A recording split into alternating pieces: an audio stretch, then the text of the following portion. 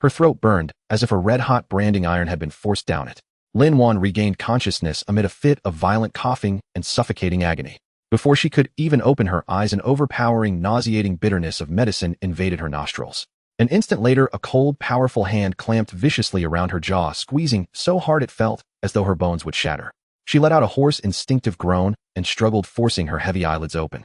As her vision cleared from blur to sharpness, the first thing she saw was an extraordinarily handsome face rimed with frost. The man looked to be around 27 or 28, dressed in a crisp dark green military uniform. The epaulets on his shoulders gleamed coldly, and beneath the brim of his cap his eyes were as deep and frigid as a winter pool, at this moment radiating unquestionable dominance and a faint, barely noticeable impatience. In his other hand, he held a white porcelain bowl, the inky decoction within exuding an unsettling aura. His voice was low and icy, carrying a coercive force that brooked no refusal. "Man-man's heart is weak. This is a new medicine prescribed by a German doctor, its properties still unknown. Since you have taken her place, you ought to share her burdens. Drink it." Lin Wan's mind went blank. Where is this? A film set? No, that was wrong. She clearly remembered having just closed a property acquisition deal worth over 100 million and was drinking at the celebration banquet. How could she be here? A torrent of memories that did not belong to her crashed into her mind like a burst dam. Republican-era Shanghai, the governor's residence, a stand-in Lin Wan. A pitiful woman who also bore the name Lin Wan, forcibly taken into the residence because her face so closely resembled Shen Yinzhou's untouchable white moonlight, Su Man-Man. As for the true white moonlight Miss Su Man-Man, she had been frail since childhood, afflicted with a severe heart disease, her life sustained year-round by medication. Now that Su Man-Man was about to return from abroad, Shen Yinzhou, to ensure nothing could go wrong, actually intended to have this stand-in test the medicine, first prettifying it as sharing her worries. And at this very moment, what Shen Yinzhou was about to force down her throat was precisely that bowl of so-called special medicine, which might have unknown effects on the heart. Madman. He was a madman who treated human life like weeds in the field. For the sake of his white moonlight, he could casually use another person's life to patch the gaps. Seeing that the bowl of black decoction was about to be forced between her lips, the instinct to survive burst forth, granting Lin Wan a sudden surge of strength. She wrenched her head aside with all her might. The medicine splashed out, soaking the sleeve and front of Shen Yinzhou's uniform. Insolence. Shen Yinzhou's gaze darkened, and his fingers tightened abruptly on her jaw, murderous intent seeping out. Lin Wan, do not fail to recognize the favor being shown to you.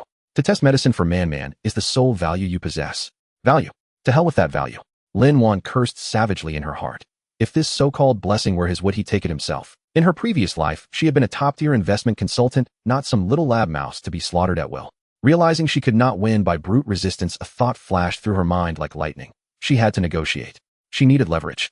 Just as Shen Yinzhou began to lose patience and was about to resort to harsher methods, Lin Wan squeezed out a rasping sound from her throat with all her strength. Wait. His movements paused slightly. He cast her a cold, sidelong glance as though looking at a dying ant in its final struggle.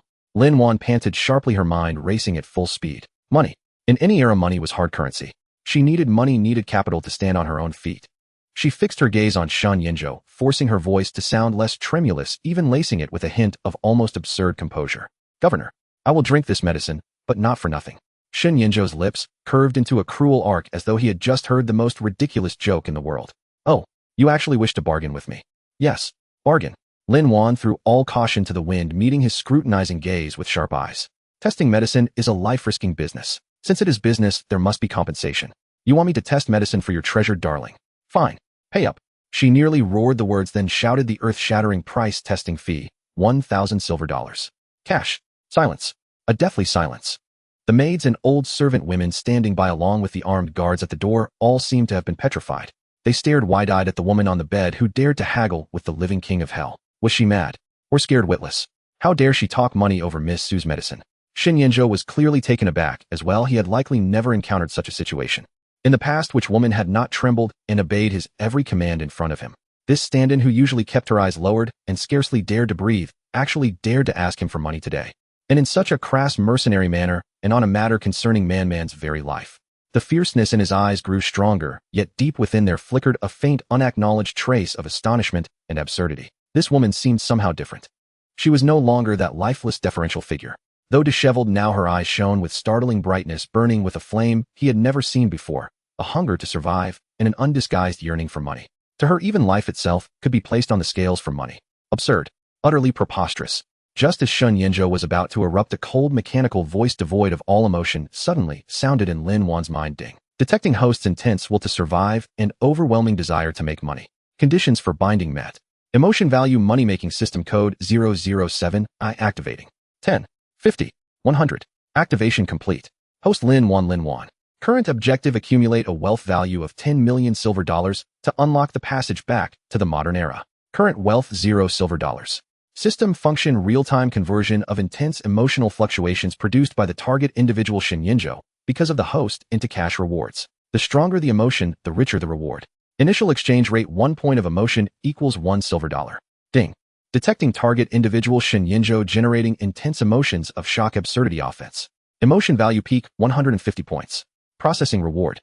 Congratulations to host, you have obtained startup funds 1,500 silver dollars. Funds have been automatically stored in system space and can be extracted at any time by thought or converted into physical silver coins. Lin Wan's heart pounded wildly as though it were about to burst from her chest.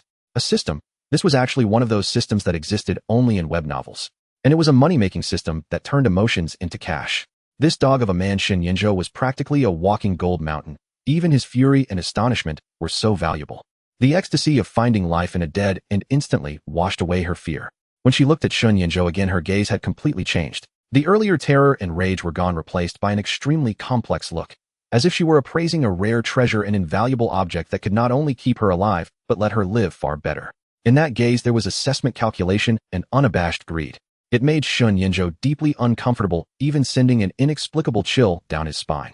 He was used to seeing fear, reverence, even infatuation in others' eyes, but no one had ever looked at him like some gullible mark, some human cash machine. Especially not over man's medicine. Lin Wan, he said, voice glacial and edged with warning, do you have any idea what you are saying?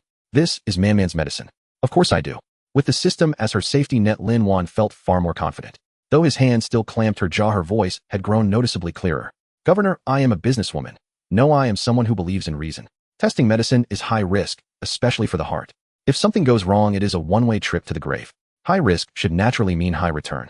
1,000 silver dollars to ensure Miss Su's safety in using the medicine. Surely that deal is not a loss for you. She even attempted a professional smile, which in these circumstances appeared bizarre. Or do you think Miss Su's well-being is not worth that price? The words were aimed straight at his heart. Shinyinjo's face turned instantly ashen. He stared at Lin Wan as if trying to see straight through her. The face before him was still the one that so resembled man's, but the soul within seemed entirely replaced. That mercenary, sharp, even slightly roguelike air was something that could never have appeared in the timid small household girl Lin Wan he had thoroughly investigated. Could it be that her prior meekness had all been an act? That this was her true face? A desperado who would trade life itself for money? A massive doubt along with a vague, indescribable interest oddly smothered his impulse to strangle her on the spot. He wanted to see just what game this suddenly sharp-tongued, reeking Gothcopper woman was playing. Perhaps this kind of naked transaction would guarantee a more authentic result than hypocritical obedience. Fine. Very good. Shinyinjo gradually loosened his grip on her jaw, unhurriedly straightening the sleeve stained with medicine, his tone eerily calm. 1,000 silver dollars. I will give them to you. He turned and instructed a middle-aged man in a butler's uniform who had gone pale with fright. Fubo, go to the accounts room and bring back 1,000 silver dollars in cash. Yes, governor. Fubo fled as though granted amnesty. The room once again sank into a strain. The maids and old servant women hardly dared to breathe, trying their best to shrink their presence. Rubbing her jaw now ringed with red marks, Lin Wan was inwardly rejoicing, though she forced herself to appear composed. Ding. Target individual Shinyinjo has generated emotions of curiosity, provocation. Emotion value 80. Current accumulated wealth 1,580 silver dollars. The system's notification sounded like celestial music. An opening of 1,580 silver dollars. This was a dream start she had never dared imagine in her previous life.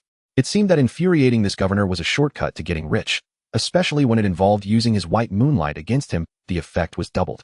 Shinyinjo walked to the window and with his back to her lit a cigar. Wreathed in smoke, his profile was sharply hewn and cold. No one could tell what he was thinking. Man's medicine. This Lin Wan. Things suddenly seemed more interesting. Before long, Fu Bo returned with 2 guards carrying in a small but heavy wooden chest. When the chest was opened, inside lay neat stacks of gleaming silver dollars, their pale surfaces glinting temptingly in the dim light. Want to count them? Shinyinjo did not turn around. His voice drifted through the smoke with a faint hint of mockery. Lin Wan drew a deep breath and threw back the quilt to get out of bed. Her body was still frail and her steps unsteady, but she forced herself to stand straight and walk to the chest. She did not truly count 1 coin at a time. Instead, she reached in and grabbed a handful. The cold weight against her fingertips grounded her utterly. She picked up 1 coin, brought it to her lips, and gently blew on it, then held it to her ear. A clear humming ring sounded incomparably pleasant.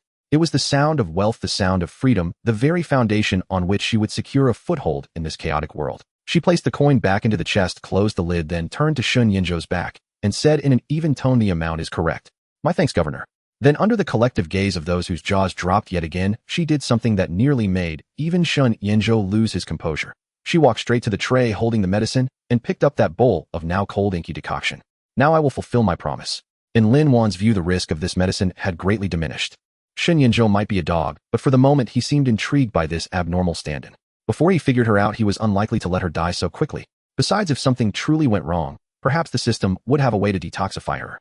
Fortune favored the bold. More importantly, the money was already in place. Holding her breath, and under Shun Yinzhou's sudden turn and incredulous stare, Lin Wan tilted back her head and gulped down the bitter liquid in several large swallows. As the medicine slid down her throat, a wave of indescribable nausea crashed over her. She fought the urge to vomit, then slammed the empty bowl back onto the tray with a sharp clang. Wiping the remaining medicine from the corner of her mouth with the back of her hand, she lifted her chin and met Shun Yinzhou's shifting expression, giving him a professional smile despite her pallor. "Governor, the transaction is complete. Next time there is such a good opportunity, remember to come to me. The price is negotiable." She deliberately stressed. With that, she stopped looking at Shun Yinzhou's wonderfully contorted face and bent down to try to pick up the heavy chest of silver. It was too heavy. She staggered and nearly fell. A maid instinctively moved to help, but was halted by a single look from Shun Yinzhou. Gritting her teeth, Lin Wan mustered every ounce of strength she had, half dragging, half lifting the chest to the bedside. Then, as though she had exhausted the last of her strength, she collapsed onto the edge of the bed, yet her hands locked tightly around the chest, as if embracing the most precious treasure in the world. Ding. Detecting target individual Shun Yinzhou, generating extreme, composite emotions, confusion, provocation, indescribable interest. Emotion value peak surpasses 200. Reward calculated 2,000 silver dollars. Current total wealth, 3,580 silver dollars. Listening to the prompts echoing in her mind and feeling the weight of the silver in her arms, Lin Wan lowered her lashes, concealing the raging tide in her eyes. To hell with being a stand-in. To hell with the heart-diseased white moonlight. To hell with tragic, torturous love. From this day on, Lin Wan had only one goal in life: to make money. Make money madly. She would treat this temperamental governor and his sickly white moonlight as her personal cash machines. Shun Yinzhou stood where he was, his cigar burning quietly, looking at the woman clinging to the chest, weak to the point of collapse, yet with eyes bright as crystal. He felt for the first time such a strong, uncontrollable emotion toward a woman. She was not man-mad. She was unlike any woman he believed he understood. She was like a greedy, cunning spirit who had barged into his world, turning the matter he cared about most, man's life and death, into a stark cash transaction. And strangely, he found himself almost eager to see what other shocking, outrageous things she would do next. He waved a hand, signaling all the servants to withdraw. When the room held only the two of them, Shun Yinzhou walked step by step toward the bed, his tall figure casting a shadow over Lin Wan. He bent down, his lips nearly brushing her ear, and spoke in a voice only they could hear, cold and full of threat. "Lin Wan, you had best pray that this medicine is harmless. Otherwise, however many silver dollars you've swallowed, I will make you spit out every last one with interest." Lin Wan lifted her head and met his probing gaze without the slightest fear, even managing a weak yet provocative smile. "Rest assured, Governor, my value will far exceed your expectations. After all, I am Miss Sue's insurance."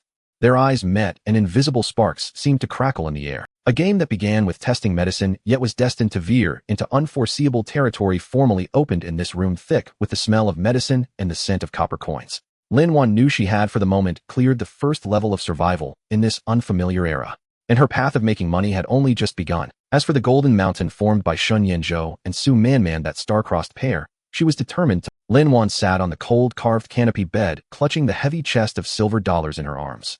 Only when Shun Yinzhou's footsteps completely faded away at the end of the corridor did she slowly loosen her taut nerves. "Who?" She let out a long breath, her back soaked with cold sweat. The confrontation just now with that living king of hell had been 100 times more nerve-wracking than dealing with the most troublesome clients in her past life. A mechanical chime rang in her mind, icy and emotionless. It reported that her intense, lingering fear and sense of having narrowly escaped death had caused her emotional value to drop, warning that negative emotions would result in deductions and urging her to maintain a positive money-making mindset. "Deducting my money?" Lin Wan bristled instantly, almost jumping up from the bed.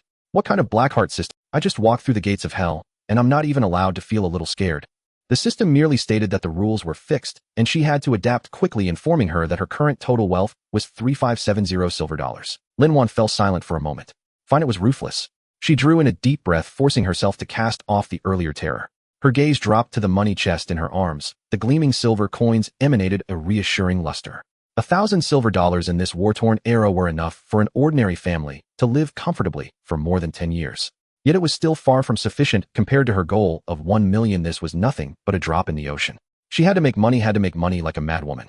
Relying on others was worse than relying on herself. Relying on the system was less reliable than relying on herself. No, both the system and the warlord, she would rely on them all. Lin Wan carefully pushed the money chest into the innermost part of the bed, covered it with a quilt, and only then had the mind to examine her surroundings in detail. It was a typical bedroom of a wealthy household in the Republican era, or rather a cage. The room was spacious and tastefully appointed rosewood furniture, Suzhou-embroidered screens, porcelain vases from Jingdezhan. Yet a chill and oppressive emptiness permeated everything, as though no one had truly lived here for a long time. There was no trace of human warmth. Her gaze swept across the space like the most precise scanner, automatically assessing everything in sight.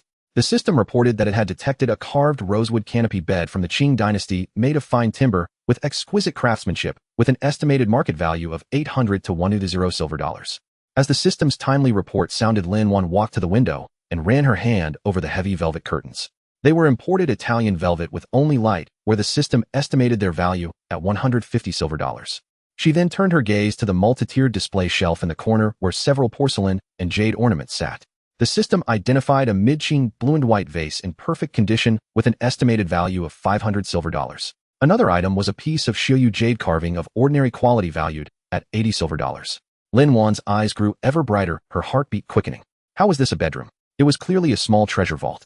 That scoundrel Shun Yinzhou really was wealthy to the point of extravagance. The items in this room alone, once liquidated, would be enough for her to live carefree for quite some time. She forced herself to resist the urge to sweep everything from the display shelf into her arms, and instead began calculating inwardly. These things were indeed valuable, but the target was too conspicuous and would easily expose her. Besides, it was not yet the time to touch them. She needed to wait for an opportune moment, or perhaps find a reasonable excuse. Just as she was plotting how to turn these fixed assets into cash, the door was gently knocked. "Lin concubine, have you awakened? This servant has brought you hot water and food." A timid voice sounded from outside the door. Lin Wan smoothed her expression, resuming the original host's timid demeanor, and replied softly, "Come in." A young maid in coarse cloth, her hair done up in twin buns, entered with her head lowered, carrying a tray on which sat a bowl of plain congee, several small dishes, and a basin of steaming hot water. The little maid set the things down, then sneaked a quick glance at Lin Wan, before hastily dropping her gaze again, her hands and feet at a complete loss as to where to place themselves. Everyone in the residence knew that this newly arrived Lin concubine was a stand-in for the person in the warlord's heart and was out of favor. Earlier that morning, she had nearly been by the warlord. Yet when the warlord left just now, his expression had not seemed so ugly. He had even ordered steward Fu to give her money. Just what sort of game was this Lin concubine playing? Lin Wan saw the little maid's anxiety clearly and understood everything at a glance. She walked over to the water basin and began washing her hands at an unhurried pace, asking in a seemingly casual tone, "What is your name? How old are you?" Replying to Lin concubine, "This servant's name is Xiaocui, and I am 14 this year." The little maid answered, her voice as soft as a mosquito's buzz. "Xiaocui, that's quite a pleasant name," Lin Wan said as she dried her hands. She sat down at the table, picked up a spoon to stir the congee in the bowl, and continued in an offhand manner, "I have just arrived, and am not yet familiar with the residence. Tell me, is our warlord's residence large?" Xiaocui, seeing Lin Wan's gentle attitude, relaxed a little and became more talkative.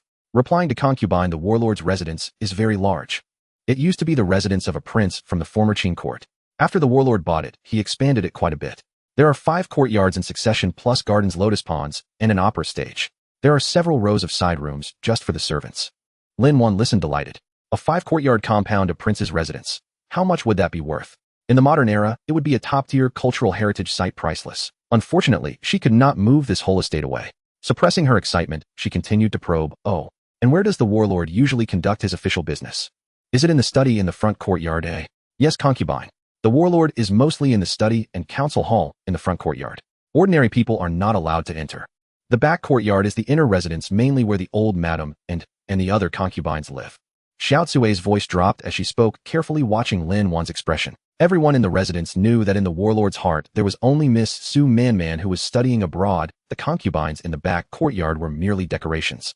Lin Wan, however, paid no attention to the detail about several concubines. All her focus was on the study and council hall. Places like that were surely centers of secrecy, perhaps hiding even more valuable treasures, or even more. A chime sounded again. The system detected her intense desire to explore and her fierce ambition to make money, adding to her emotional value and rewarding her with 50 silver dollars, bringing her current total wealth to 3620. The corners of Lin Wan's lips lifted almost imperceptibly. It seemed that merely having the thought of making money so long as it was strong enough could also trigger rewards. This system was rather interesting. She quickly finished the kanji and said to Xiaocui, "I'm done eating. I'd like to go out for a walk and familiarize myself with the surroundings." Xiaocui looked troubled. Concubine, the warlord, instructed that you should rest well in your room. It was clearly a disguised form of house arrest. Lin Wan's eyes chilled for an instant, but she quickly donned a pitiful expression and sighed. "I'm feeling stifled. Xiaocui, just accompany me for a short walk nearby, without leaving this courtyard, all right? If the warlord blames anyone, I'll bear it alone and will never implicate you." As she spoke, she drew a gleaming silver dollar from her sleeve pouch, secretly taken from the system's storage, and slipped it into Xiaocui's hand. "Take this to buy yourself some flowers to wear." Xiaocui stared at the weighty silver dollar in her hand, her eyes going wide. Her monthly wages amounted to only 2 silver dollars. This one coin was half a month's pay. This Lin concubine was far too generous. Under heavy rewards, courage naturally followed. Xiaocui swiftly tucked the silver dollar into her clothes, glanced around, and lowered her voice. "Concubine, then, let's just stroll around this Elan courtyard. We mustn't go too far." "Very well, we'll do as you say," Lin Wan said with a smile. Money could make even ghosts push the millstone. In Elan courtyard was a relatively independent compound in the back of the warlord's residence. The scenery was pleasant, but the location somewhat remote, fully reflecting how little the original host had been valued. With Xiaocui accompanying her, Lin Wan appeared to be taking a casual stroll, but in reality, she was furiously recording the terrain and evaluating the assets in her mind. The system identified a 100-year-old ginkgo tree with high ornamental value, but difficult to liquidate, advising her to ignore it. It noted a Taihu stone rockery of decent shape valued at 300 silver dollars, but with prohibitive transportation costs, recommending it be set aside for now. The handrail of the covered walkway seemed to be made of zeton wood. Lin Wan silently instructed the system to scan it. The system confirmed that it was small-leaf zeton timber, though coated with lacquer, thus reducing its value, and estimated it at 200 silver dollars per meter. The system calmly provided its assessment. Looking at the long corridor, Lin Wan's mind raced. This walkway stretched for at least dozens of meters, worth over 10,000 silver dollars. Unfortunately, she could not dismantle it and sell it. As she walked, she silently drafted a wealth map of the warlord's residence in her mind, marking where valuables were located and where the guards were most stringent. At the same time, she gleaned a great deal from Xiaocui's casual chatter that the warlord Xin Yanzhou was cold and ruthless, his word law, that his white moonlight Miss Su Manman was a well-educated lady returning soon from overseas, and that the warlord's treasury was located in the front courtyard near the study, guarded with extreme vigilance. Walking and talking, they arrived at the small garden of Elan courtyard. It was early summer, and some of the flowers and plants in the garden were in full bloom. Lin Wan had little interest in such things. Her gaze was drawn instead to a heap of dust-covered porcelain piled carelessly in a corner. It appeared to be a set of incomplete porcelain pieces, vases and jars with archaic patterns, but most were damaged, some even shattered. "What are those?" Lin Wan pointed at the heap of junk. Xiaocu glanced over and said indifferently, "Oh, those seem to be old items left from the former prince's household. Some are broken and there's no space for them in the treasury, so they were temporarily piled here to be cleared out and thrown away someday." Thrown away. Lin Wan's heart stirred. Because of her previous work, she had some knowledge of antiques and curios. She stepped closer and examined them carefully. Though dusty and damaged, the glazed brushwork and footing of the porcelain all hinted at an extraordinary quality. "System, scan that pile of porcelain," she ordered silently. The system began scanning, reporting that it had detected multiple shards of blue and white porcelain from the Kangxi reign of the Qing dynasty. Among them was a 5-colored general's jar. Though the rim was chipped, it was an authentic piece from late Kangxi with high artistic value. The system estimated that if properly restored, the set's market value could reach 1,500 to 200 silver dollars. Lin Wan's heart gave a violent thump. 1,500 to 2,000 silver dollars. This heap of porcelain on the verge of being discarded as trash was worth that much. She pressed down her excitement, keeping her expression neutral, even tinged with distaste. "A pile of junk like this really is an eyesore. Xiaocui, I have nothing to do anyway, and need something to occupy my time. Go find me some tools, or I'd like to see if I can repair these a little just to pass the time," she said, offering a clumsy excuse. Xiaocui found it strange, but having taken Lin Wan's money, she could hardly object. She agreed, and went off to look for tools. Lin Wan crouched down and gently brushed the dust from one piece of porcelain, her gaze burning. This was no pile of trash, it was a heap of gleaming ingots of gold. That wastrel Shun Yanzhou truly had no eye for treasure. All the better for her. Just then a shrill, cutting female voice suddenly sounded from behind her. "Oh, and here I was wondering who it might be. So it's our newly arrived Lin concubine. What, the warlord didn't spend the night in your room, and you're so idle you've come here to rummage through garbage?" Lin Wan's hand stilled. She rose slowly to her feet and turned her head. She saw a young woman in a rosered silk qipao, hair adorned with a head full of pearls and jade, walking toward her with a maid's support, swaying her waist with every step. The woman's features were strikingly beautiful, but her brows carried a heavy air of the brothel and a sharp viciousness. The look she cast at Lin Wan was filled with disdain and hostility. Drawing on the original host's memories, Lin Wan immediately recognized her Lu Piapiao, Shin Yinzhou's third concubine. Formerly a dance girl at the Balaman nightclub, she had been taken into his household because she somewhat resembled Su Man. She was notorious for her jealousy, bullying the weak, and fearing the strong. A chime sounded again as the system detected that the secondary character Lu Piapiao was filled with jealousy and provocative malice, triggering a minor side mission: humiliate the troublemaker. The reward would be calculated based on how thoroughly she was slapped down, with a minimum of 100 silver dollars.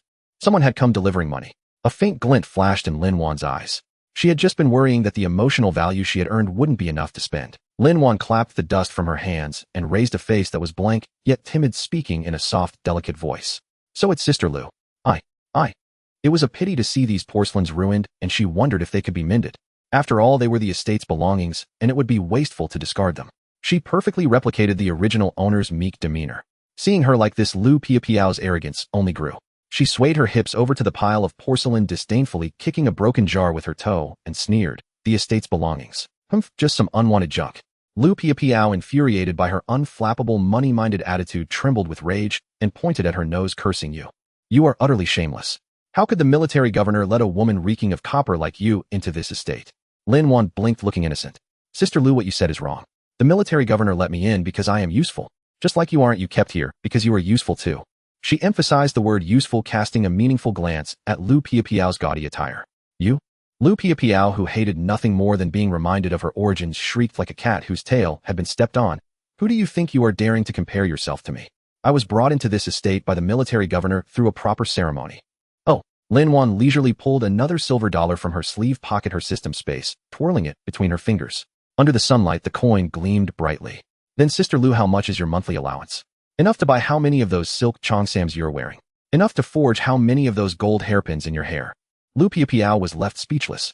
Her monthly allowance was a mere 20 silver dollars, and she relied on occasional tips from Shin Yinzhou and her own savings to maintain a facade of glamour. Seeing the silver dollar Lin Wan casually toyed with, and remembering Xiao Sa's words that the military governor had given her 1,000 silver dollars, a surge of intense jealousy and humiliation overwhelmed her. Lin Wan, reading her expression, sneered inwardly and fanned the flames. "Ah, you see, a woman must have her own money to feel secure. Relying on a man's handouts is nothing but a fleeting illusion. Don't you agree, Sister Lu?" Ding. Detected extreme emotional response from secondary character Lu Piapiao: jealousy, humiliation, helplessness. Peak emotional value 180. Reward 1,800 silver dollars. Current total wealth 5,420 silver dollars. Lin Wan was overjoyed inside, but her face remained infuriatingly innocent. She tossed the silver dollar and caught at the crisp sound ringing out. "Xiao Chui, let's go back. The sun is making me dizzy. Remember to find me the mending tools." "Yes, madam." Xiao Chui quickly responded, her gaze towards Lin Wan now tinged with awe. This Madame Lin, though she looked delicate, had a sharp tongue. With just a few words, she had left the usually arrogant Madame Lu fuming with a twisted face. Lu Piapiao watched the retreating figures of Lin Wan and her maid stamping her feet in rage, but feeling helpless. She couldn't very well rush over and snatch the money, could she? That would be too degrading. She could only grit her teeth and hiss, "Just you wait.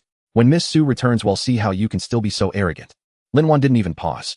She waved the silver dollar over her shoulder, her tone light. "Sister Lu, take your time. Drop by any time, and we can chat about how to make money." "Lu Piapiao, who wants to chat about that with you?" Back in her room, Lin Wan was in high spirits. Not only had she driven away a troublemaker, but she had also earned another 1,800.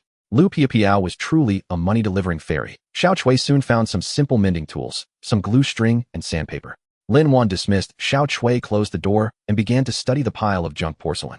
She carefully cleaned the fragments and, following the system's prompts, focused on restoring the most valuable 5-color General's jar. Though she wasn't a professional artifact restorer, simple gluing and cleaning were within her capability. More importantly, she discovered the system had a basic item repair function. It consumed emotional energy, but was highly effective, making the repairs nearly seamless. "How much emotional energy does it take to repair this General's jar?" she asked tentatively. Evaluating. Item damage 30. Basic repair requires 300 emotional energy, equivalent to 300 silver dollars. Proceed with repair.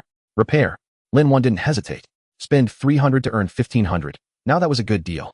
Consuming 300 emotional energy. Beginning repair. Repair complete. A faint, barely perceptible white light flashed. The General's jar on the table, which had chips on its rim and several cracks on its body, was instantly restored to perfection, vibrant in color, warm in glaze, as if it were a brand new piece. Lin Wan picked up the jar, fondling it with admiration. This system was a treasure. She repeated the process, cleaning and repairing the fragments of other valuable porcelains. After a busy afternoon looking at the several antiques on the table that had been restored to their former glory, Lin Wan felt a surge of accomplishment. This was all money. The question now was how to discreetly sell these items and convert them into silver dollars. The military governor's mansion was heavily guarded, and as an unfavored concubine, getting out would not be easy. Just as she was pondering how to find an opportunity, one came knocking. In the evening, steward Fu personally came to Ilan courtyard. His attitude was much more respectful than in the morning. Madam Lin, the military governor, has instructed that tomorrow the mansion will host several important guests for a banquet, and you are to attend as company. Lin Wan's heart stirred. A banquet? What guests? Several bank managers and compradors from foreign firms. The military governor seems to have arms deals to discuss. Steward Fu explained in a low voice. Bank managers. Foreign compradors. Lin Wan's eyes lit up instantly. Weren't these ready-made buyers? These people were both wealthy and knowledgeable. All right, I understand.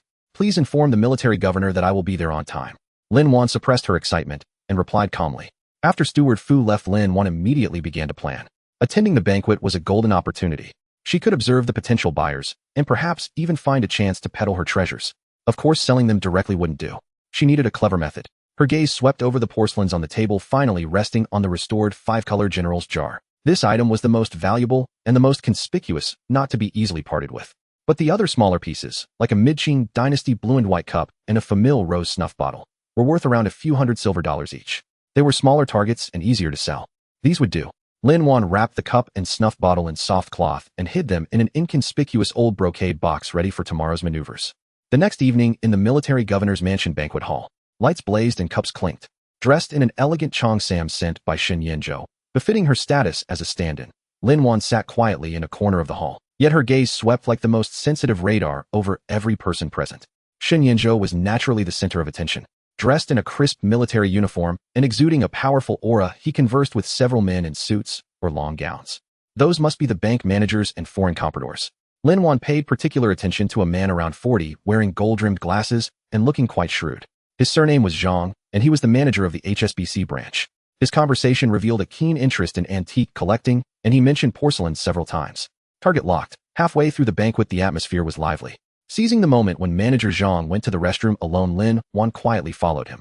At a corner of the corridor, she accidentally bumped into manager Zhang. "Oh!" Lin Wan exclaimed, and the old brocade box in her hand fell to the ground with a clatter. "I'm so sorry. Miss, are you all right?" Manager Zhang quickly apologized, bending down to help her pick up the box. The box had opened, revealing the blue and white cup and the famille rose snuff bottle inside. Lin Wan quickly took the box, feigning panic and fear that the items were broken. It's all right. I wasn't watching where I was going. Thankfully, they're not broken.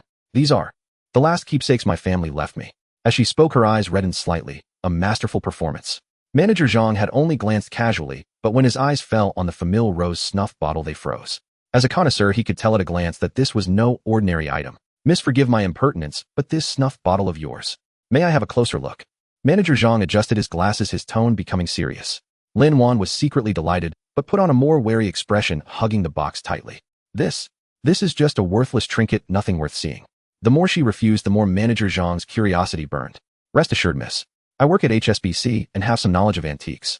I mean no harm. I merely find this piece exquisite and wish to appreciate it." Only then did Lin Wan hesitantly open the box and take out the snuff bottle, holding it in her own hand for him to see rather than handing it over.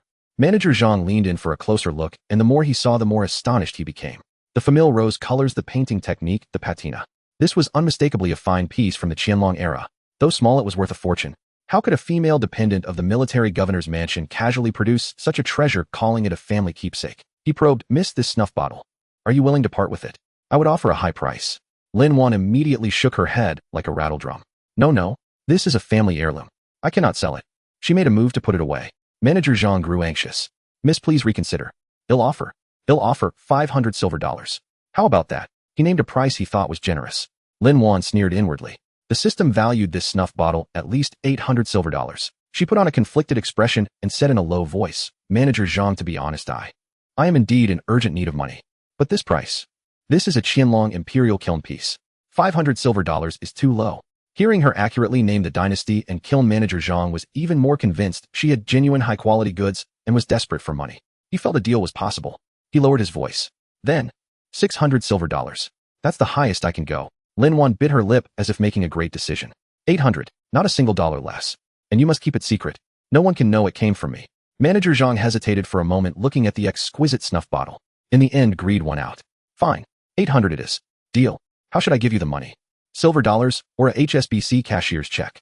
Same time, same place tomorrow. Lin Wan said quickly. It's a deal. The two swiftly reached an agreement.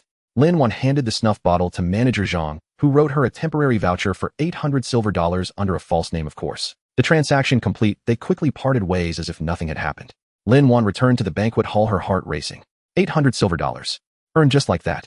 This was even faster than earning emotional energy from Shen Yanzhou. It seemed that leveraging information asymmetry to trade antiques was the shortcut to wealth. She instinctively looked towards Shen Yanzhou at the head of the table, only to find him staring coldly at her, his gaze as sharp as a blade, as if he had seen through her little scheme. Lin Wan's heart skipped a beat. Ding. Detected strong suspicion and displeasure from target character Shen Yanzhou. Emotional value 120. Current total wealth 5,540 silver dollars. The money had arrived, but it seemed the ATM itself had noticed. Lin Wan quickly lowered her head, pretending to adjust her dress, but her mind was racing. How much did he see? How much did he hear? Would this ruin her plans? Shen Yanzhou raised his glass, toasting in her direction, a cold, meaningful smile curling at the corners of his mouth. Lin Wan's heart leaped into her throat. This military governor's mansion was indeed treacherous at every step, but thrilling, truly thrilling. Especially seeing the ever-increasing wealth in her system, it made any risk worth taking. The day after the banquet, the Yilan courtyard was eerily calm. Lin Wan carefully wiped the restored blue and white cup with a soft cloth, her heart pounding with anxiety. Shun Yan's his icy gaze from the previous night was like a thorn lodged in her heart. Ding. Detected sustained anxiety emotion in the host. Deducting $1 silver per minute. Please maintain a peaceful mindset and actively earn money. The system's prompt sounded like a ruthless capitalist. Shut up. Lin Wan snapped inwardly. I am actively thinking of a way, aren't I? She looked at the cup in her hand, then at the old brocade box hidden under the bed. The transaction time agreed with Manager Zhang was tonight, but what if Shen Yanzhou had noticed something and sent someone to watch her? That would be walking right into a trap. She needed to find a way to test the waters, or come up with an excuse to go out. Just as she was racking her brains, a knock came at the door. It wasn't Xiao Chui, but Butler Fu from the governor's mansion, followed by two maids holding brocade boxes. Butler Fu wore a respectful yet distant smile. Madam Lin, the governor has ordered you to find this jade pendant and iron it carefully. He signaled a maid to open a brocade box, revealing a high-quality, exquisitely carved Dragonan Phoenix jade pendant tied with a slightly worn red silk cord. Lin Wan's heart skipped a beat. She remembered this pendant in her predecessor's memories. It was one of Shun Yanzhou and Su Manman's love tokens left with him before Su Manman went abroad, and he had treasured it ever since. Now he wanted her to take it out and iron it. The implication was clear. Su Manman was really coming back. He was going to return it to its owner or wear it to welcome his first love. A wave of inexplicable irritability washed over her, not from jealousy, but from the sheer trouble. This wretched man was just creating work for her. With this effort, she could have flipped another antique. Ding. Detected disdain and disturbance emotions in the host. Emotion value 5.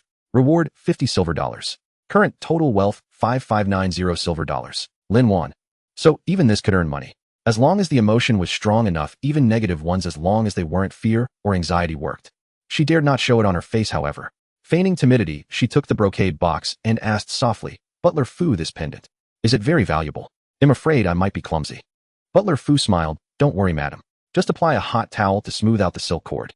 The governor said to be careful. This is a cherished item of Miss Seuss. Miss Seuss' cherished item. Lin Wan sneered inwardly. Looking at the jade pendant, her eyes darted around as a bold or suicidal idea sprouted in her mind. Once the thought appeared, it grew like wild grass.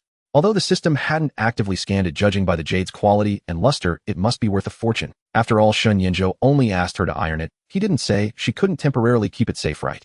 Once she sold the thing and turned it into cash, she could just say it was lost or stolen. What could he do to her? At worst, she could earn some of his anger value. Great fortunes are made through risk. Let's do it. Suppressing her excitement, she nodded obediently at Butler Fu. All right, Butler Fu, I understand. He'll be careful. Seeing her agreement, Butler Fu didn't linger and left with his people. The room fell silent, leaving only Lin Wan. She picked up the jade pendant. It felt warm and smooth to the touch. Truly a fine piece of jade. System, scan this jade pendant and appraise it. Scanning. Qing Dynasty Hetian White Jade Dragonan Phoenix Pendant.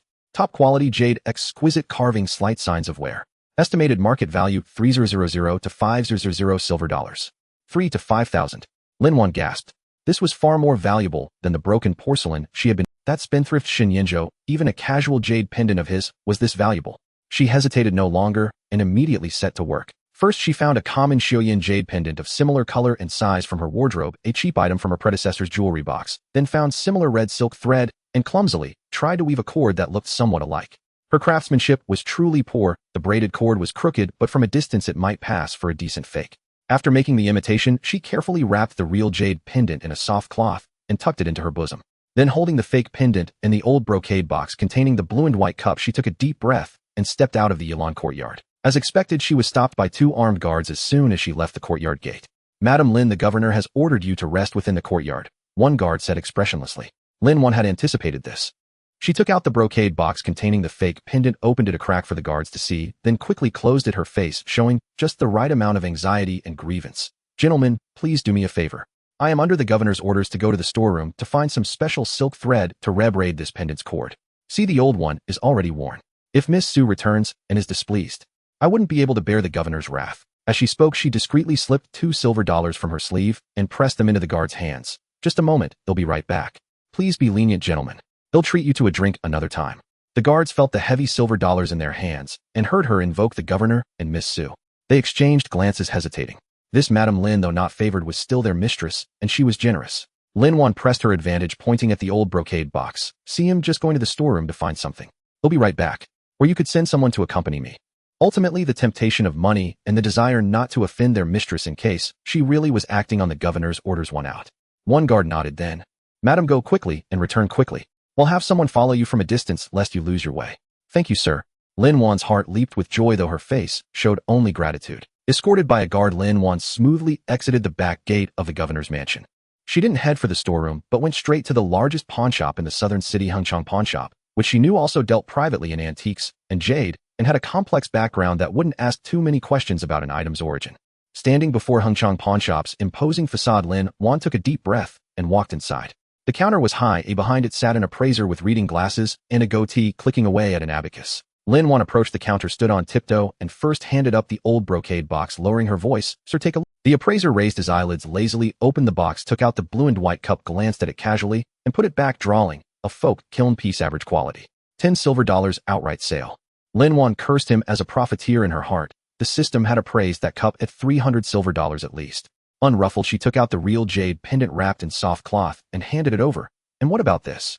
The appraiser took the pendant, initially still with a casual air, but when he examined it closely under the light, seeing the quality of the jade, the craftsmanship, and the almost imperceptible patina of use, his expression changed dramatically. He quickly grabbed a magnifying glass, scrutinized it over and over, his hands trembling slightly. This is... He looked up, shocked at the young woman in plain clothes who held such a treasure. "Miss, where did you get this?" Lin Wan had her story ready and replied without flinching, "It's been passed down in my family. We're in urgent need of money. So give me a fair price." The appraiser was skeptical, but the item was too good to let go. He pondered for a moment and held up 5 fingers, $500 silver. Lin Wan sneered and reached out to take back the pendant. "Sir, are you taking me for a fool? This is top-grade Hetian white, jade Qianlongera craftsmanship. 500. Keep that for cheating ghosts." She made as if to leave. Miss, please wait." "Wait." The appraiser panicked and called out then. "Name your price." $3,000 silver.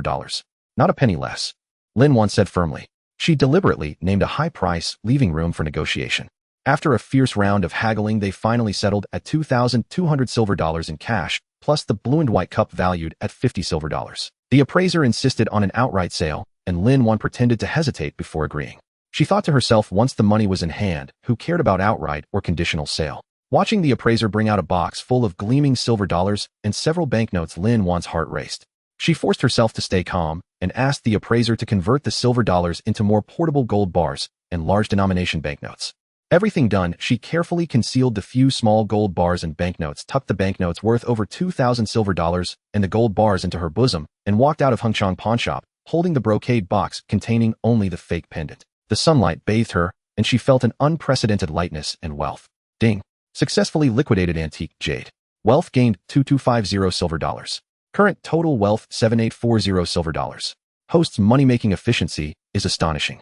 Bonus fortune smiles buff temporarily increases next emotion value reward by 20, granted for 24 hours. Excellent. Lin Wan almost laughed out loud. She was truly rich now. One step closer to the goal of 10 million. She walked back in high spirits, plotting how to quickly sell off the other porcelain pieces hidden under the bed. The guard following her, seeing that she had indeed only gone to the storeroom, he assumed Hengchang Pawn Shop was part of the governor's estate. didn't ask any questions. Back in the Elon courtyard, Lin Wan immediately began to work. She pretended to heat a towel and apply it to the silk cord of the fake pendant, which she had actually made even more crooked. She planned that when Sun Yinzhou came to ask for it, she would say she had accidentally damaged the old cord and hadn't yet learned to braid a new one properly, stalling for as long as possible. However, she underestimated how much Sun Yinzhou valued that jade pendant and overestimated her own luck. Just as she was putting the fake pendant back into the brocade box and preparing to hide it, a sudden orderly rush of footsteps came from outside the courtyard, followed by the guards' tense salutes. Governor. Lin Wan's heart sank to the bottom. Why was he here so soon? She frantically shoved the brocade box under the blanket and had just stood up when the door was kicked open with a loud bang from the outside. Sun Yinzhou stood at the doorway, his face frosty, his military uniform crisp, but his eyes murderous. He strode in, his gaze piercing Lin Wan like a sharp arrow, giving her no time to react. He directly extended his hand and uttered two icy words, the pendant. Lin Wan's heart nearly stopped from fear, her hands and feet turning cold. She forced a smile that was uglier than tears. Governor, why are you here? That pendant. The cord isn't ready yet. Give it to me. Sun Yan's voice was low but carried an undeniable authority and terrifying pressure. Knowing she couldn't avoid it, Lin Wan braced herself and trembling retrieved the brocade box from under the blanket and handed it over. Sun Yinzhou snatched the box and opened it. When his eyes fell on the crude fake jade pendant and the crooked silk cord, the very air in the room seemed to freeze. His face turned an ashen gray before her eyes, veins bulging on his forehead, and a chilling, murderous aura radiated from him. He hurled the brocade box along with the fake jade pendant inside violently to the ground. With a sharp crack, the Xiaoyan jade imitation shattered into pieces. Lin Wan. Sun Yinzhou gritted out her name, stepped forward, and seized her neck, pinning her hard against the cold wall. How dare you? You dare to fob me off with this trash? Where is the real jade pendant? Speak. Lin Wan struggled to breathe, her vision darkening as the fear of death instantly seized her. She fought desperately, kicking wildly, but couldn't budge the man's iron grip. I. She gasped out, her mind going blank from lack of oxygen. Ding. Detected extreme compound emotions of rage, betrayal, murderous intent from target character Sun Yinzhou. Emotion value peak exceeded 500. Fortune smiles buff triggered, reward increased by 20. Final reward settlement 6000 silver dollars. Current total wealth 13840 silver dollars. The notification of the massive reward was like a shot of adrenaline, miraculously restoring a shred of clarity and courage to the nearly suffocating Lin Wan. Money. So much money. Worth it. Just as she thought she would die there, Sun Yinzhou suddenly released his grip. Cough. Cough, cough, cough. Lin Wan collapsed to the floor, clutching her throat and coughing violently, greedily gulping down fresh air. Sun Yinzhou looked down at her, his gaze icy and piercing as if looking at a dead woman. Last chance. Where is the jade pendant? Lin Wan sat slumped on the floor, looking up at the furious man, knowing that if she didn't come up with something today, she wouldn't get out of this easily. Her mind raced. Rather than being beaten to death, she might as well gamble again. Gamble that this man valued profit more than a jade pendant. She took a deep breath, suppressing the pain in her throat and her fear, and shouted in a hoarse voice with a reckless air, I sold it. Sun Yan's pupils contracted sharply as if he couldn't believe his ears. What did you say? I said, I sold that damn jade pendant. Lin Wan was past caring, craning her neck to yell. That jade was worth at most 4,000 or 5,000 silver dollars. But what I got for it can help you secure the arms channel north of the river. It can save the lives of hundreds of your brothers. Tell me, was it worth it? She was completely bluffing, a desperate improvisation. On her way back, she had vaguely overheard the guards gossiping that Sun Yinzhou had been having trouble with a batch of urgently needed arms north of the river, with the seller jacking up the price. Sure enough, at her words, the fury on Sun Yan's face was instantly replaced by immense shock and disbelief. He stared at Lin Wan as if seeing her for the first time. Sold. She had actually sold the love token between him and Man. And for an arms channel. Ridiculous. Utterly ridiculous. But the arms channel north of the river. That was indeed one of his most pressing problems. How did she know? Could she really be? The shock of the information and Lin Wan's righteous, though actually blustering attitude, left Sun Yinzhou momentarily forgetting to continue his rage. He looked at the woman on the floor, pale with fright, yet with a stubborn glint in her eyes, even a hint of praise me in her demeanor. For the first time, he felt complete confusion and an indescribable sense of absurdity. Ding. Detected extreme compound emotions of shock, absurdity, skepticism from target character Sun Yinzhou. Emotion value 400. Current total wealth 14240 silver dollars. Lin Wan, hearing the notification in her mind and seeing the myriad expressions flit across Sun Yan's face, breathed a silent sigh of relief. Her gamble had paid off. For now, it seemed. She had bluffed her way through, but she also knew this was just the beginning. A greater storm was yet to come. Sun Yinzhou slowly crouched down to meet Lin Wan's eyes as she sat slumped on the floor. His gaze was still icy but now held an unfathomable depth of scrutiny. He reached out not to choke her, but to gently lift her chin with his fingertips, his voice low and dangerous. Good. Very good. Lin Wan, you never cease to surprise me. So tell me, what arms channel did you buy with my jade pendant? Lin Wan's heart was once again in her throat. Shun Yan's unfathomably deep eyes locked onto Lin Wan with an unyielding intensity, his fingertips still holding her chin with a pressure that was neither light nor heavy, yet carried an undeniable sense of oppression. Speak, he uttered, his thin lips parting to release words as cold as a blade. What arms channel did you trade that jade? If a single word is false. Lin Wan's heart pounded violently in her chest, almost breaking through her ribs. She knew that her desperate fabrication moments ago must now be seamlessly covered up, airtight and flawless, or she might face a bloody end in the next second. She forced herself to calm down, her mind racing at the speed of dealing with the most difficult clients in her past life. Arms channel, Jiangbei. She rapidly scoured her fragmented memories of the original owner and the information she had overheard in recent days. That's it. Commander Zhang of Jiangbei, Shun Yan's archenemy, who had recently been negotiating with the Germans for a batch of new rifles, causing Shun Yinzhou no end of headaches. She took a deep breath, suppressing the burning sensation in her throat, and tried to make her voice sound steady, even with a hint of aggrieved righteousness. Governor, you're squeezing me so hard I can't breathe. How can I speak properly? Shun Yinzhou narrowed his eyes, scrutinizing her for a few seconds before finally releasing his grip on her chin, but his tall figure still loomed over her with no intention of backing down. Lin Wan quickly rubbed her chin and rapidly organized her words. Governor, aren't you worried about those German rifles being held up by that bald Commander Zhang of Jiangbei? Shun Yan's pupils contracted almost imperceptibly. This woman, she even knew this. Did she have an informant around him? Or did she really have some connections? He remained impassive, saying coldly, continue. Seeing that he didn't deny it, Lin Wan felt a slight relief knowing she had guessed correctly. She continued her fabrication, her tone carrying an urgent, I'm doing this for your own good. The Hengchang pawn shop where I sold the pendant has a complicated background. The owner behind it has connections with people from the German trading company. I pretended to be someone who could speak for you using the pendant as a stepping stone plus. A little bit of exaggeration. She glanced cautiously at Shun Yinzhou, saying you were determined to get those rifles, but Commander Zhang's approach was too greedy. The pawnshop's appraiser arranged for me to meet a manager from the German firm. As she spoke, she carefully observed Shun Yan's expression. Though his face remained as dark as water, the murderous intent in his eyes seemed to fade, slightly replaced by deeper curiosity. She grew a bit bolder. I told that manager that Commander Zhang's offer wasn't realistic and he had cash flow issues. But our governor's mansion has plenty of silver dollars and is sincere. If they're willing to bypass Commander Zhang and trade privately, the price can be negotiated and we can pay a 30% deposit in gold bars. Lin Wan deliberately dangled the gold bars as bait, knowing that arms dealers preferred hard currency. Shun Yinzhou finally spoke, his voice laced with sarcasm. Just you, an appraiser from Hengchang, a manager from a trading firm, and you dare make such a boast. Lin Wan, do you take me for a 3-year-old child? Ding. Detected target Shun Yinzhou, generating suspicion and mockery emotions. Emotion value 80. Current total wealth 14320 silver dollars. The sound of money arriving made Lin Wan even calmer. She straightened her chest, still sitting on the ground, but refusing to lose her boldness. Governor. As the saying goes, it's easier to deal with the king of hell than with those petty demons. Sometimes it's these low-level operatives who can find a loophole. Commander Zhang, relying on his geographical advantage, assumed the Germans would have trouble with transportation and jacked up the price. The Germans were already dissatisfied with him. I just offered them a ladder when they were hesitating. She paused and delivered the crucial twist. And that manager has already relented. He said, if you are sincere, Governor, you can send someone with 500 gold bars to the Yaju private room at Baiwei Tea House in the west of the city tomorrow at noon for a face-to-face meeting. No gold bars, no deal. 500 gold bars. That was an astronomical sum. Shun Yan's brow furrowed deeply. This woman's lies were getting more outrageous. Lin Wan saw his disbelief and, steeling herself, decided to add more fuel, also leaving herself an escape route. She put on a look of burning her bridges. If you don't believe me, Governor, you can send someone with empty boxes to the tea house tomorrow. See if any Germans show up. If I'm lying, you can deal with me then. But what if? What if this works out? With those rifles in hand, you won't have to worry about taking care of that bald Commander Zhang. A jade pendant for an entire division's equipment. How can that be a bad deal no matter how you look at it?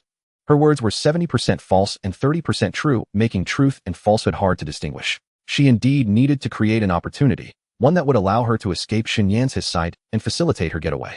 Tomorrow at noon, the tea house was the time and place she had chosen. She gambled that even if Shun Yinzhou didn't believe her, he would send someone to check because of the lure of weapons. As long as his men's attention was drawn to the tea house, she would have a chance to slip away from another direction. Shun Yinzhou fell silent.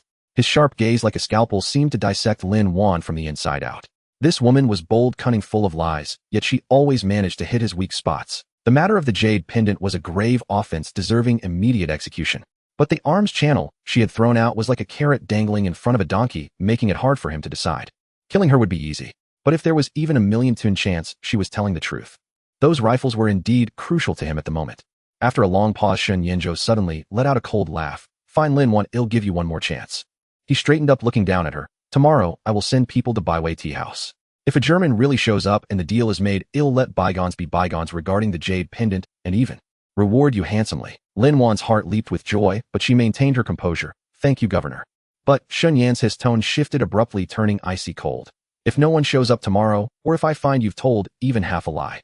He didn't finish, but the murderous intent in his eyes said it all. Foster Bo. Sun Yinzhou called out to the door. Foster Bo, who had been waiting outside, immediately bowed and entered. Governor, keep an eye on her. Without my orders, she is not to set foot outside Ilan Courtyard. If she escapes. Sun Yinzhou cast a cold glance at Lin Wan. All of you will answer with your heads. Yes, Governor. Foster Bo responded, drenched in cold sweat. Sun Yinzhou gave Lin Wan one last look, his gaze complex and unreadable, then turned and strode out of Ilan Courtyard. The door slammed shut heavily, followed by the sound of additional guards being posted outside. Lin Wan collapsed to the floor, and only when Sun Yan's footsteps had completely faded did she let out a long sigh of relief, her back soaked with cold sweat. That was close. She had managed to fool him for now. Ding.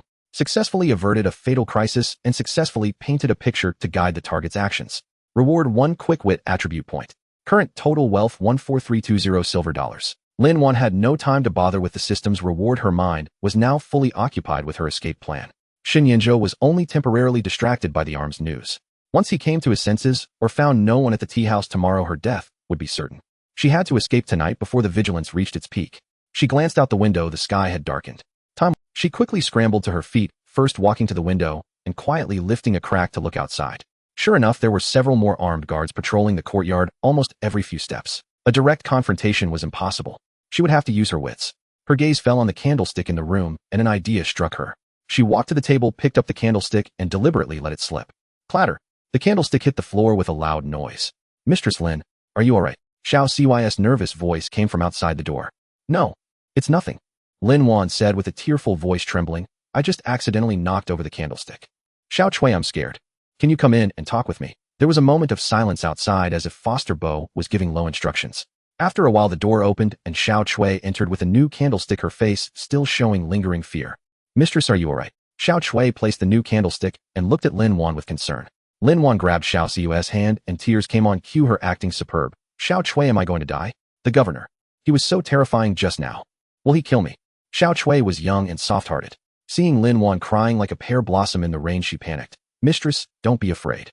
The governor is just angry for a moment. If you apologize properly, maybe. What use is apologizing? Lin Wan cried even harder, but secretly slipped a small gold bar into Xiao Cuy's hand, lowering her voice with irresistible temptation. Xiao Cui, I'm begging you for a favor. Help me one last time. Xiao Cui felt the heavy cold gold bar in her hand, and her eyes widened. This was a gold bar. Mistress, what do you want to do? Xiao Cuy's voice trembled. Lin Wan leaned close to her ear and whispered rapidly, I don't want to die. Go and call Old Wang, the man who handles the supplies at the back gate, and tell him. I have some old clothes I want him to take out and dispose of. After it's done, I'll give you an even bigger one. Faced with the immense temptation of money, Xiao Cuy's loyalty wavered instantly. She looked at Lin Wan's pleading eyes, then touched the solid gold bar in her bosom and gritted her teeth. All right, mistress, wait for me. He'll try. Xiao Cui tucked the gold bar away and left her mind unsettled. Lin Wan paced nervously in the room. This was a critical step. She had observed Old Wang. He was a greedy, timid old hand who often went in and out of the back gate. He had potential. About the time it takes an incense stick to burn, there was a soft knock at the door. Xiao Cui brought in a hunched old man in coarse clothing who slipped in furtively. Uncle Wang, Mistress Lin has something to ask of you, Xiao Cui said, then quickly retreated outside to keep watch. Old Wang bowed and scraped. Mistress Lin, what are your orders? Lin Wan wasted no words, directly pulling out 2 shiny small gold bars and slapping them on the table. Uncle Wang, do you want to get rich? Old Wang's eyes instantly glued to the gold bars, and he swallowed his saliva. Yes, of course. Your orders, mistress. It's simple. Lin Wan lowered her voice. Tonight at midnight, a garbage cart will leave through the back gate. You find a way to get me on it. These 2 gold bars are yours. And I promise, even if the governor finds out later, it won't implicate you. I have my own way out. She deliberately sounded mysterious. Old Wang looked at the gold bars, then at Lin Wan, his face full of struggle. This was a capital offense. But 2 gold bars. He could never earn that in a lifetime of odd jobs. In the end, greed overcame fear. Old Wang snatched up the gold bars and stuffed them into his bosom, lowering his voice. Deal. Mistress, see you at the back gate at midnight. You'll need to prepare that garbage cart. Doesn't smell too good. I know, Lin Wan nodded. As long as she could escape, she would even crawl into a garbage cart. Old Wang slipped away stealthily. The plan was going smoothly. Lin Wan felt a bit more at ease. She quickly began her final preparations.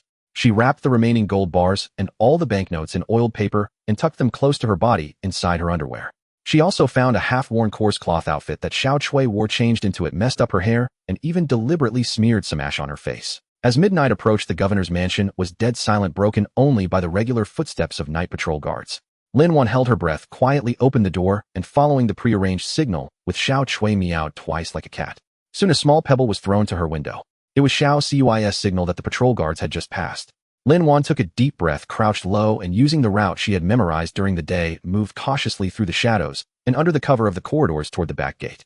The journey was uneventful but tense. As she neared the back gate, she indeed saw a garbage cart reeking of filth parked there, with Old Wang anxiously looking around. "Mistress, hurry." Old Wang waved when he saw her. Lin Wan endured the nauseating smell and rushed over quickly. Old Wang lifted a disguised wooden board next to the garbage bucket, revealing a small hidden compartment beneath. Though narrow, it was enough for a curled-up person to hide. "Get in. Hurry," Old Wang urged. Lin Wan hesitated no more, gritted her teeth, and crawled into that cramped, filthy, stinking space. The wooden board closed above her, and darkness and suffocation instantly engulfed her. She could feel the cart moving, creaking, as it headed toward the back gate. "Old Wang, out so late," came the voice of the guard at the gate. "No choice, too much left over in the kitchen, the smell is strong. The steward told me to take it out and dump it so it doesn't bother the masters," Old Wang replied with a fawning laugh. All right, go on. Damn, it stinks." The guard waved his hand in disgust. The wheels creaked again, slowly rolling out of the back gate of the governor's mansion. She was out. Finally out. In the darkness, Lin Wan clutched the gold bars and banknotes tightly against her chest, almost weeping with excitement. Freedom. She had finally escaped that den of devils. But just as the garbage cart had gone less than 100 meters from the back gate and was about to turn into an alley, the sound of urgent hoofbeats came thundering from afar. "Stop that cart." A cold, familiar voice filled with overwhelming fury cut through the night air. It was Shen Yinzhou. Lin Wan's heart stopped instantly. All the blood in her body ran cold. How did he come? How did he know? The cart was forced to a halt. With a loud crash, the wooden board of the compartment was kicked open from the outside. The cold moonlight mixed with the dim light of roadside lanterns shone into this narrow, foul space.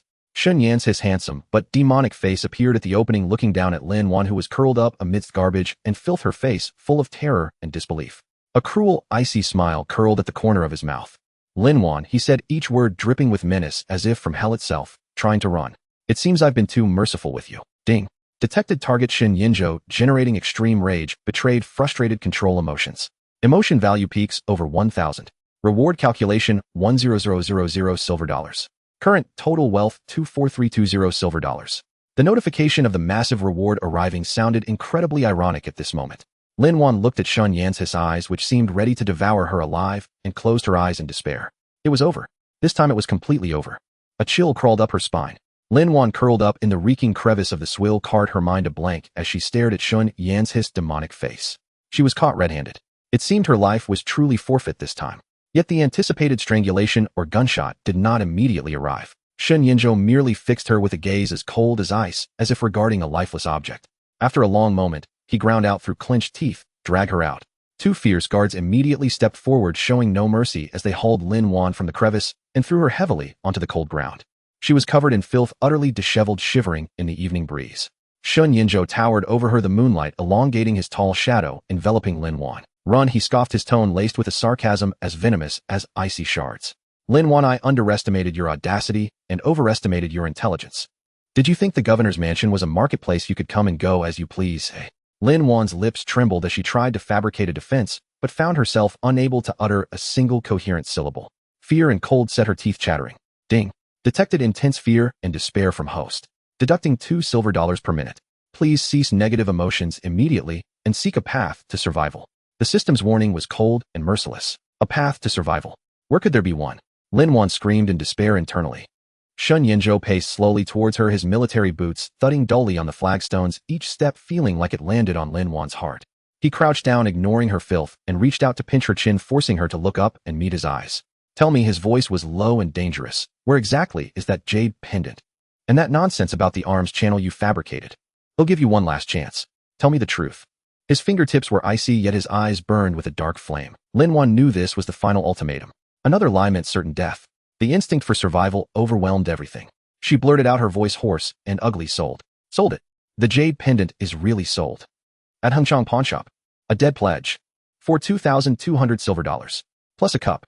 50. Terrified, she confessed even the details but instinctively concealed the existence of gold bars and banknotes, mentioning only the silver dollars. Shen Yan's gaze turned even more terrifying.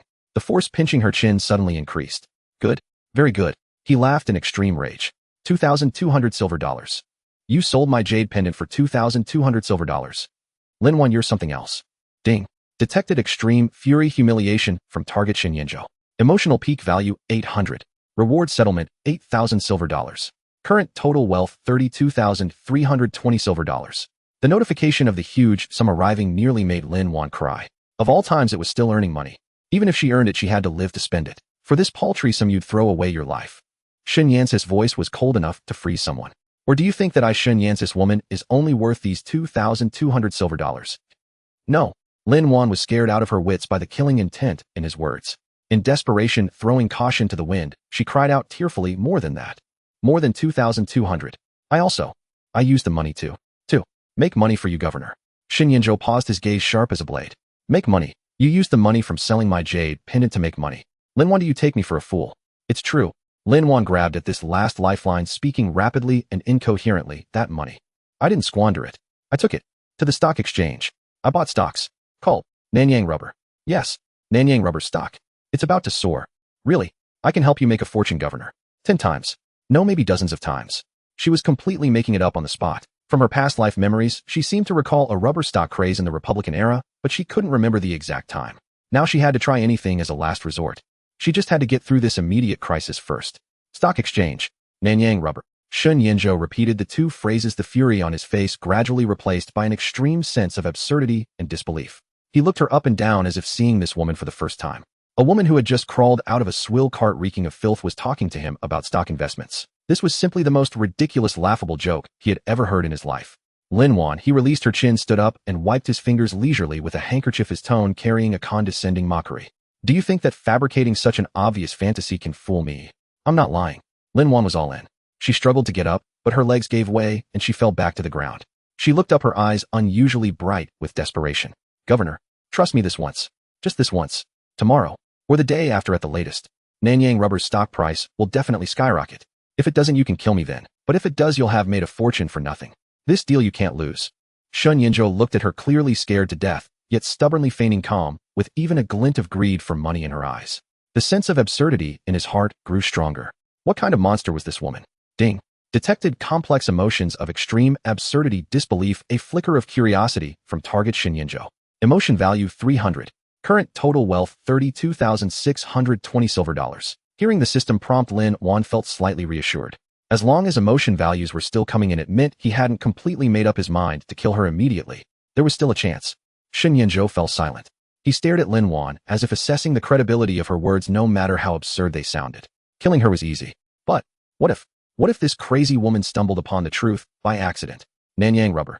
He seemed to vaguely recall his subordinates mentioning it recently, that there had been some activity. Moreover, her reckless, money-grubbing attitude, her bizarre way of doing things, actually gave him a strange curiosity to see what other tricks she could pull. After a long while, just as Lin Wan felt she would be driven mad by the oppressive silence, Shen Yanzhou finally spoke, his voice unreadable. Uncle Fu, this old servant is here. Uncle Fu, who had been trembling behind them all along, quickly stepped forward. Take her back. Clean her up. Lock her in the dungeon. Shen Yanzhou ordered coldly, then turned his gaze to Lin Wan, a cruel amusement in his eyes. Lin Wan will give you 2 more days. 2 days from now if Nanyang Rubber's stock price hasn't risen. He didn't finish, but the implication was clear. Lin Wan instantly went limp, collapsing to the ground, cold sweat soaking through her undergarments. At last, she had survived for now. Thank you, Governor, she said weakly.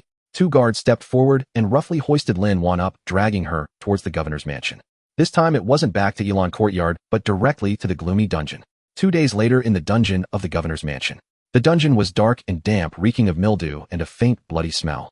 Lin Wan curled up in a corner on a bed of straw.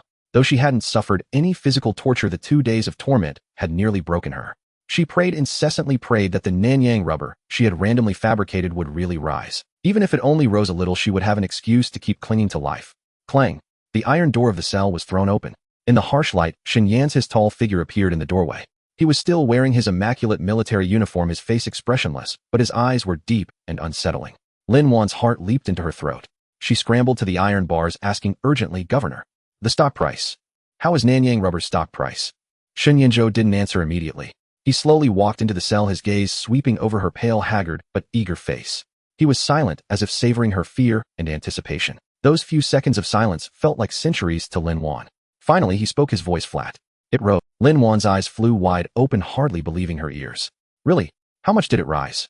Shen Yinzhou took a fresh newspaper from his adjutant and tossed it through the bars to Lin Wan. "See for yourself." Lin Wan picked up the newspaper with trembling hands and quickly flipped to the financial section.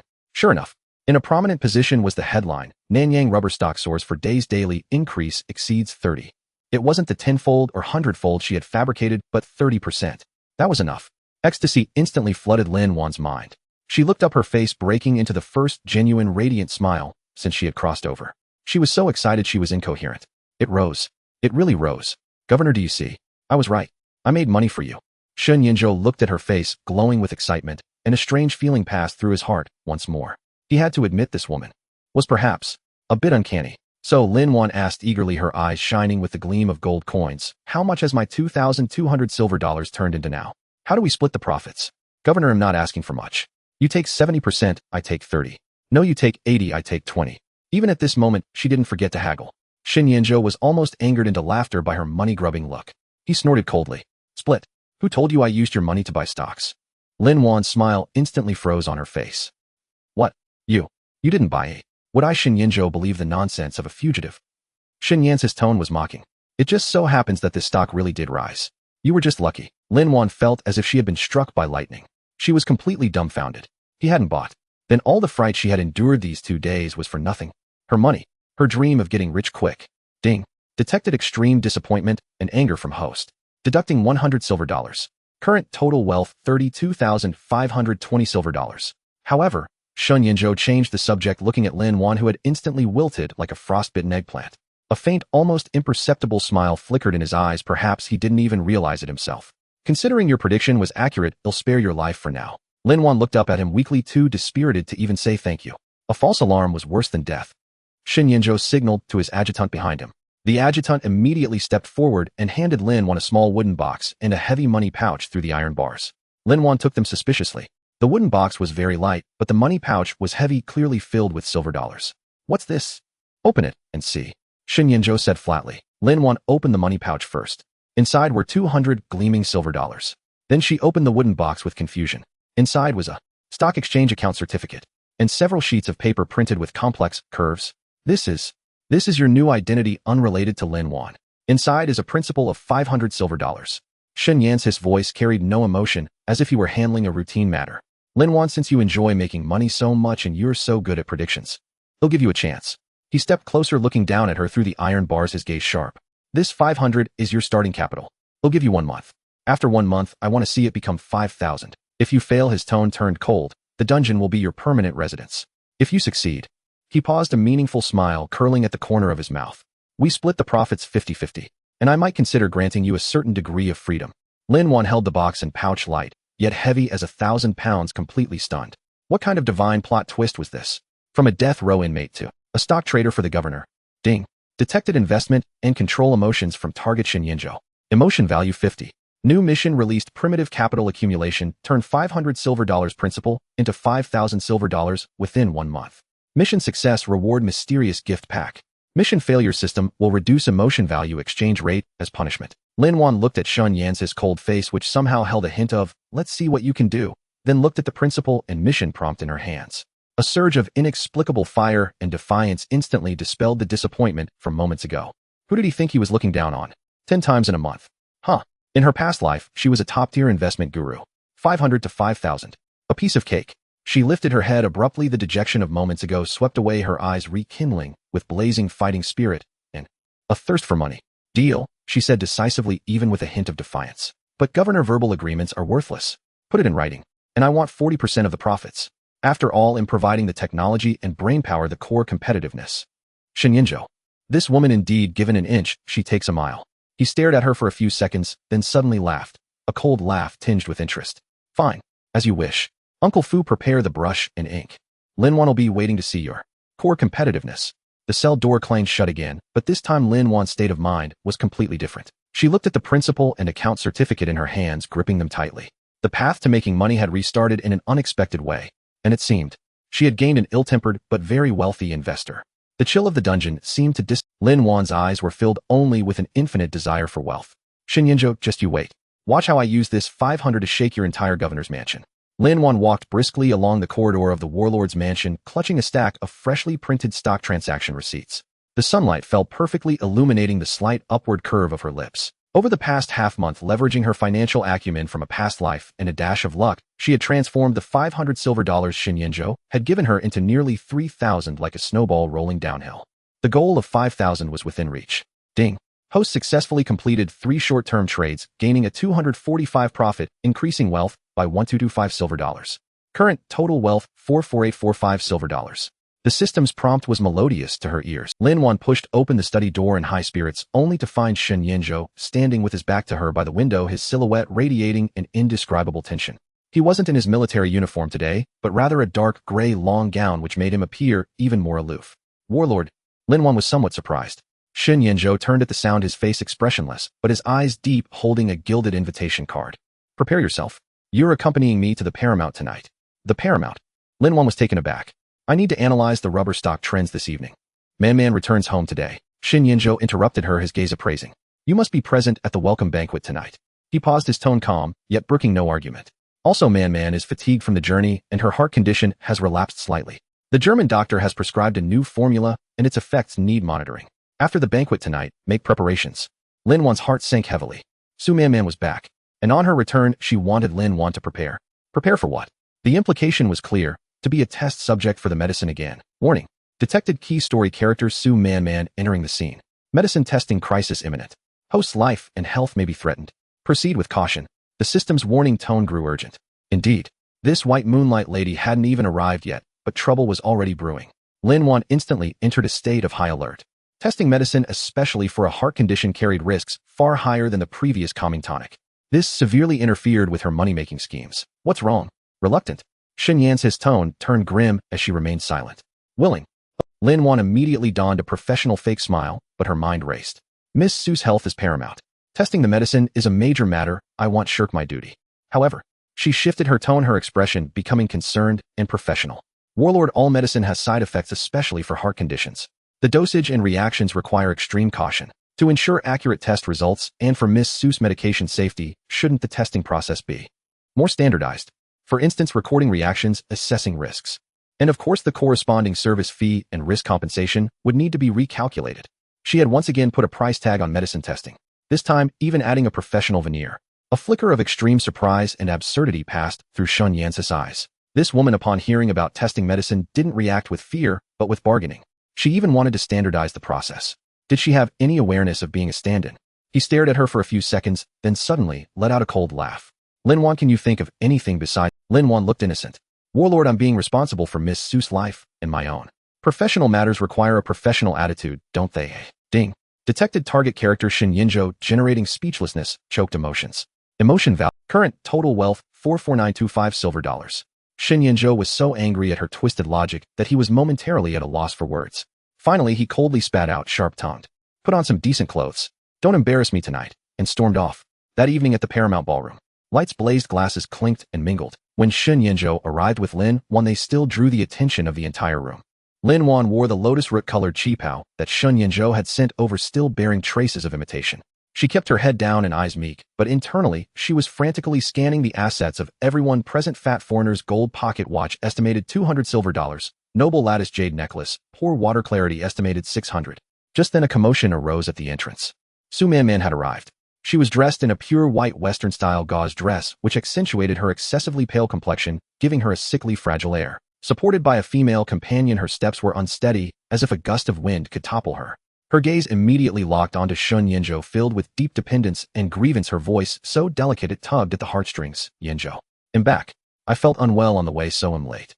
She even panted slightly, pressing a handkerchief lightly to her chest, a sight that could move anyone to pity. Shen Yinzhou immediately stepped forward, supporting her gently, his brows furrowed. If you're unwell, you should rest at home. Why force yourself to come? How could I miss your welcome banquet? Su Man said softly, her gaze then casually falling on Lin Wan with a hint of perfectly measured surprise and scrutiny. And this is Lin Wan. Shen Yance's introduction was still brief. A complex expression, a mix of understanding sympathy and a barely perceptible sense of superiority, appeared on Su Manman's face. She let out a soft ah, her voice, still gentle, yet grating on the nerves like a feather. So you're Miss Lin. Yinzhou mentioned you in his letters, saying that while I was away you were kind enough to take care of him. She deliberately emphasized the word take care, then flashed a weak smile, looking at Lin Wan with a grateful expression, as if bestowing a favor. I heard you also tried my medicine first. You've worked so hard. This broken body of mine always burdens others. These words seemed polite, but every syllable was a stab to the heart. Not only did she highlight Lin Wan's role as a stand-in and a medicine testing tool, but she also placed herself on a moral high ground, implying that Lin Wan's existence was a necessity and a charity brought about by her illness. The surrounding gazes instantly became subtle, filled with sympathy for Su Manman and contempt for Lin Wan. Lin Wan sneered inwardly. What a delicate, sickly white lotus. She was already trying to make her look bad the moment she returned. On the surface, however, she maintained her timid demeanor, speaking in a soft, subdued voice. Miss Su, you flatter me. It's all my duty. Your health is the most important thing. She even let out a couple of timely coughs, forcing a look of empathetic worry onto her face. Seeing you like this, I'm truly worried. I don't know if I can withstand the new medicine tonight. If I can't produce the right effect and delay your treatment. Her words, seemingly concerned for Su Manman, actually threw the bomb of testing new medicine into the public domain. She even hinted that she might not survive it. As expected, the feigned fragility on Su Manman's face stiffened for an instant. She hadn't expected Lin Wan to so directly bring up the matter of testing medicine in public. This caused a crack in the carefully crafted image of delicate kindness she had built. Shen Yance's face also darkened, instantly shooting Lin Wan a warning glance. But Lin Wan acted as if she hadn't seen it, continuing to speak to Su Manman with deep concern. Miss Su, rest assured, for the safety of your medication, I will meticulously record all reactions. But this medicine must be very expensive, right? If something goes wrong due to my constitution, and it's wasted. Her words were practically dancing on Su Manman's sore spots. She highlighted the risks of testing medicine and her own sacrifice, while also implying the medicine was costly, and its waste would be a pity, positioning herself as dutiful but vulnerable. Su Manman was so angry her chest heaved slightly, her face turning even paler. She forced a smile. Medicine. Medicine can be made again if it's gone. Miss Lin's safety is also very important. Her words rang hollow, and everyone could tell. Ding. Detected minor character Su Manman, generating humiliation, anger, exposed emotions. Emotion value 200. Current total wealth 45125 silver dollars. Lin Wan was overjoyed inside, but on the surface, she was overflowing with gratitude. Miss Su, you are so generous. With your words, I can test the medicine with peace of mind. Shen Yinzhou watched the two women exchange barbs, one feigning weakness, the other playing pitiful, yet every sentence hiding a sharp edge. Especially Lin Wan, whose every other word mentioned medicine testing risks and money, turning the matter he cared about most, Manman's life, into another public calculating farce, igniting a nameless fury within him. He grabbed Lin Wan's wrist, his grip so tight it made her wince, and said coldly, enough. Manman needs rest. Say less. His words seemed to scold Lin Wan, but were actually a bid to stop the increasingly unbearable conversation. He then softened his voice for Su Manman. Manman, go rest for a while. Don't tire yourself out. Su Manman looked at him with grievance, and supported by her female companion, walked with a willowy grace towards the lounge area. The storm had temporarily subsided. But Lin Wan knew the real crisis. That bowl of new medicine for the heart condition still awaited her. As the banquet drew to a close, the dance music began. After resting for a while, Su Manman seemed to regain some energy. She became the center of attention again, dancing a few numbers before finally lifting her skirt and approaching Shen Yinzhou. She extended her hand, clad in a lace glove, her smile pale and beautiful, carrying a fragile expectation. Yinzhou, remember at Cambridge, when I was still well enough to dance a waltz with you. Now, I wonder if I still have that chance. Using her illness as a weapon, she issued the most lethal invitation steeped in nostalgia. All eyes focused again. The invitation from the beautiful ailing woman, so full of deep feeling. Who could refuse? Shen Yinzhou looked at Su Manman's outstretched hand, then glanced at Lin Wan, who was studying her wine glass, as if the matter didn't concern her, his expression complex. Just as everyone expected Shen Yinzhou to accept without hesitation, he did something that surprised everyone, including Lin Wan herself. He suddenly turned to Lin Wan, his tone brooking no argument. Lin Wan. Huh. Lin Wan looked up a straw. She had just asked the waiter for juice, dangling from her mouth, staring at him blankly. Shen Yinzhou extended his hand towards her, his voice clear and distinct. This dance, you will dance it with me. Shen Yance's words, this dance. You'll accompany me, struck like a thunderbolt from a clear sky, plunging the entire corner of the Paramount's dance floor into dead silence. All eyes, including those of Su Manman, who had just extended her hand with a sweetly expectant smile, froze in place. Her outstretched hand hung in midair, the color draining from her face at a visible pace, leaving it paler than her Western-style gown. She swayed almost imperceptibly, steadied only by her female companion's firm grip. Lin Wan, chewing on a straw, was utterly dumbfounded. Juice nearly spurted from her nose. She pointed at herself in disbelief. Me, military governor, you. Are you sure? Dance with her. With this substitute who had just been haggling over trial fees reeking of filthy lucre, had Su Manman's illness infected him, clouding his mind. Yet Shun Yinzhou seemed entirely oblivious to Su Manman's pitiful tottering state and the murderous glares around him. His hand remained steadily extended toward Lin Wan, his gaze deep and brooking no defiance. Do I need to repeat? Lin Wan shot a quick glance at Su Manman, whose face was deathly pale and eyes practically ablaze, and instantly understood. This wretched man was using her as a weapon to provoke his white moonlight on purpose. She was to be cannon fodder bearing Su Manman's wrath. No way. If she danced, Su Manman would surely tear her. It would seriously hamper her future money-making. Military Governor Lin Wan immediately put on a fearful, troubled expression, her voice pitched just right for the eavesdroppers. This goes against propriety. I am of lowly status and a poor dancer. What if I step on your foot? Let Miss Su accompany you. She dances so well. She edged backward as she spoke, striving to fade into the background. Ding. Detected extreme humiliation, embarrassment, resentment from secondary character Su Manman. Emotion value 300. Current total wealth 45425 silver dollars. See, the flames of rage were already kindled.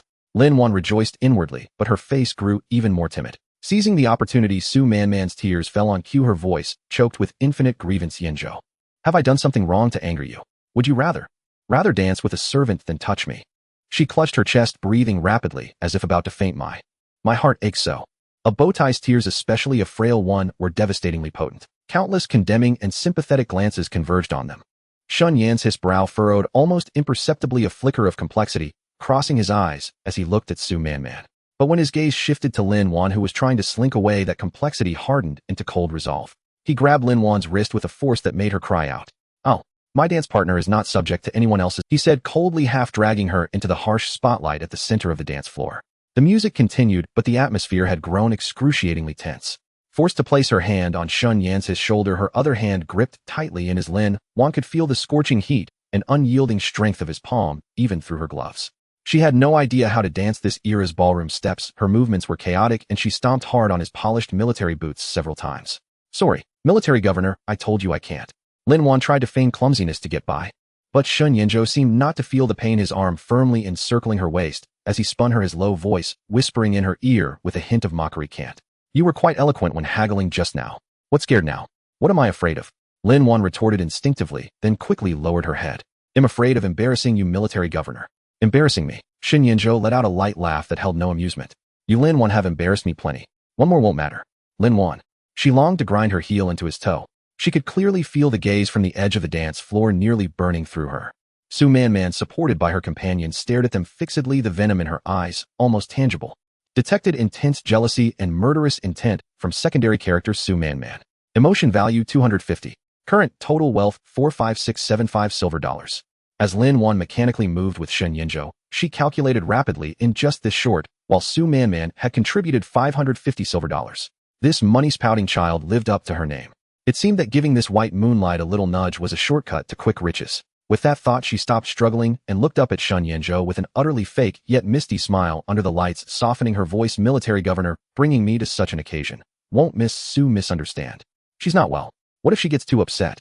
Her words seemed to care for Su Manman, but were actually pouring oil. Shun Yinzhou looked down at her suddenly pitiful eyes, which clearly reflected cunning and calculation, and that strange feeling in his heart stirred again. This woman changed her face faster than turning pages. Misunderstand? He leaned in, his warm breath brushing her ear, his tone dangerous. Isn't this exactly what you want? What are you talking about, military governor? Lin Wan feigned ignorance, her heart startled by his sharp intuition. I don't understand. I'm just worried about Miss Su's health after all.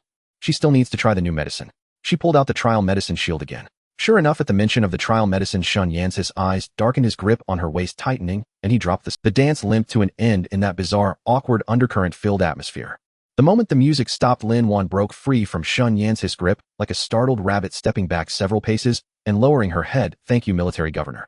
Shun Yinzhou looked at his empty hand, then at her expression of finally free, feeling inexplicably displeased. Just then Su Manman approached, supported by her companion, her face still streaked with tears, but forcing a smile. Yinzhou, Miss Lin's dancing was quite unique. She paused, turning to Lin Wan with a concerned tone. Miss Lin, you seemed nervous earlier. Haven't you seen such occasions before? No wonder, coming from a modest background. Oh, I didn't mean that. I mean, if you like this kind of event, I can bring you along more often to broaden your horizons. More condescending charity and humiliation. Lin Wan sneered inwardly, ready to retort, when a warm voice interjected. "Oh, my dear Shun, who is this beautiful and unique young lady?" Her dance steps were full of a free soul. A well-dressed foreigner with a small mustache holding a wine glass approached. He was one of the evening's important guests, Mr. Johnson, the general manager of the British Chartered Bank in Shanghai. His Chinese was halting, but his eyes sparkled as he looked at Lin Wan. Shen Yinzhou frowned slightly and introduced, "This is Miss Lin Wan." "Mr. Johnson." Johnson immediately attempted a hand kiss. Lin Wan quickly withdrew her hand and said excitedly, "Miss Lin, the accessory you wore while dancing was very unique. May I be so bold as to ask where you obtained it?" "Accessory?" Lin Wan was taken aback. Today she wore only an inconspicuous old silver hairpin left by the original owner, simple in design and slightly tarnished. Xin Yanzhou and Su Manman also looked curiously at the shabby hairpin in her hair. Lin Wan instinctively touched it, puzzled by the foreigner's taste. But Johnson gestured excitedly, "This craftsmanship. This ancient patina. If I'm not mistaken, it's a very rare gold and silver inlay technique dating back at least to the Ming Dynasty. Miss Lin, would you consider parting with it? ID offer 500. No, 800 silver dollars. 800 silver dollars. For this broken hairpin." Not only Su Man and the onlookers, but even Lin Wan was stunned. She instinctively checked the system in her mind. Ding. Scan complete. Post-worn item, late Ming Dynasty 3 Friends of Winter-themed gold and silver inlaid copper hairpin. Exquisite craftsmanship, well preserved. Market estimate 6001000 silver dollars. Holy crap. A genuine artifact. The original owner had such a treasure. Lin Wan's heart raced. This was a windfall from heaven. Su Man's face turned ghastly. She had just mocked Lin Wan for being low-class and inexperienced, and now that junk in her hair, which Su Man hadn't even bothered to glance at, was identified as an antique by a foreign expert who offered a high price. The slap in the face was resounding. Ding. Detected humiliation, embarrassment, jealousy from secondary character Su Man. Emotion value 280. Current total wealth 45955 silver dollars. Lin Wan suppressed her ecstasy, putting on a troubled expression as she glanced timidly at Shen Yinzhou, then at Johnson, speaking softly. "Mr. Johnson, this is just a memento from my mother, worth little. I'm afraid I can't sell it." The more reluctant she seemed, the more Johnson's desire burned. Thinking she was attached to it, he quickly raised the offer 1,000 silver dollars. "Miss Lin will pay 1,000. Please grant this collector's wish. 1,000 silver dollars. For a hairpin." Gasps rippled through the crowd. Lin Wan looked as if frightened, turning helplessly to Shen Yinzhou, as if seeking his opinion. Shen Yinzhou saw through her act, sneering inwardly. This woman always performing, but he showed nothing, only saying coolly, "Since Mr. Johnson favors it, Lin Wan oblige him. Consider it a With Shin Yansis' words, Lin Wan immediately complied, telling Johnson then, as the military governor and Mr. Johnson wish. She carefully but eagerly removed the hairpin and handed it over. Johnson received it like a treasure, whipped out his checkbook, signed a check for 1,000 silver dollars, pressed it into Lin Wan's hand, and left joyfully, clutching the hairpin. Lin Wan clutched the light, yet weighty check, feeling as if in a dream. 1,000 silver dollars. Just like that. Faster than stock trading. Su Man watched, nearly grinding her teeth to dust with rage. How did this country bumpkin have such luck? Her expensive Western gown now seemed a joke. But it wasn't over. Johnson's actions seemed to flip a switch. Many Chinese and foreign collectors and antique dealers cast curious, probing glances at Lin Wan. If she had earned such favor from Johnson, perhaps she had other treasures. An elderly man in a long gown ambled over, scrutinizing the dull, unremarkable jade bangle on Lin Wan's wrist for a long time before suddenly exclaiming, This is Hitian seed jade. Look at the coloration, the patina. At least a Song Dynasty piece. Miss Il offer 2,000 silver dollars. Another foreign lady pointed at an old button on Lin Wan's Chong Sam and gasped, my God. This is genuine old pit jadeite. Such wonderful translucency. Miss Lin, sell me this button for 500 silver dollars. Suddenly Lin Wan became a human antique display. The rags and shabbiness that Su Man and others had scorned were now being appraised at astonishing values, one after another. The prices climbed higher and higher. The entire banquet hall gathered around, marveling. Who would have thought this unremarkable substitute was a walking treasure trove? Su Man was completely sidelined, watching Lin Wan, still feigning timidity, but with gold glinting in her eyes, surrounded by the crowd. She felt a dizzying wave of faintness, nearly fainting from rage. Her meticulously planned return banquet. She was supposed to be the star. How had it come to this? Ding. Detected extreme anger, humiliation breakdown from secondary character Su Man. Peak emotion value 400. Current total wealth 46355 silver dollars. Shin Yinzhou stood outside the crowd, watching Lin Wan, who appeared flustered, yet kept growing tense in the center, his eyes deep and unreadable. He recalled her earlier sale of the jade pendant and stock trading combined with this dramatic scene. Once was luck, twice a coincidence, but 3 or 4 times. Had she stumbled upon these treasures by chance, or had she known their worth all along? How many secrets did she still? Lin Wan, while handling the enthusiastic buyers, was overjoyed inside. Of course, she knew the value of these old items. The system had told her long ago. She had bided her time to wait for the perfect moment to cash in. Tonight's setting with foreigners and wealthy merchants was an ideal auction. She reluctantly sold 2 small items, pocketing 3,000 silver dollars, while claiming other heirlooms couldn't be sold, keeping everyone's appetites whetted. The banquet ended amid exclamations and gossip about Governor's Mansion's concubine Lin being a treasure trove. Lin Wan, clutching a thick stack of checks and cash, was thoroughly satisfied. In the car back to the mansion, silence reigned. Shun Yanzhou suddenly spoke, his voice unreadable. Did you know those things were valuable all along? Lin Wan's heart tightened, but her face showed confusion. Huh? What do you mean, military governor? I didn't know. It was just the gentleman's appreciation. Perhaps because they were my mother's keepsakes, they hold sentimental value. She began to ramble. Shun Yanzhou snorted coldly, clearly unconvinced, but didn't press further. As the car entered the mansion, Lin Wan was about to step out, when he said casually, you performed well tonight. Starting tomorrow, the mansion's storeroom has some old items that need sorting. Come and help take a look. Lin Wan's eyes lit up instantly. Storeroom? How many treasures must be there? Yes, military governor. They'll do my best, she replied with unparalleled enthusiasm. Seeing the sudden gleam in Lin Wan's eyes, as if she had spotted a mountain of gold, the corner of Shun Yan's mouth twitched almost imperceptibly. He was increasingly certain that keeping this woman close might prove more valuable than imagined. Back in Elan courtyard, Lin Wan bolted the door, threw herself onto the bed, and spread out the night's earnings. Checks, silver dollars, and a few genuine treasures she had deliberately held back, planning to sell at a premium. Ding. Host successfully cashed in antique accessories, gaining wealth 400 silver dollars. Current total wealth 50355 silver dollars. Congratulations on breaking the 50000 mark. Reward: temporary title treasure appraiser, slightly increases chance of discovering hidden treasures. Hearing the system's prompt and gazing at the wealth strewn across the bed, Lin Wan grinned from ear to ear. Su Man, oh Su Man, you truly are my lucky star. The moment you returned, my fortune became unstoppable. It seemed the governor's mansion was not just a gold mine, but a cornucopia. Early the next morning, Lin Wan arrived at the warehouse of the governor's mansion, feeling refreshed. The mere thought of the treasures that might be gathering dust inside sent a thrill through her fingertips. The adjutant sent by Shun Yanzhou and the warehouse steward were already waiting, their respectful demeanor tinged with a subtle hint of scrutiny. Madam Lin, the governor has instructed that you may inspect everything in the warehouse. However, some items are old and fragile. Please handle them with care, said Steward Fu, bowing slightly. Yet his eyes covertly studied Lin Wan, curious to see what made this suddenly elevated concubine so special. Thank you for your trouble, Steward Fu. Lin Wan replied with a nod, her face wearing an expression of perfect docility, while internally, she activated the system's scanning function.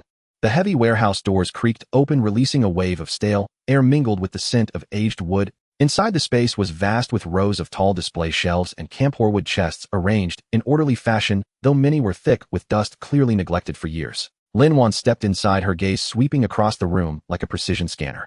Scanning pair of Qing Dynasty famille rose porcelain vases, hairline cracks, diminished value. Estimated 300 silver dollars. Scanning Ming Dynasty Wang Wali wood brush potworm eaten. Estimated 150 silver dollars. Scanning set of late Qing folk kiln blue and white jars, average condition. Estimated 20 silver dollars each. Lin Wan felt a pang of disappointment. These were all ordinary items, low in value and too conspicuous to sell easily. Shun Yan's invitation to browse was likely a test, keeping the truly valuable pieces hidden. She maintained her composure, moving deeper into the warehouse while pretending to casually touch and examine various objects, all the while listening to the system's prompts. Scanning several damaged rosewood furniture pieces, low restoration value. Ignoring. Scanning stack of old letters with some annotations by notable figures, historical value outweighs market value. Ignoring. Scanning. Suddenly, as her eyes fell upon an old grimy painting jar used as a table leg prop in the corner, stained with oil and dust, the system's alert tone grew urgent. Warning. High-intensity energy reaction detected. Scanning suspected Tang Dynasty Wu Daozi original, partial on silk. Heavily damaged, but core imagery intact. Extremely high artistic value. Estimated market value priceless. Immediate retrieval recommended. A Tang Dynasty Wu Daozi original. Lin Wan's heart nearly leaped out of her throat. Forcing down her excitement, she pretended to stroll casually to that corner, pointing at the grimy porcelain jar whose original form was barely discernible. Frowning at Steward Fu, she said, Steward Fu, this corner is a mess. This broken jar is caked with dust and being used as a table prop. Aren't you afraid the table will tilt? Steward Fu quickly apologized. Madam is right. This old servant was negligent. These are all discarded remnants from the old prince's mansion, piled here for years. They'll have them cleared out and thrown away shortly. Thrown away. Lin Wan's heart bled at the thought. What a criminal waste. Yet her face twisted into a look of disdain, and she nudged the jar lightly with her toe. Indeed, it's an eyesore. But my courtyard just so happens to need a jar for pickling vegetables. This size is perfect. Steward Fu, since you're going to discard this piece of junk anyway, why not let me take it for some practical use? Pickling. Pickling vegetables. Steward Fu and the adjutant exchanged bewildered glances, their expressions peculiar. This concubine's hobby was certainly unique. The governor had sent her to appraise treasures, and she fancied a pickling jar instead. Ding. Detected minor character Steward Fu generating speechless contempt emotions. Emotion value 15. Current total wealth 50370 silver dollars. This was exactly the effect Lin Wan wanted. The more ignorant and petty she appeared, the less anyone would suspect her ulterior motives. What? Not allowed. Lin Wan planted her hands on her hips, putting on a show of petty stubbornness. It's just a broken jar. The governor can't be that stingy, can he? Steward Fu hesitated. A table leg prop was indeed worthless, and it wasn't worth offending this seemingly favored concubine over such a trifle. He nodded. If madam likes it, please take it. But it's very dirty. Shall I have someone clean it and deliver it to you? No, no. Lin Wan quickly waved her hand, terrified they might damage the painting inside. I prefer it. Oh, naturel. They'll handle it myself. Xiao Chui, come give me a hand. Let's move this pickling jar back to the courtyard. Xiao Chui, who had been waiting at the door, hurried in, and together with Lin Wan struggled to lift the heavy, filthy paint. The adjutant watched Lin Wan actually carry away that piece of trash, his contempt deepening, though he made no move to. Just as Lin Wan and Xiao Chui, grunting with effort, were about to step out of the warehouse, a shrill voice rang out. What do you think you're doing? Lin Wan turned back to see Su Man dressed in a simple, elegant hospital gown, her usual attire supported by a maid. Her face pale, she stood at the warehouse entrance, her sharp eyes fixed on them, or rather on the filthy painting jar. Lin Wan's heart sank. Why had this sickly woman shown up, and of all times right now? Su Man strode over quickly, though she still appeared frail, pointing at the jar, her tone accusatory. Lin Wan, what are you sneaking out of the warehouse? Stealing something? Lin Wan cursed inwardly, but put on a wounded expression. Miss Su, what are you talking about? How am I stealing? I asked Steward Fu for this. It's a broken jar meant for the trash. I'm taking it to pickle vegetables. Is that a crime? Pickle vegetables? Su Man let out a cold laugh, circling the jar with a suspicious look. Everything in the warehouse, even a broken tile, belongs to the governor's mansion. You just take it as you please. Who's to say you're not using pickling as an excuse to steal? Steward Fu, what's the origin of this jar? Have you checked the records? Steward Fu broke out in a sweat, stammering, Miss Su, this is just an old prop for the table leg. It's not recorded in the warehouse ledger. Not recorded. Su Man's voice rose. That makes it even more suspicious. Lin Wan, you're clearly up to no good. Just because you got some favors last night, do you think you can act with impunity? Put it down. Ding. Detected minor character Su Man generating suspicion, provocation emotions. Emotion value 80. Current total wealth 50450 silver dollars. Lin Wan was fuming. This woman was truly relentless. She clutched the jar tightly. Miss Su, you can't slander me like this. It's just a piece of junk. If you like it, I'll gladly give it to you. Give it to me. How do you think I'd stoop to look at such? Su Man's face was full of disdain, yet her eyes never left the jar. It wasn't that she had recognized its value, as she simply wanted to make Lin Wan's life difficult. The more Lin Wan seemed to care about something, the more Su Man wanted to destroy it. I'm just following the rules. Someone seized this item of unknown origin. Well, wait for Yanzhou to return and decide. Two matrons behind her stepped forward to snatch it. Who dares touch it? Lin Wan was now desperate, shielding the jar with her body. The governor allowed me to inspect the warehouse. Steward Fu already agreed to give it to me. Miss Su, you're unwell. You should go back and rest. Don't get upset over a pickling jar. Or should I say, don't work yourself into a fit. You. Su Man's chest heaved with rage. She pointed at Lin Wan and shouted at the adjutant, Adjutant Zhao? Are you just going to let her talk to me like this? Seize this thing now. Adjutant Zhao was caught in a dilemma. Just then an icy voice rang out from outside the warehouse. What's all this noise? Shen Yanzhou, dressed in his military uniform, strode in with a displeased expression. He had clearly just returned and been drawn by the commotion. Yanzhou. Su Man instantly shifted to a pitiful expression, rushing to grab Shen Yanzhou's arm, tears falling on cue. Perfect timing. Lin Wan dared to steal from the warehouse. I caught her red-handed, and she even talked back to me. You must do justice for me. Lin Wan's heart sank. Damn it, this bastard would surely believe his first love. She quickly set down the jar and dropped to her knees with a thud, a dramatic performance, weeping loudly. Governor, please see the truth. I only wanted this broken table leg prop to pickle some vegetables. I swear I wasn't stealing. Steward Fu can vouch for me. Miss Su came and immediately accused me trying to take my jar. I can't bear this. She cried with such genuine anguish as if suffering a grave injustice. Shen Yanzhou took in the scene before him, a substitute crying pitifully while fiercely guarding a filthy jar, a first love pale with anger refusing to let go, and an embarrassed steward and adjutant. His brow furrowed deeply. His gaze first fell on Su Man carrying a hint of weary patience. Man, you're not well. Don't get worked up. Then he looked at Lin Wan, his voice icy. Lin Wan, what's going on? A broken jar is worth this much fuss. Lin Wan raised her tearful eyes, speaking before Su Man could, pointing at the jar. Governor, it really is just a broken jar.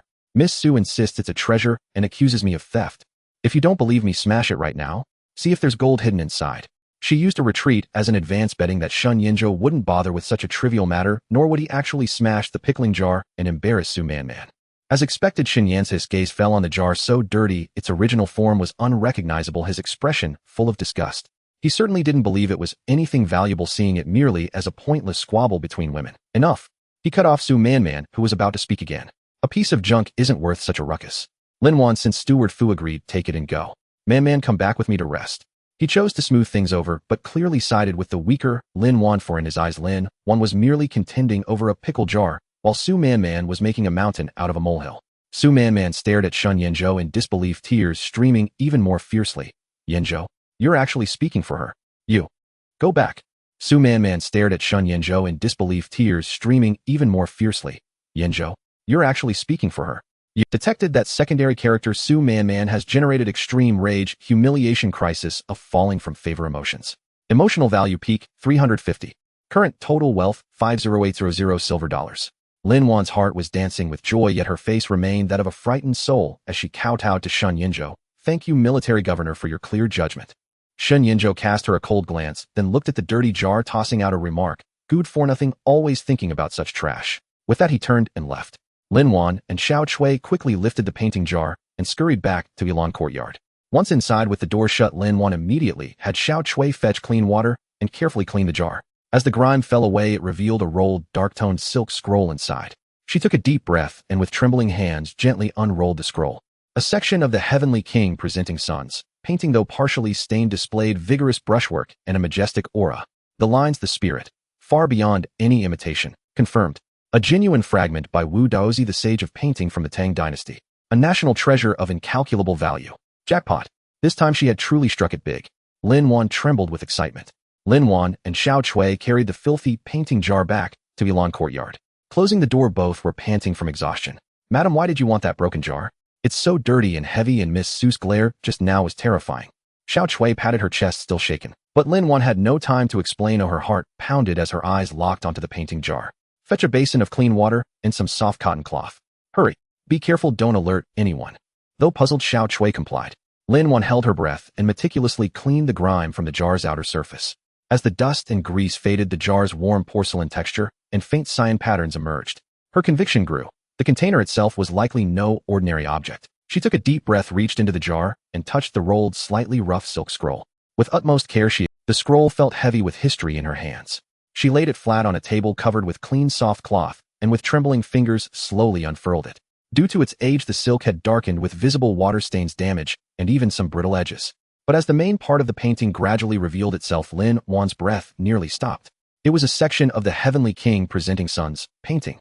Though incomplete, the Heavenly King glared with fury, robes billowing, and the muscular guardian exuded. The lines were vigorous and continuous, the brushstrokes smooth and elastic like water shield stems, brimming with the majestic momentum of Wu's flying ribbons. Even Lin Wan, an amateur, could sense the astonishing power and grand spirit within the painting. It was far beyond any later imitation. Confirmed. After deep scanning and appraisal, this is a genuine fragment of Wu Daozi's Heavenly King presenting suns, an important section. Although poorly preserved with stains and localized brittleness, its artistic and historical value is immeasurable, a national treasure. Preliminary system valuation conservatively no less than 500 silver dollars. If properly restored and found with a top collector, its value could be boundless.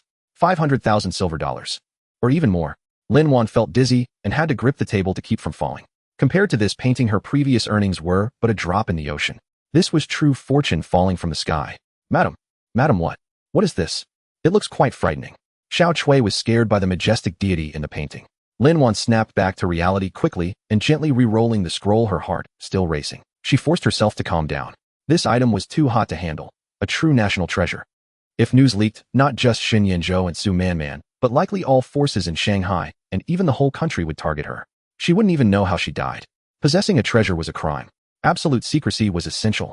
She took several deep breaths, suppressed her excitement, and said sternly to Xiao Chui, Xiao Chui, never tell anyone about today, including this jar and its contents. Especially Miss Su and the governor's people.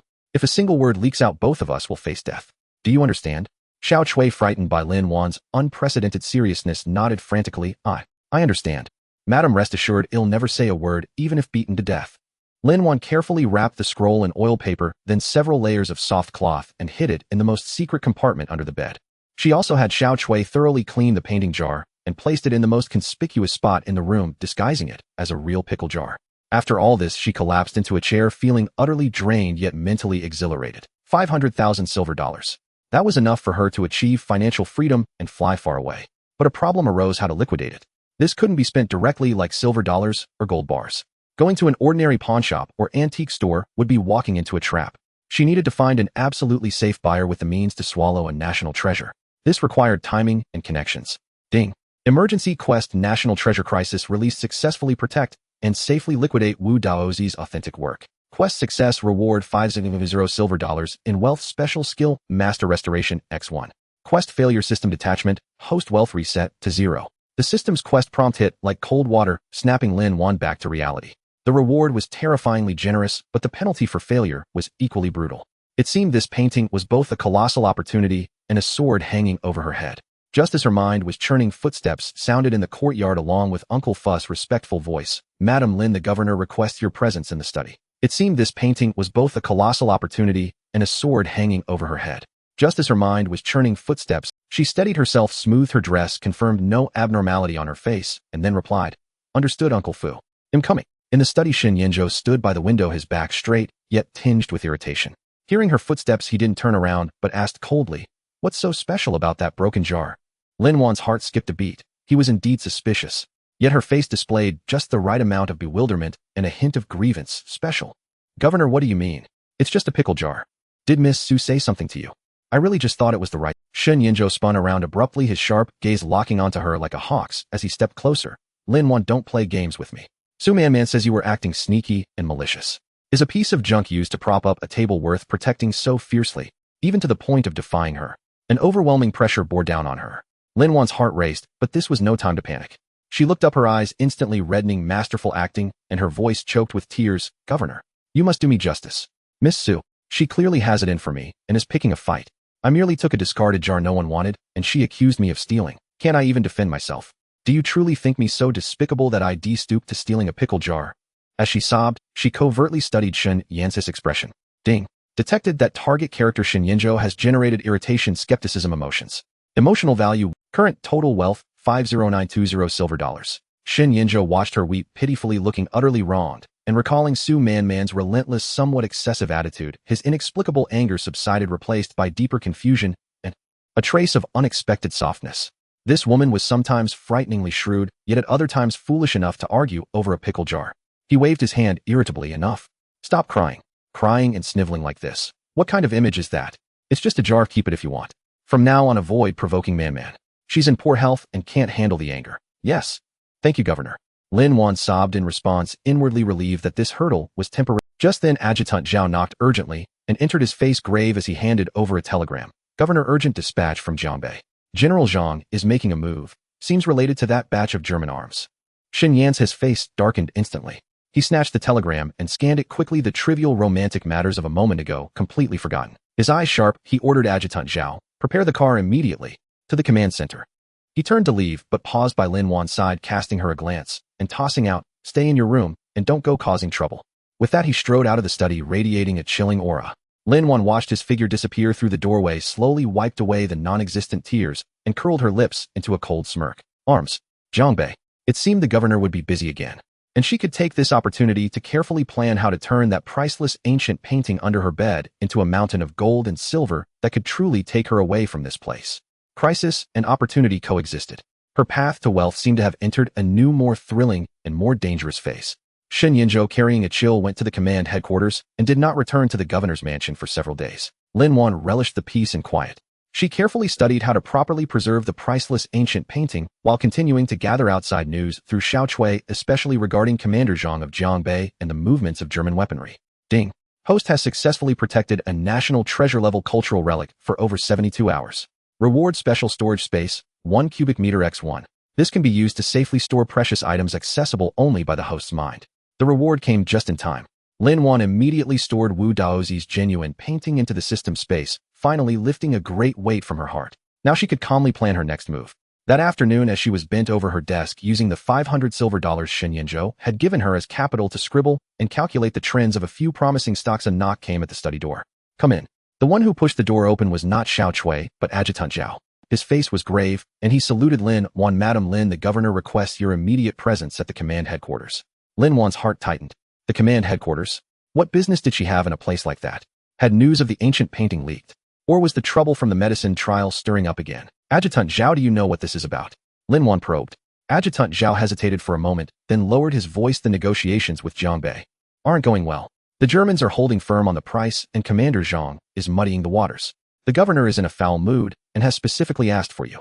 Arms negotiations? What did she have to do with that? She was just someone who made money, not involved in arms dealing. Lin Wan was full of suspicion, but dared not delay. She packed up simply and followed Adjutant Zhao into the car. The governor's command headquarters was heavily guarded, the atmosphere oppressive. Lin Wan was taken directly into a small meeting room. It was thick with smoke. Shen Yinzhou sat at the head, his expression dark enough to drip water. Seated below were several men in military uniforms or suits, all looking tense. Maps and documents were spread across the table. When Lin Wan entered, everyone's eyes fixed on her, filled with scrutiny and doubt. "Governor." Lin Wan bowed her head respectfully, trying to minimize her presence. Shen Yinzhou gestured with his chin for her to sit in an empty corner seat. Then he addressed one of the men. A man in a suit with gold-rimmed glasses who looked like a translator or advisor. "Secretary Li," explained the situation to her again. Secretary Li adjusted his glasses, looking somewhat troubled as he glanced at Lin Wan, but he began. "Madam Lin, the situation is as follows. Regarding those German rifles, Commander Zhang insists he made the first contact and demands we withdraw or pay a hefty transit fee. The German representative, Mr. Hans, is being ambiguous. In this afternoon's negotiations, he proposed adding an additional condition." "What condition?" Lin Wan asked instinctively. Secretary Li's expression grew even more peculiar. He glanced at Shen Yinzhou before reluctantly continuing. "Mr. Hans, he specifically requested that you attend tonight's banquet at the Astor House Hotel as the governor's companion," he said. "He is very interested in Eastern culture, especially a woman as unique as you." Lin Wan almost thought she had misheard. That German arms dealer specifically requested her company. What was all this about? The meeting room fell into dead silence. Everyone's expressions became incredibly interesting. Everyone knew that Madam Lin was the governor's stand-in. Now being singled out by a foreigner was a blatant insult and provocation. Shun Yan's expression was beyond terrible. It was the eerie stillness before a storm. He stared fixedly at Lin Wan, his gaze complex, filled with anger, suspicion, and a hint of humiliated offense. Lin Wan, Shun Yan's voice was icy. "When did you get to know the representative of the German firm?" Lin Wan inwardly lamented her misfortune. This was a disaster from heaven. She quickly waved her hands, her face a mask of innocence and panic. "Governor, I am wronged. I don't know any Mr. Hans. I've barely even seen any foreigners." What is going on?" Secretary Li quickly explained. "Please calm down, Governor. According to our investigation, Mr. Hans may have heard about the events at the Paramount Ballroom a few days ago. He might have heard of Madame Lin's ability to spot treasures." He put it euphemistically, but the meaning was clear. Those foreign antique dealers like Johnson had spread Lin Wan's reputation as a woman of many talents. Lin Wan. Truly, fame is a burden. Could even this cause trouble? Ding. Detected target. Shen Yinzhou generating intense, provoked jealousy, suspicion, emotions. Emotion value, current total wealth, 51220 silver dollars. Shen Yinzhou slammed the table, rattling the teacups. Absurd. Matters of military and state are not child's play. What does he take me for? A pimp, eh? Everyone was petrified. But within this extreme fury, Lin Wan sensed an opportunity. The arms negotiations were deadlocked, and the German had made a bizarre demand. It seemed like a crisis, but in every crisis lay opportunity. Her mind raced.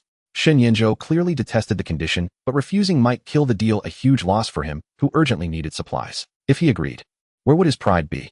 So what if she could use this chance not only to help Shen Yinzhou secure the arms, but also to reap great benefits for herself? A bold plan took shape in her mind. She took a deep breath, raised her head, and looked at Shen Yinzhou. Her eyes were no longer timid, but held an unusual calm and confidence. Governor Lin Wan's voice rang out clearly in the silent room. "Perhaps we can view Mr. Hans' request from..." Everyone looked at her in surprise, including Shen Yinzhou. He narrowed his eyes a different angle. "Lin Wan, what do you mean?" Lin Wan stood up, walked to the conference table, swept her gaze over the maps and documents, and said calmly, "Mr.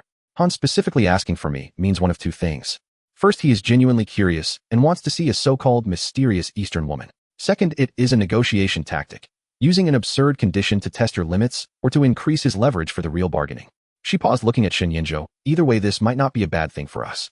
Instead, it is an opportunity to speak directly with him and gauge his true intentions." Shen Yan's eyes flickered, but his tone remained icy. "Go on." Lin Wan continued. "Governor, you cannot agree to his rude request because of your position and dignity. But I am different. A nearly sly smile appeared on her face. I am merely an insignificant concubine in the governor's mansion. If I go and succeed, it is your masterful strategy and ability to delegate. If I fail, it is merely my personal misconduct embarrassing the mansion, and you can easily disown me. The risk is manageable. Her words were brutally direct, even self-deprecating, but they precisely addressed Sun Yan's concerns. You go. Sun Yanzhou snorted coldly. What can you do? Drink and chat with him. Discuss antiques. Lin Wan straightened her back, her gaze sharpening. I am going to negotiate with him. Governor, have you forgotten what I do? My specialty is haggling and discovering value. She pointed at the Jiangbei position on the map. What Commander Zhang can offer Mr. Hans is merely geographical advantage and a higher price. But what can we offer? We can promise more stable transport routes. Even if we don't have them now, we can paint a picture, pay in part with hard currency gold, and even offer priority for future arms purchases. These are long-term benefits that Commander Zhang, a local warlord, cannot provide. All of this depends on Lin Wan looked intently at Sun Yanzhou, me knowing Mr. Hans' bottom line and what he truly wants. Tonight's banquet is the perfect opportunity. I will make him feel that meeting me was worthwhile, that he got the better deal. The meeting room was dead silent. Everyone was stunned by Lin Wan's audacious and meticulous speech. How could words like these come from a concubine in the inner chambers? This was clearly a shrewd negotiator. Sun Yanzhou stared hard at Lin Wan, as if seeing her for the first time. He had only thought her greedy, cunning, and a little clever. But now he saw something entirely different. A daring, opportunistic boldness and wisdom. Ding.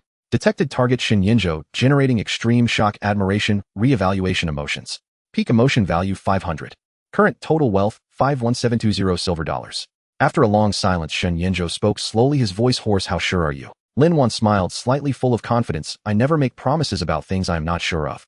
But if you authorize me, Governor, and agree to one condition, I am 70% confident I can make Mr. Hans sit down and negotiate a deal more favorable to us. What condition? Sun Yanzhou asked. Lin Wan held up 2 fingers, her eyes blazing. First, if I can help you lower the price or secure better terms for this arms deal, I want a 20% commission on the savings. Second, she looked at Sun Yanzhou and said deliberately, regardless of success or failure, you cannot use this as an excuse to hold me responsible afterward, especially. You cannot dock my monthly allowance or business dividends. Sun Yanzhou. He was almost angered into laughter. This woman, everything she said was about money. But seeing her earnest, businesslike demeanor, and considering the deadlocked situation, Sun Yanzhou took a deep breath, suppressed the absurdity in his heart, and said coldly, fine. Lin Wan, I will trust you this once. If you can really do it, I will agree to your conditions. But if you mess up. He didn't finish the sentence, but the threat was clear. Rest assured, Governor. Lin Wan smiled like a cat that got the cream. If I mess up, I'll jump into the Huangpu River myself. The negotiation tone was thus set. Lin Wan immediately transformed into the chief negotiation advisor, asking detailed questions about the specific models, quantities, Commander Zhang's offer, and Sun Yan's bottom line. Her focused and absorbed manner secretly amazed the several officers and advisors in the room. This Madame Lin was simply too formidable. That evening at the Astor House Hotel ballroom, Lin Wan wore a dark green cheongsam embroidered with gold, which Sun Yanzhou had sent over hastily to suit her mysterious Eastern woman persona. She held Sun Yan's arm as they appeared at the entrance. Sun Yan's face remained cold and hard, but he played the part of the protective escort. The German arms dealer Mr. Hans was a tall, middle-aged man with a bushy beard. His eyes lit up at the sight of Lin Wan, and he greeted her warmly. Oh, this must be Miss Lin. You are even more enchanting than the legends. Hans said in stiff Chinese, his gaze appraising Lin Wan without reservation. Lin Wan wore a proper, yet distant smile, responding in fluent English, you flatter me, Mr. Hans. I have long admired your reputation, and now I see you are indeed extraordinary. In her past life, she had dealt with overseas clients, so her English was very smooth. Hans was taken aback, clearly not expecting Lin Wan's English to be so fluent, and his interest grew. Sun Yanzhou watched Lin Wan chatting and laughing with Hans, his eyes dark and unreadable. He couldn't understand English, but he could sense the confident and composed aura Lin Wan exuded, so different from the timid or cunning demeanor she showed in front of him. During the banquet, Lin Wan did not rush to talk about arms. Instead, she chatted with Hans about EU. She spoke of European art, Chinese antiques, and even subtly mentioned Mr. Johnson's praise of her eye. Her displayed knowledge and unique perspective left Hans marveling, completely dispelling his initial condescension. Seizing the opportune moment, Lin Wan shifted the conversation with a smile. Mr. Hans, I hear you have a keen interest in Eastern value. In truth, the greatest value often lies hidden within long-term cooperation and trust. For instance, our military governor greatly values establishing a stable relationship with a capable partner like yourself. She began to subtly paint a rosy picture, outlining the bright prospects of collaboration while hinting at Commander Zhang's unreliability. Hans nodded repeatedly, clearly swayed. Just then a discordant voice interjected. Oh, who do we have here? If it isn't concubine Lin. Quite the skill sneaking into a foreigner's banquet. Su Man had appeared dressed in an expensive Western gown, a sneer etched on her face. She had evidently caught wind of the event and come to cause trouble. Turning to Hans, she said in English, Mr. Hans, you might not be aware, but this Miss Lin is merely a temporary stand-in at our governor's mansion. Her words are hardly credible. Lin Wan cursed inwardly, yet her composure remained unruffled. Just as she prepared to counter Shun, Yinzhou stepped forward, draping an arm over Lin Wan's shoulder. His icy gaze fixed on Su Man as he declared in a deep voice, Man, know your place. Lin Wan is my companion for the evening and my plenipotentiary representative for the arms deal. Her words are my words. At this declaration, not only was Su Man stunned, but Mr. Hans also wore an expression of surprise regarding Lin Wan with newfound gravity. Lin Wan silently applauded Shen Yan's impeccable timing. Seizing the momentum, she raised her glass to Mr. Hans, speaking clearly in English, Mr. Hans, it seems there has been some misunderstanding, but no matter. I believe true cooperation is built on strength and sincerity, not on rumors. Mr. Hans glanced at the ashen-faced Su Man, then at the imposing Shen Yinzhou and the confident, composed Lin Wan. At last he broke into a genuine smile, clinking his glass with Lin Wan's. Miss Lin is absolutely right. To our future cooperation, cheers. Su Man, watching the three of them converse amicably, especially Shun Yan's protective stance toward Lin Wan, trembled with rage. Yet powerless, she could only slink away in defeat. A system notification chimed. The secondary character Su Man had generated extreme jealousy, humiliation, and frustration over her failed scheme, yielding 400 emotional value points. Total wealth now stood at 52120 silver dollars. After the banquet, a preliminary agreement was reached. Mr. Hans consented to formal negotiations with Shun Yinzhou the following day with considerable leeway on pricing. Inside the car heading back to the governor's mansion, the atmosphere was thick enough to cut. Shun Yinzhou leaned back, eyes closed, but his tight lips and twitching temple betrayed his inner turmoil. Lin Wan, in contrast, was in high spirits, lounging by the window and watching the cityscape blur past her mind, already calculating profits. The preliminary agreement meant her 2% commission was nearly secured. Moreover, the sight of Su Man's humiliated retreat was immensely satisfying. Another notification chimed. The target Shen Yinzhou had generated a complex mix of irritability, suffocation, and a trace of reluctant admiration, yielding 150 emotional value points. Total wealth, 52270 silver dollars. Lin Wan's lips curled almost imperceptibly. This man was so contradictory, clearly approving of her performance, yet stubbornly maintaining a stern facade. As the car entered the mansion and came to a halt, Shen Yan's eyes snapped open. He alighted first, striding toward the main building without a backward glance, leaving a frigid command, follow me to the study. Lin Wan pouted, but resignedly followed. It seemed the reckoning had come. In the study, Shen Yinzhou dismissed the attendants, leaving only the two of them. He walked behind the massive rosewood desk and sat down, lighting a cigar. Through the swirling smoke, his piercing gaze fixed on Lin Wan like a searchlight. Speak, he exhaled a ring of smoke, his voice low. What else did you discuss with that Hans? Lin Wan was prepared. With a composed expression, she replied, nothing out of the ordinary. As we agreed, I emphasized the advantages of long-term cooperation and hinted at Commander Zhang's risks. Mr. Hans is a shrewd businessman. He took it to heart. Is that so? Shen Yinzhou let out a cold laugh, leaning forward with an oppressive presence. Then why is he so particularly interested in you? Lin Wan, you'd better not be playing games with me. Have you been in contact with the Germans behind my back? Lin Wan's heart tightened. This was the real source of his suspicion. She immediately adopted an expression of aggrieved indignation. Governor, you wrong me terribly. I'm cooped up in this mansion all day with your men tailing me whenever I go out. Where would I find the chance to contact Germans? If you hadn't taken me today, I wouldn't even know if Mr. Hans was round or flat. She grew more passionate, stepping forward and pointing at herself. Yes, I have a bit of cunning. I can appraise antiques and do some sums. But arms dealing is a capital offense.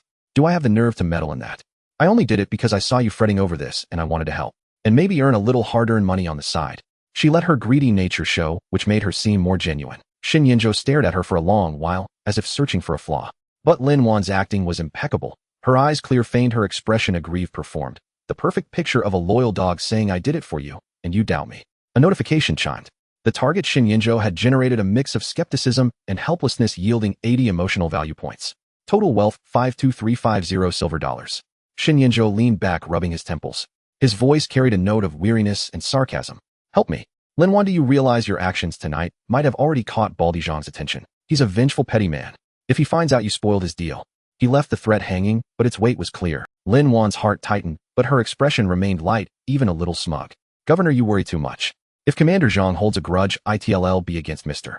Hans for reneging and against you for your cunning. What can he do to me, a woman confined to the inner chambers? Besides, she winked, lowering her voice, we haven't signed the contract. Once the contract is signed and payment made, by the time he reacts, it'll be too late. Would he dare to touch one of your... Her words subtly highlighted her insignificant status as a protective cloak, while slyly categorizing herself as one of his people, narrowing the distance and increasing Shun Yan's sense of responsibility to protect her. Xin Yinzhou was momentarily stumped by her twisted logic, then let out an exasperated laugh. You certainly know how to find yourself a shield. A notification chimed. The target Xin Yinzhou had generated helplessness and amusement, yielding 100 emotional value points. Total wealth, 52450 silver dollars. Lin Wan rejoiced inwardly and pressed her advantage. Governor, what we should focus on now isn't what Commander Zhang will do, but how to nail down the upcoming negotiations and secure the arms. Mr. Hans has relented, but the price and delivery details still need to be hashed out. I suggest that in tomorrow's negotiations we can. She immediately switched to business consultant mode, analyzing Han's likely bottom line and proposing several negotiation strategies, including leveraging Su Manman's disruption to pressure Hans, hinting that our side isn't monolithic, your choice matters, thereby increasing their leverage. Her thinking was clear and logical, nothing like a woman of the inner chambers, but rather a seasoned veteran of the business. As Xin Yinzhou listened to her analysis, his gaze deepened. The initial irritability and suspicion gradually gave way to a complex emotion. He found himself increasingly unable to fathom this woman. She was greedy, cunning, and sometimes even shameless, yet when it came to matters of significant interest, she displayed astonishing composure and intelligence. Who taught you all this? Xin Yinzhou couldn't help but ask. Lin Wan's heart skipped a beat. This was the crux. She had her answer ready, her face adopting a perfectly measured hint of loneliness and self-reliance. No one. In my maiden home, with so many siblings to survive, well, you had to be calculating. Later in the governor's mansion, it was even more about living by others' whims. If you couldn't read the room and plan for yourself, you'd be devoured, bones and all. Half-truth, half-fiction, she attributed it all to the pressures of her environment. Reasonable enough. Xin Yinzhou fell silent.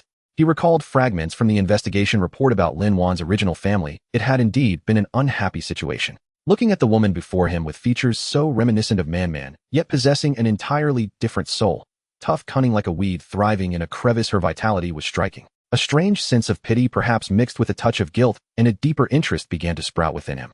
Enough, he waved a hand, cutting off his own thoughts. His tone softened. You're tired today. Go and rest. Tomorrow's negotiations, you'll come with me. Yes, Governor. Lin Wan's heart leaped with joy. She knew she had passed this test and gained access to core affairs. This meant more opportunities and greater profits. She bowed respectfully and turned to leave. Wait, Xin Yinzhou called her back. Lin Wan turned. Any further orders, Governor? He looked at her, his gaze profound, and suddenly asked a seemingly irrelevant question. That pickle jar of yours. Have you used it yet? Lin Wan's heart pounded, but her face remained impassive, even tinged with a hint of embarrassment. Not yet. I was planning to go to the market tomorrow for some coarse salt and radishes. Xin Yinzhou stared at her for a few seconds, then let out an enigmatic smile. Go ahead. Lin Wan didn't relax until she was back on the path to Elan Courtyard, a cold sweat breaking out on her back. What did that last smile and that question mean? Was he still suspicious of the painting jar? It seemed that painting's existence was a ticking time bomb. She had to find a way to dispose of it quickly. Back in her room, she bolted the door and summoned the system interface. Seeing the increased wealth value, her mood settled somewhat. The day had been perilous, but the gains were immense. Not only had she preliminarily secured the arms deal and earned emotional value points, but more importantly, she had further demonstrated her value to Xin Yinzhou, paving the way for larger operations. System Lin Wan asked internally, do you have any suggestions for a safe way to liquidate that Wu Daozi painting? For instance, are there any hidden reputable international black markets or top-tier collectors? The system scanned available channels based on the current era. Scanning complete. Potential safe channels detected. 1. Swiss Bank Anonymous Trust requires a special intermediary, high fees. 2. A certain reclusive wealthy family in the United States has a particular fondness for Eastern antique paintings, but extremely difficult to contact. 3. Await a specific auction, high risk, but may maximize value. It was recommended that the host prioritize accumulating more capital and connections and choose the timing carefully. Lin Wan nodded thoughtfully. There was no rush. For now, she should focus on securing the arms deal to earn her first pot of gold while continuing to mine the governor's mansion.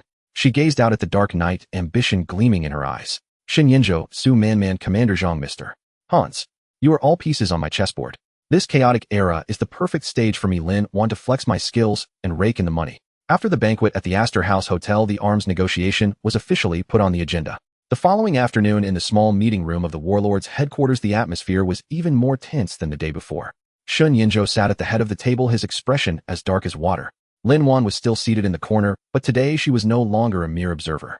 Before her lay a notebook and a fountain pen, giving her the appearance of a professional assistant, yet her ears were pricked high, catching every shred of information. The German representative, Herr Hans, arrived punctually with 2 attendants. After brief pleasantries, the 2 parties cut straight to the point. Governor Shun, Herr Hans said in accented Chinese, his demeanor far more businesslike than the previous night. Regarding the price of that batch of Mauser rifles, we believe, given the current international situation and transportation risks, the previously agreed unit price needs to be increased by 15%. Xinyan's gaze turned icy. He said nothing, his fingertips tapping lightly on the table. Secretary Li beside him immediately interjected. Her Hans, this increase is unreasonable. Commander Zhang's offered price is far more sincere than this, he said, attempting to apply pressure with a competitor. Her Hans shrugged, looking helpless. Commander Zhang has his advantages, such as geographical location. But if your side could be more flexible with the payment method, for instance, accepting a portion in gold or pounds sterling, the price might be negotiable. Lin Wan did a quick mental calculation. A 15% increase coupled with potential exchange rate losses would push the cost of this arms shipment far beyond Xinyan's budget. Moreover, paying with hard currency carried higher risks. Xinyan had clearly thought of this too. He remained silent, the pressure around him mounting. The negotiation reached a deadlock. Lin Wan knew it was her moment to step in. She cleared her throat softly, drawing everyone's attention. Her Hans, Lin Wan began in fluent English, her voice clear and calm, carrying a professionalism at odds with her concubine status. Regarding the price and payment terms, perhaps we can consider a different approach. Everyone looked at her in surprise, including Xinyan. He hadn't expected Lin Wan to interject voluntarily and in English. Her Hans raised an eyebrow with interest. Oh, what insightful suggestion does Miss Lin have? Lin Wan smiled slightly, neither humble nor pushy. Insightful is an overstatement.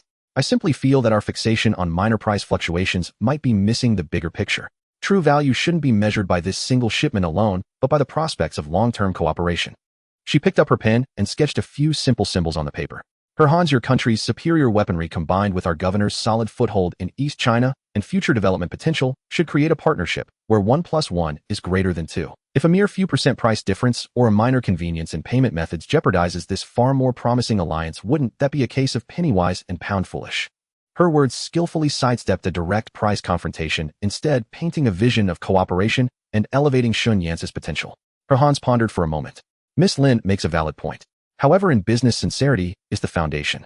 Commander Zhang, for instance, is willing to pay a 30% deposit up front. Lin Wan sneered inwardly. Where would bald Zhang get the money for a 30% deposit? It was surely a bluff. Yet her smile remained unchanged. A deposit shows the determination to purchase. But our governor can demonstrate his greater sincerity and strength in another way. She paused, then dropped a bombshell. For instance, we can commit to prioritizing the purchase of your trading firm's machinery, chemical raw materials, and other non-military goods over the next 3 years. Furthermore, we can assist your firm in opening up civilian commodity sales channels along the middle and lower reaches of the Yangtze River. This long-term stable trade volume would surely far exceed the profit from this single batch of rifles, wouldn't it? At these words, not only was her Hans moved, but Xinyan also looked at Lin Wan in shock. Opening up civilian sales channels along the middle and lower Yangtze. This was a colossal prize. The Germans had long sought to penetrate this market, but were consistently blocked by local powers and complex interest entanglements. If Xinyan could truly help achieve this, its value would indeed far exceed this arms deal. Ding. Detected target Xinyan generating extreme, shock, disbelief emotions. Emotional value 300. Detected secondary target Hans generating strong interest and greed emotions. Emotional value 200. Current total wealth 52950 silver dollars. Lin Wan was overjoyed inside, but maintained her composure. This idea had come to her in a flash of inspiration. Xinyan had the guns and the territory, but lacked money and equipment. The Germans had the technology and products, but lacked a market and channels. Combining the two was a match made in heaven. She had merely brought this potential immense benefit to the table ahead of time. Miss Lin, this proposal is highly constructive. Her Hans' attitude had noticeably warmed. He even leaned forward slightly. However, this requires your side to have sufficient control to ensure the channels remain unobstructed. Naturally, Lin Wan said, turning to Xinyan to hand the conversation back to him. Our governor's capabilities, her Hans, should be well known to you. The specific guarantees can be discussed in detail by professionals from both sides later. The urgent matter is to establish the basic framework of cooperation and sincerity. She skillfully passed the ball back to Xinyan, hinting that the arms price was the first step in demonstrating sincerity. Xinyan took a deep breath, suppressing the storm within him. He looked deeply at Lin Wan, his gaze indescribably complex. For the first time, he realized this woman wasn't just adept at clever schemes for making money. She possessed such a macro-level business vision and negotiating acumen. It was simply unbelievable. He quickly adjusted his mindset, taking over the conversation with a steady, powerful tone. Her Hans, what Lin Wan says is my intent. The civilian market in the 5 provinces of East China is not a difficult matter for me. Now shall we renegotiate the price of the rifles? The subsequent negotiation took a dramatic turn.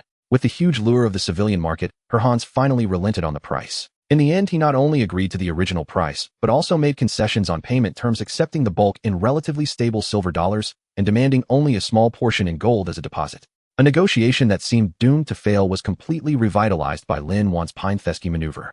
The two parties signed a preliminary letter of intent agreeing to sign the formal contract and pay the deposit 3 days later. Hans left contentedly with his attendants. Before leaving, he nodded approvingly at Lin Wan. Miss Lin, I look forward to our next collaboration. He had clearly come to see her as a vital communication bridge. The meeting room was left with only Shen Yenzhou and his people. The atmosphere was momentarily awkward.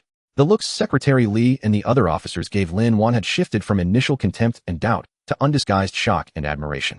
In all their years of dealings, they had never seen a German arms dealer be so agreeable. Shen Yenzhou sat at the head, his fingers drumming unconsciously on the table, his deep gaze fixed on Lin Wan for a long time, without speaking. Lin Wan felt a chill under his stare. She quickly lowered her head, fiddling with her notebook, while screaming internally, "System. Settle. Settle now." That brilliant negotiation just now must have maxed out the emotional value. Ding.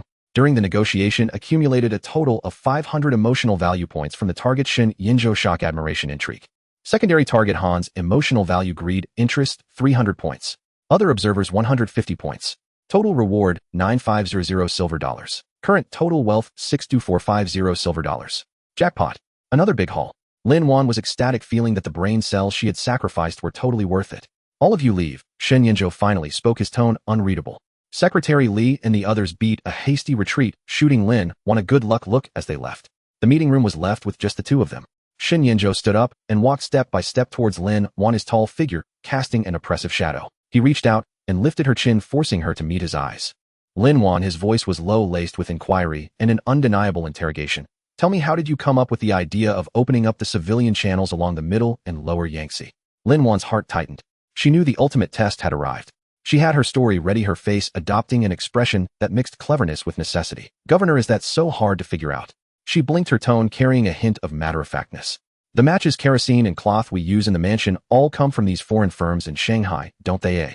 They surely want to sell to more places. And you, with your troops and guns controlling such a vast area, which local landlord or minor warlord would dare defy you? Isn't that a ready-made channel? She paused, revealing a crafty smile.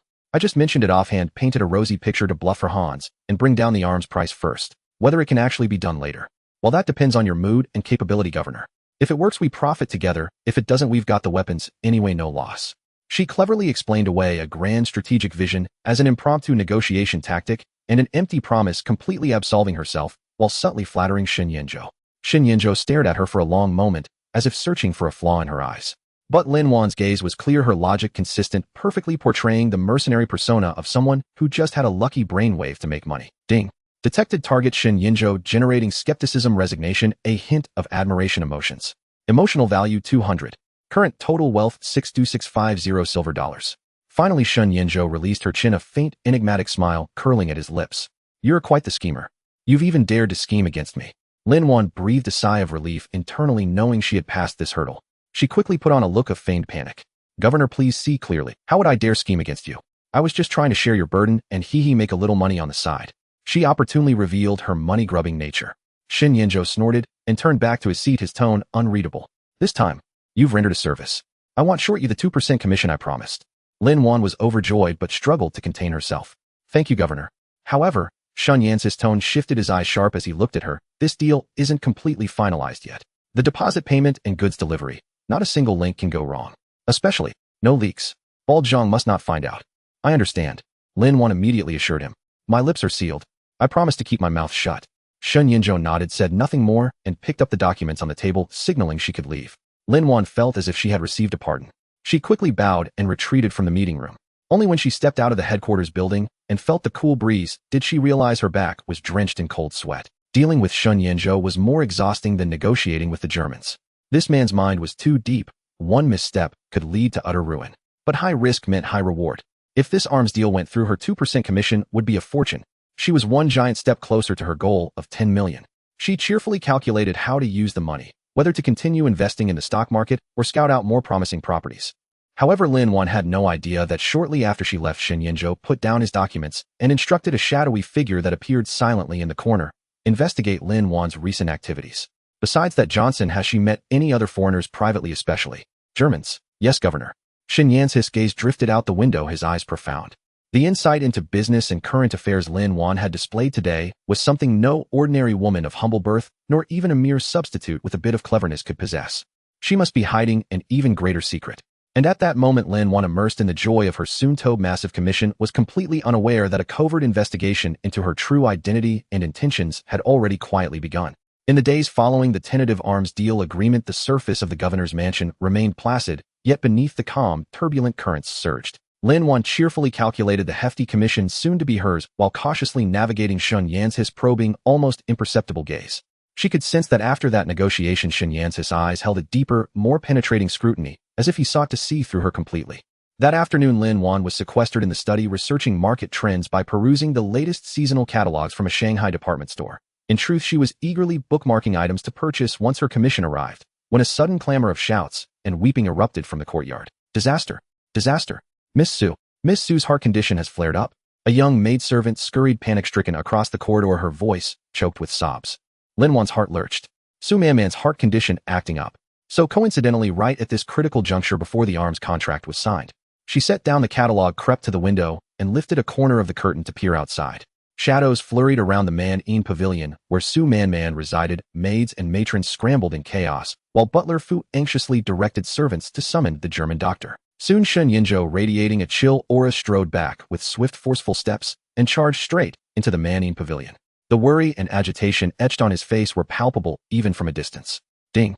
Detected target. Shen Yinzhou generating intense worry and anxiety emotions.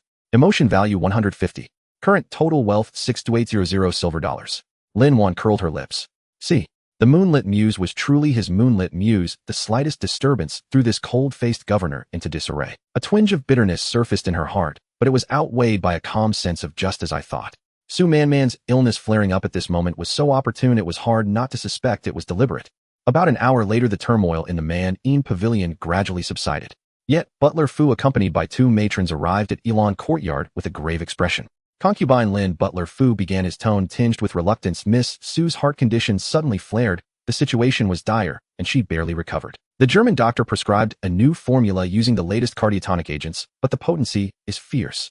It requires someone to test it first to ensure it's safe before Miss Su can take it. Lin Wan's heart plummeted. There it was. Again, a drug test. And at this sensitive moment, she suppressed the fury surging within her, masking her face with a perfectly calibrated expression of fear and concern. Butler Fu, this. Miss Su has just recovered and using such a potent medicine immediately. Wouldn't it be? And the drug test. She shrank back, feigning terror. Butler Fu sighed. The governor agrees as well. Miss Su's life is paramount. This medicine must be tested. Concubine Lin, what do you think? At that moment Shun Yinzhou approached from the direction of the Man-in Pavilion, his face darkened with gloom. He had evidently overheard Butler Fu's words. His gaze, icy cold, fell upon Lin Wan with an unyielding command. Prepare yourself. Test the medicine. No inquiry, no discussion. Only a frigid directive. As if her life in the face of Su Manman's health was utterly worthless. Lin Wan stared at Shun Yinzhou's matter-of-fact demeanor, and a blaze of defiance ignited within her. Why? Why must she always be the guinea pig? Just because she was an insignificant substitute. But she knew resistance was futile. Under the current circumstances the drug test was unavoidable. Since she couldn't escape, she had to maximize the benefits. She took a deep breath, quelled her anger, and lifted her head to meet Shen Yinzhou's gaze. Her eyes no longer held timidity, but an eerie calmness, a composure akin to a business negotiation. Governor Lin Wan's voice was clear and steady. I can take the drug test. After all, Miss Su's safety is paramount. Shen Yinzhou seemed mildly surprised by her compliance, his brow furrowing slightly. Lin Wan shifted her tone and continued, however, Governor, this medicine is no ordinary one. It's the latest cardiotonic agent, with risks far greater than the calming teas and heart-nourishing pills before. If things go wrong, it could mean a ruptured heart meridian and instant death. She paused, observing Shun Yinzhou's expression. Noticing a flicker in his eyes, she knew she had struck a nerve. Su Manman had just stabilized. If the medication was delayed due to complications from the test, he couldn't bear the consequences. Therefore, Lin Wan laid out her terms. This drug test cannot be as hasty as before. I require more professional medical supervision and detailed records of the drug's effects. Moreover, given the extreme risk to my life, the testing fee and risk compensation must be recalculated. She was putting a price tag on the drug test again. And at this moment of Su Manman's life and death crisis, Butler Fu and the nearby matrons gasped, staring at Lin Wan in disbelief. This concubine Lin sure had nerve. Shen Yinzhou's face instantly darkened, exuding a terrifying aura of menace. Lin Wan, is there anything else in your eyes besides money? Man is on the brink of death. Lin Wan met his furious gaze, without flinching, her tone even laced with a hint of mockery. Governor, precisely because I value my life and precisely because I know Miss Su's life is precious, we must be clear about this. If I drink this medicine blindly, and something happens to me, who will test it for Miss Su? Delaying her treatment would be far worse, wouldn't it? Her words, though seemingly reasonable, pierced like daggers. She had tied the necessity of the drug test to her own. How much do you want? Shen Yinzhou ground out through clenched teeth. Lin Wan raised 5 fingers, her voice resolute. 5,000 silver dollars. Paid in cash. And during the testing period, I must have the best medical care. If any discomfort arises, the medication must be stopped immediately, and I must receive full treatment. 5,000 silver dollars. It was an astronomical sum. Butler Fu's legs nearly gave way. Shen Yinzhou glared fixedly at Lin Wan, his chest heaving violently. He had never encountered a woman so greedy, so calm, and so adept at exploiting the situation. She dared to haggle with him over Man-Man's life. Ding. Detected target. Shen Yinzhou, generating extreme rage, coercion, helplessness, emotions. Emotion value peak 600. Current total wealth 63400 silver dollars. The notification of the massive emotion value influx steadied Lin Wan's heart. She knew Shen Yinzhou had capitulated. Because Su Man-Man's life was a gamble he couldn't afford to take. True to form, Shen Yinzhou closed his eyes, and when he opened them again, only icy fatigue and a trace of disgust remained. Fine. As you wish. Butler Fu, fetch the money. Adjutant Zhao summoned the German doctor for full supervision. Yes, Governor. Butler Fu and Adjutant Zhao, who had arrived upon hearing the commotion, promptly responded. Soon the banknotes for 5,000 silver dollars were placed in Lin Wan's hands. The German doctor Karl arrived hastily with his medical kit, wearing a peculiar expression at the sight of this cash-and-delivery drug test scenario. The medicine was brought in, still a pitch-black decoction emitting a strong, bizarre odor. Lin Wan clutched the banknotes, staring at the bowl, her heart pounding with trepidation. Could the system, though capable of item appraisal, accurately determine the toxicity of such a complex chemical concoction? System, scan this bowl of medicine. Is there any fatal risk? She urgently called out in her mind. Scanning. Complex composition containing cardiac glycosides and unknown stimulants. Overdose may cause arrhythmia, posing a certain risk.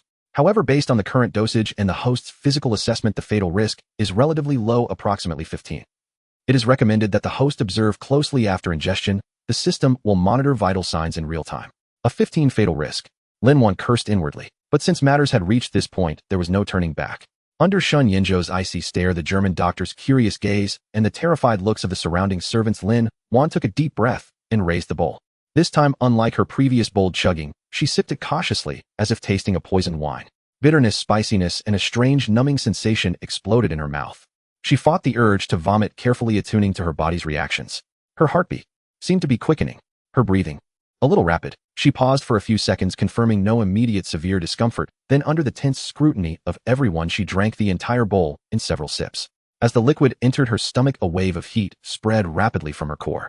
Her heartbeat accelerated, noticeably thumping loudly against her chest, and her cheeks began to flush. How do you feel? The German doctor Karl immediately stepped forward, using a stethoscope to check her heartbeat and examine. Lin Wan described her symptoms truthfully.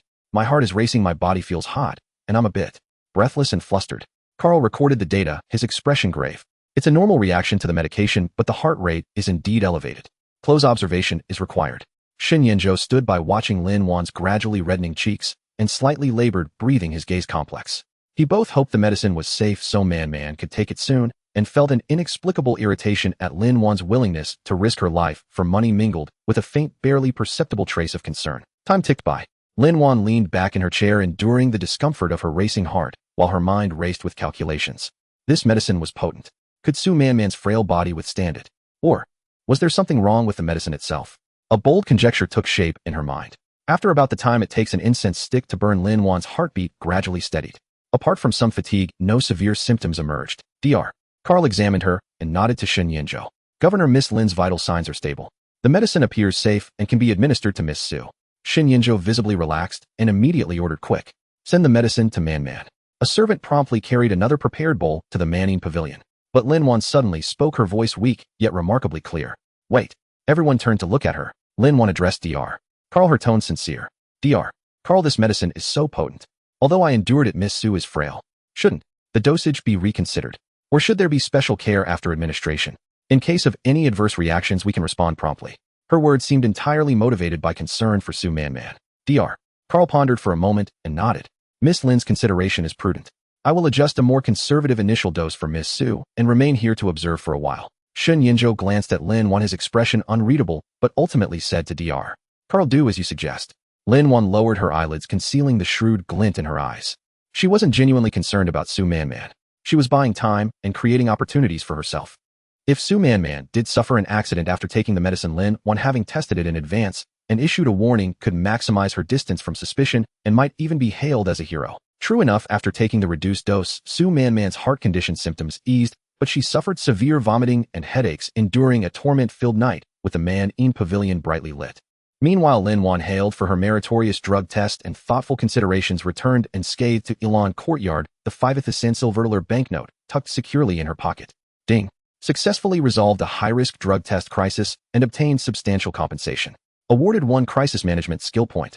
Current total wealth 68400 silver dollars. Listening to the system's notification, Lin Wan lay in bed still weary, but her heart brimming with elation.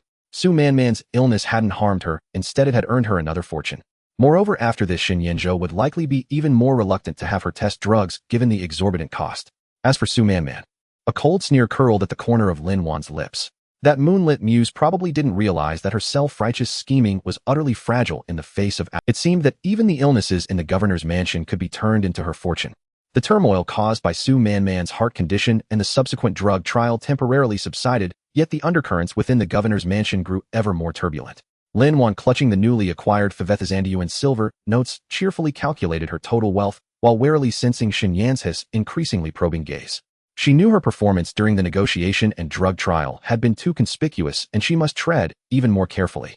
However, the tree may prefer calm, but the wind will not cease. The day for the official signing and payment of the arms deal finally arrived. The signing ceremony was held at the most luxurious Cathay Hotel in Shanghai, hosted by a German trading company with a grand banquet. This was not merely a commercial ritual, but a stage for various factions to flex their muscles and engage in. Naturally, Sun Yanzhou had to attend in person, and Lin Wan, as the hero of the previous negotiation and the person in the governor's mansion most adept at dealing with foreigners, was specifically ordered by Sun Yanzhou to accompany him. Tonight, stay out of trouble and keep your eyes sharp. Before departing, Xin Yanzhou, dressed in a tailored suit and adjusting his cuffs, coldly warned Lin Wan, "Bald Zhang will definitely send someone to cause trouble. Don't bring me any." Lin Wan, wearing a cheap how of precious fabric yet modest design that Sun Yanzhou had sent over, lowered her head and replied meekly, "Yes, Governor, I understand." In her mind, she thought, "Stay out of trouble. That depends on whether trouble comes knocking and whether there's profit to be made." In the banquet hall of the Cathay Hotel, lights blazed and glasses clinked. Military and political elites, business tycoons, and consuls from various nations gathered, forming a miniature spectacle of vanity. The moment Sun Yanzhou appeared, he became the center of attention. He led Lin Wan, exchanging pleasantries with Mr. Hans and others, his demeanor poised and his presence commanding. Lin Wan obediently followed behind him, playing the role of a decorative vase, but her eyes, like the most precise radar, swiftly scanned every person present, assessing their value and potential threat. Scanning the HSBC director, estimated wealth at 1 million silver dollars. Scanning a Green Gang leader wearing a jade thumb ring of considerable value. Scanning a suspected aide of Commander Zhang, eyes flickering with ill intent. So they've come. Lin Wan's heart grew alert. The signing ceremony proceeded smoothly. Xin Yanzhou and Mr. Hans signed the contract and exchanged documents before the witnesses. A large chest of gold bars serving as the down payment was brought forth, gleaming enticingly under the lights, drawing gasps of admiration. Just as everyone raised their glasses in celebration, the atmosphere seemingly harmonious, a lean, swarthy man, named who the aide of Commander Zhang, staggered over with a wine glass, a malicious grin on his face. "Governor Xin, congratulations. Such a big deal, you must be rolling in money." Aide who spoke loudly, deliberately drawing attention. "But I've heard. These goods, the arms, might not be so clean. I've heard. They're second-hand junk discarded from the European battlefields by the Germans. If they jam on the front lines and cost our brothers their lives, that wouldn't be pretty, would it?" At these words, the hall erupted in uproar. Second-hand arms. This was a colossal scandal. If true, not only would the arms be worthless scrap, but Sun Yanzhe's reputation would be ruined, potentially even inciting a mutiny. Mr. Hans' face turned ashen. He hastily defended in German slander. "This is outright slander. Our weapons are absolutely brand new." Sun Yanzhe's gaze turned icy, fixed on Aide Hu. "Aide Hu, you can eat carelessly, but you can't speak recklessly. Do you have any proof?" Aide Hu chuckled slyly, pulling a blurry photograph from his pocket and waving it in the air. "Proof. We took this at Tianjin port. The serial numbers on these guns match those on the scrapped list from Europe. The photo might be unclear, but it's enough to prove the point." The crowd grew restless, murmuring. Even those who had previously flattered Sun Yanzhou began to show suspicion. Sun Yanzhe's expression turned grim. He hadn't expected Bald Zhang to use such a despicable yet venomous trick. Such blurry evidence was the hardest to refute. Once the seed of doubt was planted, the consequences would be dire. Mr. Hans, drenched in sweat, offered repeated assurances, but they sounded feeble. Just then a crisp, calm voice broke the deadlock. "Aide, who could I take a look at that photo?" Everyone turned to see Lin Wan, who had somehow stepped forward, her face bearing just the right amount of curiosity and innocence. Aide, who was taken aback and sneered at her. "You. What could a woman like you possibly understand? Lin Wan unruffled smiled slightly. Who you're mistaken. Precisely because I'm a woman and know nothing about guns, I'm all the more curious. I just want to see what this photo that can prove hundreds of thousands of silver dollars worth of arms or scrap metal actually looks like. Just to broaden my horizons. Her words were reasonable, tinged with a woman's curiosity, making it hard to refuse. Shen Yinzhou frowned, but didn't stop her. Who hesitated, thinking the photo was too blurry for her to see anything, then haughtily handed it over. Go ahead. Look closely. Lin Wan took the photo and pretended to examine it intently. In truth, she didn't need to see clearly. The system in her mind had already provided the answer. Ding. Scanning photo content. Image has been digitally manipulated. The serial number area is a later composite with obvious pixel inconsistencies. Confirmed as forged evidence. Lin Wan's heart steadied. It was indeed a setup. She turned the photo over and over her brow, furrowing deeper, muttering to herself, strange. Very strange. Who grew impatient. What's so strange? The evidence is solid. The evidence is conclusive. Lin Wan looked up at who, her eyes as pure as a schoolgirl's. Who, I just think. The wood grain on the gunstock in this photo doesn't quite match the grain on the box next to it. Look here, it's clearly disconnected. And this serial number, the edges are too sharp, completely out of place with the blurry surroundings. Could this photo be pieced together from two different pictures? She used the simplest language to describe the most professional flaws in image forgery.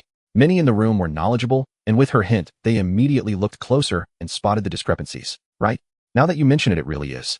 The serial number looks pasted on. Who, where did you get this photo? Public opinion reversed instantly. Hu's face turned deathly pale, cold sweat pouring down. He stammered, You're talking nonsense. What do you know? But Lin Wan ignored him, turning to Mr. Hans, and speaking in fluent English. Mr. Hans, it seems someone has deliberately forged evidence to sabotage our cooperation. I believe your trading company must have kept complete, clear archives and photos of this batch of arms from production to shipment. Why not send someone to fetch them now and display them publicly to set the record straight and silence those with ulterior motives? Mr. Hans, snapping out of his daze, nodded repeatedly. Yes. We have a full set of archives. They're in the office. They'll have someone fetch them immediately. Shen Yinzhou looked at Lin Wan, his eyes filled with incredulous shock and an indescribable admiration. In such a short time, she had found the flaw and proposed the most effective countermeasure. This sharp observation and on-the-spot adaptability were simply terrifying. Ding. Detected target Shen Yinzhou, generating extreme shock, admiration, relief, emotions, emotion value, 800. Detected secondary character who, generating panic, despair, emotions, emotion value, 300. Detected numerous bystanders, generating surprise, admiration, emotions, emotion value, 500. Total reward 1600 silver dollars. Current total wealth 84400 silver dollars. Seeing the situation turn against him, who tried to slip away but was immediately detained by Shen Yance's guards. A meticulously planned conspiracy was effortlessly dismantled by Lin Wan's few words. The banquet's atmosphere reignited, with everyone congratulating Shen Yinzhou on having such a talented person by his side. Mr. Hans was especially grateful to Lin Wan, immediately offering an additional 2% discount as thanks. Shen Yinzhou watched Lin Wan, who remained composed amidst the crowd, his mind churning. This woman surprised him time and again. She was greedy, cunning, yet always showcased astonishing value. He suddenly felt that perhaps treating her merely as a substitute or a tool for profit was a tremendous waste. Meanwhile, Lin Wan, while fending off compliments, calculated in her mind how many silver dollars Mr. Hans promised 2% discount would amount to. Indeed, the greater the risk, the higher the reward. This arms deal was incredibly worthwhile. However, she failed to notice that in a secluded corner on the second floor of the banquet hall, a pair of sinister eyes were fixed on her, filled with venom and murderous intent. It was Su Man. She had somehow arrived at the banquet and witnessed everything that had just transpired. Watching Lin Wan steal the spotlight and seeing the undisguised admiration in Shen Yance's eyes, Su Man clenched her fists so tightly that her nails dug deep into her palms. Lin Wan, just wait. I won't let you revel in glory for long. The turmoil at the arms banquet catapulted Lin Wan to fame, yet it also thrust her into the glaring spotlight of every faction's scrutiny. Returning to the governor's mansion, she could distinctly sense the increased covert gazes from the shadows, especially from Su Man's camp, their eyes dripping with venomous resentment, as if it had coalesced into a tangible force. Shen Yance's attitude toward her grew increasingly ambiguous. He still had her verify some trivial accounts, but barred her from accessing core military affairs and finances. The rewards remained generous, yet the probing, scrutinizing gaze made Lin Wan feel as if needles were pricking her back. She knew Shen Yinzhou had grown suspicious. Her previous performance had been too extraordinary, whether it was her tactics at the negotiation table or her keen eye in uncovering the forged photograph. All surpassed the capabilities of a mere stand-in. Warning. Detected a decline in target Shen Yinzhou trust level, heightened alertness. The host's recent actions have aroused deep suspicion. Proceed with caution to avoid exposing the system's existence. The system's warning chimed in at just the right moment. Lin Wan rubbed her temples in irritation. Of course, she knew she had to be cautious, but opportunities to amass wealth were fleeting. Watching a mountain of gold and silver slip through her fingers without acting was worse than death itself. Moreover, that sickly Su Man had been quiet for a few days after the last medicine trial incident. Who knew if she was brewing another scheme? She had to find a new safe source of income quickly, and one that could plausibly explain where her money came from. That afternoon, while Lin Wan was verifying a batch of cloth procurement accounts, Butler Fu hurried over with a troubled and anxious expression. Lady Lin, forgive the interruption. There's a problem in the storeroom. Lin Wan's heart stirred.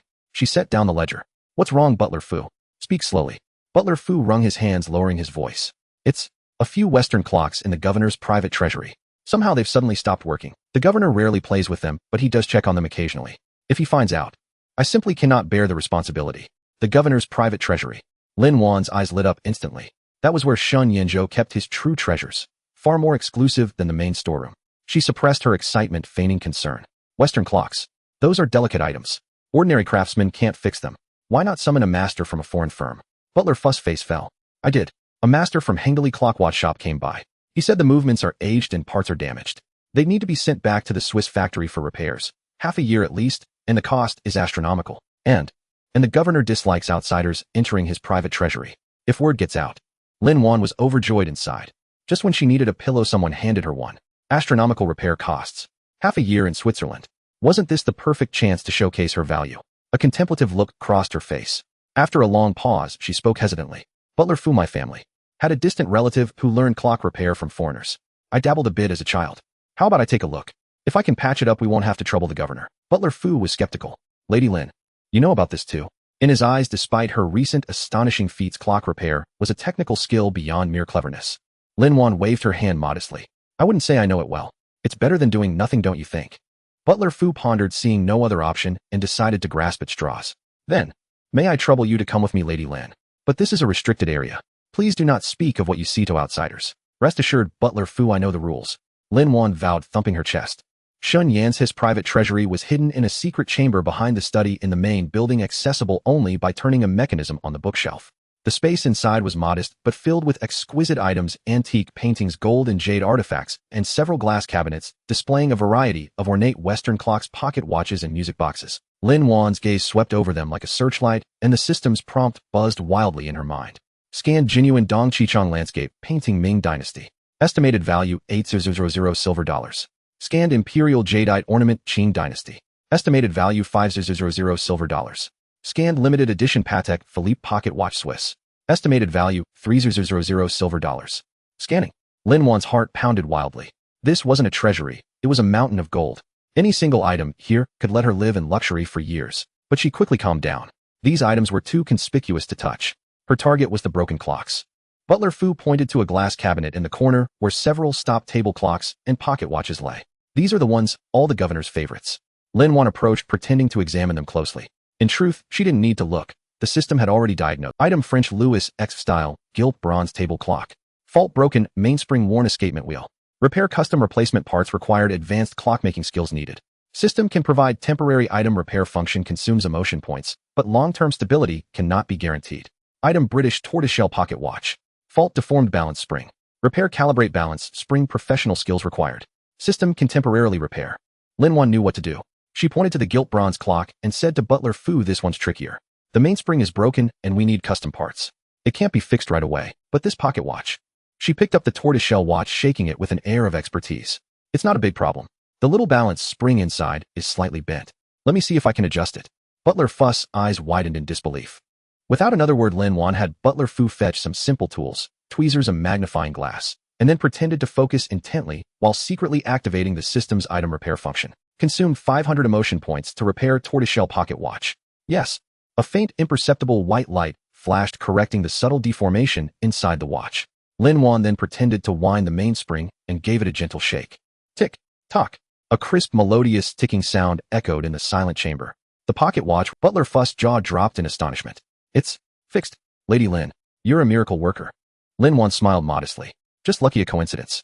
Inwardly, she calculated that the 500 emotion points were well spent. Not only had she resolved the immediate crisis, but more importantly, she had opened a new avenue for wealth, using the system's repair function to legitimately earn rewards. True to form, Butler Fu, excited, immediately thought of more.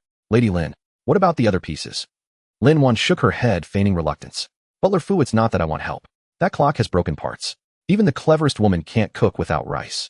We need a specialized craftsman to make custom parts. However, she changed her tone. I do know an old master with exceptional skill, though he's eccentric and charges high fees. He never shows his face and only takes jobs from regular clients. How about I ask around for you? She was laying the groundwork for her future repair business. By attributing the credit to a non-existent old master, she could explain her keen eye, conceal the system's existence, and pocket the difference. At this point, Butler Fu was utterly in awe of Lin Wan. Yes. He'll leave it all to you, Lady Lin. Cost is no issue, as long as the governor's cherished items are restored. Lin Wan nodded. Alright, I'll contact that old master soon. But Butler Fu, you must keep this confidential. Especially don't let the governor know in the one making the connection. That old master doesn't like dealing with officials. I met him by chance. Understood. I'll keep my lips sealed. Butler Fu promised repeatedly. Just as they stepped out of the private treasury, they ran into Shun Yinzhou returning from outside. Seeing Lin Wan emerging from the study's secret chamber, his brows furrowed immediately. What are you doing here? Startled, Butler Fu quickly stepped forward to explain, recounting the clock damage and Lin Wan's coincidental repair of a pocket watch. Naturally, he omitted the part about the old master, saying only that Lady Lin had learned some skills before and had luckily fixed one. Xin Yan's gaze fell on Lin Wan, deep and unfathomable. You know how to repair clocks too? Lin Wan lowered her head, adopting a demure demeanor. I dabbled a bit as a child following a relative. Just the surface. That watch happened to have a simple problem. Xin Yinzhou said nothing. He walked over to the repaired pocket watch, picked it up, and examined it closely. The timekeeping was precise. He turned his gaze back to Lin Wan, his probing eyes even deeper. This woman. She could appraise antiques, negotiate, and repair delicate Western clocks. Just how many secrets? Ding. Detected target. Xin Yinzhou, generating strong, probing suspicion, interest, emotions. Emotion points 400. Current total wealth 84800 silver dollars. Lin Wan was secretly thrilled. Suspect, be curious. The more you can't figure me out, the more emotion points I earn. Once I turn all the troubles in your private treasury into shiny silver dollars, let's see if you still doubt me. Xin Yinzhou was silent for a moment, then suddenly said to Butler Fu, since she knows a skilled old master, get in touch quickly and have the other pieces repaired too. Take whatever funds are needed from the accounts. With that, he shot Lin Wan a deep look and turned to leave. Lin Wan watched his retreating figure, a sly smile curling at the corners of her lips.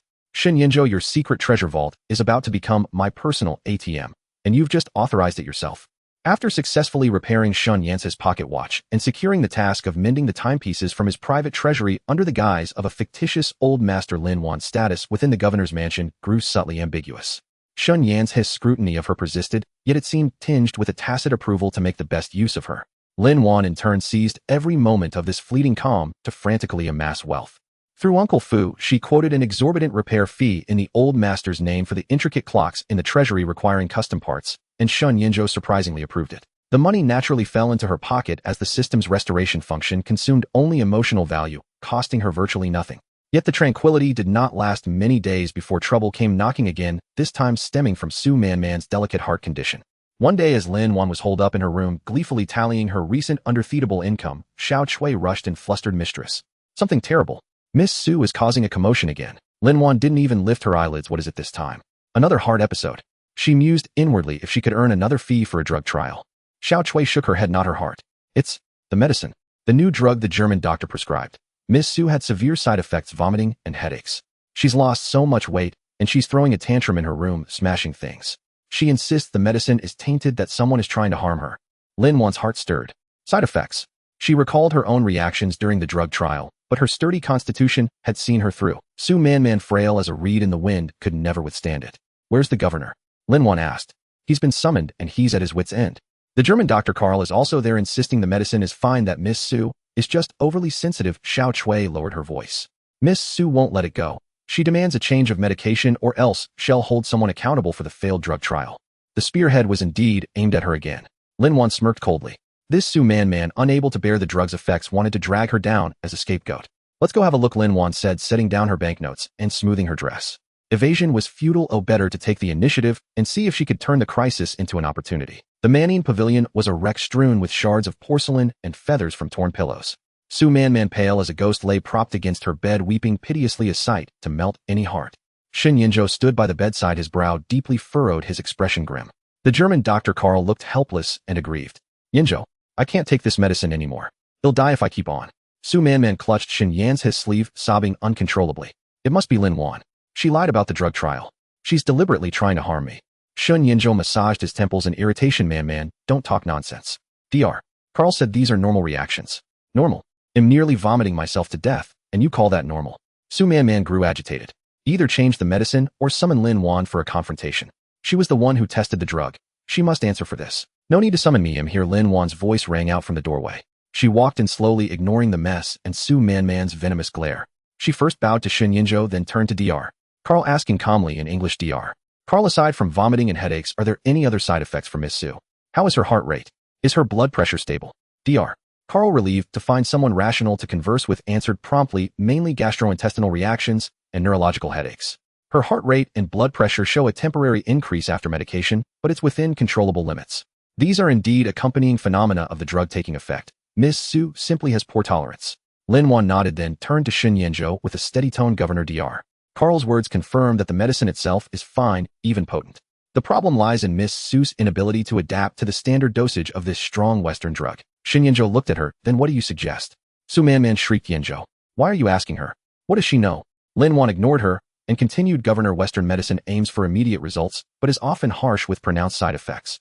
Our traditional Chinese medicine, however, emphasizes balance and gentle regulation.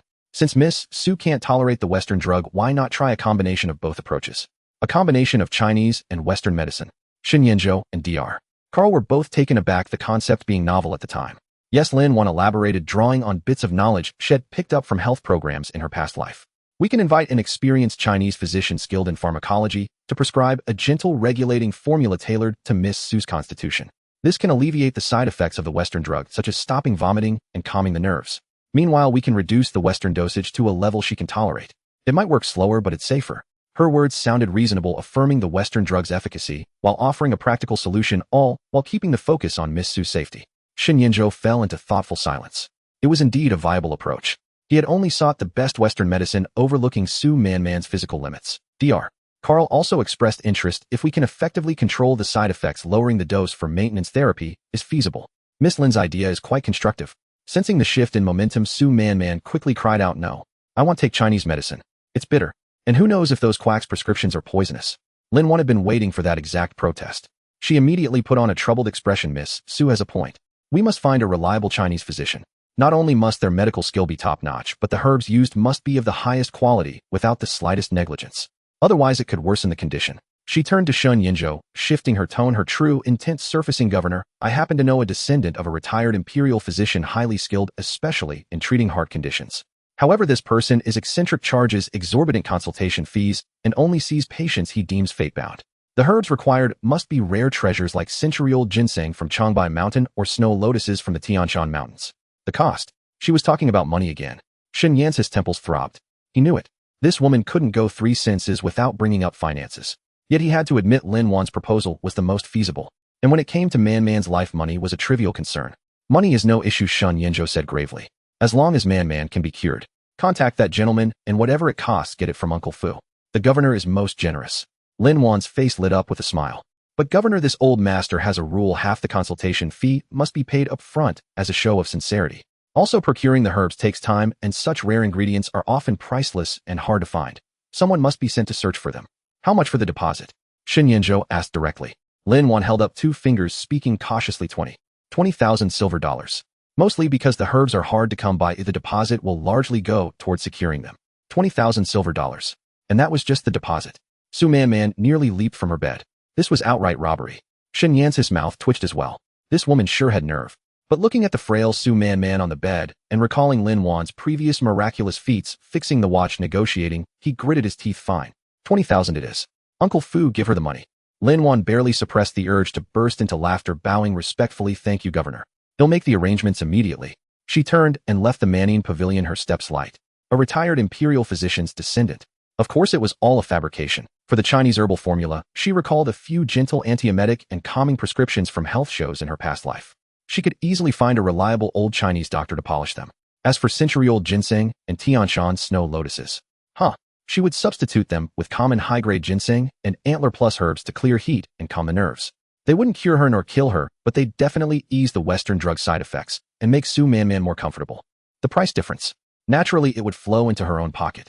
Moreover, she had successfully transformed Su Man's troublesome medical issue into a sustainable project, allowing her to continuously milk Shen Yinzhou for money under the pretext of purchasing rare herbs or expert follow-ups.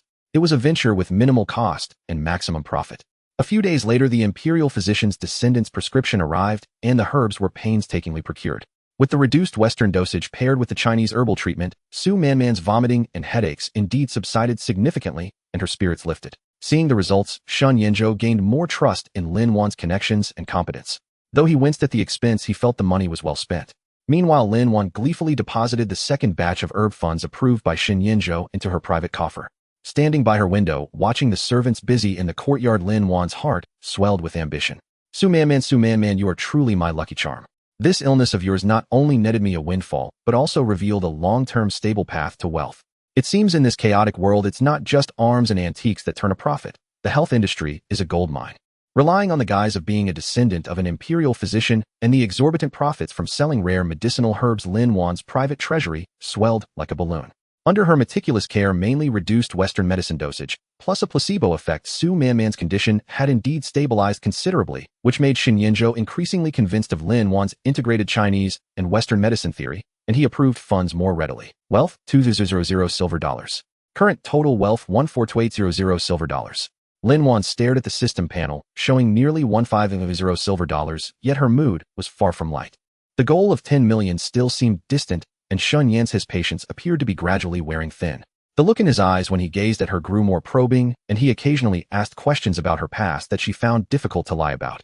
What unsettled her even more was that although Su Manman had quieted down, the venomous resentment in that woman's eyes had never faded, lurking like a coiled viper. Lin Wan knew this calm was only temporary, a greater storm was brewing. Sure enough, that afternoon, Butler Fu rushed in with a panicked expression, reporting that the Western clocks in the military governor's private treasury had stopped working one after another just days after being repaired and returned by the old master craftsman. Mistress, what shall we do? The governor just asked about them and this old servant. This old servant nearly died of fright. Butler Fu paced anxiously. Lin Wan's heart skipped a beat. Was the system's repair function only temporary? Or had someone tampered with them? Her first suspicion fell on Su Manman. That woman was absolutely capable of such a spiteful act that harmed others without benefiting herself. She forced herself to stay calm. Don't panic, Butler Fu. It might just be a common problem with aging mechanisms. They'll go consult the old master craftsman again. However, misfortunes never come singly. Before she could find the old master craftsman, Xiao Chui ran in with a pale face, her voice trembling. Mistress, something terrible. Outside. Everyone is saying that you've been selling arms for personal gain. They also say you have an improper relationship with that German Mr. Hans. Lin Wan's teacup crashed to the floor, shattering into pieces. Arms trafficking. That was a crime punishable by death. And an improper relationship with Hans. Someone was clearly trying to destroy her. Where did these rumors come from? Lin Wan demanded harshly. From Manning Pavilion. And some people claim they saw you meeting privately with someone sent by Mr. Hans. Xiao Chui was on the verge of tears from fear. Su Manman. It was her indeed. Lin Wan trembled with rage. That woman, unable to win Shen Yan's heart herself, wanted to use such despicable means to ruin her. Just then, heavy, orderly footsteps sounded from outside the courtyard. Deputy Zhao appeared at the entrance with a squad of fully armed soldiers, his expression grim. Mistress Lin. Deputy Zhao's voice was devoid of emotion. The governor requests your presence in the council hall immediately. What was destined to come had finally arrived. Lin Wan took a deep breath, knowing this was a matter of life and death. She quickly calmed herself, her mind racing. Fighting Hedon was out of the question, as she had to find a way to turn the tables. Very well, I'll go right away. Lin Wan smoothed her dress, her face betraying no panic. She even offered Deputy Zhao a faint, slightly aggrieved smile. Deputy Zhao, do you know which wretched soul is spreading such lies about me? When we see the governor, you must speak a few fair words for me. Deputy Zhao was taken aback by her unusual composure and mumbled a vague response. Inside the council hall, the atmosphere was murderous. Shun Yinzhou sat in the main seat, his face as dark as water, his gaze icy enough to freeze anyone. On the table before him lay the clocks that had stopped again, along with several photos that seemed to be evidence. Blurry images showing Lin Wan secretly meeting a man in a foreign firm uniform, actually a medicinal herb dealer, for what she claimed was purchasing supplies. Su Manman sat to the side, dabbing her eyes with a handkerchief and sobbing softly, playing the victim, but a flicker of triumph gleamed in her eyes. Lin Wan. Shun Yan's voice was like tempered ice. Do you have anything to say for yourself? Lin Wan walked to the center of the hall, first glancing at the clocks, gaining confidence. She raised her head, meeting Shun Yan's scrutiny, with a calm gaze showing neither panic nor defense. Instead, she asked a seemingly irrelevant question. Governor, which do you think is more important? These lifeless objects, or a living person who can continuously generate military funds and stabilize your rear? Shen Yinzhou frowned. What do you mean? Lin Wan didn't answer. Instead, she turned and walked to Su Manman, leaning slightly forward with a tone of concern. Miss Su, you look much better. It seems that prescription from the imperial physician's descendant is indeed effective. Do you still suffer from heart palpitations at night? Is your sleep peaceful now? Su Man was caught off guard by the question and instinctively replied it's much better. Lin Wan nodded, then turned to Shun Yinzhou, declaring loudly, Governor, please see clearly. Since entering your household, I have been diligent and conscientious. You ordered me to test the medicine, and I did. Though I took payment, I ensured Miss Su's medication was safe. You ordered me to participate in the arms negotiations, and I went, saving you tens of thousands of silver dollars and opening up civilian channels. You ordered me to manage the private treasury and arrange for the clock repairs. Though they broke again, I did my best. As for those outside rumors. She suddenly raised her voice, pointing sharply at the photos on the table, her gaze piercing as she looked at Su Man. The man in this photo is the assistant who procures medicinal herbs for me. Miss Su, surely you recognize him. Every dose of medicine you've taken was purchased through him. Now that your health has improved, do you intend to burn the bridge and slander the very person who has been toiling for you? Or is it that you were never truly ill and simply can't bear to see anyone capable by the governor's side? This barrage of counter-questions struck Su Man like rapid fire, catching her completely off guard. She hadn't expected Lin Wan not only to avoid defending herself, but to turn the accusation directly toward her feigning illness. You're spouting blood. Su Man trembled with fury, pointing at Lin Wan and sobbing to Shun Yinzhou. Look at her. She's done wrong, and now she's framing me. Shun Yinzhou watched the scene unfold, his brows tightly knitted. Though bold, Lin Wan's words were all reasonable. She had indeed done much for him, and had genuinely improved Man's condition. And those so-called evidences upon closer scrutiny were riddled with holes. Could it be that Man was actually framing her? Just then Lin Wan did something no one expected. She suddenly pulled a thick ledger from her bosom and presented it with both hands to Shun Yinzhou. Governor, this is a complete record of every financial transaction I've handled since entering your household. Every item, every detail crystal clear, including the fees for medicine testing, negotiation commissions, herb purchases, and even the cost of repairing the clocks. For every income, I've noted the source. For every expense, I've stated the purpose. You can verify it yourself. Her gaze was candid, her voice resolute. I, Lin Wan, love wealth, but I obtain it through proper means. Every coin I earned came from my own skills and labor.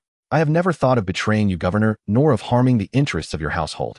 If you find me an eyesore or believe those slanders, I can leave right now. But I ask you, Governor, in consideration of past efforts to settle what is due to me. She was retreating to advance, using absolute candor to counter the conspiracy. Shun Yinzhou looked at the thick ledger with its neat handwriting, then at Lin Wan's clear, feigned, and stubborn eyes, and his suspicion instantly wavered. Would someone plotting to betray him keep such meticulous records of every transaction? He took the ledger, flipped through a few pages, and found it indeed well organized with precise amounts. He even saw that she had recorded the rewards he had given her. At that moment, Shun Yance's heart was a mix of emotion. He realized he had never truly understood this woman. She was greedy, but openly so. She was cunning, but never harmed his core interests. She was even, to some extent, more trustworthy than the seemingly fragile Man. Ding. Detected target. Shun Yinzhou, generating intense shock, guilt, reevaluation emotions. Peak emotion value 1,000. Current total wealth 152800 silver dollars. Seeing Shun Yance's expression soften, Su Man grew frantic and shrieked, Yinzhou, don't believe her. This is a trick to lure you in. No matter how beautiful her accounts are, they can't hide the fact that she's colluding with outsiders. Lin Wan sneered, turning to Su Man with an icy glare. Miss Su, you say I'm colluding with outsiders. Then I ask you, if I were truly colluding with Mr. Hans, why would I help the governor drive down arms prices? If I were embezzling, why are the accounts clear and every penny accounted for? As for you, you constantly claim to suffer from a severe heart condition, yet you have the energy to have me followed, take photos, and spread rumors. Is your illness real or fake? The final question struck like a thunderbolt, draining the color from Su Man's face and leaving her speechless. Shun Yinzhou snapped his gaze towards Su Man, his eyes filled with shock and disappointment. He was no fool. Lin Wan's words were like a key, unlocking the doubts that had lingered in his heart. Man's illness and the timing of its attacks always seemed so convenient. Enough. Shun Yinzhou slammed the table, his voice hoarse and weary. All of you shut up. He took a deep breath, casting a complex glance at Lin Wan, then a disappointed one at Su Man. Finally, he waved at Deputy Zhao, escort Miss Su back to Manning Pavilion. She is not to set foot outside the courtyard without my orders. Lin Wan, you stay? This was a de facto house arrest for Su Man, while Lin Wan was kept behind. Su Man stared at Shun Yinzhou in disbelief, wailing as she was dragged away. Only Shun Yinzhou and Lin Wan remained in the council hall. He walked up to her, looked at her for a long moment, then finally spoke, his voice carrying a barely perceptible hoarseness. Do you really want to leave? Lin Wan breathed a sigh of relief, internally knowing the crisis had been temporarily averted, but the act had to be maintained. She lowered her head, her tone laced with just the right amount of grievance and detachment. Since you don't trust me, Governor, what point is there in my staying? I'd rather take what I've earned and find a place to live out my days in peace. Shen Yinzhou looked at her downcast eyes, recalling her fierce arguments moments ago, and the inexplicable irritation and reluctance within him grew stronger. He found himself afraid that she might actually leave. Who said I don't trust you? He suddenly reached out, lifting her chin to force her to meet his gaze, his eyes deep and intense. I've seen the ledger. You did very well. His tone held an unprecedented gentleness, even a clumsy attempt at reassurance. Lin Wan sneered inwardly. Now you appreciate me. What took you so long? But outwardly she remained indifferent. You flatter me, Governor. It was my duty. Shen Yinzhou felt a tightness in his chest at her unyielding demeanor. He released her hand, turned to face the window, and after a moment of silence, suddenly said, the profit share from the arms deals from now on in. Part of the household's external procurement and purchasing will be your responsibility. You'll take 30% of the profits. This was a grant of greater power and wealth. Lin Wan was ecstatic inside, but on her face, she only showed slight surprise before bowing respectfully. Thank you for your trust, Governor. I will not let you down. Yet deep in her lowered eyes a sharp glint flickered. Shen Yinzhou, do you think a few sweeteners will keep me here? You're wrong. After this turmoil, she fully understood that staying in the governor's mansion by Shen Yance's side was like dancing on a blade's edge. Disaster could strike at any moment. Su Man would not give up, and Shen Yance's trust was fragile. She had to accelerate her plans. Not to flee with the money, but before leaving to leverage this new opportunity Shen Yinzhou had given her to command the resources of the entire governor's mansion and earn that 10 million silver dollars. Her goal was never just Shen Yance's private treasury, but the vast web of wealth that he represented. The veins of fortune in this chaotic era. After the upheaval in the council hall, the atmosphere within the governor's mansion grew eerily tranquil. Su Man was under house arrest in the mansion of melodies, her former arrogance extinguished. Lin Wan, on the other hand, with her flawless ledger and a stirring speech, not only cleared her name, but also secured greater authority from Shen Yinzhou, control over the profit distribution from the arms trade, and some external procurement for the estate. Power meant more room for profit. Lin Wan threw herself into a frenzy of work. She spent her days buried in the study, either verifying every final payment from arms deals or scrutinizing procurement lists, seeking opportunities to optimize, skim, or develop, take kickbacks. Too busy to rest. Wealth 5,000 silver dollars, first profit share from arms. Total wealth 157,800 silver dollars. Wealth 800 silver dollars, procurement optimization surplus. Total wealth 158,600 silver dollars. Hearing the system's pleasant chime, Lin Wan felt even the air grow fresher. As for Shen Yinzhou, that ATM machine and nominal boss. As long as he didn't hinder her money-making, she could temporarily ignore his existence. However, Shen Yinzhou couldn't ignore Lin Wan. He realized that since granting her more freedom, he saw her less and less. Occasionally encountering her in the mansion, she'd be clutching a stack of ledgers or documents, hurriedly bowing with a phrase like, Governor, the third batch of arms payment has arrived. I'll report the details shortly. Or I found a better supplier for the new batch of military fabric, saving 10% of the budget, then darting away, as if fleeing a plague. Her eyes were clear, her tone professional, her demeanor respectful, flawless in every way. Yet Shen Yinzhou felt deeply unsettled. It was like raising a cat that once ignored you and you got used to it. Then suddenly it stopped even bothering to ignore you, treating you as if you were its eyes only on the amusement of its own tail tip. This utter disregard left the governor, accustomed to controlling everything, inexplicably stifled. One evening, after handling military affairs, Shen Yinzhou found himself wandering to the Yilan courtyard. The courtyard was silent save for the lit study. Through the half-open window, he saw Lin Wan hunched over a desk, one hand rapidly clicking an abacus, the other scribbling notes, a hint of a satisfied smile on her lips. It was the expression she wore only when counting money. Shen Yinzhou's face darkened instantly. He pushed open the door and entered. Lin Wan was in the middle of a critical calculation. Hearing the noise, she waved a hand impatiently. Without looking up, Xiao Cui, didn't I say not to disturb me? Let me finish this account first. What account is more important than this, Governor? Shen Yinzhou's icy voice cut in. Lin Wan jumped, misaligning the abacus beads. She looked up, saw Shen Yinzhou, quickly stood, and her face instantly shifted into a professional, respectful smile. Governor. What brings you here? Just send word, and I'll come to you. Seeing her change her expression faster than turning a page, Shen Yinzhou's anger flared even more. He walked to the desk, glanced at the open ledger with its dense figures that dazzled and vexed him. Is the profit from the arms trade so captivating? He sneered. Lin Wan blinked, her tone matter-of-fact. Governor, isn't making money only natural? Especially big money. She pointed at the ledger. Look, just this first share nets us 5,000 silver dollars. There's more to come, and the civilian channels are starting to yield returns. That's pure silver, you know.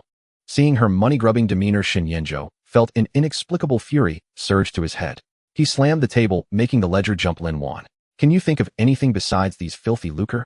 Lin Wan was startled, looking at him bewilderedly, and asked cautiously, Governor, are you troubled by something? Is Commander Zhang of Jiangbei causing trouble again? Or is the military pay short?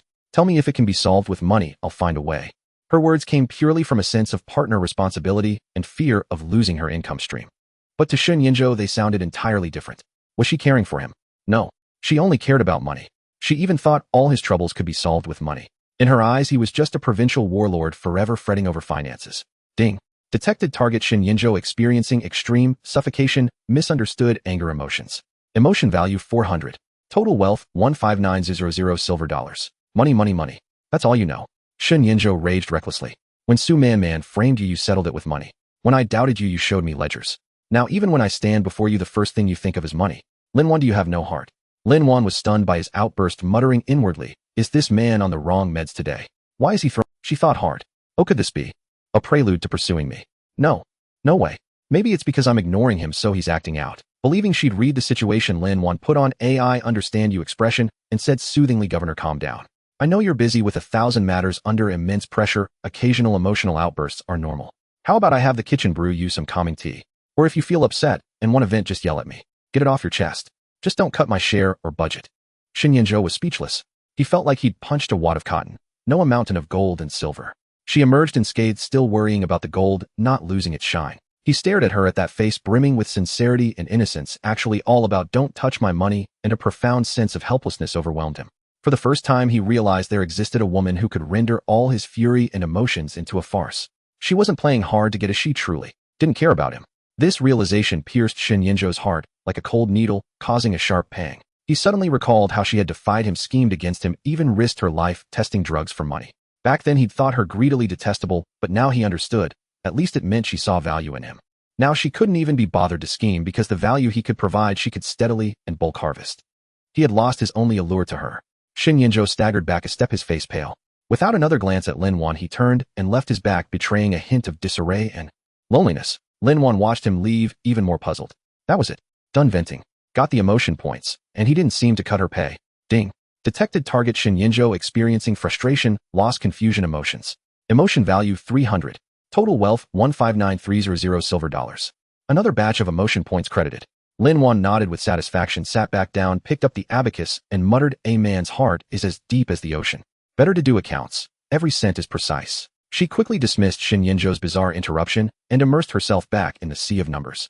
Little did she know the man she'd labeled an ATM machine was standing under the cold moonlight for the first time, earnestly pondering a question he'd never considered. How could he make a woman who only saw money see something beyond it? Like him. Shun Yan's inexplicable fury and hasty retreat that night did not stir much turmoil within Lin Wan.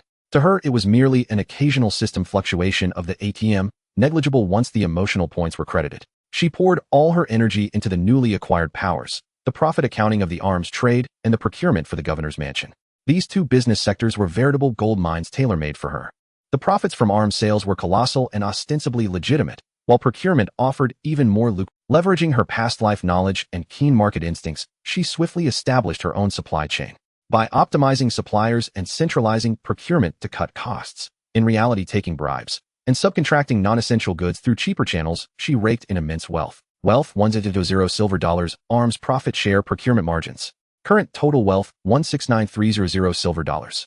Watching her wealth steadily approach 200,000, Lin Wan was brimming with motivation. She even began to plan how to leverage Shun Yan's channels to venture into more profitable fields such as pharmaceuticals and energy.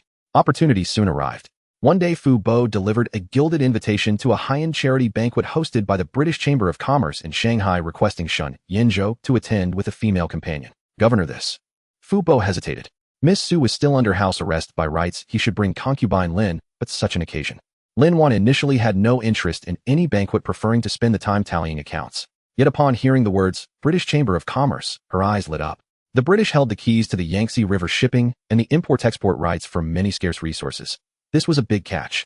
She immediately set down the ledger, her face breaking into a warm smile. Fu Bo, for such a diplomatic occasion, the governor indeed needs someone who understands protocol and knows how to socialize. Miss Su is unwell. Why not let me go? I promise not to embarrass the governor. Shun Yinzhou happened to walk in just then, and upon hearing her words, he paused mid-step. He looked at her sparkling eyes so full of calculation and saw right through her. She wasn't eager to accompany him. She had her eyes set on the business opportunities at the banquet. A mix of irritation and amusement welled up within him. He found himself growing accustomed to her mercenary nature.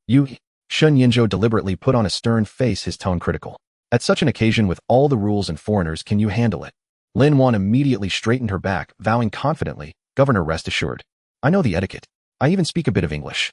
I guarantee you'll charm those foreigners and won't interfere with your business." Inwardly she added, "And he'll scope out their backgrounds and needs." Shen Yinzhou looked at her so eager to prove her usefulness, and the corner of his mouth twitched almost imperceptibly before he suppressed it. He said flatly, "Since you're volunteering, then you'll go. Have the tailor come and make you a proper gown." "Thank you, Governor." Lin Wan was ecstatic, as if she could already see pounds and dollars beckoning to her. For this banquet Lin Wan prepared thoroughly. Not only did she cram on the current European political and commercial dynamics, but she also used the system to scan the files on the core members of the British Chamber of Commerce in Shun Yan's study, memorizing the names and backgrounds of several key figures. On the night of the banquet, Lin Wan wore a dark green velvet qipao custom-made at great expense by Shun Yinzhou, blending Eastern aesthetics with modern fashion. She entered the ballroom on his arm. With exquisite makeup and impeccable manners, she shed her usual money-grubbing image from the inner quarters, appearing instead as an elegant and mysterious Oriental socialite. Shun Yinzhou looked at the transformed Lin Wan beside him, a flicker of admiration in his eyes, but more so a complex emotion. For money she could flawlessly play any role. True to form, once inside the ballroom, Lin Wan was in her element. She didn't cling to Shun Yinzhou, but skillfully used her status as the governor's companion as a stepping stone to proactively engage with foreign merchants and bankers. Her English was fluent, her conversation witty, and her insights on international affairs and business trends sharp, quickly drawing attention. In particular, Mr. Stevenson, a director of the British Chartered Bank and an old gentleman with a passion for Oriental antiques, found himself deeply engrossed in conversation with Lin Wan. Miss Lin's insights on Ming Dynasty blue and white porcelain are truly unique. "Mr. Stevenson exclaimed. Lin Wan smiled modestly. "You flatter me, Mr. Stevenson. It's merely a bit of family knowledge, a superficial understanding. Compared to porcelain, I believe the current Far Eastern energy market holds greater investment potential. For instance, oil." She naturally steered the conversation toward business cooperation, probing the British interest in investing in oil exploration in China. Shun Yinzhou, originally conversing with the consul on the side, found his gaze involuntarily following Lin Wan. Watching her chat animatedly with Mr. Stevenson, seeing the confidence and shrewdness flickering in her eyes, his expression gradually darkened. He had assumed she was here to expand her network and seek business opportunities, which was fine. But he hadn't expected her to be so engrossed with that old man. That Stevenson was looking at her with such admiration. And she was smiling at him so radiantly. A strange sour emotion like a vine coiled around Shen Yan's heart. He suddenly recalled that Lin Wan had never shown him anything but formulaic deference, reluctant compliance, or outright bargaining. When had she ever smiled at him so genuinely? Could it be she actually preferred cultured, high-status foreigners like that? Had all her previous actions been merely using him as a stepping stone? This thought instantly agitated Shun Yinzhou. Unable to restrain himself any longer, he found an excuse, strode over to Lin Wan, and without explanation wrapped his arm around her waist, drawing her away from Mr. Stevenson. He said brusquely to the old gentleman, "Apologies, Mr. Stevenson, we have matters to discuss." Lin Wan, who had been at a crucial point in the conversation, was annoyed by the interruption and shot Shun Yinzhou a displeased look, muttering, "Governor, I was just discussing oil investments with Mr. Stevenson." "Investments?" Shun Yinzhou sneered, leaning close to her ear, his voice a venomous whisper meant only for her. "Looks to me like you're investing in that old geezer. Lin Wan, don't forget your place." Lin Wan was taken aback, then suddenly understood. So this man was jealous. She found it utterly hilarious. Had he misunderstood? She smiled at Stevenson because he was a potential sugar daddy. It was the same as smiling at a mountain of gold. But a mischievous idea sparked in her mind. She decided not to explain, but to provoke him instead. She struggled slightly and whispered, "Governor, what are you saying? Mr. Stevenson is a legitimate banker. We were discussing serious matters. Acting like this will give people the wrong idea." "Wrong idea?" Shun Yinzhou tightened his arm, almost pinning her against him, his eyes dangerous. "What wrong idea?" "That you belong to me. That's a fact." Ding. Detected intense jealousy, possessiveness from target Shun Yinzhou. Emotion points 600. Current total wealth 169,900 silver dollars. Lin Wan was overjoyed. This was a bonus. She could earn so many emotion points just from his jealousy.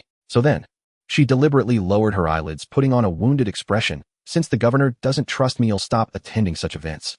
To avoid upsetting you and hindering business."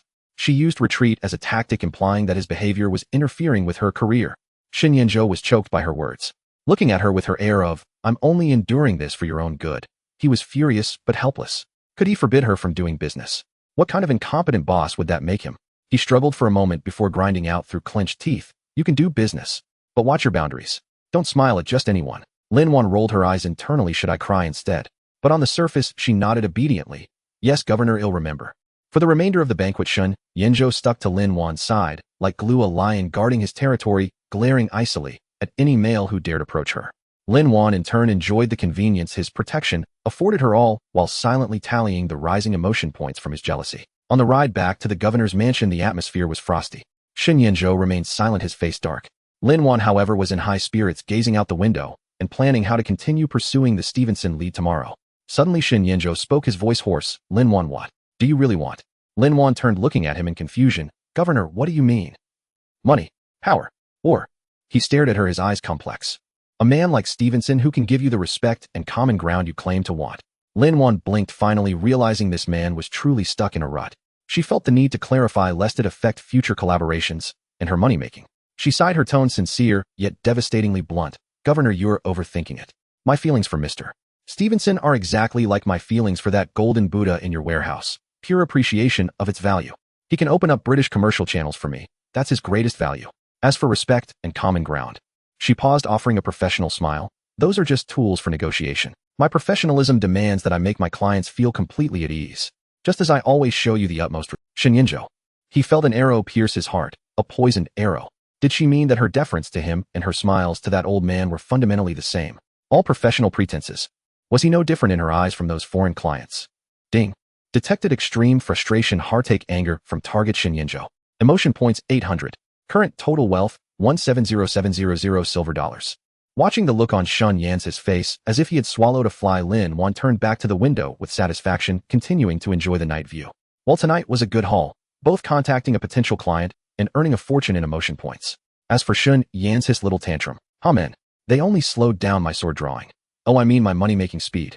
After the British Chamber of Commerce's charity gala, the initial connection Lin Wan had established with Mr.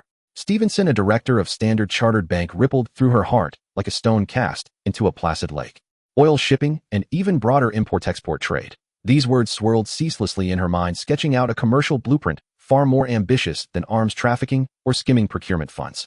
She began to venture out more frequently under the guise of market research and business negotiations, actively expanding her own network of connections. Shen Yanzhou turned a blind eye to this, even offering her certain conveniences when she needed them. He seemed to have tacitly accepted this partner dynamic, yet every time before Lin Wan left he would casually remind her, stay safe, come back early, a faint, almost imperceptible tension lurking deep in his eyes.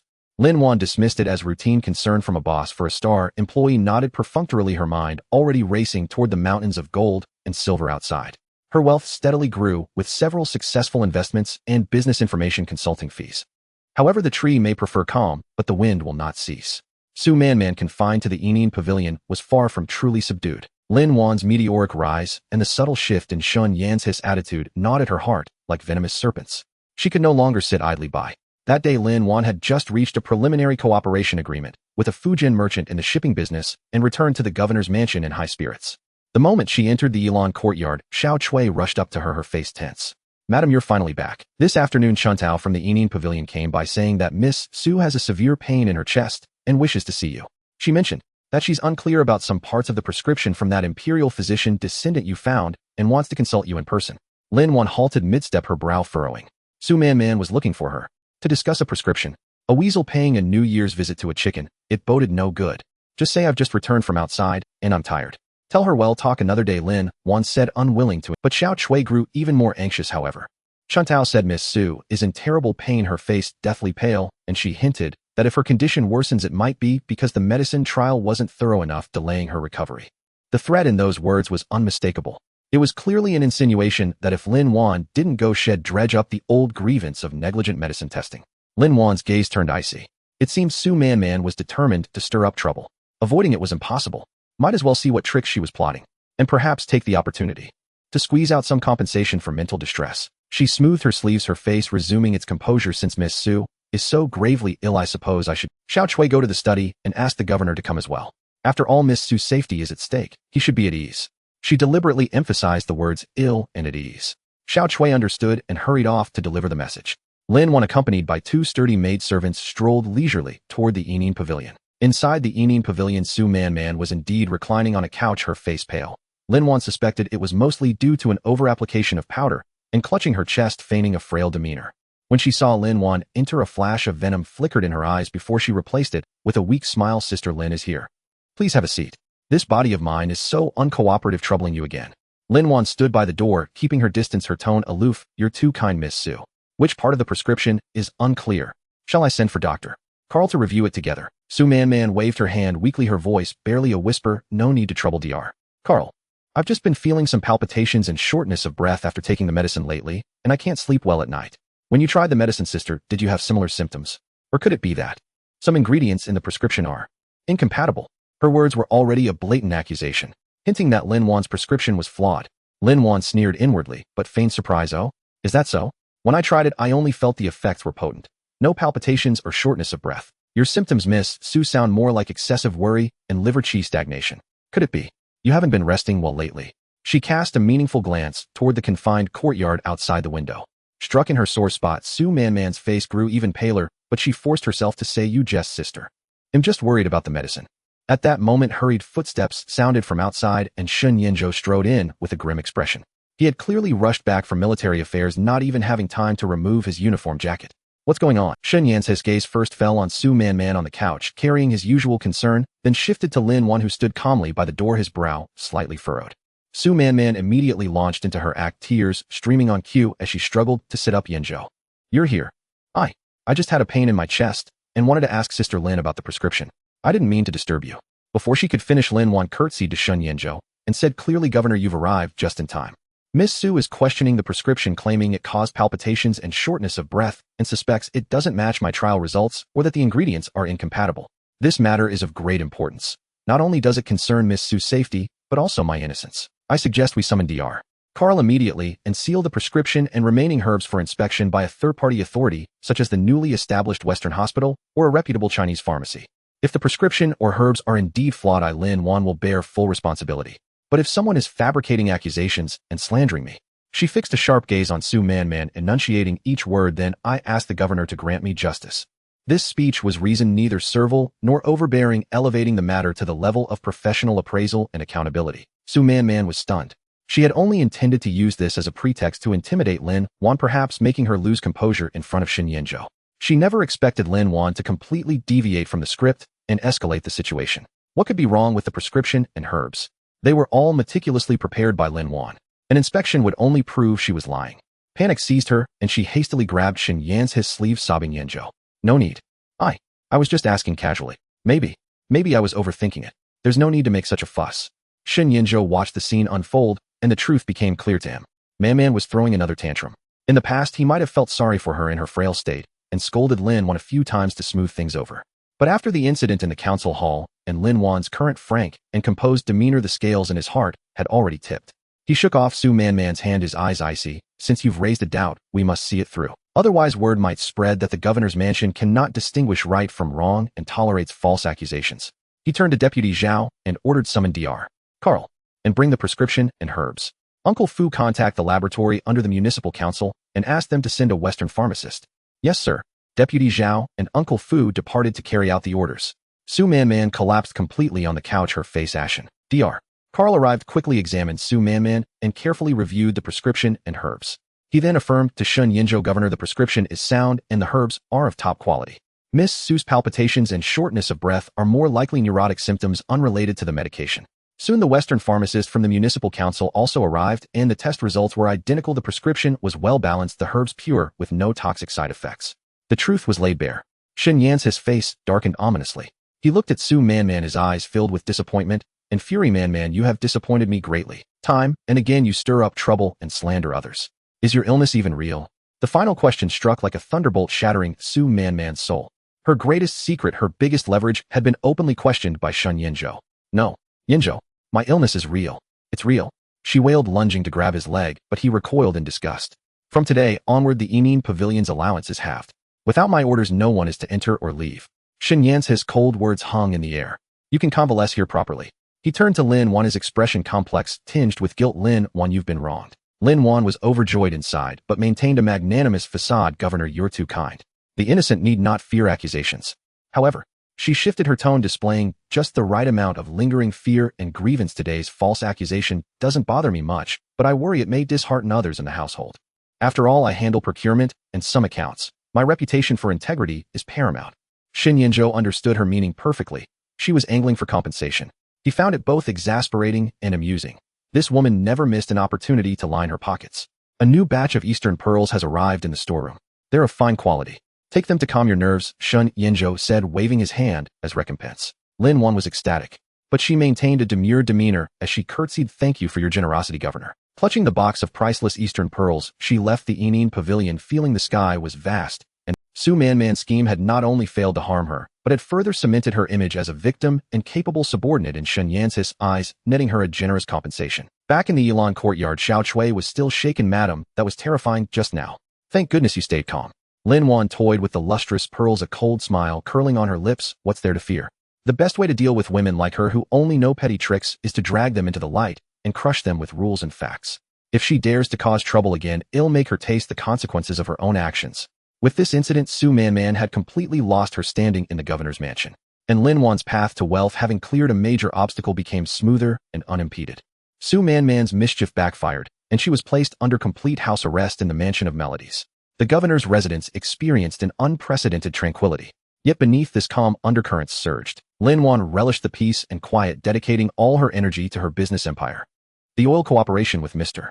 Stevenson of Standard Bank had entered substantive negotiations. Leveraging her past live's superficial understanding of the energy market and the vague information provided by the system, she managed to baffle the old gentleman, and the letter of intent was on the verge of being signed. Wealth: $8,000 silver, project advance payment, and information consulting fee. Current total wealth: $193,700 silver. Seeing her wealth approaching the 200,000 mark, Lin Wan was filled with vigor. Even the sight of Shen Yinzhou, who occasionally wandered before her exuding a low-pressure aura, seemed somewhat pleasing. After all, he was her biggest venture capitalist, an emotional value ATM. Shen Yinzhou, however, had been acting strangely lately. Since the incident at the Mansion of Melodies, his attitude towards Lin Wan had undergone a subtle shift. The scrutiny and investigation remained, but now mingled with an indescribable awkwardness. He no longer lost his temper easily. Sometimes while she was reporting work, he would appear distracted, his gaze lingering on her face with a complex, focused intensity he himself was unaware of. Lin Wan remained oblivious, her mind filled with contract terms, profit margins, and exchange rate risks. Until one evening, Butler Fu rushed into Yilan Court with a panicked expression. "Concubine Lin, terrible news. The governor has fallen ill." Lin Wan was biting the end of a pen, poring over an English contract, and didn't look up. "Ill? Call a doctor. What use am I? I don't know medicine." She muttered inwardly, "I hope it's not contagious. I can't afford to miss my meeting with Mr. Stevenson tomorrow." Butler Fu stamped his foot in anxiety. "We did. A German doctor came. He said it's overwork and an invasion of pathogenic wind. He has a high fever. He's delirious. His mouth keeps murmuring." "Murmuring what?" Lin Wan finally looked up, a flicker of curiosity in her eyes. What would this cold-faced demon say in his delirium? Arms, territory, or his first love? Butler Fu's expression was strange, hesitant, and then he lowered his voice. "The governor. He keeps calling out Wan Wan. And he's throwing things, refusing medicine. The doctor and servants can't get near him. Wan Wan." Lin Wan was stunned for a moment before realizing he was calling her. No, was he calling the original Lin Wan? Or, through this name, was he calling for his unattainable first love, Su Manman? Ding. Detected target: Shen Yinzhou, in confused consciousness state, generating intense, dependence obsession emotions. Emotional value generating continuously. 50 points per minute. 50 points per minute. Continuous generation. Lin Wan's eyes instantly lit up. This was a gift of emotional value delivered straight to her doorstep. Even better than closing a big deal. She immediately put down the contract, her face shifting to an appropriately worried expression. "What? So serious? The governor is our pillar. He absolutely cannot fall. Take me to him at once." She followed Butler Fu hurriedly to the main courtyard outside Shen Yance's bedroom. True enough, she heard the sound of shattering porcelain and the man's hoarse, irritable roar. "Get out. All of you get out." Several maidservants stood trembling at the door, holding medicine bowls, afraid to enter. Lin Wan took a deep breath, adjusted her expression, and pushed the door open. The room was thick with the smell of medicine and alcohol. Shen Yinzhou seemed to have been drinking alone before the fever. Shen Yinzhou was clad only in a white nightshirt, his hair disheveled, his cheeks flushed with an unnatural red. He leaned against the bed with unfocused eyes, the floor littered with broken teacups and medicine bowls. Seeing someone enter, he grabbed the pistol from beside his pillow, ready to hurl it, and barked, "I told you to get out." Lin Wan was startled and quickly dodged aside. She cursed "madman" under her breath, but her voice was gentle as she spoke. "Governor, it's me, Lin Wan." Hearing the name Lin Wan, Shen Yan's movements abruptly halted. He raised his bloodshot eyes, staring fixedly at her with a gaze that was both chaotic and sharp, as if trying to recognize her or confirm something. "Wan. His voice was hoarse, uncertain. "It's me." Lin Wan tried to make her voice sound as gentle and harmless as possible as she approached slowly. "You're ill. You need to take your medicine. How can you get better if you don't?" Shen Yinzhou didn't explode in rage as he did with others. He just stared at her, his chest heaving violently. Just as Lin Wan thought he was about to have another outburst, he suddenly reached out and grabbed her wrist. His grip was astonishingly strong, almost crushing her bones. Hiss, Lin Wan gasped in pain. Where did you go? Shen Yinzhou stared at her with a paranoid intensity like a child who couldn't find his way home. Why? Why can't I find you? Why are you always thinking of leaving? Money. Am I not as good as that money? His words were fragmented and illogical, but Lin Wan understood. Was he complaining that she only cared about making money and neglected him? Or was he through her questioning the Wan who might truly want to leave? Ding. Target's emotional value peak, 200. Current total wealth, 193900. Lin Wan was both shocked and overjoyed. Shocked that this man was so terrifying in his delirium, overjoyed that the emotional value was coming in so fiercely. She quickly played along, coaxing him. I didn't leave him right here. Governor, please let go first. Let me bring the medicine. You take it, and you'll get better, okay? She tried to pull her hand away to take the medicine bowl a maid had brought. Don't leave. Shen Yinzhou gripped her even tighter, pulling her abruptly into his embrace. Caught off guard, Lin Wan tumbled onto the edge of the bed, nearly falling into his scorching arms. Governor! Lin Wan exclaimed, struggling to stand up. This man was burning like a furnace. Getting too close would scald her. Don't move. Shen Yinzhou held her in place with brute force, his burning breath against her neck, his voice carrying a weak dominance. And grievance. Can't you just stay by my side? What's so good about that money? Those businesses. I can give you more. Lin Wan's body went rigid, mentally screaming, bro, wake up. Lin Wan, the money-grubbing Lin Wan. Not your first love, stand-in. You're in a dangerous state right now, and the money you give is a fraction of what I earn myself. But looking at the continuously ticking emotional value on the system panel, she decided to endure it. Consider it as babysitting a delirious VIP client. She stopped struggling, relaxed her body as much as possible, and said in a tone used to coax a child, all right, I want leave. Please take your medicine first. After you do, I'll feel at ease staying by your side, helping you earn even more money, okay? Business was never far from her mind. Shen Yinzhou seemed soothed by the promises of staying by your side and earning more money. Two contradictory things that both pointed to staying. His tense body relaxed a little, but his grip remained. Lin Wan took the opportunity to signal the maid at the door. The maid understood and cautiously approached with the medicine bowl. Governor, open up, take your medicine. Lin Wan, as if feeding a tiger, nervously brought the spoon to his lips. Shen Yinzhou frowned, looked at the dark medicine, then at Lin Wan, so close, and actually obediently opened his. Spoon by spoon, Lin Wan patiently fed him the entire bowl. Throughout the process, Shen Yan's gaze remained locked on her face. The focused yet fragile expression was something Lin Wan had never seen before. She felt a bit creeped out, yet also a strange sensation. This man, stripped of his cold exterior, was actually pitiable. After finishing the medicine, Lin Wan tried to pull away, but Shen Yinzhou still wouldn't let go. Instead, he rested his head on her shoulder and murmured, cold. Lin Wan, your body is hotter than a fried egg, and you're cold. She tried to reason with him. Governor, you have a fever. Feeling cold is normal. Just wrap yourself in a blanket and sweat it out. Cold. Shen Yinzhou ignored her, tightening his arms, pressing his entire weight onto her. Lin Wan was trapped, unable to move, hot and stifled. She cursed Shen Yinzhou 1,000 times in her mind. But seeing the slowly increasing emotional value in the system, she gritted her teeth and endured it. She simply maintained this awkward position, letting Shen Yinzhou lean on her. Perhaps the medicine was taking effect, or perhaps he had found a reassuring anchor. His breathing gradually became steady and deep. He had fallen asleep. Lin Wan breathed a sigh of relief and tried to gently pry his fingers loose, only to find that even in sleep his grip was deathly tight. Ding. Target has entered sleep state. Emotional value generation stopped. Total emotional value harvested this session, 1,200 points. Current total wealth, 195100 silver dollars. Well, for the sake of these 1,200 silver dollars, Lin Wan resignedly sighed, adjusted her position to sit a little more comfortably. She looked down at Shen Yinzhou, who was resting on her shoulder, his brows slightly furrowed, appearing unusually fragile. Her feelings were complicated. What was this all about? Had the governor's persona collapsed? Where was the promised cold ruthlessness? How did he turn into a love-starved big puppy when he had a fever? And those words earlier, were they just delirious ramblings, or truth serum from the alcohol? Lin Wan shook her head, casting aside these messy thoughts. Who cares? The emotional value was in hand. When he woke up tomorrow, he probably wouldn't remember a thing, and he'd be the same cold-faced demon. And she would continue to make her money. As for this subtle atmosphere and contact, just a little unexpected bonus on the road to wealth. Lin Wan yawned and drowsiness gradually set in. Just before falling asleep, she thought hazily, I'll have to ask Butler Fu to reimburse me for this nursing fee tomorrow. I'll have to charge triple overtime.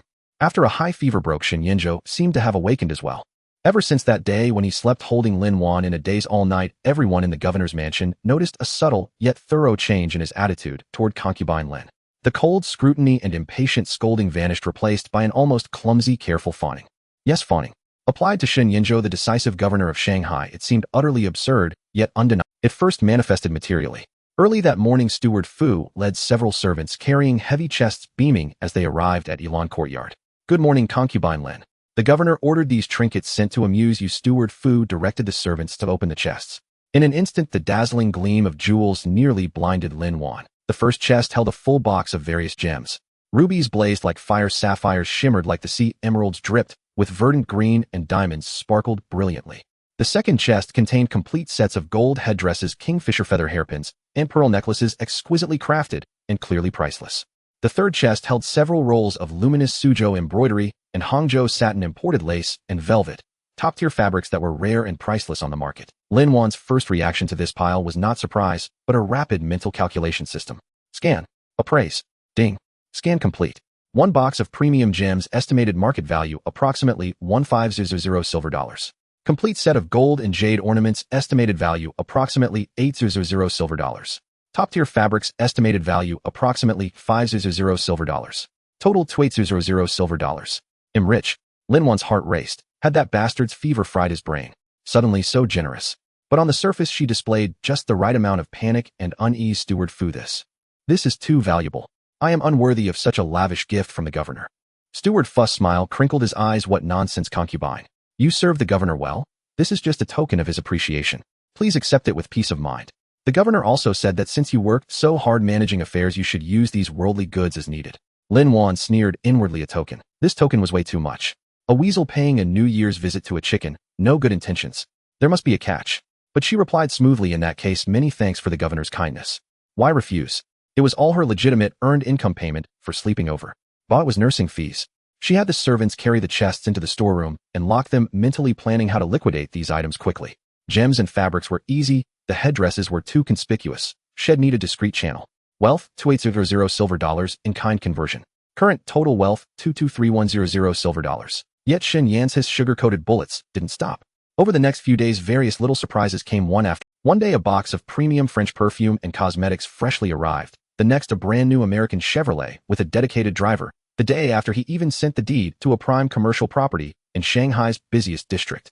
The governor said, you're skilled at business, concubine. This shop is idle anyway. Consider it a plaything for you. Steward Fu relayed, nearly bowing to the ground. Lin Wan held the light, yet weighty deed, her hands trembling slightly. She knew this property. Its monthly rent alone was at least 1,000 silver dollars. And Xin Yanzhou just gave it to her as a plaything. Wealth, 500 silver dollars deed, and in-kind conversion. Current total wealth, 273100 silver dollars. As wealth skyrocketed, Lin Wan grew increasingly alarmed. This was wrong. Extremely wrong. What was she trying to drown her in money? Make her lose herself in sugar-coated bullets and become his docile canary? Bah. Dream on. Was she the type to bow for 5 bushels of rice? At least she'd need more money. No, wait. She'd need to live to spend it. She tried to refuse. Steward Fu, this car is too flashy. I rarely go out anyway. Please return it to the governor. Steward Fu looked troubled. Concubine, it can't be returned. The car's already registered in your name and the tank's full. The governor said that when you go out for business, not having a decent ride would embarrass the mansion. Fine, can't return it. She went to Xin Yanzhou to test the waters. In the study, he was reviewing documents. Seeing her enter, he put down his pen, his tone unprecedentedly gentle. Did you receive everything? Do you like it? Lin Wan steeled herself. Governor, your recent gifts are too generous. I feel unworthy. Besides, Miss Su. She deliberately mentioned Su Man to gauge his reaction. Xin Yan's brow furrowed almost imperceptibly, then relaxed. He said flatly, Man needs rest. You needn't mind her. Accept what's given. My woman deserves fine things. His woman. Alarm bells rang in Lin Wan's mind. Here it comes. He's staking his claim. She quickly distanced herself. Governor, you flatter me. I'm just a servant in the mansion, unworthy. You are worthy. Xin Yanzhou interrupted, his gaze deep. If I say you are, you are. His eyes held an unyielding dominance, yet mixed with a hint of expectation. What was he expecting? Gratitude. Her throwing herself into his arms. Lin Wan's spine chilled. This was scarier than his cold rages. At least when he was angry, she knew what he was thinking. This slow-boiling frog tactic was utterly terrifying. She forced a dry laugh. Head Governor, your kindness is overwhelming. It'll surely work even harder to manage your business and make more money. She stuck to her role, emphasizing her tool status. A flicker of disappointment passed through Shen Yan's eyes, but he quickly masked it and waved his hand at him. Go ahead. Lin Wan fled as if pardoned. Back at Elon Courtyard, she gazed at the mountain of treasures in the storeroom and for the first time found them unsettling. Ding. Detected target. Shen Yanzhou, generating disappointed expectation, resignation, emotions. Emotion points 200. Current total wealth 273300 silver dollars. See, there it was again. This emotion point earning made her nervous. The man's mood swings were huge now. He must be planning something big. No, she had to find a way out. Lin Wan's eyes sparkled with an idea. You want to give? Fine. He'll take it all. but it'll convert everything you give me into liquid cash. Let's see what tricks you can pull. She acted immediately. Gems, fabrics, even the car. She liquidated them quickly through discreet channels. The property deed she registered under a shell company she controlled, planning to rent it out for income. After this maneuver, Shed stripped the sugarcoating clean, turning the bullets into solid numbers in her bank account. Wealth 700 silver dollars, in-kind liquidation and property valuation. Current total wealth 343,300 silver dollars. Watching her wealth approach the 3500 mark, Lin Wan breathed a little easier. With money in hand, she felt calm. Whether Shen Yance's feelings were real or fake, as long as he didn't hinder her money-making, he could do whatever he wanted. But she underestimated Shen Yance's persistence. One day, he personally came to Ilan Courtyard carrying an exquisite food box. I passed by Daoxiang village and bought some new pastries. Try them. He set the box on the table, his movements somewhat stiff. Clearly, this kind of warmth delivery was foreign to him. Lin Wan stared at the box of pastries, still steaming and fresh, and alarm bells rang again. Sending jewelry and cars was material corruption, sending pastries. This was starting a tender approach. Even scarier. She forced a touched smile. Thank you, Governor, for thinking of me. Then, nothing. She stood still, not touching. Shen Yance's eyes dimmed. He opened the box himself, took out a piece of date cake, and held it to her lips. Try it. Lin Wan. Feeding. This was way beyond boss caring for employee. She instinctively stepped back, forcing a laugh. Governor, I just ate. I'm not hungry. Shen Yance's hand froze midair, his face instantly darkening. The warmth from the study vanished, replaced by the familiar low-pressure aura. Lin Wan's voice turned cold. Do you hate me touching you that much? Lin Wan groaned inwardly and quickly explained, no. Governor, how could I hate you? You're a noble, I'm a servant. It's against propriety. Servant. Shen Yinzhou stepped closer, trapping her between the table and his body, his breath hot. I give you jewelry, cars, property deeds, and now you tell me you're a servant. Trapped. Lin Wan's heart raced, not from attraction, but fear. Emotion points 100. Okay, maybe a little moved by sheer terror. She forced calm. Governor, those are rewards. Affirmation of my work. I'm deeply grateful and will repay you with effort. I don't want your work repayment. Shen Yinzhou roared, cutting her off. His eyes churned with long-suppressed emotion. Lin Wan, how long will you play dumb? Can't you see how I feel about you? Here it comes. The knife's out of the bag. Lin Wan wailed internally, but kept up the act. Governor treats me extremely well, like an elder brother caring for me. She deliberately steered toward familial affection. Elder brother. Shen Yinzhou laughed bitterly. He raised his hand as if to grab her chin, but instead slammed his fist onto the table behind her. A loud bang shook the pastry box. Lin Wan, besides money, is there anything else in your heart? He almost ground out the words with a near-desperate fury. Lin Wan flinched at his roar, but the word money snapped her into professional instinct. She blurted out, of course there is. Business. Career. Governor, the payment for our latest batch of cotton yarn is due, and the oil contract with Mr.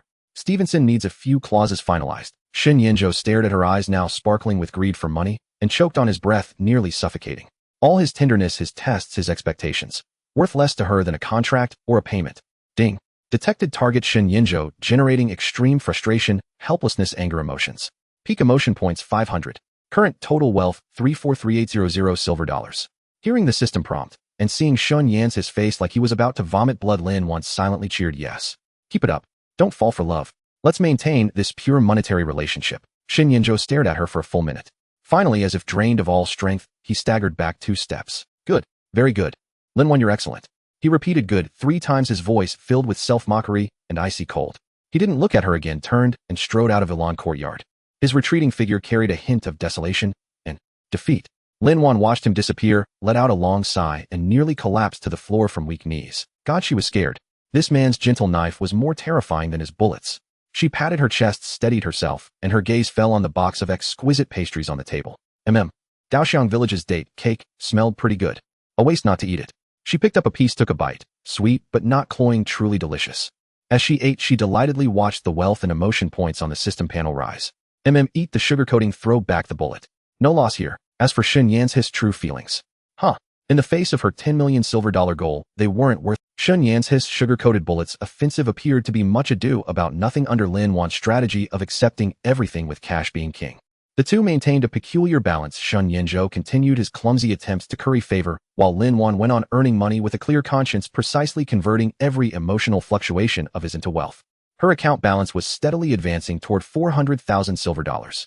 Wealth value 6,000 silver dollars, recent business profits, and emotional value conversion. Current total wealth 349,800 silver dollars. Just as Lin Wan thought she could continue to amass wealth quietly and steadily march toward her 10 million target, an unexpected upheaval shattered the superficial calm of the Shanghai Bund, nearly costing her all her investments. That day Lin Wan was in the office of Mr. Stevenson from the chartered bank finalizing the details of an oil cooperation contract. The negotiations were progressing smoothly. Once this contract was signed, the substantial funds invested in preliminary activities and relationship building would yield returns dozens of times over. Miss Lin, your insights into the Far East oil market are truly astonishing. We at the chartered bank have great confidence in this contract, Mr. Stevenson said with a smile, picking up his fountain pen. Lin Wan's heart leaped with joy, though she maintained a composed smile, ready to sign this invaluable document. Suddenly the office door burst open and Mr.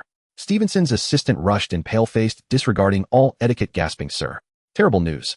The North. Fighting has broken out in the North. The special train of the Fengtian warlord Zhang Zuolin was bombed at Huangatan. The Japanese Guandong army, under the pretext of protecting their nationals, is sending reinforcements to North China. The area outside the Shanghai concession is already under martial law." "What?" Mr. Stevenson's fountain pen dropped onto the contract with a clatter, splattering a blot of ink. He stood up abruptly, his face drained of color. Lin Wan froze in place, her mind a blank. The Huangatan incident. This was the key trigger for an all-out war. Chaotic times were truly upon them. Immediately, the piercing wail of air raid sirens tore through the Shanghai sky, and in the distance came the muffled sounds of explosions and dense gunfire. "Quick! Notify all departments immediately. Suspend all major investments in China. Emergency hedging of funds. Now, Mr. Stevenson, no longer paying any attention to Lin Wan, shouted hoarsely at his assistant, then frantically began gathering important documents. "Miss Lin, I apologize. Circumstances have changed. This contract must be postponed. Everything must wait until the situation becomes clear." Mr. Stevenson spoke rapidly to Lin Wan, his eyes filled with panic and apology, but more prominently the shrewdness and risk-aversion instinct of a businessman. Postponed. Lin Wan's heart sank to the depths. She had invested nearly 100,000 silver dollars in preliminary expenses and public relations costs for this project. If it were suspended, that money would likely be lost. Moreover, in times of chaos, the prospects for strategic resources like oil were indeed uncertain. Banks were bound to tighten their investments. "Mr. Stevenson, please calm down." Lin Wan suppressed the tempest within her, trying to make one last effort. The more turbulent the times, the more energy becomes a hard currency. If we sign now, we can seize the advantage. No. Miss Lin, the risk is too great. "I'm sorry, Mr. Stevenson waved his hands repeatedly, already preparing to evacuate with his document case. Lin Wan watched his retreating figure, knowing that further words were futile. In the shadow of war, personal promises and commercial contracts were fragile and easily shattered. She walked out of the chartered bank building in a daze, only to find the streets in chaos. People were running in panic, the sounds of car horns crying and the shouts of military police mingled together. The bustling Shanghai Bund had instantly revealed the grim visage of a chaotic era. Warning. Detection of major external environmental changes.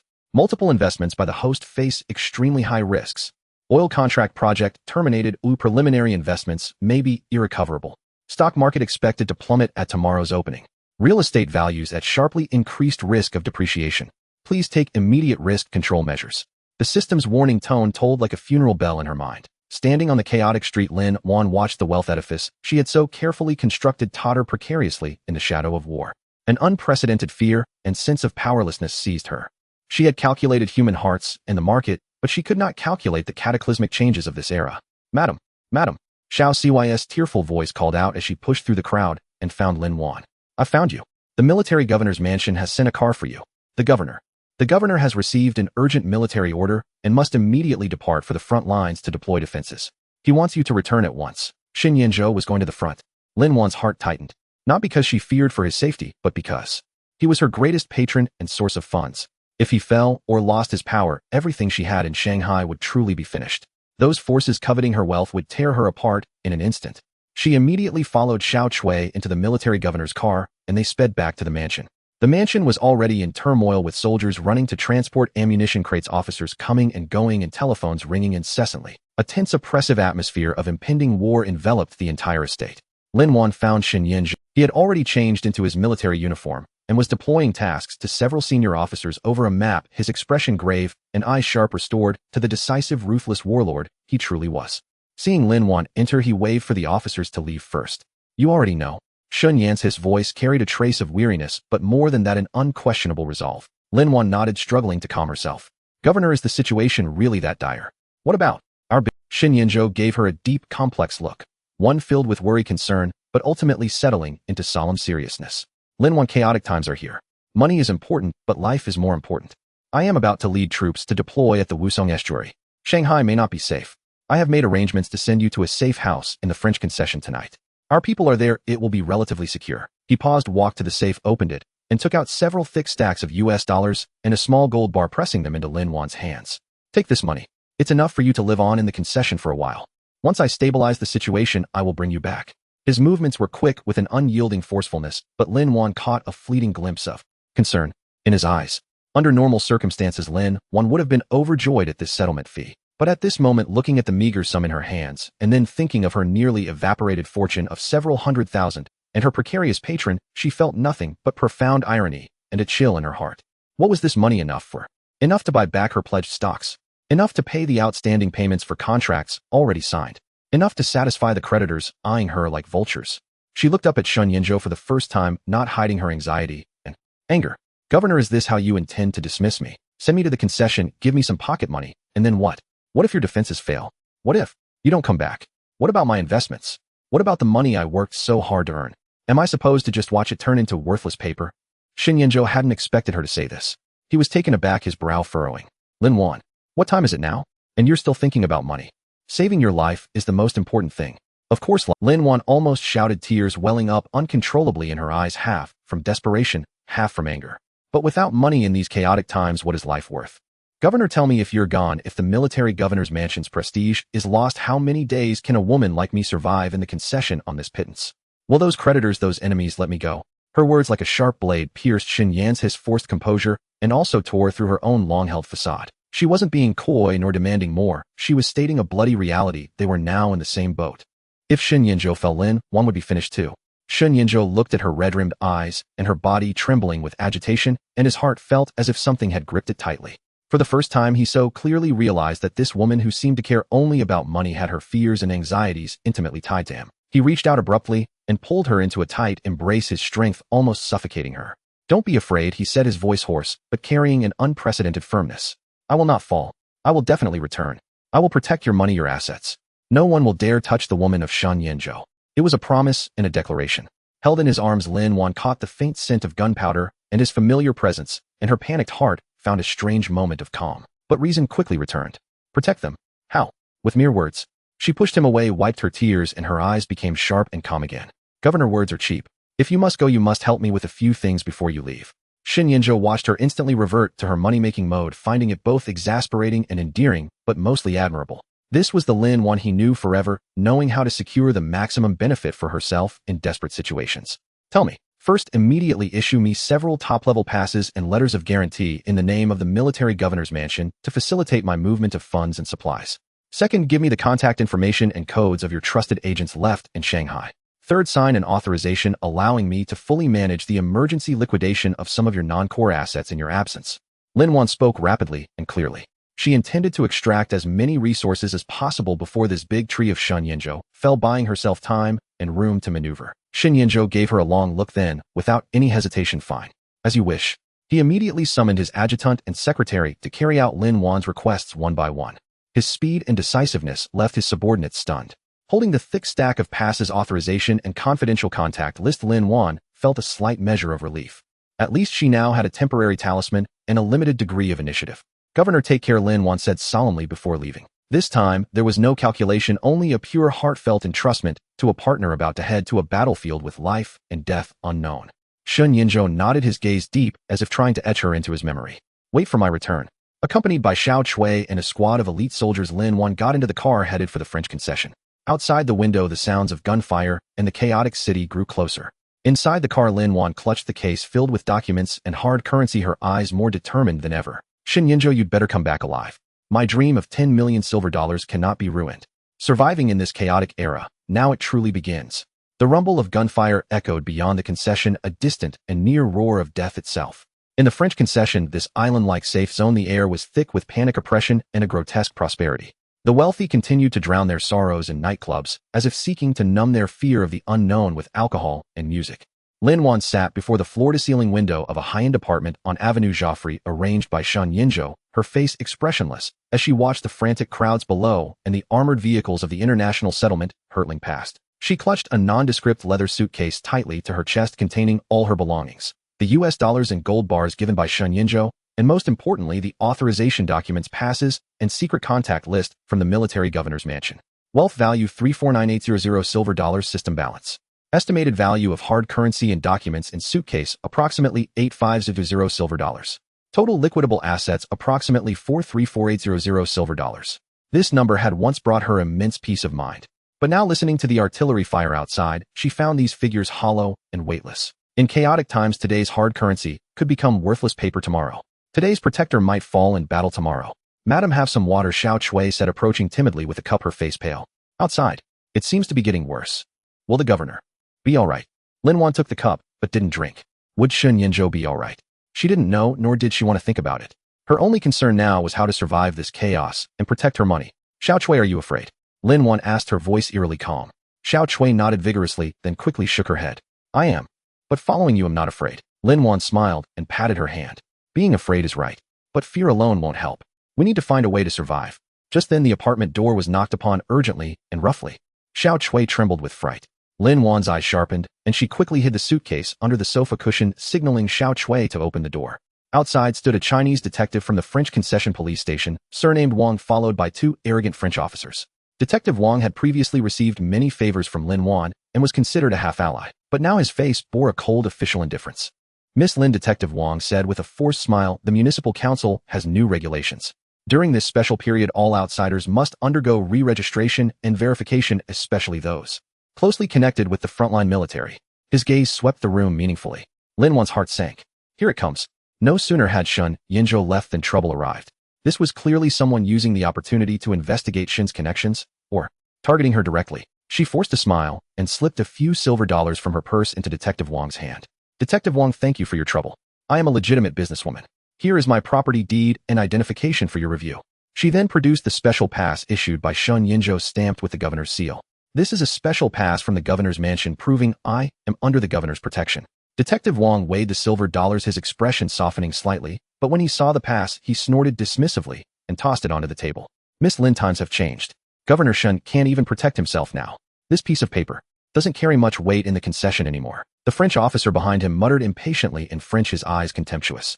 Lin Wan's heart turned to ice.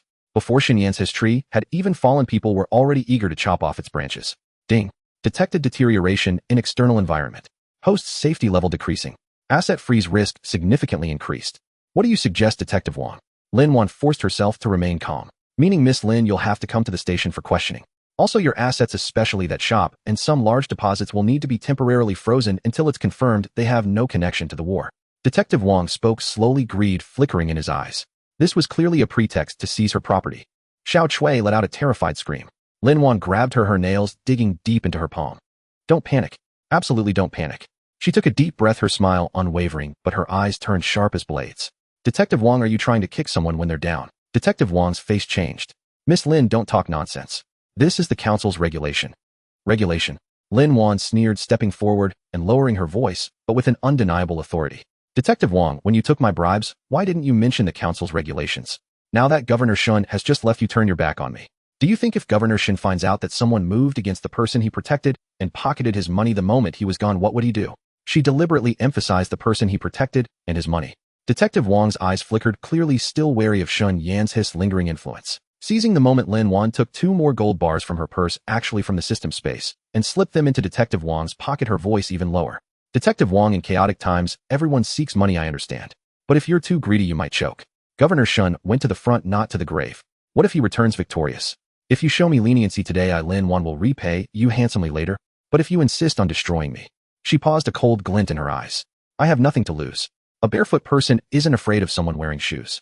But if I can't survive, I'll take a few down with me. If I send evidence of someone taking bribes and selling military supplies to the newspapers, or to your rivals, I wonder if Detective Wang could withstand that.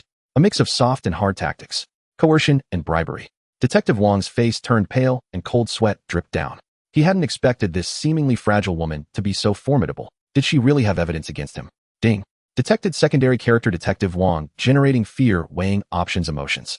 Emotional value 150. Current total wealth 434950 silver dollars. Watching Detective Wang's shifting expression, Lin Wan knew she had gambled correctly. These leeches in the concession were bullies who feared the strong. Finally, Detective Wang gritted his teeth, whispered something to the 2 French officers, and then forced a smile uglier than tears at Lin Wan. Miss Lin, a misunderstanding, all a misunderstanding. I was just following routine. Since your documents are in order, Then, let it be. But the situation is tense lately. It's best you keep a low profile. With that, he left with his men in disgrace. As the door closed, Xiao Xiao's legs gave way, and she collapsed to the floor, sobbing loudly.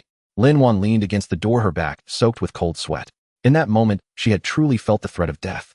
No, she couldn't stay here. Detective Wang was just the first shark to catch the scent of blood. More would follow. Shen Yance's protection was rapidly fading. She had to act immediately. Xiao Chui stopped crying. Pack up, take only valuables and essential documents. We're leaving now. Lin Wan's voice was resolute. Leave? Where are we going? Xiao Chui asked, bewildered. To a safer place. Lin Wan's eyes were determined. She quickly opened the suitcase, distributing the US dollars and gold bars into several hidden pockets on her person, then securely strapped the authorization documents and contact list to her inner thigh. These were her final trump cards. Then she took out paper and pen, quickly wrote several letters and sealed them with wax. Xiao Chui listened carefully. Well, split up. Take this letter to Mr. Johnson at this address in the international settlement. He's Mr. Stevenson's assistant and relatively reliable. Give him the letter and say I urgently need to exchange some US dollars for pounds sterling and deposit them in HSBC. Then she wrote down another address. This is a safe house I secretly rented earlier. It's small but hidden. Madam, what about you? Xiao Chui asked nervously. I'm going to take care of some business, to quickly liquidate some of our fixed assets. A resolute gleam shone in Lin Wan's eyes. The prime location shop had to be sold off at a low price immediately, and several outstanding debts, even if she could only recover half, had to be collected as soon as possible. Cash was king. She changed into an inconspicuous gray cotton dress, wrapped her face in a scarf, and under the cover of night and chaos melted like a ghost into the panicked crowd of the concession. That night, Lin Wan moved like a wound-up machine, weaving through the dark corners of the concession. She found the greedy but well-connected Jewish broker and sold the shop at an appallingly low price fast. She tracked down a few merchants with some remaining integrity, using intimidation and persuasion to recover most of the debts. She even used a secret channel left by Shun Yanzhou to convert some US dollars into diamonds, which were easier to hide and carry. Every transaction was fraught with risk, every debt collection like stealing meat from a tiger's mouth. But with her fierce determination and negotiation skills honed in a past life, she managed to convert most of her liquid assets into hard currency before dawn. When she dragged her exhausted body to the narrow, damp safe house deep in an alley, Xiao Chui was already there, waiting anxiously. Madam, Xiao Chui cried, throwing herself into Lin Wan's arms. Lin Wan patted her back and pressed a heavy bag of gold bars and diamonds into her hands, her voice hoarse but strong. Don't be afraid. We survived, and we still have money. She counted their spoils. Though the losses were heavy, she had preserved most of the principal, now converted into the most stable hard currency in this chaotic world. Wealth value updated. After deducting asset depreciation and emergency liquidation losses, current total estimated value of liquidable hard currency, approximately 380 silver dollars. She had lost over 50,000 silver dollars, but her life was saved and her capital chain remained unbroken. Lin Wan leaned against the cold wall and let out a long sigh of relief. At this moment, she understood more clearly than ever, in this devouring world of chaos, money was her armor, her very life. Shen Yance's protection might vanish, but the money in her own hands would never betray her. Outside the window, the sky was faintly brightening and the gunfire seemed to have temporarily ceased. But Lin Wan knew that the real game of survival had only just begun. The safe house deep within the French concessions alleyways was damp and cramped, a world apart from the luxurious apartment on Avenue Joffre. Yet Lin Wan found a peculiar sense of security here. This place, a melting pot of all sorts, was sufficiently concealed, an ideal sanctuary for someone like her, burdened by the peril of possessing a coveted treasure. Thanks to her swift liquidation of assets days prior, and the hard currency left by Shen Yanzhou, she and her maid Xiao Chui had managed to settle temporarily. Lin Wan had buried most of the gold bars and diamonds in a hidden corner, known only to herself, leaving behind only a small amount of cash and easily portable US dollars and small gold bars for emergencies. Like a miser, she counted her lifeblood daily, ensuring it remained untouched. Current total valuation of liquid hard assets, approximately 38000 silver dollars. System book wealth, 34980 silver dollars. Some investments remain frozen or high risk. In these chaotic times, prices soared and the legal tender depreciated like worthless paper, yet the purchasing power of hard currency remained astonishingly robust. Using the US dollars at hand, Lin Wan, through previously established covert channels, stockpiled a considerable amount of rice flour, oil, medicine, and even weapons and ammunition. She understood deeply that in times of crumbling order, these were the true hard currency. Xiao Chui, initially panicked, gradually calmed down, influenced by Lin Wan's composure and methodical nature, taking charge of daily purchases and keeping watch. The mistress and maid in this cramped space clung to survival with difficulty, yet tenacity. However, the outside world remained chaotic and perilous. The sound of gunfire came and went intermittently. The concession patrol's inspections grew increasingly stringent, and all sorts of rumors about the frontline situation flew thick and fast, their truth hard to discern. Some said the Japanese forces were advancing irresistibly, others claimed the Chinese troops were putting up a stubborn resistance. There were even whispers that several powerful military governors commanding large armies had secretly negotiated peace. Lin Wan cared little about who won or lost. She was concerned about only one thing: was Sun Yinzhou alive or dead? Could he still return? This was not because she had developed any feelings for him, but out of the most pragmatic consideration. Sun Yinzhou was her largest and most effective asset, collateral, and protective umbrella. If he lived and held power, the military governor's mandate and contact channels she held would retain their value, and the covetous factions would have to exercise restraint. If he died or was defeated, she would instantly become a piece of fat meat coveted by all. Those she had offended before, like Su Man and Detective Wang, would pounce on her first to tear her apart. These past few days she had tried to gather information through the secret channels left by Sun Yinzhou, but the news was chaotic and no definitive word came. This uncertainty left Lin Wan feeling restless. Her money-making enterprise had ground to a halt. All her plans had to be predicated on the assumption that Sun Yan's his tree of influence remained standing. Madam, do you think? The governor. He might. Xiao Chui looked at the gloomy sky outside the window, hesitating, her face full of worry. Shut up. Lin Wan snapped harshly, her own heart fraught with irritation. Trouble comes from the mouth. Just mind your own business. She needed definite information. She could no longer afford to wait passively. That evening, Lin Wan disguised herself as an ordinary woman preparing to go to the black market to gather information and exchange US dollars for more value-preserving sulfa powder antibiotics. Just as she reached the alley entrance, she overheard a few residents gathered together speaking in low, frightened voices. Did you hear? Wuzonku has fallen. Really? Then, what about Governor Shun of the defending forces? It looks bad. I heard the Japanese warships shelled them heavily and the positions were flattened. Governor Shun. I'm afraid he died for his country. Oh heavens. What will become of us? If Governor Shun is gone, Shanghai will descend into chaos. Boom.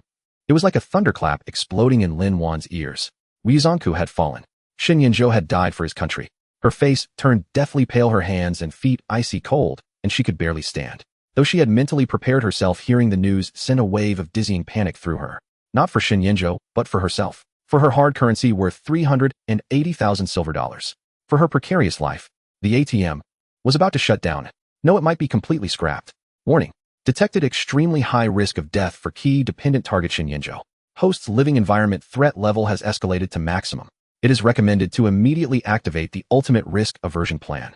The system's alarm was piercingly sharp. The ultimate risk aversion plan. That meant taking the money and running. But where to run? In the chaos of war, where was safe? A woman carrying a huge fortune was nothing but just then a black car silently pulled up at the alley entrance. Two men in plain clothes, but with sharp eyes, got out and walked straight toward Lin Wan. Lin Wan's heart tightened. She instinctively stepped back, her hand reaching for the dagger hidden at her waist. Were they Detective Wang's men? Or sent by Su Man? Miss Lin, the leading man, lowered his voice, his tone carrying a trace of subtle respect. There's news from the governor. Please come with us.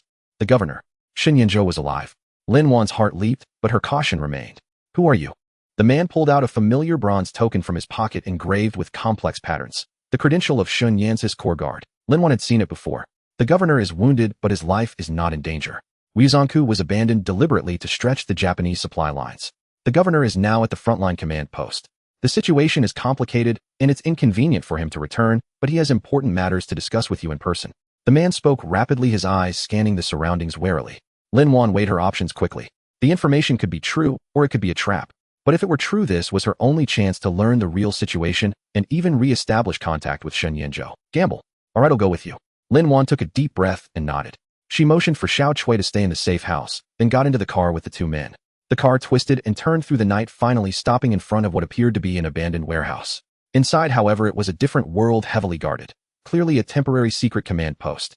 Lin Wan was led into a dim room, the air thick with the smell of disinfectant and blood. Then she saw Sun Yin. He was half reclining on a simple camp bed, his face pale, his left shoulder wrapped in thick bandages that were faintly stained with blood. His military coat was casually draped aside. He looked exhausted and haggard, but his eyes, the moment they saw her, blazed to life like a flame in the darkness, filled with a wild joy of having found something lost, and a fragility he could hardly conceal. Lin Wan. Sun Yan's voice was terribly hoarse. He struggled to sit up, but the movement pulled at his wound, and he let out a muffled groan. Lin Wan stepped forward quickly, instinctively wanting to support him, but her hand stopped halfway. She just stood by the bed, her voice calm, as she asked, Governor, your wound, is it serious? Sun Yinzhou didn't answer her question. Instead, he stared at her intensely, his gaze so hot it seemed to burn. You're safe. Thank heavens. I heard the concession wasn't safe either. Did that scoundrel Wang Matzi and his gang come looking for you? Were you hurt? His tone was urgent, filled with undisguised concern and lingering fear. Lin Wan was stunned. His first reaction was to worry about her safety. I'm fine. Lin Wan dodged the issue. Governor, what's the real situation at the front? Wuzonku. Wuzonku was a strategic retreat. Shin Yinzhou interrupted her, his eyes regaining some composure. The Japanese firepower is too intense. A heated fight would be suicide. We're now on the second line of defense. We can hold out for a while. He paused, his gaze complex as he looked at Lin Wan. Lin Wan, the situation is worse than imagined. The northern warlords each have their own agendas and reinforcements are delayed. Shanghai may not be defensible. Lin Wan's heart sank. Not defensible. What did that mean? It meant Shin Yinzhou might lose all his power or even die on the battlefield. Then you. Lin Wan's voice was dry. I will fight to the last man. Shin Yan's his voice was low and firm, filled with a soldier's resolve. But I called you here for something more important. He gestured to a guard who brought a heavy smoke-smelling leather case and pushed it in front of Lin Wan. Open it. Lin Wan opened the case in confusion. Inside were neatly stacked US dollars, gold bars, and several land deeds and equity documents. The value far exceeded anything he had given her before. This is... Lin Wan stared at him in shock. This is my last stash in an anonymous account I opened for you in a Swiss bank, which holds a sum of money. Shin Yinzhou looked at her with unprecedented seriousness and a sense of entrustment.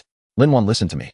If I don't come back, this money will be enough for you to live a stable life for the rest of your days anywhere in the world. Take it and leave Shanghai immediately. Go to Switzerland or America. The farther the better. Lin Wan was completely stunned. She looked at the immense wealth in the case, then at the grievously wounded man before her who seemed to be making his final arrangements. Her heart felt as if it were being gripped by an invisible hand, making it hard to breathe. He was securing her escape route. At the critical juncture of life and death, he was giving his last fortune to her. Why? Because she was his woman. Or was it something else? Ding. Detected extreme worry, reluctance, entrustment emotions from target Shin Yinzhou. Emotional value peak 1000. Detected strong shock, confusion emotions from host. Emotional value 500. Current total wealth 351300 silver dollars. A massive amount of emotional value credited, yet Lin Wan felt no joy. She looked at Shin Yinzhou and noticed for the first time that this man whom she had always seen as an ATM and a source of trouble seemed not entirely as she had imagined. Why? Lin Wan heard her own voice ask, trembling with a feeling she didn't understand. Why give it to me? What about yourself? Shin Yinzhou forced a pale smile, his eyes holding a tenderness she had never seen before in self-mockery. Because you're better at making money than I am and you value your life more. Giving it to you, at least it won't end up in someone else's hands. He took a deep breath, his gaze locking onto her, and said word by word, Lin Wan, if I am destined to die on this battlefield, the last thing I can do for you is to let you live freely and unrestrained and continue to make your money. Boom. These words struck Lin Wan like a thunderbolt. She had always thought he didn't understand her, that he detested her mercenary nature and calculations. But it turned out he understood. He had even paved her final escape route somewhere she couldn't see. A huge, unfamiliar, bitter emotion surged forth, overwhelming the dam of rationality Lin Wan had always maintained. She looked at Shun Yan's, his pale face, his blood-stained bandages, and his eyes that reflected her image filled with the meaning of farewell. Her nose stung, and her vision blurred instantly. Shin Yinzhou, you bastard. Lin Wan suddenly raised her hand and fiercely wiped the moisture from her eyes.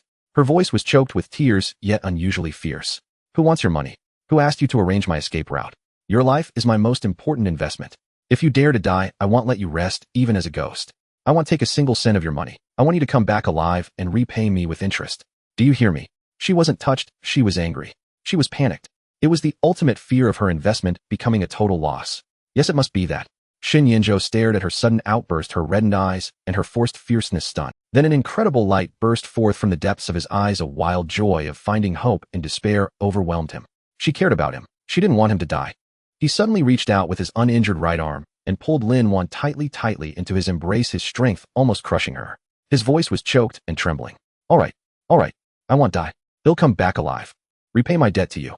With interest. Lin Wan stiffened in his arms, feeling the vibration of his chest and his scorching body heat, smelling the blood, the gunpowder, and his unique scent. Her mind went completely blank. It's over, Lin Wan thought.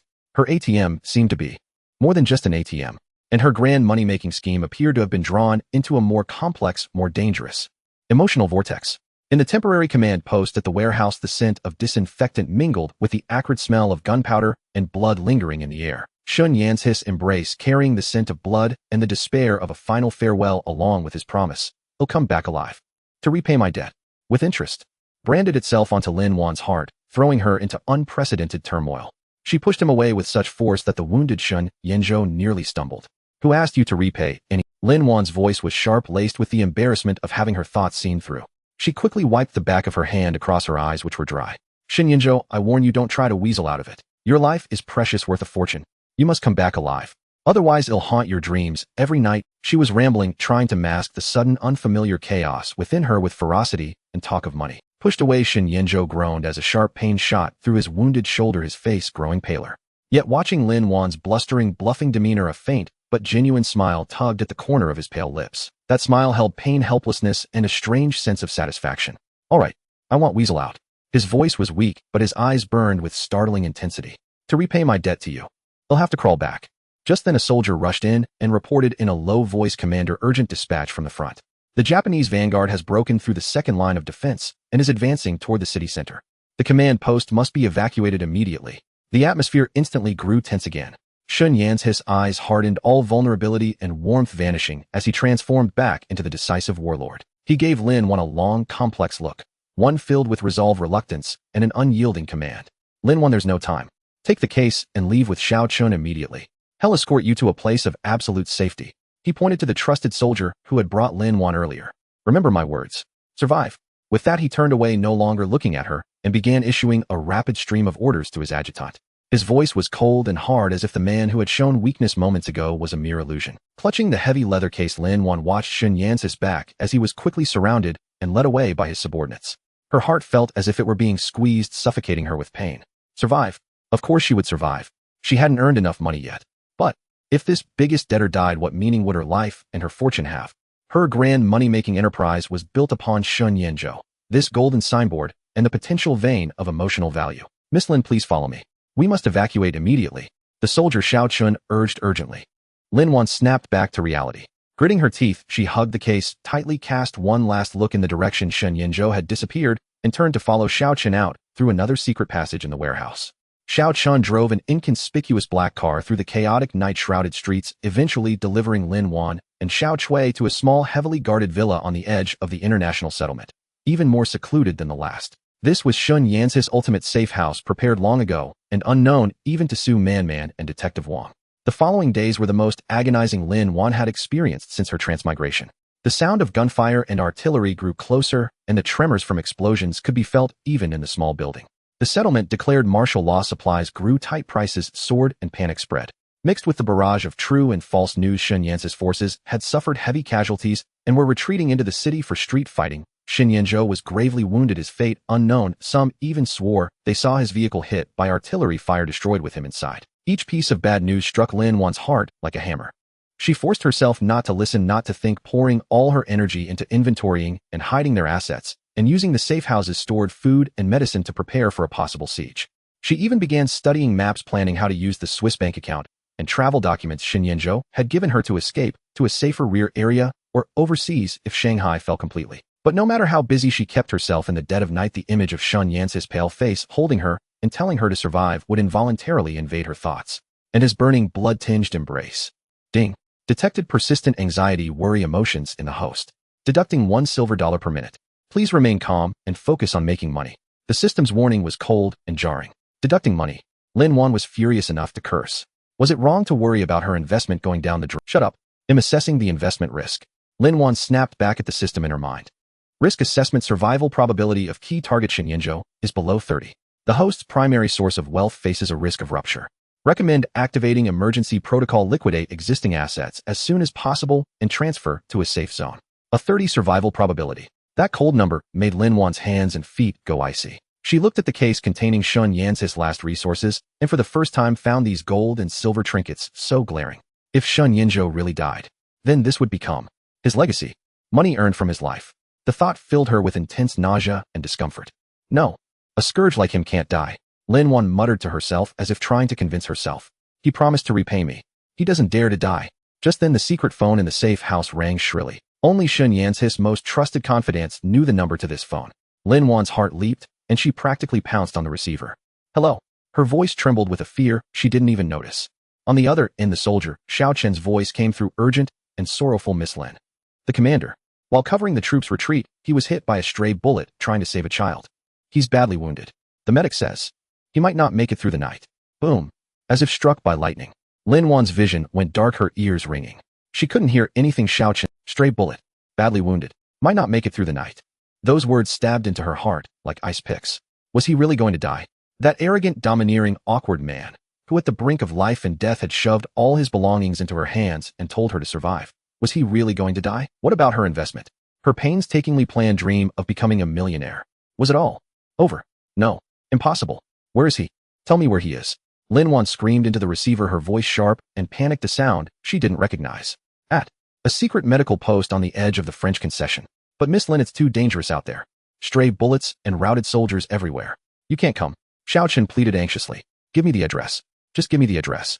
Lin Wan ignored everything. She had only one thought: she had to go see. She had to confirm if her investment was truly a total loss.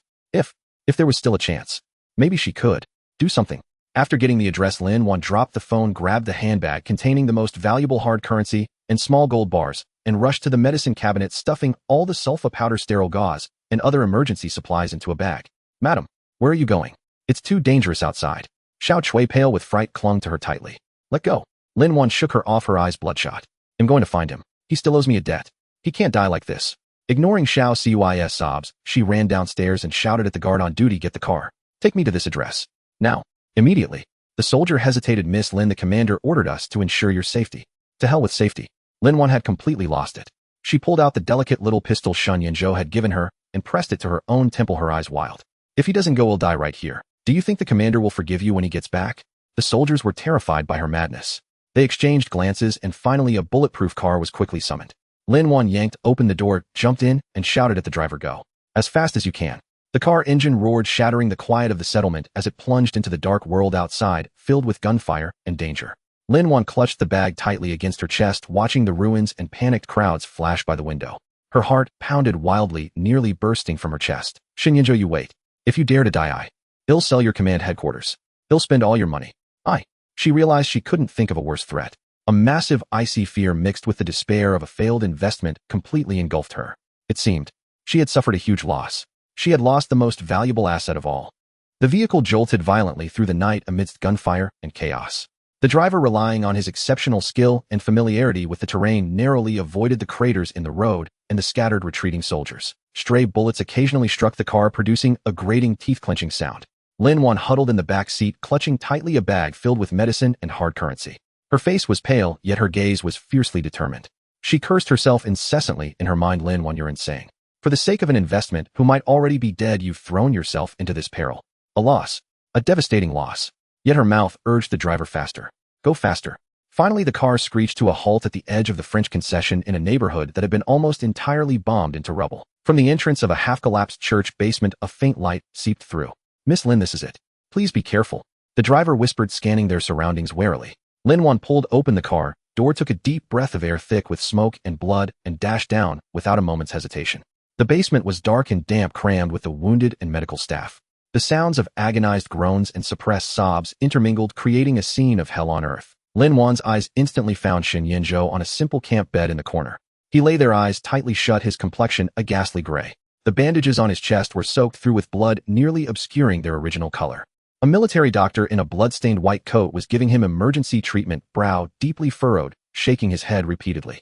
The guard Xiao Chen stood by with red-rimmed eyes. Seeing Lin Wan, he looked as if he had seen a savior, his voice choked with tears. Miss Lin, you're here. The military governor. The doctor says the bullet is lodged near his lung. He's lost too much blood. The conditions here are too poor, it might be. Lin Wan's heart plummeted to the depths. She rushed over swiftly, pushing aside the gathered soldiers, and threw herself to the bedside. Shen Yinzhou, she cried, grasping his ice-cold hand, her voice trembling with a fear she herself hadn't noticed. Wake up. You still owe me money. You can't die. Shen Yinzhou showed no response. Only his faint breathing proved he was still alive. Warning. Critical target. Shen Yinzhou's vital signs are extremely weak. Survival probability is below 10. The host's investment faces a total collapse risk. The system's alarm was cold and piercing. 10. Lin Wan's mind buzzed.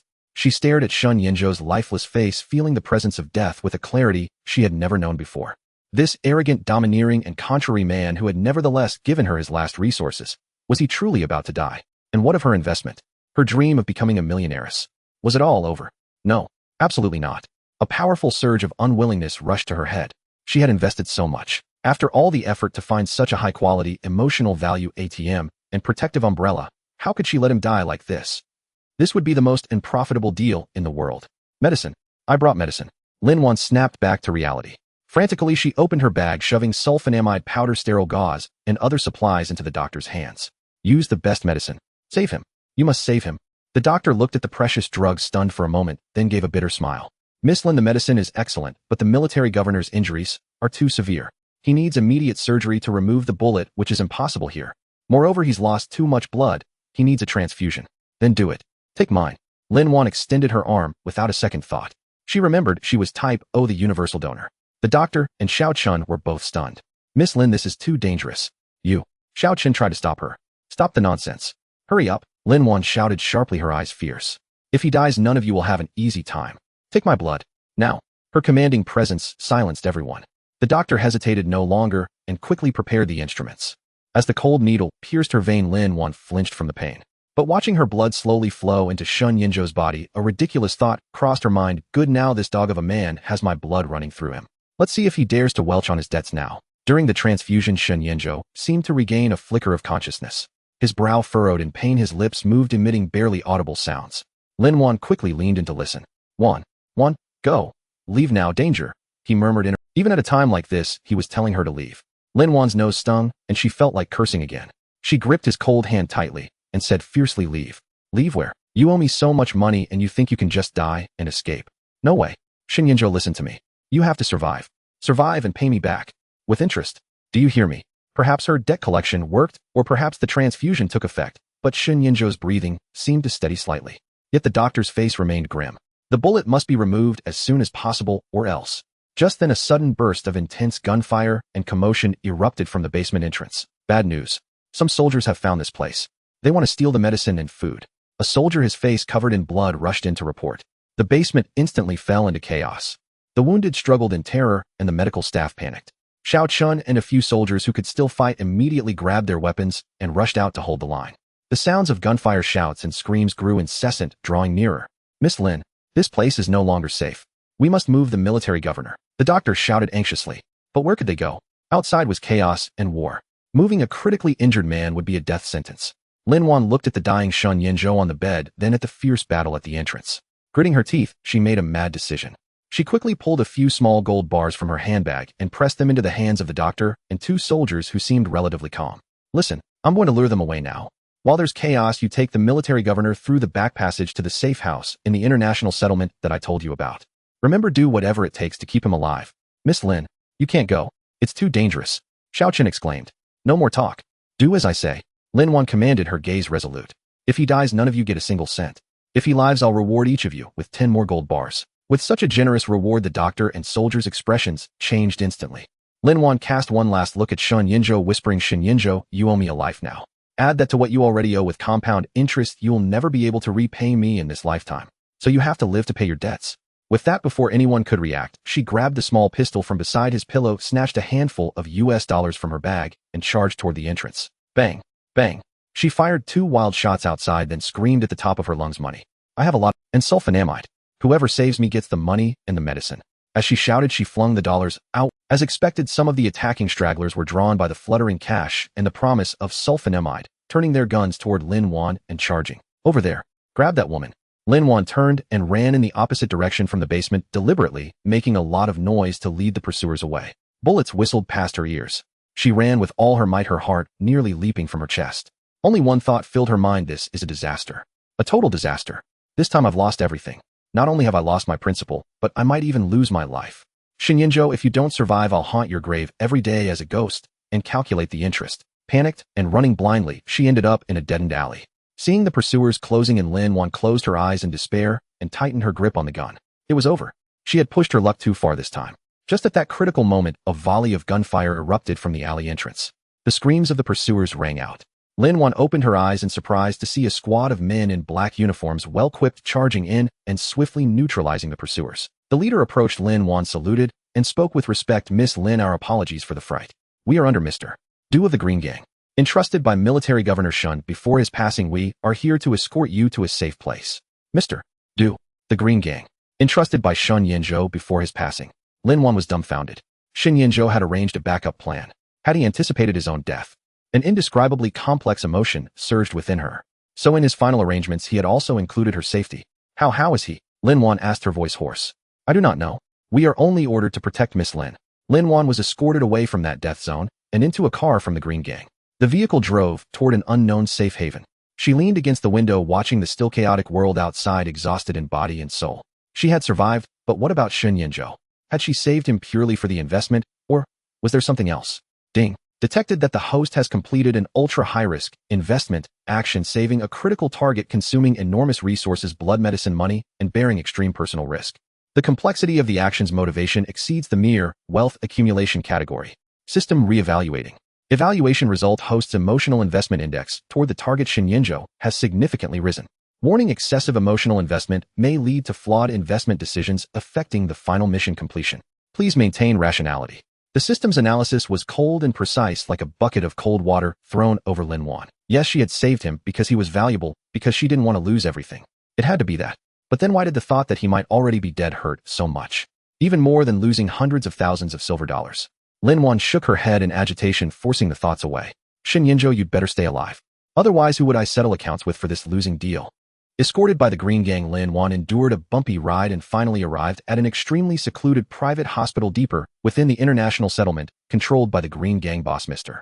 Du. The place was heavily guarded, as if belonging to a different world from the raging war outside. No sooner had she been settled into a clean but disinfectant-reeking ward than the door was abruptly pushed open. The guard Xiao Chun, covered in blood and grime, stumbled in and fell to his knees with a thud. His voice was hoarse and choked with sobs. Miss Lin. The Warlord. The Warlord, he. Lin Wan's heart leaped into her throat. She sat up abruptly, her voice tight. How is he? Speak. Xiao Chun lifted his face streaked with tears and blood, both anguished and agitated, speaking incoherently. The Warlord.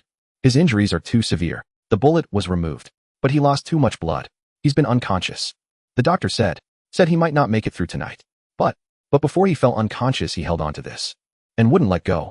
Trembling, he extended his hand. In his palm lay a silver dollar soaked in blood and barely recognizable. It was the very one Lin Wan had casually handed to Sun Yinzhou as a deposit after selling her jade pendant. Lin Wan stared at the bloodstained silver dollar, her pupils contracting sharply. Her heart felt as if gripped by an invisible hand, aching so fiercely she could barely breathe. Even in his critical state, he had clung to this coin, symbolizing the start of their transaction. Ding. Detected intense emotions of shock, heartache, inexpressible fury from the host. Emotion value 800. Warning: emotional fluctuations exceed safety threshold, may impair rational judgment. To hell with rational judgment. To hell with the system. Warning. Lin Wan snatched the silver dollar, its cold touch mingling with the scent of blood, jolting her nerves. She clutched it tightly, her nails nearly digging into her flesh. Where is he? Take me to him. Her voice was raspy, but carried an unyielding resolve. In the ICU. But the doctor said no one is allowed to disturb. Xiao Chun said timidly. Lin Wan let out a cold laugh, her gaze sharp as a blade. I spent so much money, used so many medicines, even gave him my own blood. He is now my most valuable asset. Who dares to say disturb? Lead the way. Ignoring her own weakness and exhaustion, she pushed aside the nurse who tried to stop her, and guided by Xiao Chun charged straight to the ICU. Outside the ICU, several Western and Chinese doctors in white coats were conversing in low tones, their faces grim, shaking their heads. Seeing Lin Wan rush over, the lead Western doctor immediately stepped forward to block her, speaking in stiff Chinese. Madam, the patient's condition is very critical. Absolute quiet is required. Please. Lin Wan ignored him entirely, her gaze piercing through the glass window to Sun Yinzhou lying on the bed inside, covered in tubes, his face deathly pale, his chest barely rising and falling. A surge of immense panic and rage overwhelmed her. She spun around, her eyes blazing as she swept her gaze over all the doctors present. From her handbag, actually the system space, she pulled out a large wad of US dollars and gold bars, slapping them onto the nearby table with a crash. The dazzling gold and greenbacks dazzled everyone. Listen.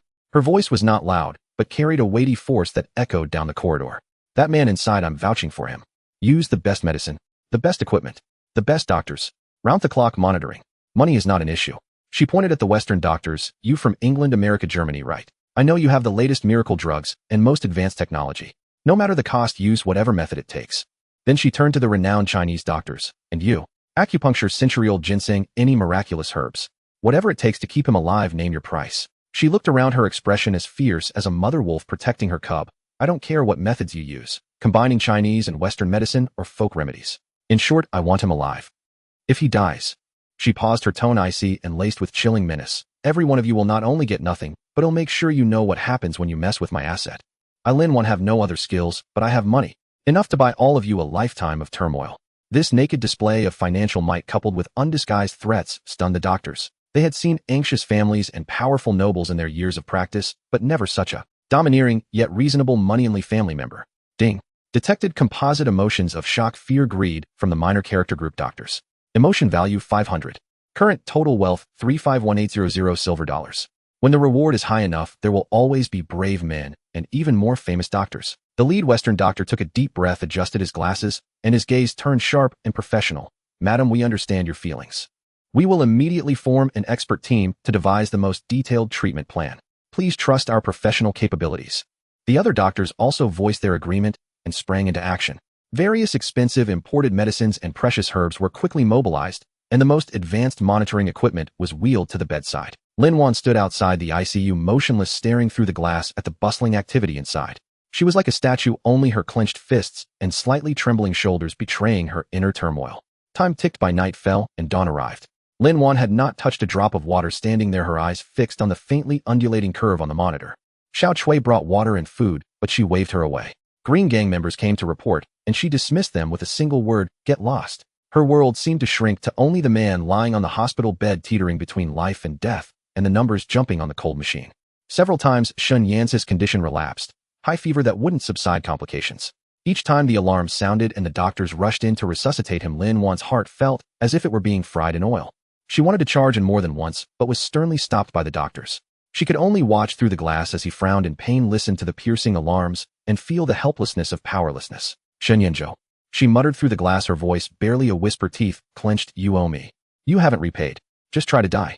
Whether her curse worked or money and medicine created a miracle, after a harrowing 40-plus hours, the data on the monitor finally began to stabilize.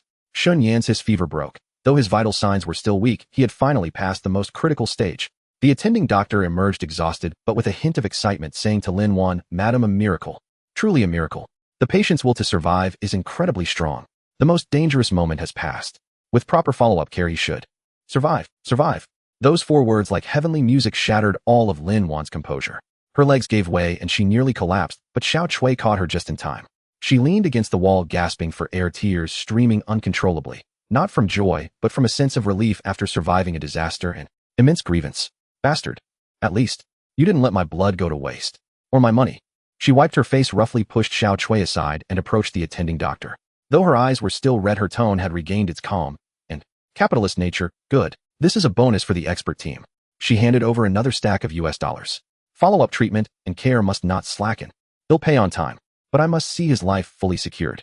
The doctor took the money, promising repeatedly. Lin Wan cast one last glance at Shun Yanzhou, still unconscious, but with a slightly improved complexion, then turned, straightened her back, and left the hospital. Back at her temporary lodgings, she locked herself in her room, staring at the wealth value on the system panel that had risen again from her recent actions, but she couldn't muster any joy. The money she had spent to save Shun Yanzhou was astronomical. Though the system's book wealth hadn't moved much, mainly physical and hard currency consumption, her liquid assets had shrunk significantly. This was definitely the worst investment she had made since crossing over. Extremely high risk, unknown returns. But Lin Wan touched the blood-stained silver dollar in her pocket. Its cold touch slightly calmed her chaotic thoughts. Forget it. She sighed, as if convincing herself. Think of it as a long-term equity investment. A living Shun Yanzhou is a quality asset with sustainable growth. Yet this asset had become unbearably heavy, stained with her blood, her money, and her indescribable emotion. Her path to making money seemed to have veered onto a completely off-budget detour. And Shun Yanzhou, this failed investment, she had fought tooth and nail to save. What would happen when he woke up? Shun Yanzhou had brushed the gates of death, only to be forcibly dragged back by Lin Wan with a mountain of gold and silver and half her own life. He lay in a coma for 3 full days in a private hospital controlled by the Qing gang before finally stirring awake. The moment consciousness returned, excruciating pain spread from his chest throughout his body. Yet clearer than the agony was the resolute silhouette from before his collapse, and that fierce declaration, "You must live to repay your debt." He struggled to open his eyes, his blurred vision gradually sharpening. The first thing that came into view was the pale ceiling of the hospital ward, and then Lin Wan, who was slumped by his bedside, seemingly asleep. She appeared much haggard, with deep shadows under her eyes. Her usually neatly combed hair was now slightly disheveled, stray strands falling across her forehead. Sunlight streamed through the gap in the curtains, casting light upon her face, making her skin seem almost translucent, carrying a fragile, delicate quality. Shun Yan's heart felt as if something had gently nudged it. A strange, bittersweet, yet tender emotion began to flow slowly within him. It was her. Truly her. When he thought he was doomed, she had saved him without regard for anything. He instinctively tried to move, but the movement pulled at his wound, forcing a muffled groan from his lips. This faint sound startled Lin Wan from her light slumber. She jerked her head up, her eyes still clouded with lingering drowsiness and alertness. But when she saw Sun Yance's open eyes, those orbs instantly brightened as if stars had fallen into them. "You're awake." Her voice was hoarse from just waking, yet it carried an unmistakable hint of surprise. But in the next second, that surprise receded like a tide, swiftly replaced by a familiar, calculating expression. She leaned in closer, scrutinizing his complexion, as if appraising a freshly restored antique porcelain. "How do you feel? Still in pain? Can you talk? Is your mind clear? Do you remember how much you owe me?" She fired off questions in rapid succession, her tone urgent, as if fearful he had injured his brain and forgotten the most crucial matter. Shenyanzhou. The fleeting touch of gratitude and tenderness that had just welled up was instantly shattered by this mercilessly practical question. He helplessly twitched the corner of his mouth, wanting to laugh, but instead winced as the pain from his wound made him gasp. "Water." His voice was dry and raspy. Lin Wan immediately stood up, deftly poured a glass of warm water, and even carefully brought the straw to his lips. Shenyanzhou took a few sips from her hand, feeling his throat ease slightly. "Now can you answer my questions?" Lin Wan set down the glass, crossed her arms, and looked down at him from a height, assuming the posture of a creditor demanding payment. "Superintendent Shun, to snatch you back from the clutches of the King of Hell, I've bled myself dry. Don't you think you should carefully calculate how to repay this debt?" Shenyanzhou watched her nitpicking demeanor, feeling both exasperated and amused along with a trace of ineffable reassurance. Yes, this was it. This was the Lin Wan he knew, that woman with eyes only for money. If she had suddenly turned tender and gentle, he would have suspected some ulterior scheme. "How much did you spend?"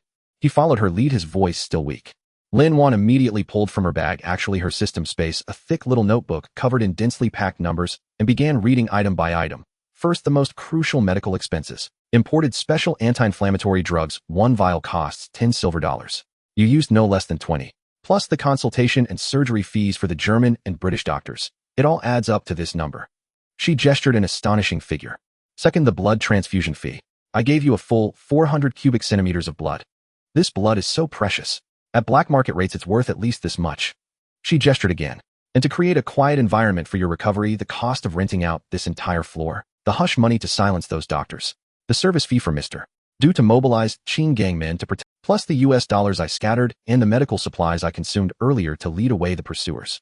She recited quickly and clearly, as if she had rehearsed it countless times in her mind. Finally, she closed the notebook and delivered her closing statement. Altogether, I'll waive the odd change and call it $500,000 silver. $500,000 silver. Even Shenyanzhou, seasoned by countless storms, was shocked into a coughing fit by this figure, his wound throbbing with pain. Lin Wan quickly stepped forward to help soothe his breathing, but her words were relentless. "Hey, don't get excited. Your injury isn't healed yet. We can settle the account slowly, even in installments, but the interest will be at the highest market rate. Compound interest." Shenyanzhou finally stopped coughing, gasping for breath, looking at her face, so close to his. Those eyes sparkled with the purest desire for money, yet paradoxically filled him with an immense sense of security. "All right, 500,000. So be it." He spoke with difficulty, but his gaze carried an almost indulgent tenderness. "Ill. Repay. Just repaying the money want due." Lin Wan interrupted him, holding up 2 fingers. "There's also compensation for emotional distress. Do you know how much risk I took to save you? How much fright I endured? This psychological trauma can't be compensated with less than 80 or 100,000 silver dollars." Shenyanzhou watched her brazenly demand emotional distress compensation and finally couldn't help but let out a low laugh, even though the laughter pulled at his wound, making him wince in pain. "What are you laughing at?" Lin Wan glared at him. "Be serious. This is a legitimate debt." "All right. Serious." Shenyanzhou stopped laughing, his gaze sinking deeply into her eyes. "Lin Wan, besides money, what else do you want?" he asked cautiously, with a barely perceptible hint of anticipation.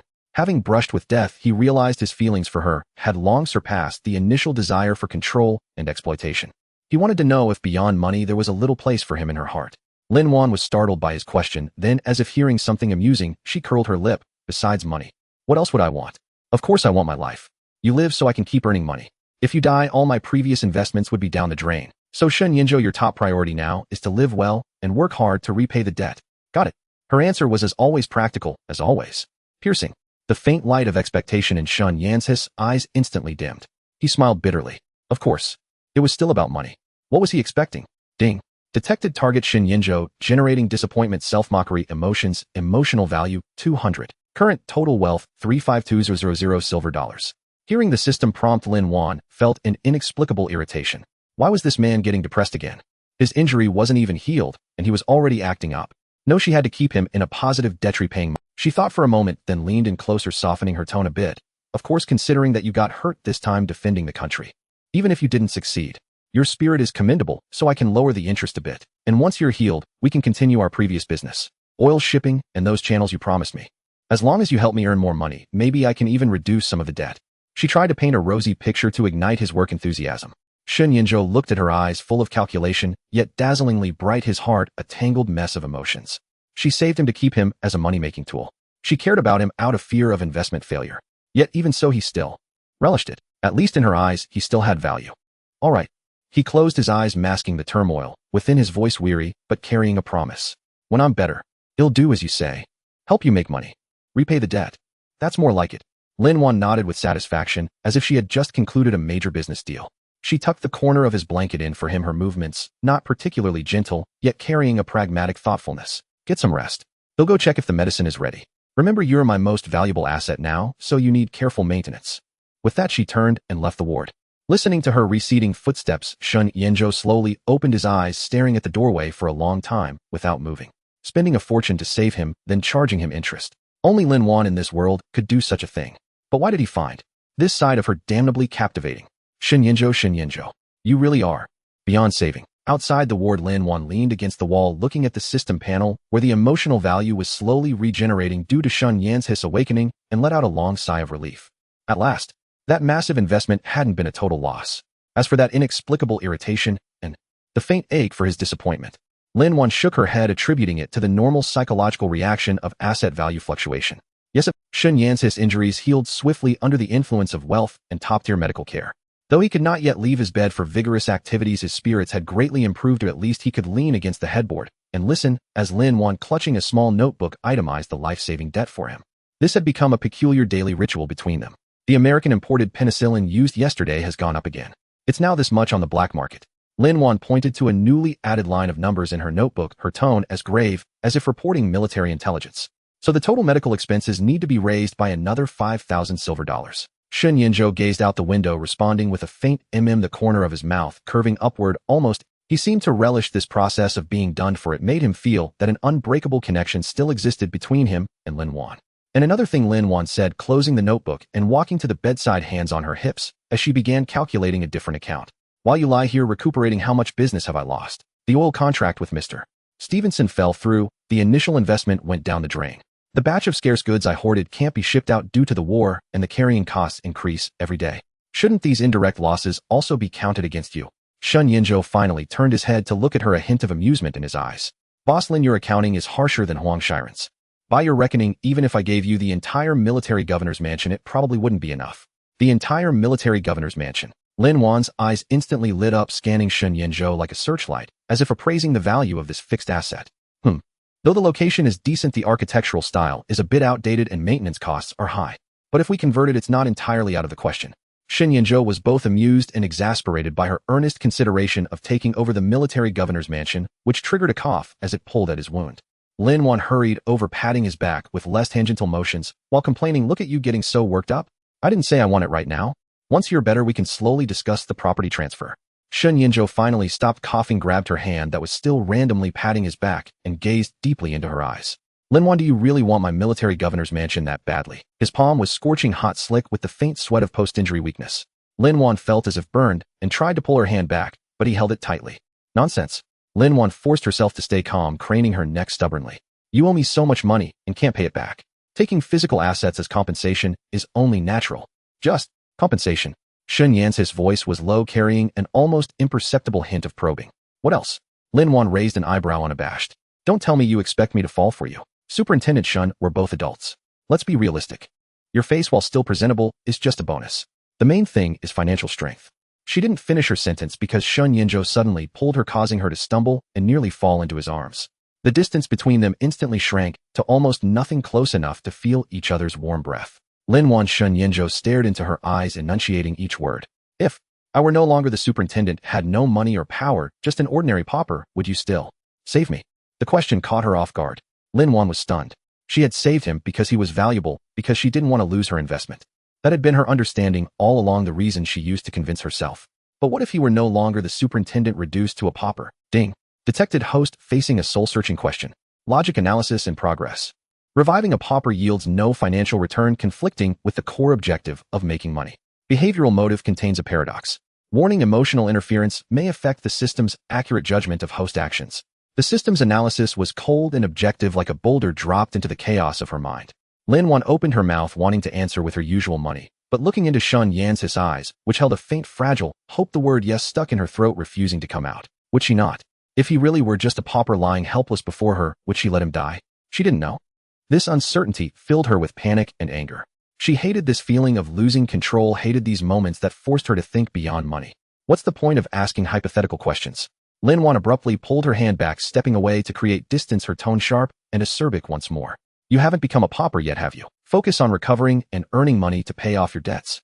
Stop dwelling on useless things. She was like a cat whose tail had been stepped on, using aggression to mask her inner turmoil.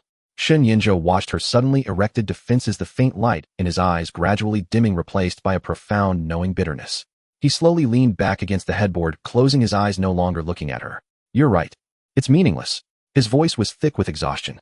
I'm tired and want to rest for a while. He'll repay the debt I owe you. Leave now. Seeing his suddenly distant demeanor and closed eyes, Lin Wan felt an inexplicable tightness in her chest. She opened her mouth, wanting to say something more, but in the end, she only stomped her foot in frustration, throughout to get some rest, and don't forget the interest, and turned to quickly walk out of the ward. The door closed softly. Shen Yinzhou opened his eyes, staring at the empty doorway, his gaze hollow. He had gotten his answer, one he had long suspected but was reluctant to believe. Outside the door, Lin Wan leaned against the cold wall, slowly sliding down to sit on the floor. She hugged her knees, burying her face in them, her mind a tangled mess. Ding. Detected target: Shen Yinzhou, generating despair, broken heart emotions, emotion value 500. Detected host, generating intense confusion, irritation, self-doubt, emotions, emotion value 300. Current total wealth 352800 silver dollars. The chime of the emotion value being credited sounded harshly in her ears. Making money. Was it really just about making money? Then why, when the pauper hypothesis arose, did her heart feel so unsettled? Why did seeing his disappointed closed eyes make her feel worse than losing hundreds of thousands of silver dollars? Lin Wan buried her head deeper. Shen Yinzhou, you bastard. Not only do you owe me money, but you've also muddled my mind. This debt is getting harder and harder to calculate. After that unpleasant parting, a subtle cold war settled between Lin Wan and Shen Yinzhou. It was more of a one-sided avoidance on Lin Wan's part. She no longer visited Shun Yan's ward daily with her little notebook to settle scores, nor did she meticulously inquire about the progress of his injury recovery. She delegated all the trivial tasks of caring for Shen Yinzhou to the doctors and guards, while she herself plunged headlong into her grand scheme of making money, attempting to mask the turmoil within her with frantic busyness. However, in the chaos of war, making money was easier said than done.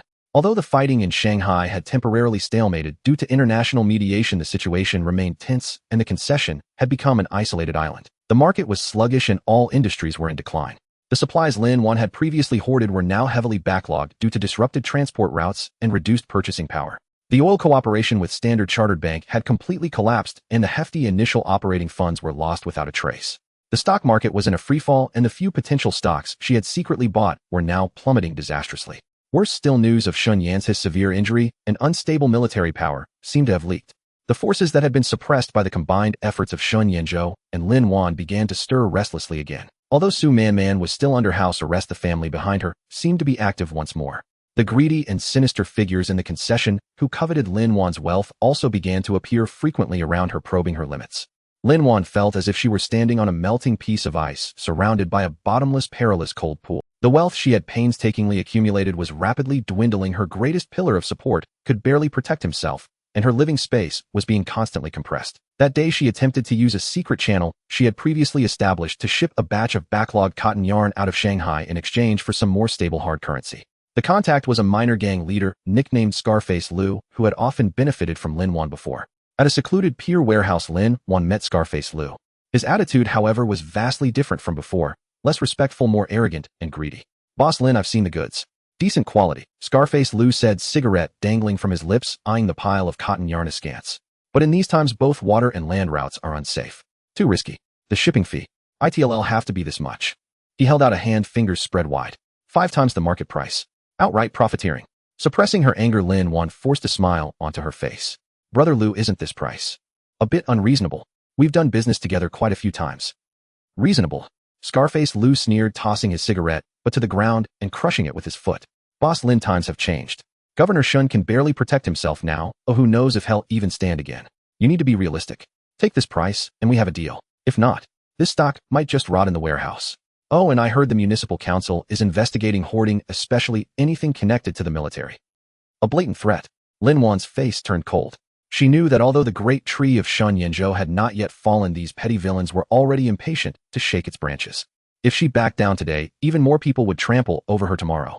Brother Liu, Lin Wan said, her voice calm, but laced with a chilling edge, am not selling these goods. Scarface Liu was taken aback. Not selling? Then what about this batch? I'd rather burn them all than let a despicable person like you profit from my misfortune, Lin Wan retorted, her gaze sharp as a blade. And you'd better pray Governor Shun recovers. Otherwise the day he falls, the first one he'll deal with is a treacherous rat like you who stabs others in the back. Don't forget you're still standing on ground protected by the governor's mansion. A starved camel is still bigger than a horse. Crushing a pest like you is more than enough. Her words were merciless and imposing. Scarface Liu was intimidated by the ruthlessness in her eyes and the threat in her words, his face shifting through several colors. He had indeed only been testing her. Shun Yan's his lingering authority still held some sway, and he dared not go too far. Ungrateful. Scarface Liu finally spat out in exasperated fury before leaving with his men. Watching them disappear into the night, Lin Wan's tense nerves only slightly relaxed, but a cold sweat had broken out on her back. Her fierce words earlier were nothing but a bluff. She knew better than anyone that Shun Yan's his lingering authority was rapidly fading. She returned to her temporary lodgings dejected. Looking at the empty room and the piles of increasingly worthless account books and bills on the table, a wave of immense helplessness and panic washed over her. Her love life, if it could be called that, was a failure, and her business was on the verge of collapse.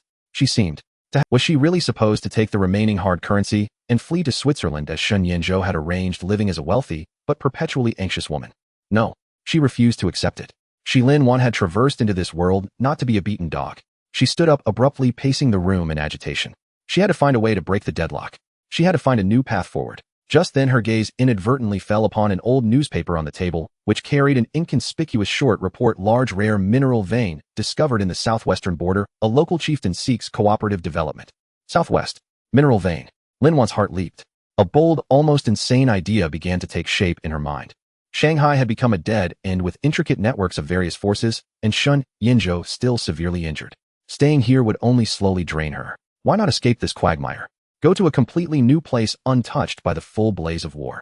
The southwestern border, though remote, was rich in resources and had simpler power structures, a perfect place for covert development in these chaotic times. Moreover, it was far from the central authorities, perhaps allowing her to avoid many troubles, including the man who yes, head to the southwest, turn it into her new base, and start her money-making enterprise all over again. Once this thought took root, it grew like wild grass. Lin Wan immediately set to work. She pulled out a map to study the geography and power distribution of the Southwest, as she used her remaining connections to gather detailed information about the rare mineral vein and the local chieftain. She began secretly liquidating her movable assets to raise funds for the journey. She knew this was a huge gamble. Leaving familiar Shanghai for the unknown wilderness was extremely risky, but staying meant certain doom. She decided to take the gamble. Just as she was busily preparing, Xiao Chui rushed and panicked. Madam, it's terrible. The governor knows you're planning to leave Shanghai. He wants you to go see him. Lin Wan's heart tightened. How did Shun Yanzhou find out? She took a deep breath to compose herself. It was fine. Before she left, she should settle the accounts completely. She went to the hospital again and entered Shun Yanzhou was propped up on the bed, his face still pale, but his eyes were startlingly sharp, fixed on her with a coldness that saw through everything and suppressed anger. You're leaving? He asked directly, his voice hoarse. Yes, Lin Wan admitted without denial, meeting his gaze calmly. There's no future in Shanghai. I'm going to the southwest to seek new opportunities. The Southwest. Shun Yanzhou laughed coldly. Lin Wan, are you willing to risk your life for money? Can a woman like you survive in such a barbaric place? Can my life and money be safe if I stay in Shanghai? Lin Wan retorted, her tone mocking. Governor, you should focus on yourself first. My affairs are none of your concern. Just remember to repay the debt you owe me. Once I'm settled, I'll leave you my account details. She acted entirely businesslike, drawing a clear line between them. Shun Yanzhou stared at her intently, his chest heaving slightly as he struggled to contain his emotions. After a long moment, he finally spoke, his voice carrying an almost imperceptible tremor. Lin Wan, do you hate me so much? Hate me enough to go to a place like that rather than stay by my side? Lin Wan's heart felt as if pricked by a needle. She averted her gaze, hardening her heart. Governor, there is only a debtor-creditor relationship between us. Since you can't repay the debt now, I naturally have to find other ways to make a living. This has nothing to do with liking or disliking. Nothing to do with it. Shun Yanzhou looked at her cold profile and suddenly let out a low, bitter laugh filled with desolation and sorrow. Fine. I'll find nothing to do with it. He closed his eyes and waved his hand as if using all his remaining strength. Go. I will repay the money. Not a cent less. Seeing him in such a state of utter despair, Lin Wan felt as if an invisible hand had clenched her heart, squeezing it with a pain that nearly suffocated her. She opened her mouth to say something, but in the end she only gave him one last deep look before turning and leaving the ward without hesitation. The moment the door closed, she seemed to hear the sound of something being violently shattered inside. Lin Wan leaned against the corridor wall, slowly closing her eyes, forcing back the bitterness that welled up. Shen Yinzhou, don't blame me. In these chaotic times, I trust only myself, only the money in my hands. Your affection I cannot repay, nor do I wish to. The Southwest is my path to survival. To expedite her departure from Shanghai, Lin Wan, like the most astute liquidator, converted her remaining assets into cash through covert channels at the fastest speed and regardless of cost.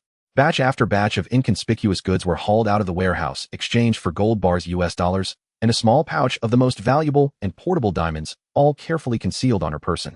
Xiao Chui, her eyes swollen from crying, knew that staying meant certain death, so she silently helped Lin Wan pack their belongings. They took only the most essential clothes, medicine, and weapons, traveling light. The departure was set for a rainy night 3 days later. The rain would conceal many traces, including the sound of their footsteps as they left.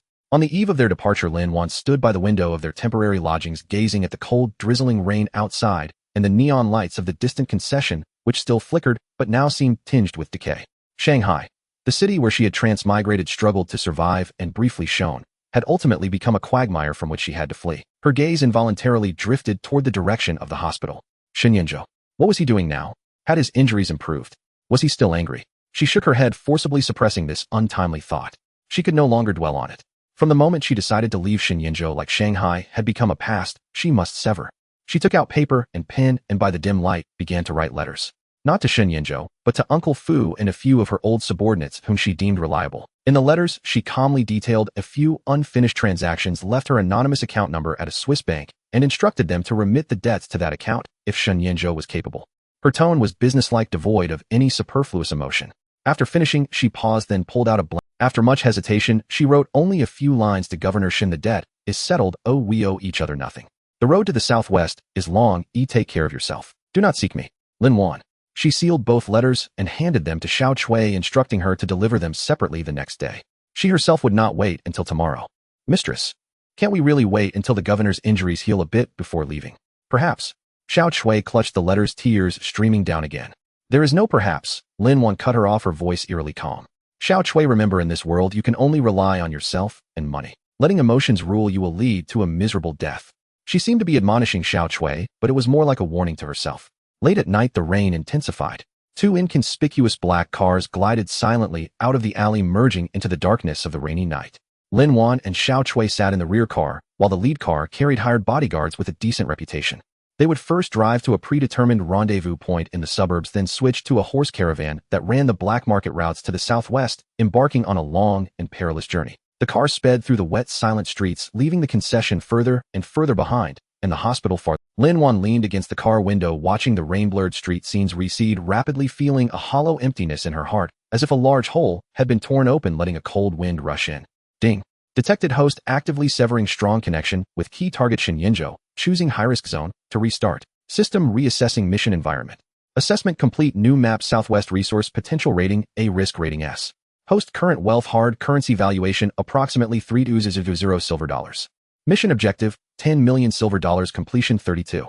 Please proceed cautiously and prioritize safety.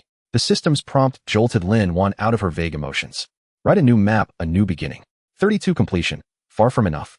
The Southwest was her new gold mine. She would go there to mine more wealth. She clenched the hard currency hidden in the inner pocket of her clothes, her gaze once again resolute and sharp. To hell with Shen Yinzhou, to hell with Shanghai. It was time for her to carve out a new empire. However, just as the car was about to leave Shanghai's boundaries and reach the suburban rendezvous point, a sudden change occurred. Several blinding headlights blazed ahead on the road, illuminating the rainy night in stark white. A few military trucks were parked across the road, blocking their path. Armed soldiers jumped down from the trucks and swiftly fanned out to surround them. Stop. Prepare for inspection. A rough shout pierced through the rain. The bodyguard driver's face changed as he slammed on the brakes. Lin Wan's heart sank to the bottom. Had they been discovered? Was it Shen Yinzhou? Or Su Man? Or perhaps the jackals of the concession? Mistress, what do we do? Xiao Chui trembled in fear. Lin Wan forced herself to stay calm, quickly assessing the situation. The enemy had superior numbers and equipment. A direct confrontation would mean certain death. She whispered to the driver, "Don't panic. Play it by ear. Xiao Chui, hide the most important items close to your body." She stuffed the bag of most valuable diamonds into a secret compartment in Xiao Suo's shoe while gripping the pistol hidden in her own sleeve. A tall figure in a military raincoat stepped up to the car headlights and knocked on the window. Lin Wan rolled down the window, and a gust of rain-laden cold air rushed in. She looked up at the man outside the car. It wasn't Shen Yinzhou, nor any officer she recognized. It was a middle-aged man with a stern face and eyes as sharp as a hawk's. His shoulder insignia indicated a high rank.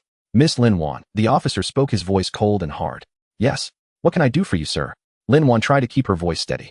"By order of my superiors, Miss Lin must come with us," the officer said expressionlessly. "There are some leads regarding Governor Shun Yan's treason and collusion with the enemy that require your verification." Treason. Lin Wan's pupils contracted. This was a frame-up, a plot to completely destroy Shen Yinzhou, and she as his supposed remnant was not to be spared. "Sir, I'm afraid this is a misunderstanding. I have long severed ties with Governor Shun and was just about to leave Shanghai," Lin Wan tried to explain. "Whether you've severed ties or not is not for you to decide." The officer sneered and waved his hand. "Take her away." The soldiers immediately moved to open the car door. Lin Wan knew that once taken to such a place, she would be lucky to escape with her life, let alone keep her wealth. She could not wait to be captured. In that critical moment, a much more violent roar of engines came from behind. Blinding headlights like sharp swords pierced the rainy night, rapidly approaching from a distance. A convoy like a steel torrent charged forward fiercely, without slowing down. From the look of the vehicles and their momentum, they seemed even more formidable than the soldiers blocking the road.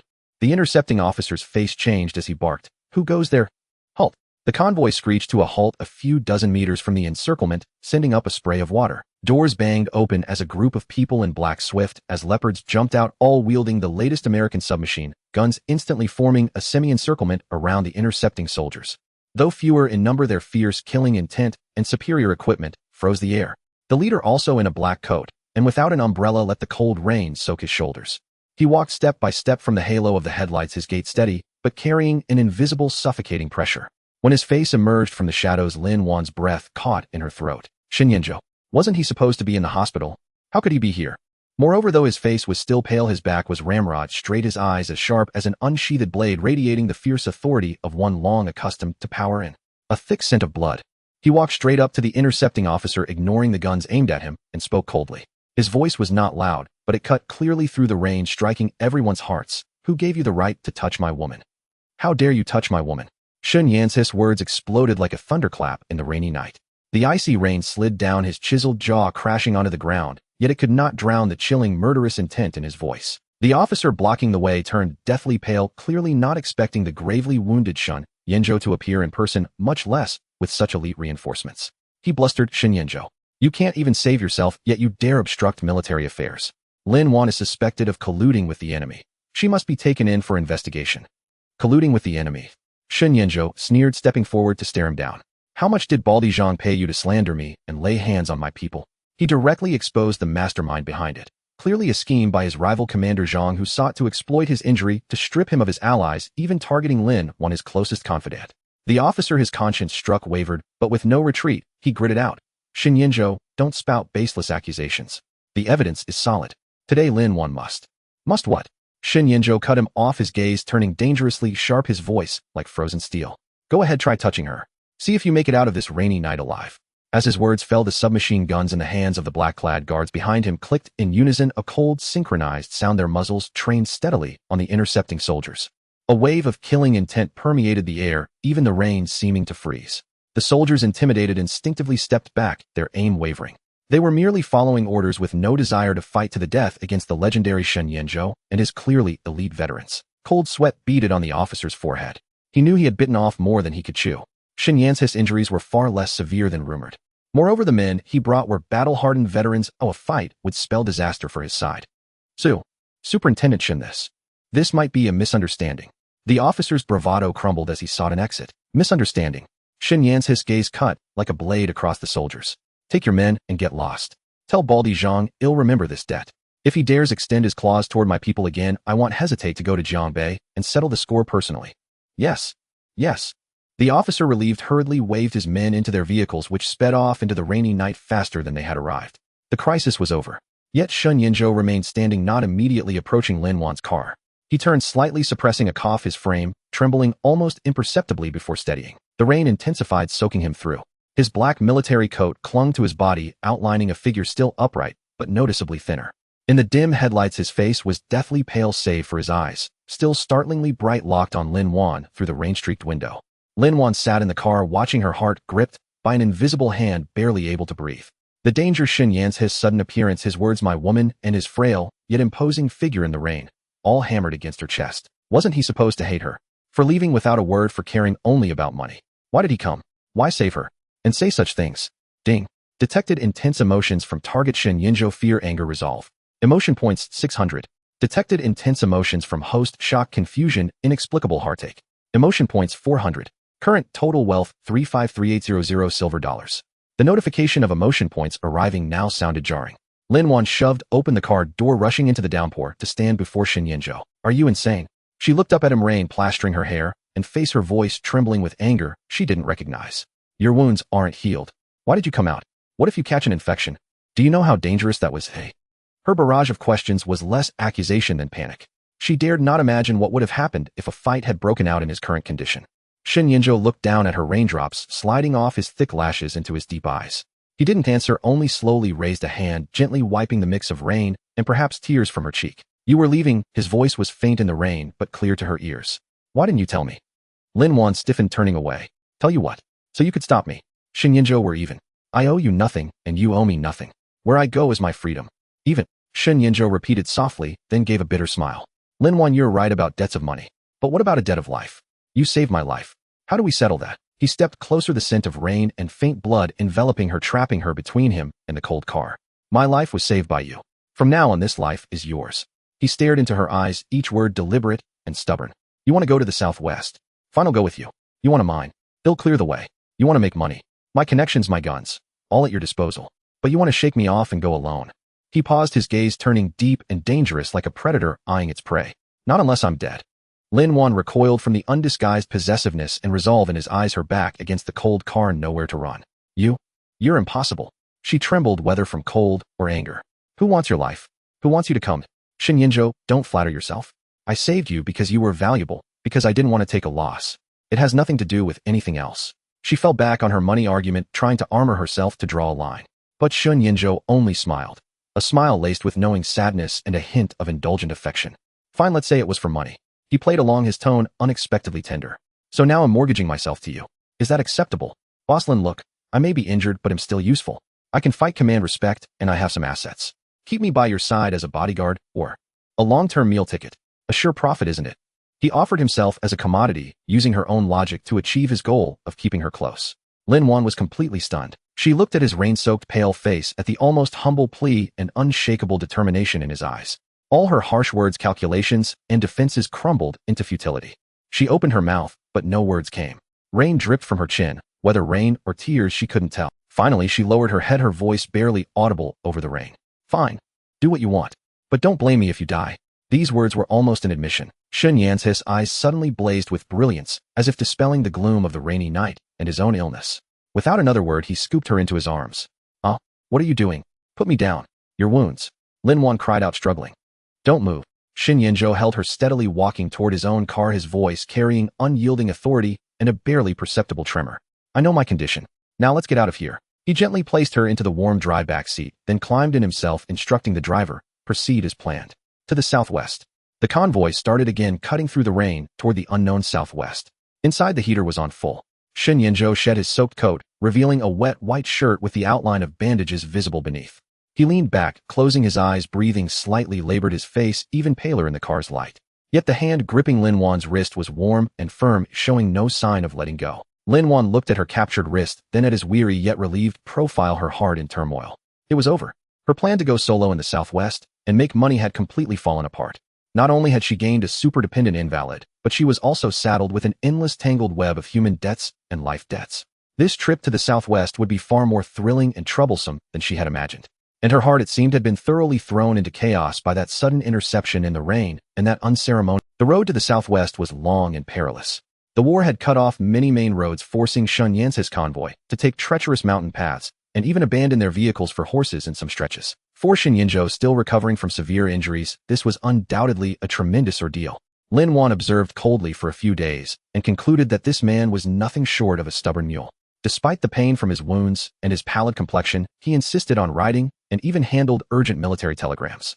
Every time he dismounted, cold sweat dripped from his brow, yet he clenched his teeth without uttering a sound. Showing off, Lin Wan sneered coldly while changing his bandages, noticing faint bloodstains on the gauze. Your wound has reopened, hasn't it? Serves you right. Do you think you're still that invincible Shanghai military governor? Shen Yinzhou leaned back in the makeshift tent, letting her work. He merely curled his lips and said, as long as I don't die, it's fine. Didn't you say I'm valuable? Valuable goods need a bit of resilience. Lin Wan deliberately applied more pressure and Shen Yinzhou let out a muffled groan, but didn't flinch. Instead, he gazed deeply at her face, so close to his. What are you staring at? The medical fee doubles. Lin Wan snapped, looking away as she quickly finished the dressing. Ding. Detected target Shen Yinzhou, generating pleasure, enjoyment emotions. Emotion points 100. Total wealth 353900 silver dollars. Lin Wan. Is this man insane? He feels pleasure from pain. The group traveled over mountains and rivers, finally entering the southwestern region. Here the mountains were high and forests dense, the climate humid and hot, a stark contrast to bustling Shanghai. Along the way they saw people in colorful ethnic costumes and heard a medley of languages. Shen Yance's guard was on high alert, for not only was the natural environment harsh, but the local powers were tangled and complex. Bandits ruling the mountains, local chieftains who paid lip service but not obedience, and scattered guerrilla forces. Lin Wan's target was a place called Blackstone Cave at the border of Yunnan and Guizhou. According to her intelligence, a sizable rare metal vein had been discovered there, currently controlled by a local chieftain named Long. Chieftain Long sat on a treasure mountain, but lacked the technology and funds to mine it, desperately seeking a capable partner. This was a tailor-made opportunity for Lin Wan. A few days later, the convoy arrived at the outskirts of Blackstone Cave. From a distance, the terrain was steep, with the stockade village built halfway up the mountain, easy to defend, hard to attack. At the gate stood several dark-skinned guards with rustic rifles, their eyes wary. Shen Yinzhou signaled the convoy to halt.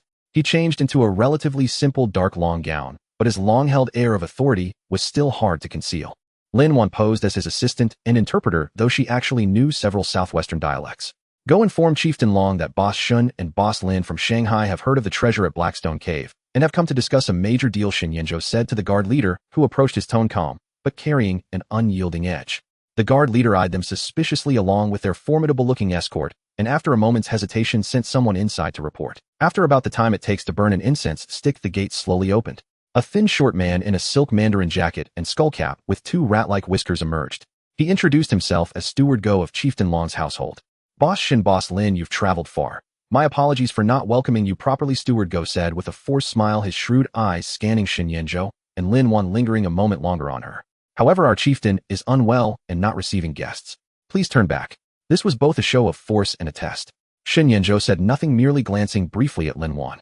Understanding his cue, Lin Wan stepped forward, her face breaking into a professional warm smile. In fluent local dialect with a slight accent, she said, Steward Go, we've come a long way, with utmost sincerity. We heard the chieftain is worried about the villagers' livelihoods, and that's exactly why we're here. This is a small token of our respect. Please pass it to the chieftain and tell him we'll call again later. With that, she took out a pair of heavy, exquisitely carved solid gold longevity peaches from an ornate wooden box. They gleamed brilliantly in the sunlight, dazzling Steward Go until his eyes went wide. A few nearby guards couldn't help but swallow hard. Steward Go's expression shifted instantly, his smile becoming much more genuine. He quickly accepted the gold peaches with both hands, weighing them, his eyes narrowing into slits. Oh, my Boss Lin, you're too kind. This is really too much. Please wait a moment, I'll go report to the chieftain again. This time he went in quickly and came out just as fast. Honored guests, please come in. The chieftain awaits you in the meeting hall. Steward Go bowed and scraped his attitude, doing a complete 180. Lin Wan and Shen Yinzhou exchanged a glance, understanding perfectly. Indeed, money makes the world go round, and in this remote place hard currency held even more power. Inside, the stockade was more spacious than it appeared from outside, though still quite crude. In the meeting hall, a stocky, dark-skinned, middle-aged man in ethnic attire with a necklace of animal fangs sat imposingly on a tiger-skin chair. This was Chieftain Long. His sharp eyes scrutinized the newcomers, lingering on Shen Yinzhou, clearly recognizing his extraordinary bearing. Friends from Shanghai. Have a seat, Chieftain Long said in a booming voice with a thick accent. I hear you want to do business. Shen Yinzhou sat down calmly, while Lin Wan stood half a step behind and to his side, playing the role of a capable assistant. Chieftain Long, let's not beat around the bush, Shen Yinzhou began, his voice steady. We've come for the mine behind Blackstone Cave. Chieftain Long's eyes sharpened, and he sat up straight. Mine? What mine? Those are just useless black rocks. Whether they're useless black rocks you know very well, Chieftain Lin Wan interjected smoothly, her smile unwavering. We've brought experts, mining machinery, blueprints, and capital. If you agree to cooperate, we'll split the profits 70-30, with you getting a 30% dry share. You won't have to spend a cent or lift a finger. Just sit back and collect the money. We'll handle everything mining, transport, and sales. And we can pay the initial deposit right now." With that, she signaled a guard to bring in a heavy wooden chest. When opened, it revealed neatly stacked silver dollars gleaming temptingly in the dim hall. A full 5,000 silver dollars. Chieftain Long and the few headmen behind him stared, their eyes glued to the sight. They had never seen so many silver dollars piled together in their lives. "Thighs is just the deposit." Chieftain Long's Adam's apple bobbed. "Exactly," Lin Wan confirmed firmly. "As soon as we sign the cooperation contract, it's yours. Every month after that, dividends will be delivered to the village. We'll prioritize hiring your young men for the work and pay them wages. We'll also fund road construction to improve life here." Her terms were incredibly generous, almost like handing over money on a silver platter.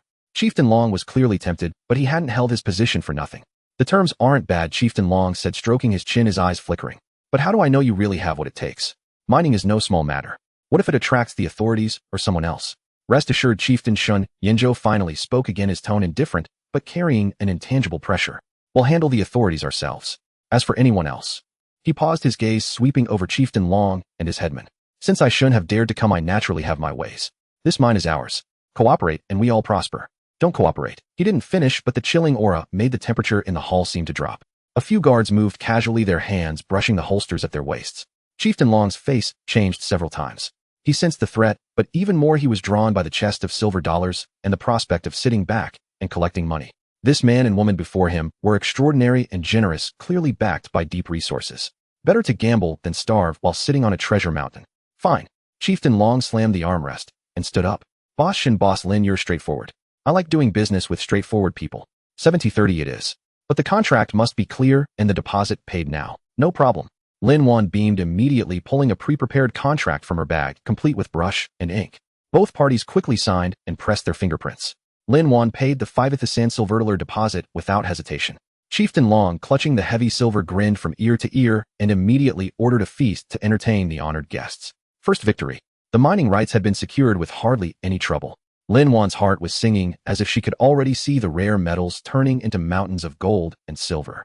At the banquet, Chieftain Long enthusiastically urged drinks and several headmen took turns toasting. Shun Yinzhou declined, citing his unhealed wounds, and only sipped a little. Lin Wan, however, had to hold her own.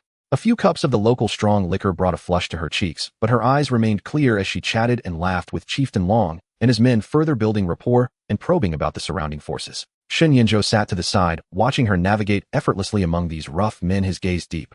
He knew her capabilities, but seeing her in this completely unfamiliar environment, using only money and eloquence to break through, stirred a complex mix of emotions in him: pride, admiration, and a hint of inexplicable jealousy. Especially when a drunken headman tried to put his hand on Lin Wan's shoulder while toasting Shin Yan's, his eyes turned icy in an instant. Just then, a sudden urgent blast of oxhorn trumpets and commotion erupted outside the stockade. A guard stumbled into the banquet hall, shouting in panic, "Chieftain, bad news. Luo Yinwang of Black Wind Fort has come with his men. They say they want to take our mine." The wails of the Dong soldiers struck like a bucket of cold water, plunging the riotous banquet hall into dead silence. The flush of wine and joy drained from Chief Long's face, replaced by an ashen pallor. He shot to his feet, overturning the wine bowl before him. The Hell King. How did he find out about the mine? And so fast? Chief Long's voice trembled with shock and fury. His gaze instinctively flickered toward Lin Wan and Shun Yinzhou, laced with suspicion. Could it be that they leaked the news? Lin Wan's heart also sank. Black Wind Stronghold. The Hell King. They didn't sound like benign figures. And they had a clear target: the mine. Was it a coincidence, or had someone deliberately leaked the information to this bandit chieftain, hoping to reap the benefits from the sidelines, or to stop them from mining? Shin Yinzhou, however, remained seated, his expression calm, though his eyes sharpened like an eagle's. He set down his cup and looked at Chief Long, his voice steady. "Chief Long, now is not the time to dwell on the source of the leak. How many men do they have? What are their arms?" His composure infected the panicked Chief Long. Forcing himself to calm down, Chief Long roared at the soldiers, "Speak. How many are coming?" I can't tell. Torches cover the hillsides. At least 200 men. They have rifles." The soldier stammered. 200 bandits. With rifles. Blackstone Dong had barely 100 able-bodied men, and their weapons were far inferior, mostly homemade guns and blades. The disparity in strength was overwhelming. Chief Long and the tribal leaders wore expressions of utter despair. The Hell King was the most powerful bandit for hundreds of miles, ruthless and merciless. Blackstone Dong was no match for him. "Quick, close the gates. Everyone to the walls. Prepare to defend to the death." Chief Long's rasping command trembled with fear. Defend to the death. How long could they hold? "Chief, it's hopeless," Shin Yinzhou suddenly interjected, his tone cold and almost ruthless. "The walls are low and they're prepared. A direct assault will break us by dawn at best. Then, what do we do? Chief Long grew desperate. Boss Shin, you must think of something. We're all in the same— There is a way, Shin Yinzhou said. He rose and walked to the window, gazing at the approaching torrent of torches, his eyes icy. But it requires you and your warriors to follow my commands completely. As long as we can drive off the Hell King and save the village and the mine, I'll do whatever you say, Boss Shan. Chief Long, having shed all pretense of pride, quickly pledged. Shin Yinzhou nodded without another word. Turning to his guard captain, he issued a series of low, rapid orders. The captain acknowledged and immediately disappeared into the night with half of the elite guards. He then addressed Chief Long. Immediately select 50 of the bravest men who know the terrain best. Arm them with all the muskets and gunpowder. They will leave the village with my men circling around to the rear mountain. The rest will man the walls, light more torches, and shout loudly to create the illusion of a desperate defense, drawing the Hell King's attention. This was a plan for a proactive strike, a pincer attack from front and rear. Though Chief Long found it risky, he had no better option. Gritting his teeth, he said, "Fine. Well, do as you say. Steward, go pick the men." Wait. Lin Wan suddenly stepped forward, approaching Shin Yinzhou with a frown. "You're wound." "It's nothing," he interrupted, his gaze lingering on her. "Stay in the village and protect yourself. Wait for my return." "Who needs your protection?" She glared at him, but seeing the unyielding resolve in his eyes, she knew she couldn't stop it. From her bosom, actually the system space, she quickly produced 2 small vials of the system's special hemostatic powder and a cardiac stimulant. She shoved them into his hands, whispering fiercely, "Take them. Don't you die. You still owe me a debt." Shin Yinzhou looked at her, seeing the worry beneath her feigned ferocity. A warmth spread through his chest. Clutching the vials, he murmured, "Don't worry, I won't die. My life is too precious, why still have to repay you." With that, he wasted no more time. Leading the 50 Dong soldiers selected by Chief Long and half of his own guards, he slipped out through a hidden rear gate, vanishing silently into the dark mountain forest. Lin Wan stood on the village wall, staring into the direction they had disappeared, her heart suspended in midair. Outside, the shouts of the Black Wind stronghold bandits and sporadic gunfire grew closer, the torchlight almost painting half the sky red. On the walls, the remaining Dong soldiers and villagers nervously clutched their crude weapons. Under Chief Long's direction, they shouted and fired blank shots, feigning a formidable defense. Time crawled by each second in agony. The bandits had reached the foot of the wall, ramming the gate with thick logs. Gunfire intensified and stray bullets whizzed onto the walls, drawing cries of alarm. "Hold the line. Hold!" Chief Long roared hoarsely, his voice thick with despair. The gate was on the verge of collapse. Lin Wan's heart was in her throat. Why hadn't Shin Yinzhou and his men made a move yet? Had something gone wrong? Just as the gate was about to be breached and a few bandits had scaled the walls, a thunderous roar of battle cries and a hail of gunfire erupted from the rear and flanks of the Black Wind stronghold bandits. The gunfire was sharp, crisp, and continuous, the unmistakable sound of the most advanced automatic weapons. It was Shin Yinzhou and his men. They had attacked from behind. The sudden assault threw the Black Wind stronghold bandits into chaos. They had expected Blackstone Dong to be an easy target, focusing all their attention on the frontal assault. They never anticipated being outflanked, especially with such ferocious firepower. Ambush from behind. It's the government army. Run. The bandit ranks dissolved into pandemonium, wailing, trampling each other in their panic. On the wall, Chief Long was overjoyed. He immediately led his men to throw open the gate and charge out, catching the enemy in a pincer movement. The battle became a rout. Shin Yan's his guards, well equipped and highly trained, were like tigers among sheep. With the Dong soldiers' intimate knowledge of the terrain, the Black Wind stronghold bandits were quickly decimated, leaving behind dozens of corpses and wounded as they fled in disgrace. By the time dawn broke, the battle was over.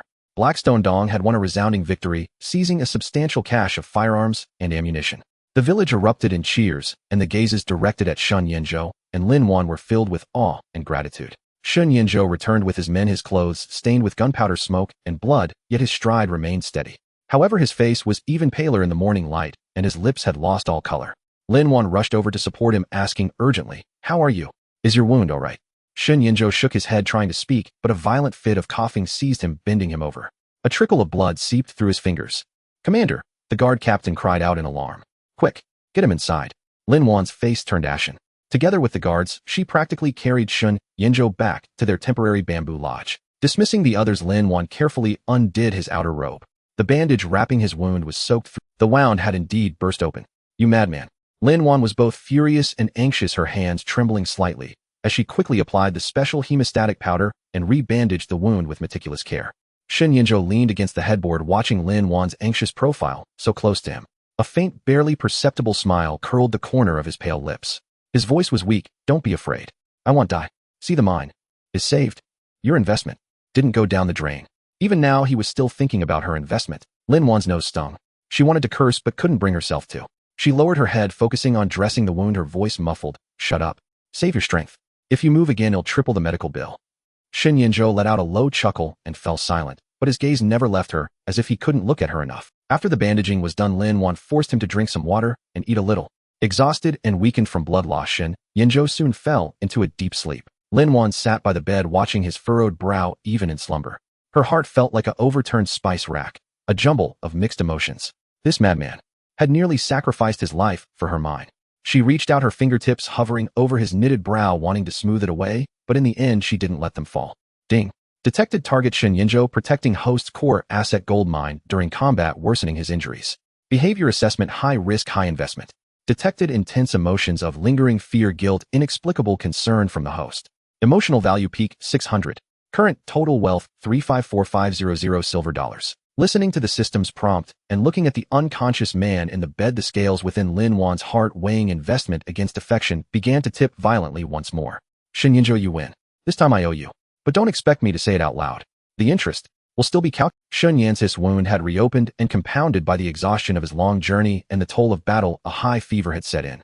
He lay unconscious in the bamboo lodge for an entire day and night.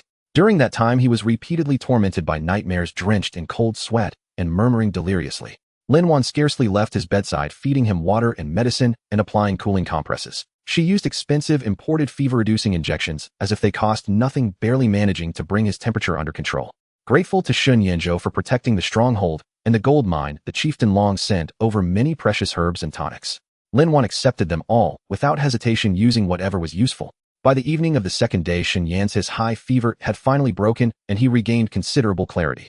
Yet he remained weak, his face pale to the point of translucence. When he opened his eyes, the first thing he saw was Lin Wan, who seemed to have fallen asleep from exhaustion while lying by his bedside.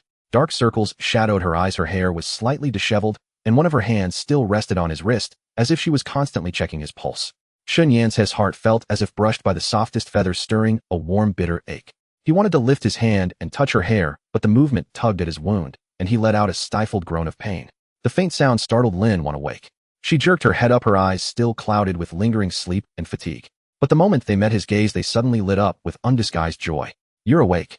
How do you feel? Still have a fever? Is the wound hurting badly? A torrent of questions, urgent and caring. Shen Yinzhou looked at her and slowly shook his head, his voice hoarse. I'm fine. Sorry for worrying you.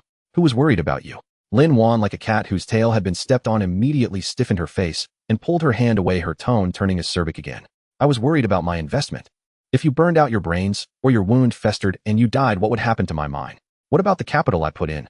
She tried to use money to mask her earlier lapse in composure. Shen Yinzhou said nothing, merely watching her quietly. His gaze was deep, carrying a hint of understanding and indulgence. He knew she was being stubborn, but her stubbornness sounded incredibly sweet to him at that moment. Water, he whispered. Lin Wan immediately got up, poured lukewarm water, carefully helped him sit up, and brought the cup to his lips. Her movements were still not what one would call gentle, but they were marked by a pragmatic thoroughness.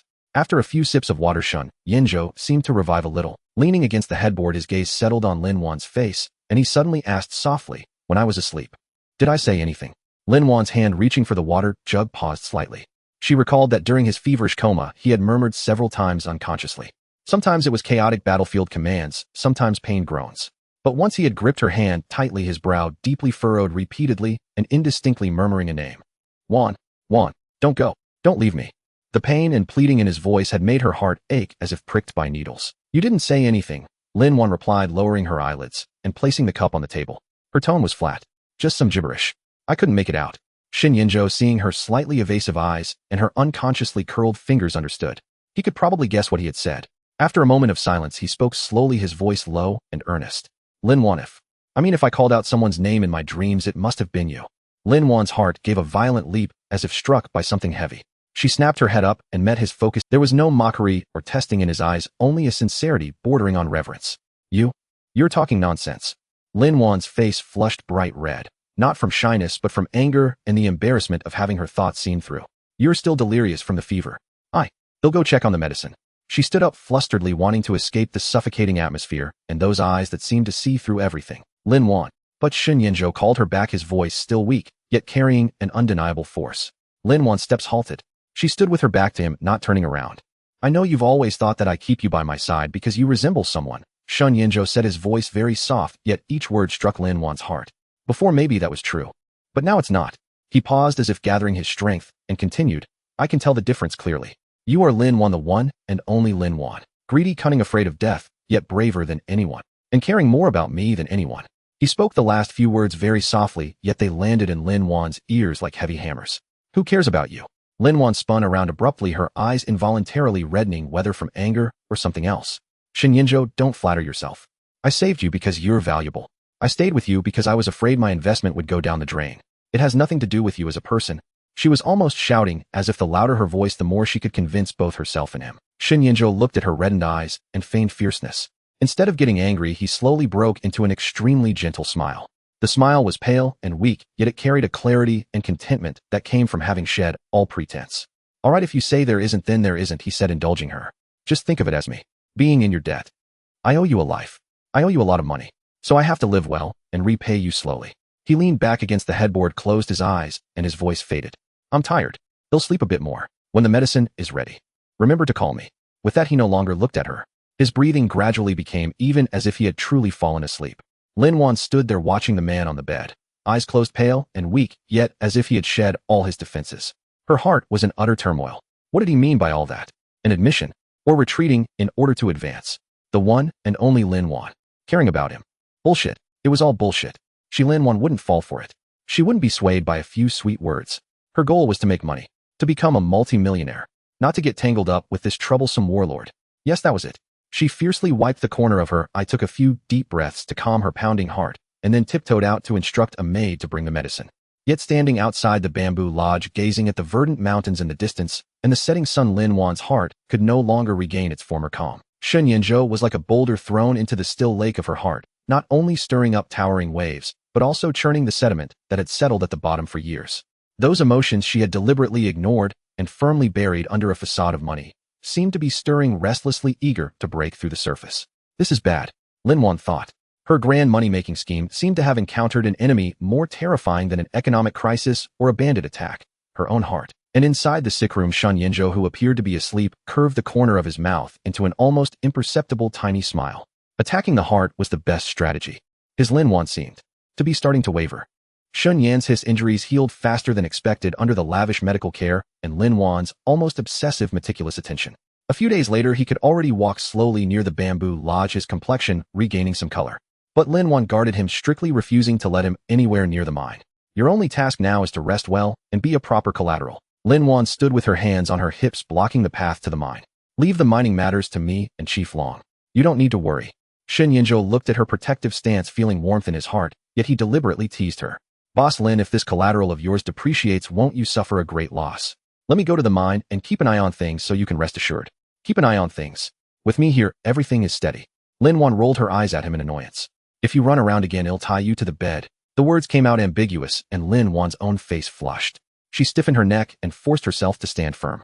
Shen Yinzhou let out a low chuckle and obediently retreated to sit on the stone bench outside the bamboo lodge. Fine, I'll listen to you. Boss Lin is formidable. Lin Wan snorted, turned around, and hurried off to the mine with Xiao Chui and a few guards.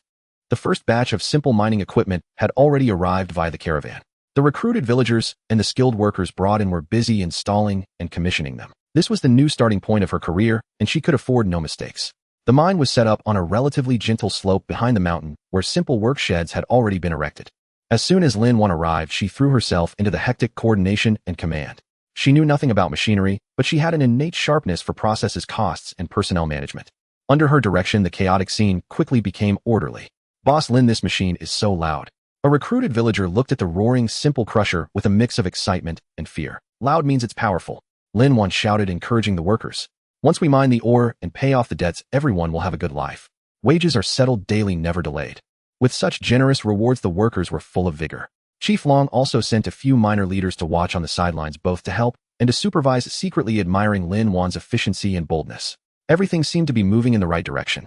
Lin Wan looked at the mine, which was taking shape, her heart swelling. As long as the first batch of ore was successfully extracted and turned into real money, she could quickly recover her capital, expand production, and open up sales channels. Her Southwest mining empire would begin right here. However, just as she was immersed in her beautiful vision of the future, a sudden change occurred. Bang, bang, bang. Several crisp gunshots suddenly rang out from the woods at the edge of the mine, shattering the roar of the machinery. Immediately after came the terrified screams of the workers as they scattered in all directions. Bandits. The bandits are back. Protect Boss Lin. The guards reacted swiftly, immediately forming a protective circle around Lin Wan and drawing their guns to take cover. Lin Wan's heart sank. Bandits again. Hadn't the Devil King Luo just been driven away? How dare they come back? And this time they were directly targeting them. The gunfire was not dense, but it was precise. Several technical workers operating the machinery fell to the ground, their blood staining the ore. The attackers were clearly well-trained and had a clear objective: destroy the equipment, kill the technical personnel, and create panic. Don't panic. Hide behind the machines. Lin Wan forced herself to stay calm and shouted commands. Guard squad, organize a counterattack. Aim into the woods and fire. The guards immediately opened fire, bullets tearing into the trees and sending leaves and branches flying. The attackers' gunfire paused for a moment as if they were repositioning. Just then a guard suddenly pointed to the side and rear, shouting in alarm, "There are people over there too." Lin Wan turned to look. On another slope of the mine, a dozen figures dressed in black, close-fitting outfits with masked faces were silently approaching at speed, wielding sharp machetes and daggers, clearly preparing for a close-quarters assault. A pincer attack. And judging by their demeanor, they were no ordinary bandits. They looked more like professional assassins or soldiers. Contract the defensive line. Protect Boss Lin and retreat first. The guard captain made a quick decision. No retreat. Lin Wan said sharply. The equipment cannot be abandoned. The mine cannot fall into chaos. Xiao Chui sent a signal. Call for reinforcements from the village. Trembling Xiao Chui pulled out a whistle and blew it with all her might. The shrill sound pierced through the gunfire and traveled towards the mountain stronghold. The attackers seemed to hear the whistle too, and their assault intensified. Bullets sparked off the work sheds and machines, and screams filled the air. Lin Wan was tightly shielded by the guards, her heart burning with anxiety. Shen Yinzhou wasn't there. Chief Long's men hadn't arrived yet, and the few guards she had probably couldn't hold out much longer. Could it be that her mining empire was going to be stillborn before it even started? Just at this critical moment, the roar of a car engine suddenly came from the mine entrance. A modified jeep welded with steel plates charged in like a steel beast, roaring as it crashed straight into the black-clad attackers rushing down the slope. The attackers were thrown into disarray by the sudden impact and scrambled to dodge. The jeep executed a perfect drift and stopped. The door flew open and a nimble figure jumped out, firing dual pistols in rapid succession, instantly taking down the two nearest attackers. It was Shen Yinzhou. He had come, and his movements were swift, his marksmanship precise. Where was the frail, severely wounded man from before? Military governor. The guard's spirits soared. Shen Yinzhou didn't even look at them. His eyes, sharp as lightning, swept across the battlefield, instantly pinpointing several of the attackers' firing positions. While firing to suppress them, he strode quickly towards Lin Wan, his voice cold and hard. Get down. Don't show your head. Lin Wan was both shocked and angry. Shen Yinzhou, who told you to come? Your injury. Shut up. Stay hidden. Shen Yinzhou cut her off, harshly stepping in front of her in one swift move. He raised his hand and fired 2 shots, dropping 2 black-clad attackers who were sneaking up from the side. With Shen Yinzhou joining the fray as a fresh force, the tide of battle turned instantly. The few elite guards he brought quickly joined the fight, and together with the original guards they soon suppressed both groups of attackers. Seeing the situation was hopeless, the shooters in the woods began to retreat. The black-clad attackers on the slope were also routed by Shen Yan's precise fire, leaving behind a few bodies as they fled hastily into the forest. The battle came suddenly and ended just as quickly. The mine was in shambles, several pieces of equipment were damaged, and a number of workers and technicians were killed or injured. The air was thick with the smell of gunpowder and blood. When Chief Long arrived in a hurry with a large squad of tribal soldiers, all he saw was the aftermath and the mess, leaving him stunned and speechless. Only after confirming the attackers had retreated did Shen Yinzhou let out a slight breath. His body swayed almost imperceptibly, but he quickly steadied himself. He walked over to a slain black-clad attacker, used his foot to flip aside the mask, revealing an ordinary face that was clearly not a local from the southwest. He then crouched down to carefully examine the man's clothing and equipment. Lin Wan also came over. Her face was still pale, but her gaze had regained its composure. She watched Shen Yan's movements and asked in a low voice, "Find anything?" Shen Yinzhou stood up, pulled an inconspicuous waist token half soaked in blood from the inside of the attacker's belt, and tossed it to Lin Wan. Lin Wan caught the token. It was cold to the touch. Made of fine brass and exquisitely crafted, it was engraved with a complex emblem, a phoenix holding a pearl in its beak. This emblem, she had seen it before, on Su Manman's jewelry box. It was the Su family crest. The Su family. Su Manman. Lin Wan's pupils constricted sharply. A wave of icy cold shot up from the soles of her feet to the top of her head. The mastermind behind the attack on the mine, the one who wanted her dead, was Su Manman, who was far away in Shanghai and should still be under house arrest. She had actually extended her reach to the southwest. Was it because of Shen Yinzhou? Or because Lin Wan was blocking the Su family's path, or knew something she shouldn't? It's her. Shen Yan's voice was icy cold, seething with suppressed rage and murderous intent. It seems I was still too merciful to her. Lin Wan clenched the blood-stained waist token tightly, her nails almost digging into the brass. She looked up at Shun Yinzhou, her gaze sharp as a blade. Shin Yinzhou, this is trouble brought by your romantic entanglements. How do you plan to settle this score? Her mind, her people had almost been destroyed because of his old flame. This had gone beyond the realm of business competition. This was a life-and-death vendetta. Shun Yinzhou looked at the fury and coldness in her eyes, and his heart felt as if it were being squeezed, the pain sharper than any wound. He knew that this time he had truly dragged her into the most dangerous vortex. I will give you an answer. Shun Yan's voice was hoarse, but carried an unyielding resolve. The Su family and Su Man, I will deal with them thoroughly. Until then. He looked at Lin Wan, his gaze complex. You stay close to me. No more acting alone. Lin Wan let out a cold laugh and slammed the waist token to the ground. Shin Yinzhou, don't think that saving me once gives you the right to boss me around. My mind, my life, I will protect them myself. As for the Su family, if they dare to stretch out their claws, I'll chop them off and feed them to the dogs. She turned away from Shun Yinzhou and shouted to the still-shaken Chief Long and the workers, clean up the scene. Treat the wounded. Assess the losses. If the equipment is broken, fix it. If people are hurt, heal them. The mine will continue to operate as usual. Wages will be doubled. I, Lin Wan, want to see which bastard dares to touch my things again. Her voice was firm and powerful, carrying a fierce spirit that instantly calmed the scene and ignited a fighting spirit in everyone's hearts. Shun Yinzhou watched her straight, slender back, which seemed to hold infinite strength, his heart a mix of emotions. His Lin Wan had never been a parasitic vine needing his protection. She was the wild grass that could take root and thrive in a chaotic world, and the she-wolf that could bare its fangs to guard its territory. Su Man, you have touched my reverse scale. This time no one can save you.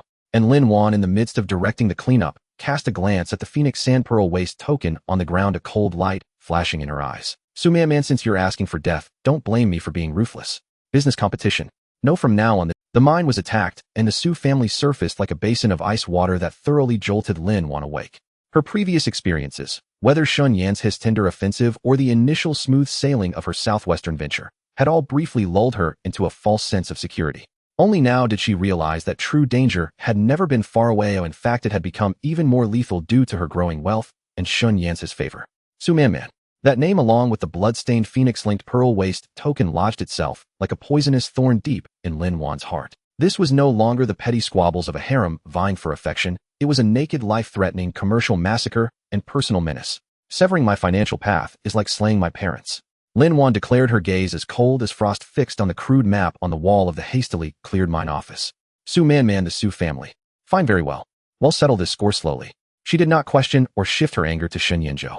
The deed was done, our recriminations were meaningless. What she needed to do now was to manage the response, strike back, and secure her mind, her life, and her fortune.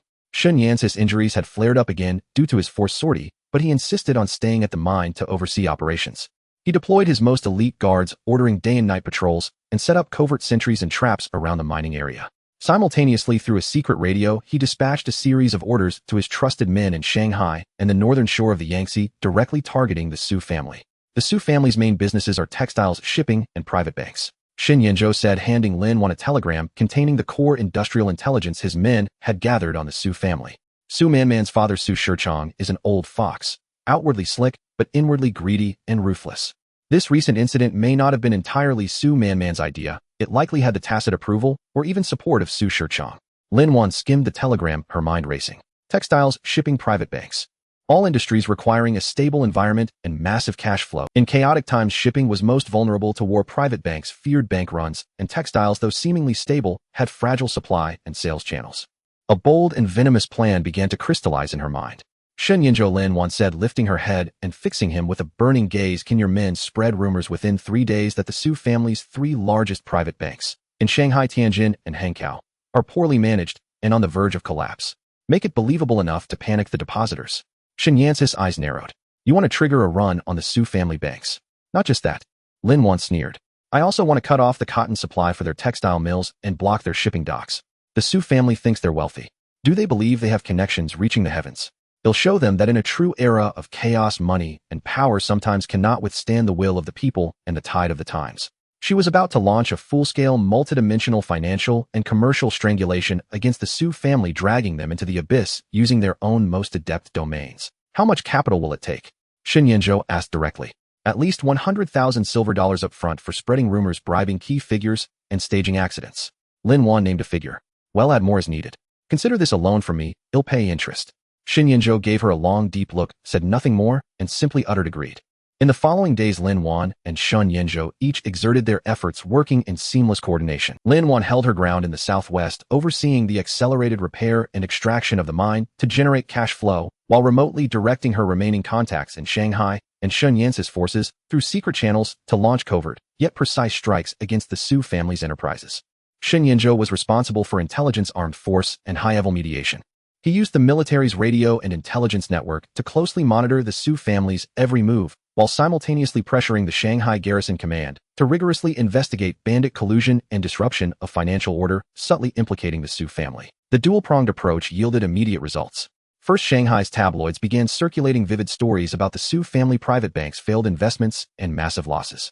Soon after, similar rumors surfaced in Tianjin and Hankow.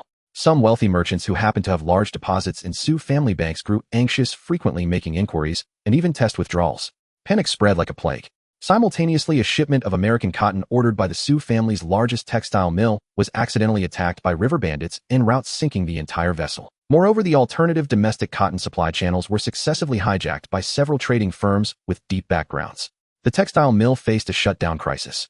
Several cargo ships owned by the Su family shipping company suffered a series of minor accidents at the docks, crane malfunctions, or operator errors, resulting in damaged goods, delayed schedules, heavy losses, and a tarnished reputation. Within days, the seemingly vast Su family commercial empire began to totter. Long lines formed outside their banks for withdrawals, the textile mill's machines ground to a halt, and the shipping company was in a frenzy. Su Shichang, frantic with worry and breaking out in stress blisters, scurried about seeking help, only to find that the officials and partners who had once sworn brotherhood either avoided him or made excuses. Investigate. Find out who's behind this. Su Shichang roared in his study, smashing his beloved inkstone. Su Manman, having received the news, rushed in from her house, arrest, her face twisted with rage. It must be that bitch Lin Wan and Xin Yinzhou. They're retaliating for my sending people to the southwest. Shut up, you fool. Su Shichang slapped Su Manman across the face, trembling with fury. I told you long ago that Xin Yinzhou is not a man you can control, and Lin Wan is no pushover. Not only did you fail to eliminate her, but you also alerted the enemy and brought this calamity upon us. Now Xin Yinzhou is clearly standing up for her, trying to destroy our Su family. Su Manman was stunned by the slap, covering her face, her eyes brimming with venom and resentment. Father, what do we do? Do we just accept this? Accept? How? Su Shishang's eyes turned sinister. Xin Yinzhou wants to uproot our Su family. Does he think having a gun makes him invincible? Shanghai is not a place where he can rule with an iron fist. He paused, a cruel glint flashing in his eyes. Since they've been ruthless, don't blame us for being unrighteous. Manman, immediately contact Commander Zhang's people. Exaggerate the news about the rare mineral vein discovered in the southwest and the cooperation between Xin Yinzhou and Lin Wan in mining it. Tell them Xin Yinzhou is privately exploiting the mine for personal gain and harboring ulterior motives. Bald Zhang has long hated Xin Yinzhou and is greedy. Hell, take the bait. Also, Su Shichang lowered his voice. Find a way to leak our suspicions about Lin Wan's true identity. They've always been very interested in Sun Yance's influence in East China. Perhaps they'll appreciate this gift. A strategy to divert trouble and use a borrowed knife to kill. Su Shichang was about to pit Xin Yinzhou and Lin Wan against both the Warlord Commander Zhang and the Japanese Special Hire Police, making them fight on two fronts with no escape. Su Manman's eyes lit up, and she nodded vigorously. I understand, Father. They'll do it right away. Thus began a far more perilous life-and-death struggle involving multiple forces. Far away in the southwest, Lin Wan and Xin Yinzhou were still unaware of the terrifying chain reaction that the Su family's desperate counterattack would unleash. Standing on the fledgling mining site, Lin Wan watched as the first batch of, or shimmering with an unusual luster, was loaded onto carriages bound for the nearest black market. Her heart was somewhat steadied. With this return of capital, she could further leverage the funds to intensify the assault on the Su family and accelerate the mine's development. Su Manman, the Su family. This was only the beginning. Dare to touch my mine, and it'll reduce your Su family's century-old legacy to ashes. Unbeknownst to her, a vast net woven from conspiracy and deadly intent was quietly closing in on her and Xin Yinzhou. The Su family's counterattack came faster and more ferociously than Lin Wan had anticipated. No sooner had the first batch of or been exchanged for a considerable sum of silver dollars than troubles followed one after another before she could even warm them in her hands. First, the caravan leader responsible for transporting the ore was ambushed by so-called bandits on his return journey, losing both men and goods. Next, the team sent by Chieftain Long to purchase grain and salt in the county town was detained by the newly redeployed Peace Preservation Corps on charges of colluding with bandits, demanding a hefty ransom. Worse still, urgent intelligence arrived from Shun Yan's informant stationed in a nearby county. Commander Zhang, nicknamed Baldy Zhang, a warlord across the river, who bore a long-standing grudge against Shen Yinzhou, had suddenly dispatched a regiment of troops under the pretext of bandit suppression and rectifying mining order, marching into the border region between Yunnan and Guizhou, less than 100 li from Blackstone Cave. Leading the troops was Baldy Zhang's trusted general surnamed, who known as Who the Butcher, infamous for his greed and brutality. Simultaneously, intelligence intercepted by Shen Yinzhou through covert channels revealed that unidentified Japanese trading company personnel were also frequently active, seemingly inquiring about rare mineral deposits in Blackstone Cave. Baldy Zhang, the Japanese. The involvement of these two forces instantly rendered the situation immensely complex and perilous. The Su family's tactic of diverting trouble was exceedingly venomous. Baldy Zhang's intentions are not what they seem. Shen Yinzhou remarked, his face dark as he studied the map in the temporary command post converted from a bamboo building. Suppressing bandits is a pretext, seizing the mine is the real goal. He must have received news sent by the Su family and is coveting the profits from this vein. The Japanese meddling is even more troublesome. Lin Wan frowned deeply. Their methods are more insidious and their appetite larger. If they set their sights on this, the mine might be lost. She felt a strong sense of crisis. Baldy Zhang's army was a spear in the open, while the Japanese were arrows in the dark. Whichever side succeeded, the foundation she had painstakingly built would be destroyed in an instant, and she might even lose her life. The mine cannot be lost. Shen Yinzhou declared resolutely, this is our foothold in the southwest, and the capital for you. For us to turn things around. He looked at Lin Wan, his eyes sharp, ill-handle. Baldy Zhang. That Who the Butcher of his is a brute, but greedy for money and women. I might be able to temporarily appease him with money and territory buying time. But the Japanese, they're trickier and require more caution. Appease him with money. Lin Wan immediately seized on the key point. How much is needed? For preliminary bribes, at least 50,000 silver dollars. To keep him still for now, or even turn him to our side, it would probably cost several times that, plus some promises of benefits, Shen Yinzhou estimated. Lin Wan's heart bled. The hot money she had just received was about to be handed over before it even warmed. But she knew this was the only option for now. Faced with an absolute disparity in strength, a direct confrontation meant certain death. They could only endure temporarily and strive for time to develop. He'll provide the money. Lin Wan gritted her teeth. But consider this a loan from you. With interest. And I want to participate in the negotiations with Who the Butcher. Shen Yinzhou frowned. It's too dangerous. Who the Butcher is no good man. Precisely because he's no good man, I must go. Lin Wan's eyes were terrifyingly calm. I have more experience than you in dealing with greedy men. I know how to leverage maximum benefit with minimal cost. Besides, I must personally assess the risks to prepare for subsequent plans. Shen Yinzhou looked at her determined eyes, knew he couldn't stop her, and had to compromise. Fine, but you must stay by my side at all times, and not act on your own. The negotiation site was set in a small town 30 li from Blackstone Cave on the fringe of Baldy Zhang's territory. A lawless, chaotic zone where all sorts gathered. Lin Wan dressed meticulously, wearing a well-tailored cheongsam of ordinary fabric covered by an inconspicuous dark coat, looking like a secretary or a concubine in tow, low-key yet decent. She concealed some gold bars and US dollars in specially made belts and heels for emergencies. Shen Yinzhou brought a squad of elite guards, each with fierce eyes and Mauser pistols at their waists, displaying their strength. The only tea house in the small town was cleared out. Who the Butcher sat in the main seat, flanked by several adjutants and guards looking domineering. He indeed lived up to his name. A face full of brutal features, eyes gleaming with malice. When he saw Shen Yinzhou and Lin Wan enter, he greeted them with a fake smile. Superintendent Shun, I've long heard of your reputation. And this is... His gaze roamed over Lin Wan unbridledly, with undisguised lechery. Shen Yan's eyes turned cold as he stepped sideways to shield Lin Wan, saying coldly, Colonel, let's skip the pleasantries. Let's be straightforward. Why have you brought your troops here? Who the Butcher chuckled, rubbing his hands. Superintendent Shen, you're a man of direct speech. I'm just following orders. Commander Zhang heard there's unrest here and lawless individuals are secretly mining, damaging the locality. He sent me to investigate. Superintendent Shun, you must know the situation. The mine at Blackstone Cave is the property of Chieftain Long, legally and reasonably operated. There's no illegality, Shen Yinzhou said flatly. As for the unrest a few days ago, some bandits did cause trouble, but they were repelled. No need for Colonel Hu to trouble yourself. Repelled? Who the Butcher feigned surprise. But I heard those bandits were no ordinary lot, well-armed, dressed like regular troops. Superintendent Shun, these days soldiers and bandits are often one and the same. Hard to say. If there's a misunderstanding and we harm our own, it wouldn't look good. This was a blatant threat and slander. Lin Wan stepped forward at the right moment, putting on a professional smile, her voice crisp. Colonel, who you jest? What we're mining is some worthless limestone, barely enough to make a living. How dare we trouble you? This is a small token for your men to have some tea and calm their nerves.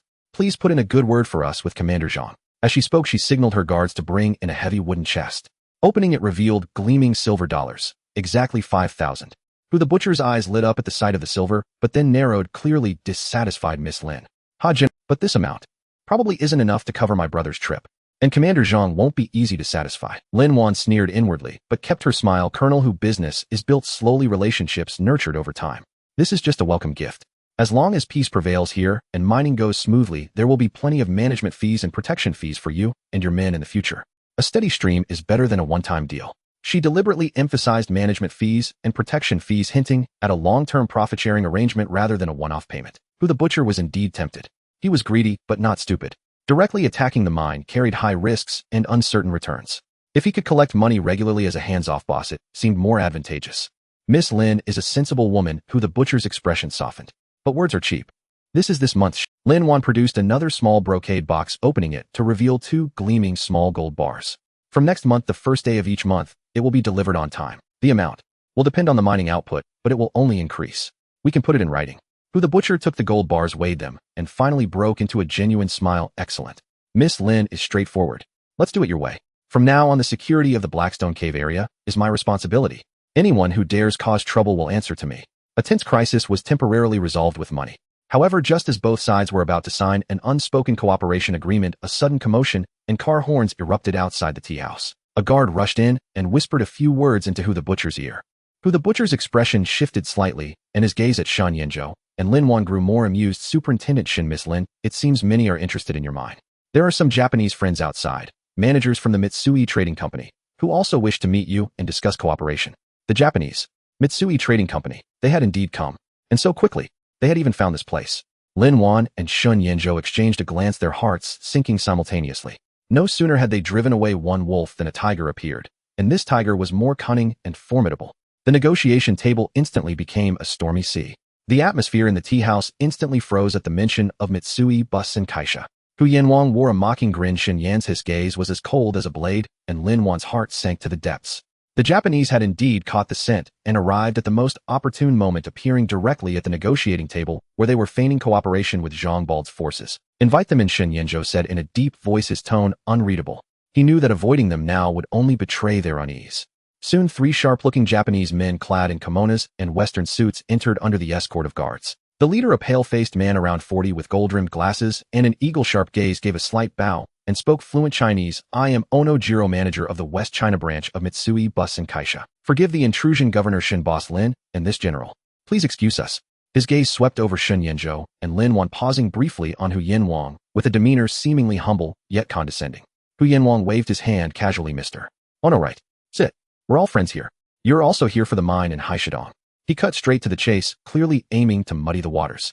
Ono Jiro smiled, faintly noncommittal. The general jokes. My main purpose here is to survey the commercial environment in the southwest. I heard Haishidong is rich in resources, and the locals are simple, so I came to visit Chief Long. I also heard that Governor Shen and Boss Lin are here.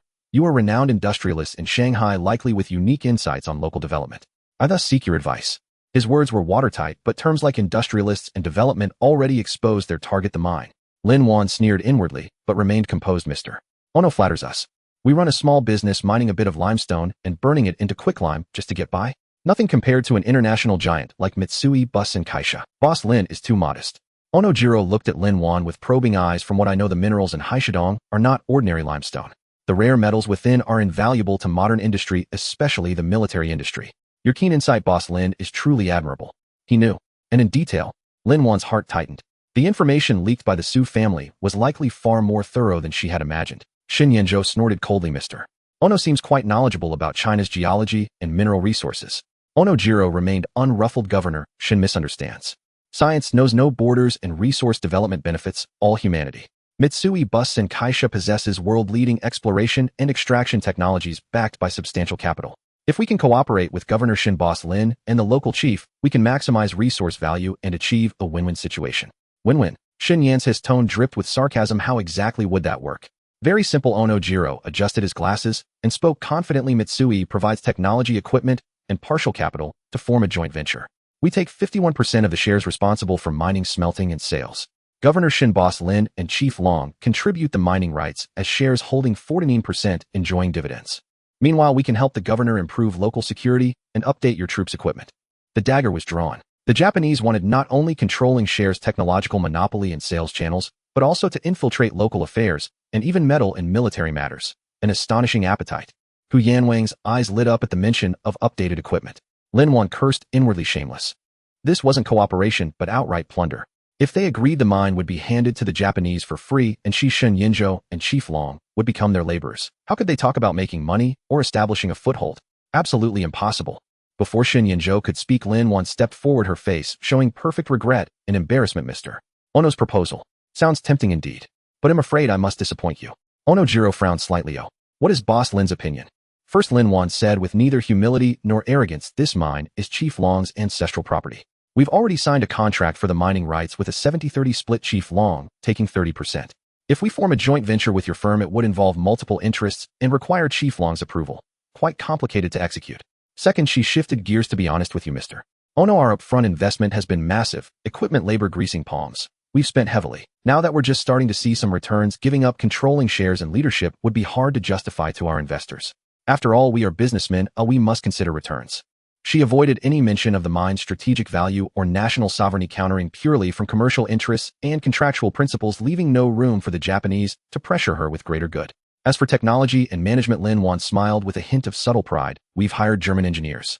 The equipment may not be the latest, but it suffices. For now, we dare not trouble an international giant like Mitsui Bus and Kaisha. Onojiro's face darkened slightly. He hadn't expected this seemingly young woman to be so formidable, clear-headed, logical, soft yet firm. Boss Lin, this is a rare opportunity. Onojiro emphasized. Cooperating with Mitsui means access to global markets and cutting-edge technology. Going it alone carries immense risk, especially in these turbulent times. As I understand, yours is not the only party coveting this mine. General Zhang over there. He shot a meaningful glance at Hu Yanwang. Hu Yanwang immediately chimed in. Exactly. Boss Lin, Governor Shun. Mr. Ono is right. Cooperate with the Japanese and everyone makes money. With Japanese backing, who would dare eye the mine? He had clearly been swayed by the promises. Finally, Shen Yinzhou spoke, his voice icy with undeniable authority. We appreciate Mr. Ono's kindness. However, cooperation requires careful deliberation. The mine is still in its early stages with much to be done. We have no plans for a joint venture at this time. As for security, his sharp gaze swept over Hu Yanwang and Onojiro. We need no outside help. My troops can protect our own assets. This was a clear refusal. Onojiro's smile vanished completely, his eyes turning sinister. Governor Shin, Boss Lin, I hope you will reconsider. Some opportunities once missed never return. In this land, rejecting Mitsui's goodwill may come with unforeseen consequences. A blatant threat. No need for your concern, Mr. Ono. Lin Wan interjected, her smile still proper, but her eyes turning cold. In business, there are gains and losses, risks and rewards. We Chinese value integrity. Since we signed a contract with Chief Long, we will honor it. As for consequences, she paused, hinting in this southwestern region, with its dense mountains and forests, accidents are common. Who bears the consequences is hard to say. A tit for tat. No retreat. Onojiro took a long, hard look at Lin Wan, and Shin Yinzhou said no more, rose, and gave a slight bow. In that case, I take my leave. I hope you will not regret today's decision. With that, he turned and left with his men. Hu Yanwang glanced at the departing Japanese, then at the grim-faced Shin Yinzhou, and Lin Wan gave an awkward laugh and excused himself on military matters, hurrying off with his newly acquired silver and gold bars. Only Shin Yinzhou and Lin Wan's people remained in the tea house. The Japanese won't let this go. Shin Yinzhou frowned deeply. They're tougher than Zhang Bald. I know. Lin Wan exhaled heavily, rubbing her temples. But the mine must never fall into Japanese hands. That's the bottom line. She looked at Shin Yinzhou with grave eyes. We're truly in the same boat now. Zhang Bald is greedy. We can temporarily pacify him with money. The Japanese want our very lifeline. They'll likely use even more insidious tactics next. Well, counter every move. Shin Yan's eyes sharpened. Speed up mining and cash out quickly.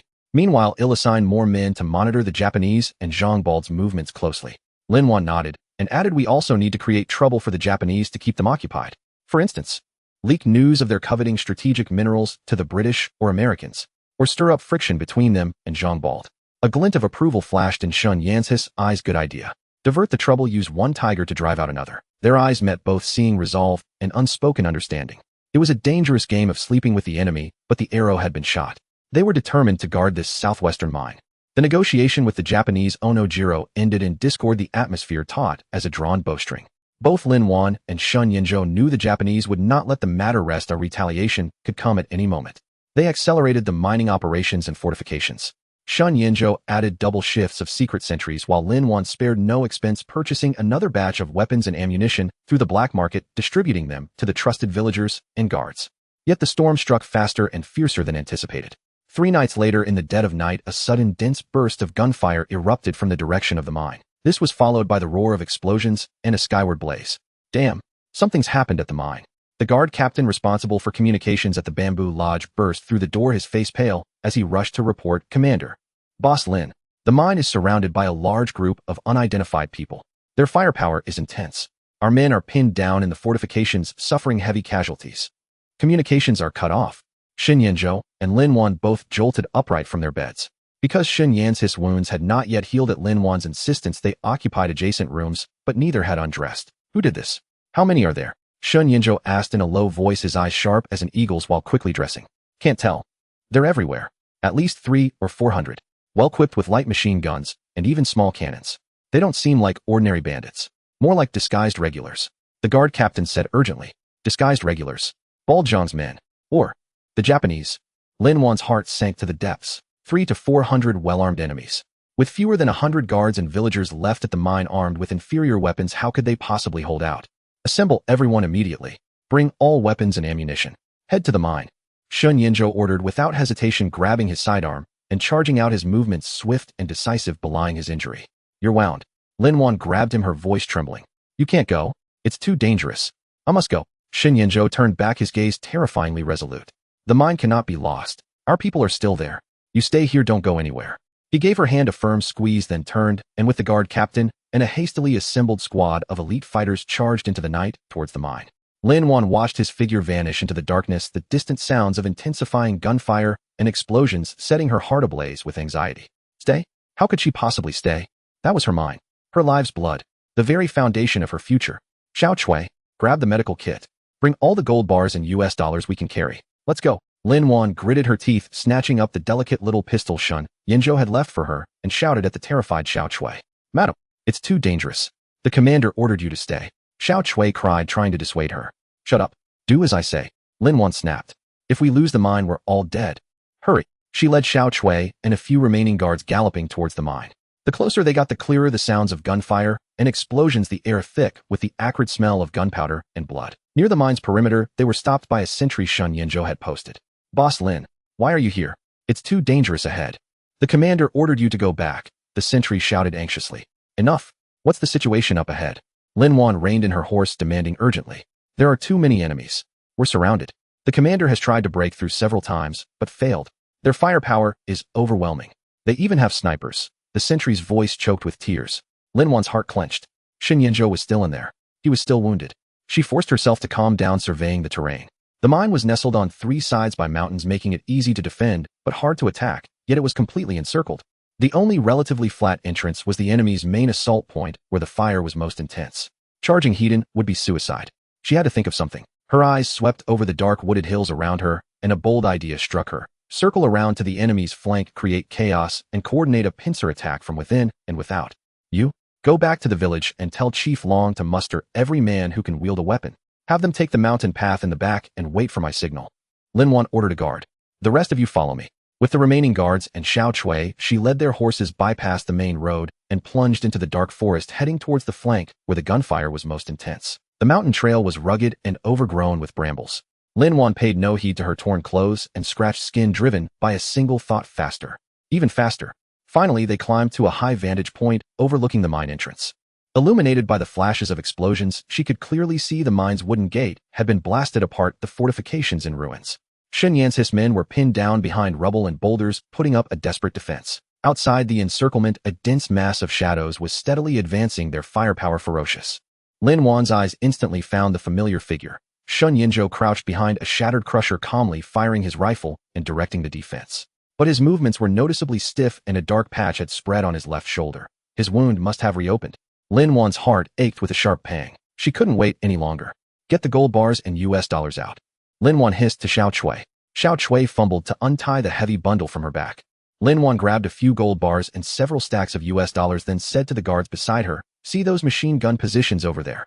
And that man with the command sword? On my signal, throw everything you've got with all your might. Then shout as loud as you can."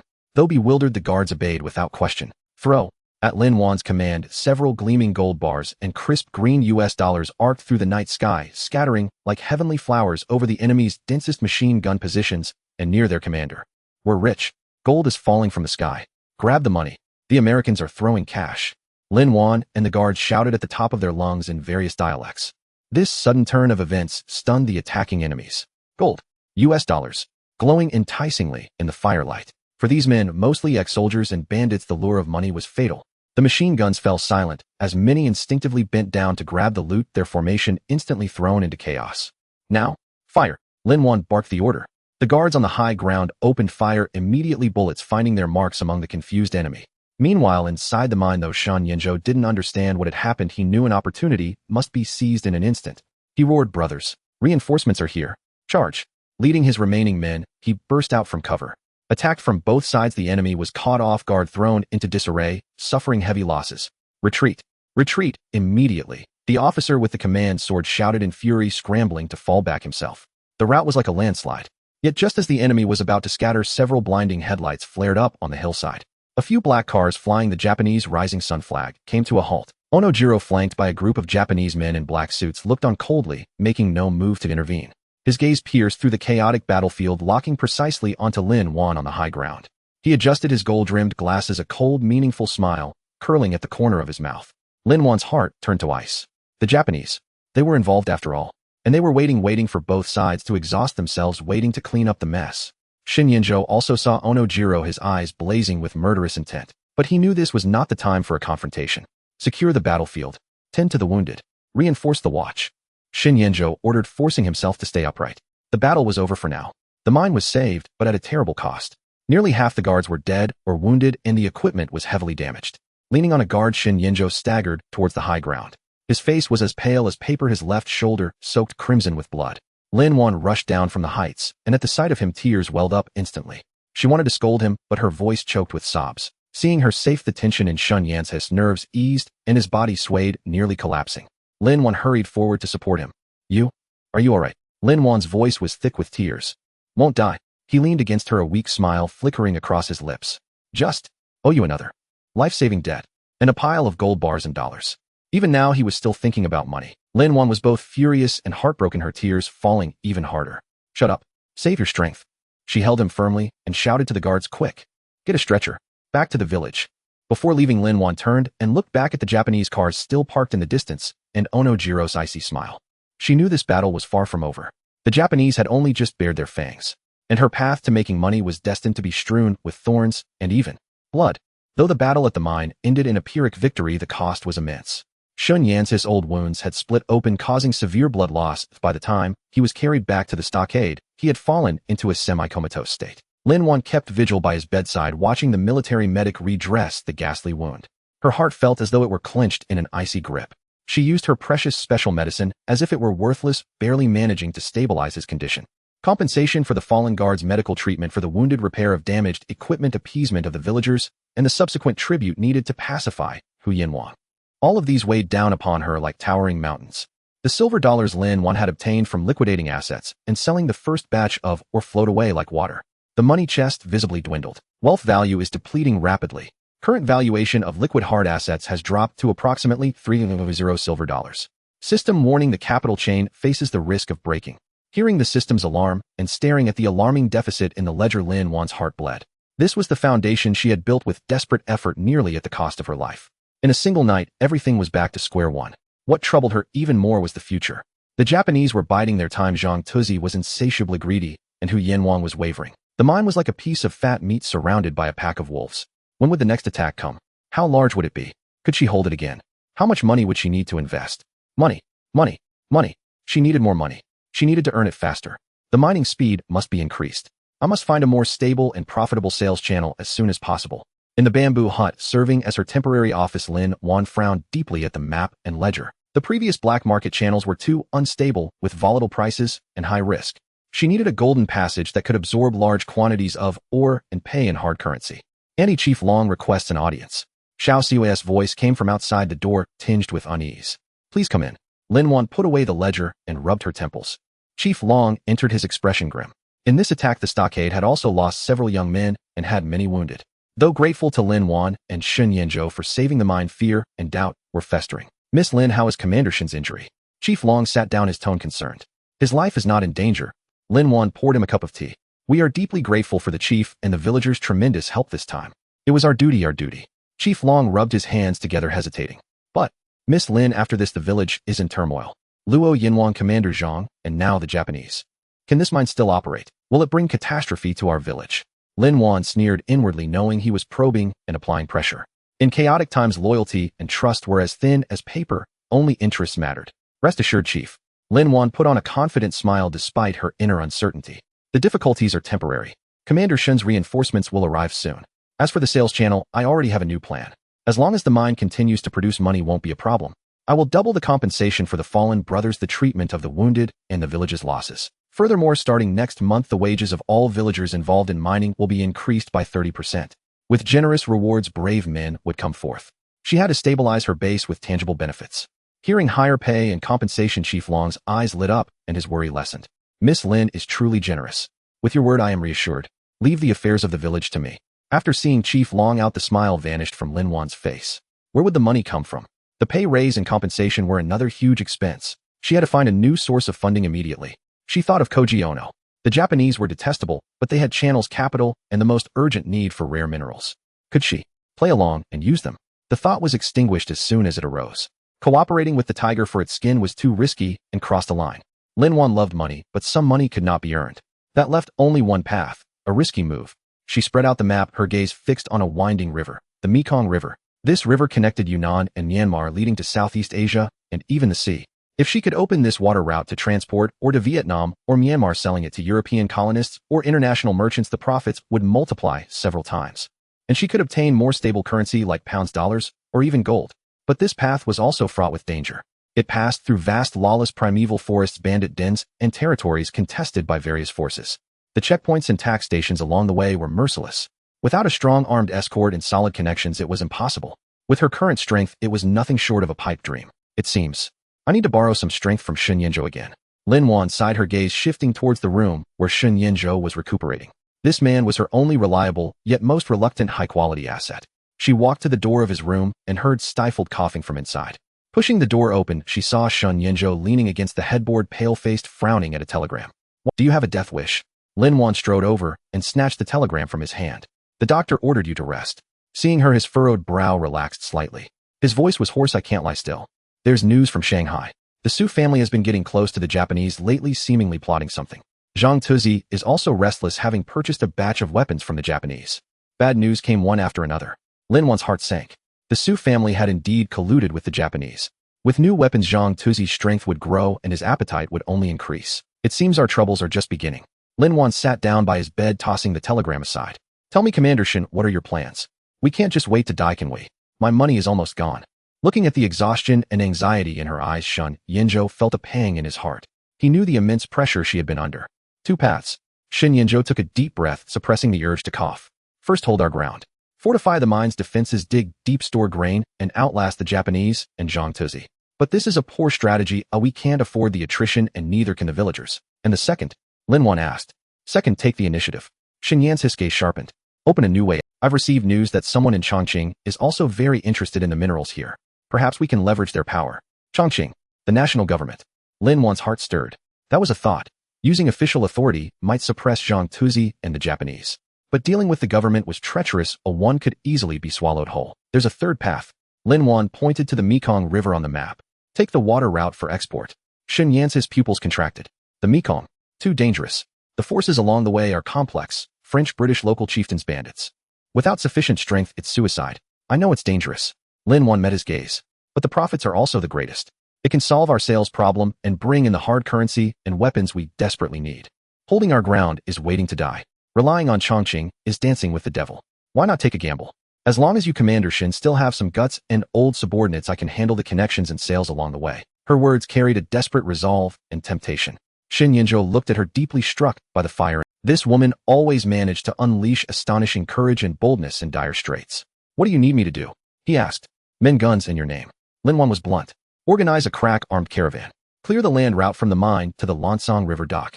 Then escort the cargo boats downstream. Use your soldiers to sweep away the checkpoints and bandits along the way, or use your name and money to bribe them.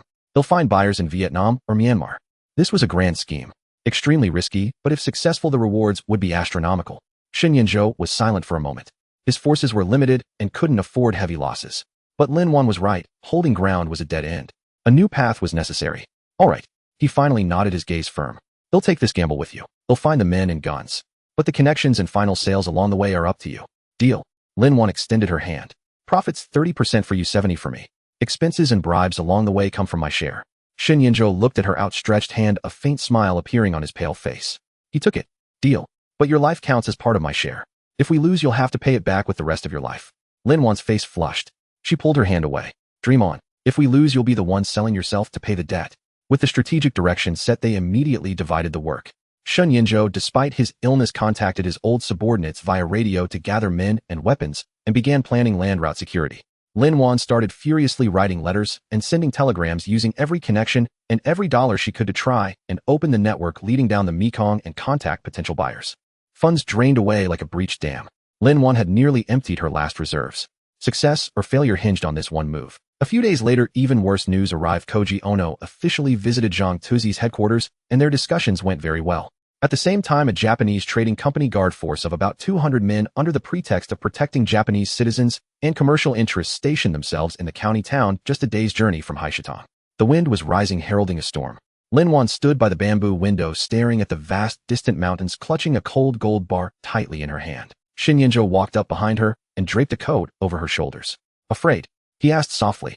Yes. Lin Wan answered honestly, but her eyes were unusually bright. But I'm more afraid of being poor.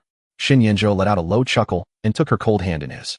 Then let's fight our way out together through a river of... Deciding to force open the Mekong River route was like dancing on a knife's edge. Both Lin Wan and Shen Yinzhou knew it was a gamble. Win and the skies would open wide, or lose, and they would be plunged into an abyss of no return. Despite his unhealed wounds, Shen Yinzhou tirelessly contacted his scattered old subordinates via radio day and night, promising heavy rewards to gather men and weapons. Lin Wan, meanwhile, drained her last reserves, using secret channels to bribe key chieftains, tax post heads, and even some powerful river bandit leaders along the route, with substantial sums purchasing passage rights. Simultaneously, she frantically telegraphed every merchant she could reach with connections in Southeast Asia, testing the market for ore. Funds drained away like flowing water, and Lin Wan's heart bled with each passing day. But an arrow shot cannot be turned back. 10 days later, the first hastily assembled team finally took shape. Shen Yinzhou gathered about 80 seasoned veterans equipped with the finest weapons. Lin Wan, through Chief Long, recruited 30 villagers familiar with the waters and terrain to serve as boatmen and guides. Along with Xiao Chui and a few others handling accounts and communications, they formed an armed caravan of about 120 people. The cargo ship was an old steam paddle boat bought at a high price from a French company downstream, barely serviceable after emergency repairs. The first batch loaded consisted of carefully selected high-value rich, or about 1/3 of the total extracted. It was a test, and an all-or-nothing gamble. Success would bring desperately needed cash and munitions, securing their foothold. Failure would mean losing everything, possibly even their lives. On the eve of departure, the atmosphere in Blackstone Stockade Village was heavy. Chief Long led the villagers in a simple sacrificial ritual, praying for the protection of the mountain and river gods. Shen Yinzhou wore a sharp combat uniform with a bulletproof vest over it, bought by Lin Wan at a high price from the black market. His face was still pale, but his eyes were as sharp as an eagle's as he made final deployments. Lin Wan was dressed in practical men's trousers, her hair coiled up, with a small pistol and a money belt stuffed with gold bars and US dollars at her waist.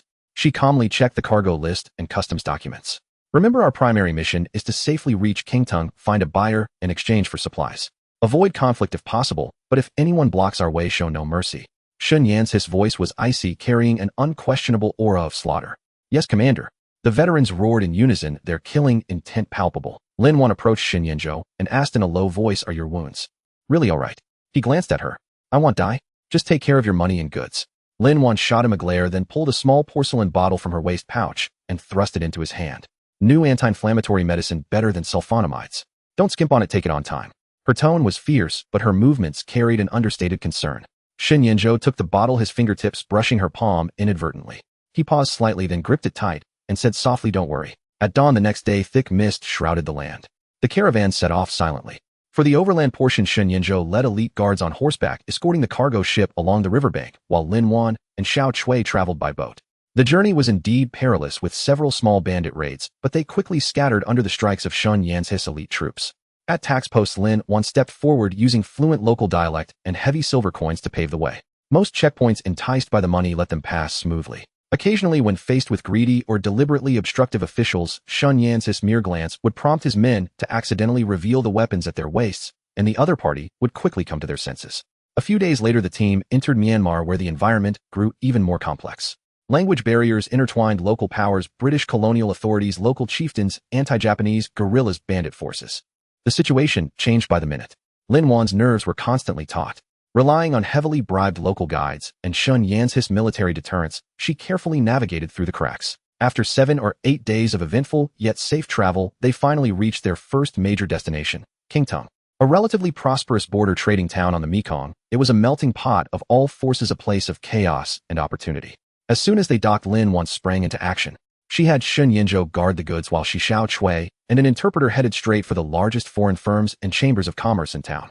She presented samples using fluent English and shrewd business acumen to negotiate with British, Indian, and even Chinese merchants. The high-quality rare samples combined with Lin Wan's highly competitive pricing, she needed cash, urgently quoting 10 below market value, quickly attracted the interest of several major buyers. After intense bargaining, Lin Wan finally struck a deal with a well-connected Indian trading firm linked to the British military, in exchange for an equivalent value in British pounds cash, a batch of urgently needed penicillin and other Western medicines, and some light weapons and ammunition. The transaction took place in the firm's heavily guarded warehouse. When Lin Wan inspected the boxes of pounds medicines and brand new British rifle ammunition and signed the delivery note issued by the firm, her hand trembled slightly. It wasn't fear, it was excitement. Success. The first pot of gold was in hand. Though after costs and bribes the profit wasn't exorbitant, its significance was immense. It meant she had opened up a viable lifeline. With cash and munitions, she could stabilize the rear, expand production, and gain more bargaining chips. A pleasure doing business, Miss Lin. I hope we can cooperate again. The firm manager extended his hand with a smile. Certainly. Lin Wan shook his hand, her smile impeccable, but her mind was already calculating the pricing and route for the next shipment. That night, in a rented small inn room, Lin Wan looked at the neatly stacked pounds and delivery note on the table, let out a long sigh of relief, and finally revealed a genuine smile on her weary face. Auntie, we made it. Xiao Chui nearly jumped with excitement. Shoo, keep your voice down. Lin Wan gestured for her to calm down, but the joy in her eyes was unmistakable. She carefully stowed away the money and documents, hiding them in a specially made secret compartment. Just then a knock came at the door. Sun Yinzhou entered, having just arranged the security detail. Seeing the smile on Lin Wan's face, his tense expression softened slightly. All set? He asked. Lin Wan nodded, lowering her voice. Money and goods are secured smoother than expected. With these medicines and guns, the stockade will have a solid foundation. Sun Yinzhou walked to the window, lifted a corner of the curtain, and cautiously scanned the pitch-black street outside. Don't celebrate too soon, he said in a low voice. With all this commotion, we've likely caught someone's attention. I have a feeling it was all too smooth. Lin Wan's heart tightened, and she too moved to the window. Kingtung under the night lights was dimly lit, yet carried an inexplicable eeriness and oppression. Indeed, from the moment they docked until now, everything had been eerily calm. It was impossible that the Japanese and Baljiang's informants were unaware of their movements. You mean? Lin Wan looked at Sun Yinzhou. There might be an ambush. Sun Yan's eyes turned icy. The buyer is fine, but that doesn't mean the road is safe. The Japanese or Baljiang's men are probably waiting for us on the return trip. Lin Wan's heart sank. Yes, selling the goods smoothly was only the first step. Safely transporting the money and supplies back was the greater trial. The journey home was the true gate of hell. What do we do? Lin Wan asked. Tomorrow at dawn we split up, Sun Yinzhou said thoughtfully. You, Xiao Chui, and most of the cash will disguise yourselves as ordinary merchants and take a passenger boat by water. They'll take the munitions and medicines disguised as cargo with the elite troops by land to draw any potential fire. We'll rendezvous at the Three Fork River mouth, 50 li upstream from Blackstone Stockade. No. Lin Wan immediately objected. It's too dangerous. Your land route is too conspicuous. No what-ifs. Sun Yinzhou cut her off, his tone brooking no argument. This is the safest plan. The land route is dangerous, but my men excel at mountain warfare and have a chance to break through. Your water route is relatively safe. As long as the money is safe, we have a chance to turn things around. He looked deeply at Lin Wan. Remember, if I don't make it back, take the money, find a safe place, and survive. Lin Wan's heart clenched and her nose stung. She turned her face away and said harshly, don't talk nonsense. Your life is precious. You owe me so many debts you haven't repaid. Want to die? Not so easy. We live together or die. After you clear your debts. Sun Yinzhou looked at her forcibly strong profile, a warmth surging in his heart. He whispered, all right, let's live together. And repay the debts. The next day, as dawn barely broke, the team quietly split into two groups. Lin Wan and Xiao Chui, disguised as women visiting relatives, boarded an ordinary passenger boat, with suitcases concealing a fortune. Sun Yinzhou, with most of his men, escorted a mule train carrying munitions and medicines, disappearing into the misty mountain path. The passenger boat drifted downstream, moving slowly. Lin Wan sat in the noisy cabin, her heart suspended in midair, constantly watching the banks on both sides. Xiao Chui nervously twisted the hem of her clothes. Midway through the journey, a treacherous gorge appeared ahead with swift currents and sheer cliffs on both sides. Then suddenly chaos erupted. Bang! Bang! Several crisp gunshots rang out from atop the gorge. Immediately a hail of bullets rained down on the passenger boat. Ambush! The boat captain screamed in terror, and the passenger boat plunged into pandemonium. Lin Wan's face turned deathly pale. So they had come. Get down. She shoved Xiao Chui under the seat and quickly drew her pistol, ducking behind the cabin while her heart pounding wildly. Bullets struck the deck, sending wood splinters flying. Get down. She shoved Xiao Chui under the seat and quickly drew her pistol, ducking behind the cabin while her heart pounding wildly. Bullets struck the deck, sending wood splinters flying. Both. The passenger boat lost control, spinning toward the cliffside. Jump overboard. Lin Wan made a split-second decision, grabbed Xiao Chui and the suitcase, and leaped into the icy river just as the boat crashed. The freezing water engulfed her instantly. Lin Wan struggled to surface, choking on several mouthfuls of water. She saw the passenger boat had run aground on the shore, and the attackers were rappelling down the cliff, clearly preparing to board and search. She couldn't be captured. Lin Wan dragged the terrified Xiao Chui using the rocks along the shore as cover and swam desperately downstream. The suitcase was extremely heavy, but she clung to it with a death grip. It was her lifeline. Gunfire continued behind them, the pursuers closing in. Was this the end? Her grand ambitions, her millions of dreams, were they to be buried at the bottom of this foreign river? No, she refused to accept it. The icy river current swept Lin Wan and Xiao Chui downstream. Bullets whistled past their heads, splashing into the water. Behind them, the pursuers were fast stripping down, their shouts growing closer. The heavy suitcase dragged Lin Wan down like a lead weight. Xiao Chui choked on the water, flailing in terror. Don't panic. Hold on to me. Lin Wan shouted hoarsely, one hand gripping the suitcase's strap tightly, the other paddling desperately, trying to reach the lush bank on the opposite side. Her lungs burned and her strength was rapidly draining. Despair, like the icy river, slowly drowned her consciousness. Was this the end? Her dream of becoming a millionaire, the hard-won foothold she had built, and that man who owed her a mountain of debt, tough-talking yet soft-hearted. No, she refused to accept it. Just then a sudden burst of gunfire erupted from the woods on the opposite bank. Not aimed at them, but precisely targeting the attackers who were rappelling and preparing to board the boat. Screams rang out immediately, and the pursuers' assault faltered. It's the governor. The governor has come to save us. Xiao Chui cried out in joyful surprise. Lin Wan's heart jolted. She mustered her strength and looked up. There on the opposite bank, Shen Yanzhou led the charge, a submachine gun in hand. He fired as he rushed down the riverbank. His guards, like tigers, unleashed a torrent of fire, instantly suppressing the enemies across the river. Hadn't he taken the land route? How was he here? With no time to ponder, the instinct to survive drove Lin Wan to use her last ounce of strength to swim toward the other shore. Shen Yanzhou waded into waist-deep water, reached out, and grabbed the nearly exhausted Lin Wan, dragging her Xiao Chui and the heavy suitcase ashore. Are you all right? Shen Yan's voice was urgent, laced with barely concealed anxiety. His gaze swept over her, quickly checking for obvious wounds. I won't die yet. Lin Wan collapsed on the muddy bank, gasping for air. Soaked through, shivering with cold, she still clung to the suitcase. The money's safe. Shen Yanzhou looked at her wretched state, still worrying about money, torn between exasperation and concern. He stripped off his own wet coat and wrapped it around her, growling. You almost lost your life, and you still care about the money. Under the fierce counterattack from Shen Yan's squad, the attackers across the river suffered heavy casualties. The few survivors, sensing the tide had turned, fled into the woods. Pursue them. Leave no one alive. Shen Yanzhou ordered the guard captain coldly, his eyes icy and bloodthirsty. Yes, sir. The guard captain led his men in pursuit. The riverbank was temporarily safe.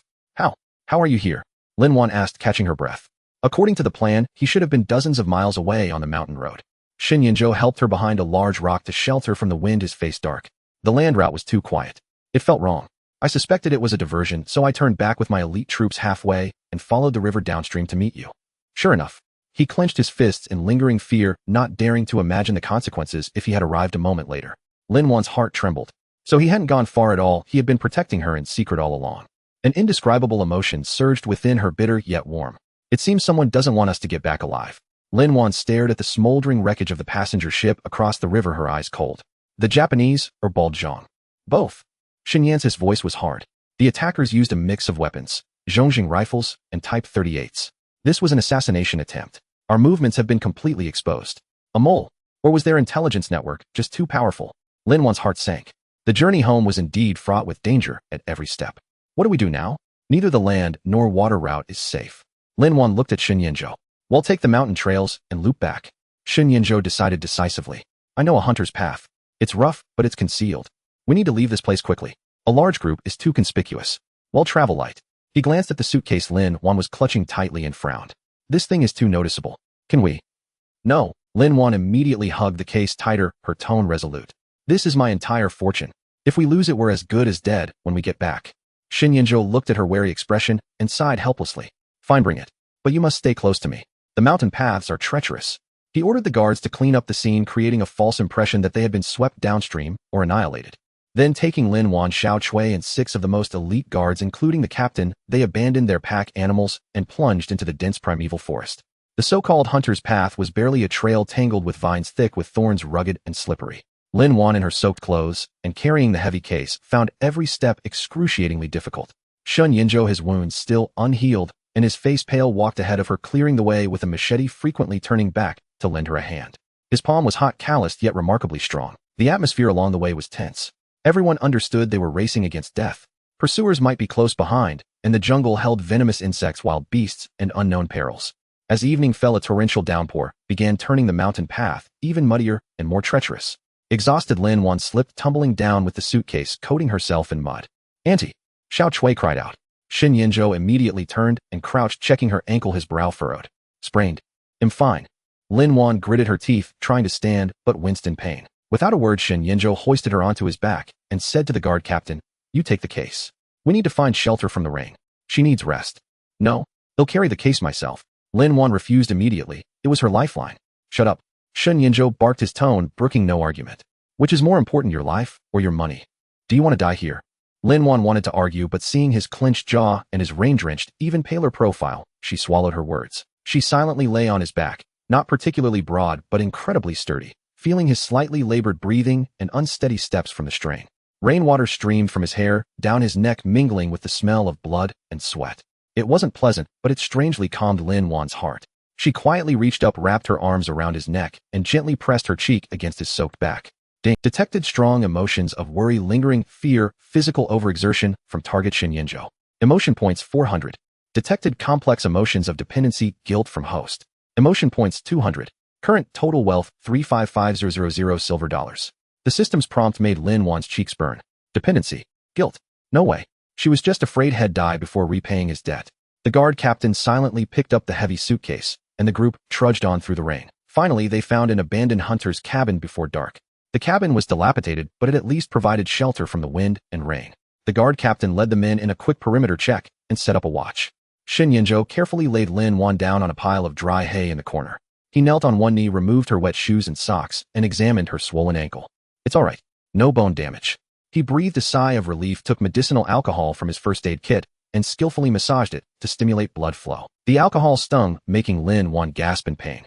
Bear with it. Xin Yinzhou didn't look up, but his movements gentled. An orange campfire blazed in the center of the cabin, dispelling the chill and darkness. Xiao Chui and the guards silently roasted dry rations and organized their gear. The only sounds in the cabin were the crackling of the fire and the patter of rain outside. After treating Lin Wan's ankle, Shun Yinzhou carefully checked her other scrapes and applied medicine. Throughout the process, he was silent and focused. Lin Wan watched his lowered brows and eyes, his long lashes casting shadows in the firelight, water droplets clinging to his high-bridged nose, his thin lips pressed tight. This man, usually as hard as stone, was now so meticulous it made her heart ache. Your wounds. How are— Lin Wan couldn't help asking, her voice hoarse. Xin Yinzhou paused, glanced at her, then lowered his head to continue bandaging. Can't die. The same old line. Lin Wan was exasperated, but couldn't do anything about it. After finishing the bandaging, Xin Yinzhou sat by the fire, gnawing on a hard piece of roasted flatbread, his brow slightly furrowed, clearly pondering the route ahead and potential dangers. Lin Wan gazed at the dancing flames, then at the silent, yet reassuring figure beside her, and then touched the suitcase in her arms. Heavy, but a symbol of hope. A myriad of emotions swirled within her. The journey had been fraught with peril and narrow escape from death. Money was crucial, her foundation for survival. But at this moment, she suddenly felt that the man beside her, willing to carry her through danger and shield her from the storm, seemed more reassuring than that cold chest of gold pounds. The thought sent a shiver down her spine. No, impossible. Lin Wan, get a grip. He's Xin Yinzhou, a warlord, a creditor. There's only exploitation and debt between you. Don't be fooled by this fleeting warmth. She shook her head, forcefully forcing herself to calm down, and began to plan how to use the money to rebuild upon their return and how to counter the next moves of the Japanese and Bald Zhang. Xin Yinzhou seemed to sense her emotional turmoil. He glanced sideways at her. In the firelight, her profile was soft, but her eyes shimmered with the familiar, calculating glint of wealth and future. An almost imperceptible smile tugged at the corner of his mouth before he continued silently chewing his rations. The rain kept falling. The night stretched long. But in that ramshackle cabin deep in the wilderness, two hearts adrift in a chaotic world bound by shared peril and an unspeakable connection drew closer than ever before. Yet they both knew this calm was temporary. Beyond this forest awaited even more turbulent undercurrents and deadly schemes.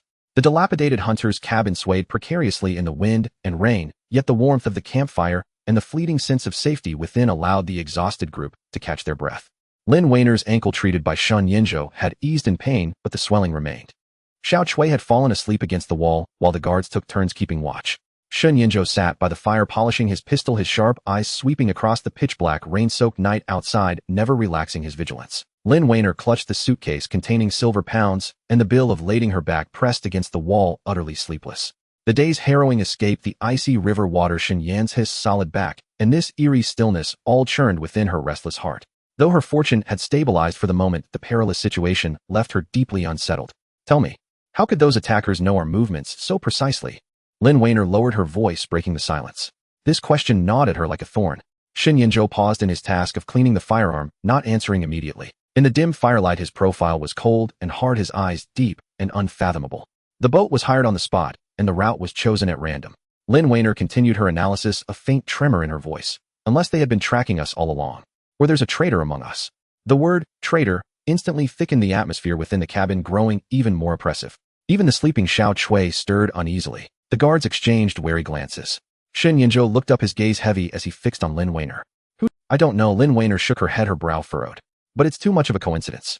We had just concluded our deal and left Jingdong when we were ambushed. Their target was clear, their firepower precise, as if they were fully prepared. If you hadn't turned back in time, we might have. She trailed off, but the implication was unmistakable. Shen Yinzhou was silent for a moment before speaking slowly. Those who knew our exact transaction time and the water route back aside from us were only the manager of that Indian Ocean shipping company in Jingdong, and the local guide who helped us hire the boat, Awang. Awang. Lin Waner recalled that dark-skinned, shifty-eyed short man who was always wearing an ingratiating smile. Was it him? Awang was introduced by Chief Long, said to be a distant relative of an elder in the village familiar with the waterways. Lin Waner recalled, in Jingdong, he was the one who arranged the passenger boat. Chief Long. A cold glint flashed in Shen Yan's eyes. Has he had much contact with outsiders lately? Lin Waner's heart sank. Chief Long. Could he have been bought off, betraying them for greater gain? It wasn't impossible. In chaotic times, loyalty was cheap. Well, investigate when we return. Shen Yan's voice was icy. If it truly was him, then Blackstone Stockade will cease to exist. The murderous intent in his tone sent a shiver through Lin Waner. She had no doubt that Shen Yinzhou would. Perhaps it's not Chief Long, Lin Waner tried to analyze calmly. It could be a leak from the shipping company, or Ah Wang was bribed by someone else. The Japanese Baljong, all are possibilities.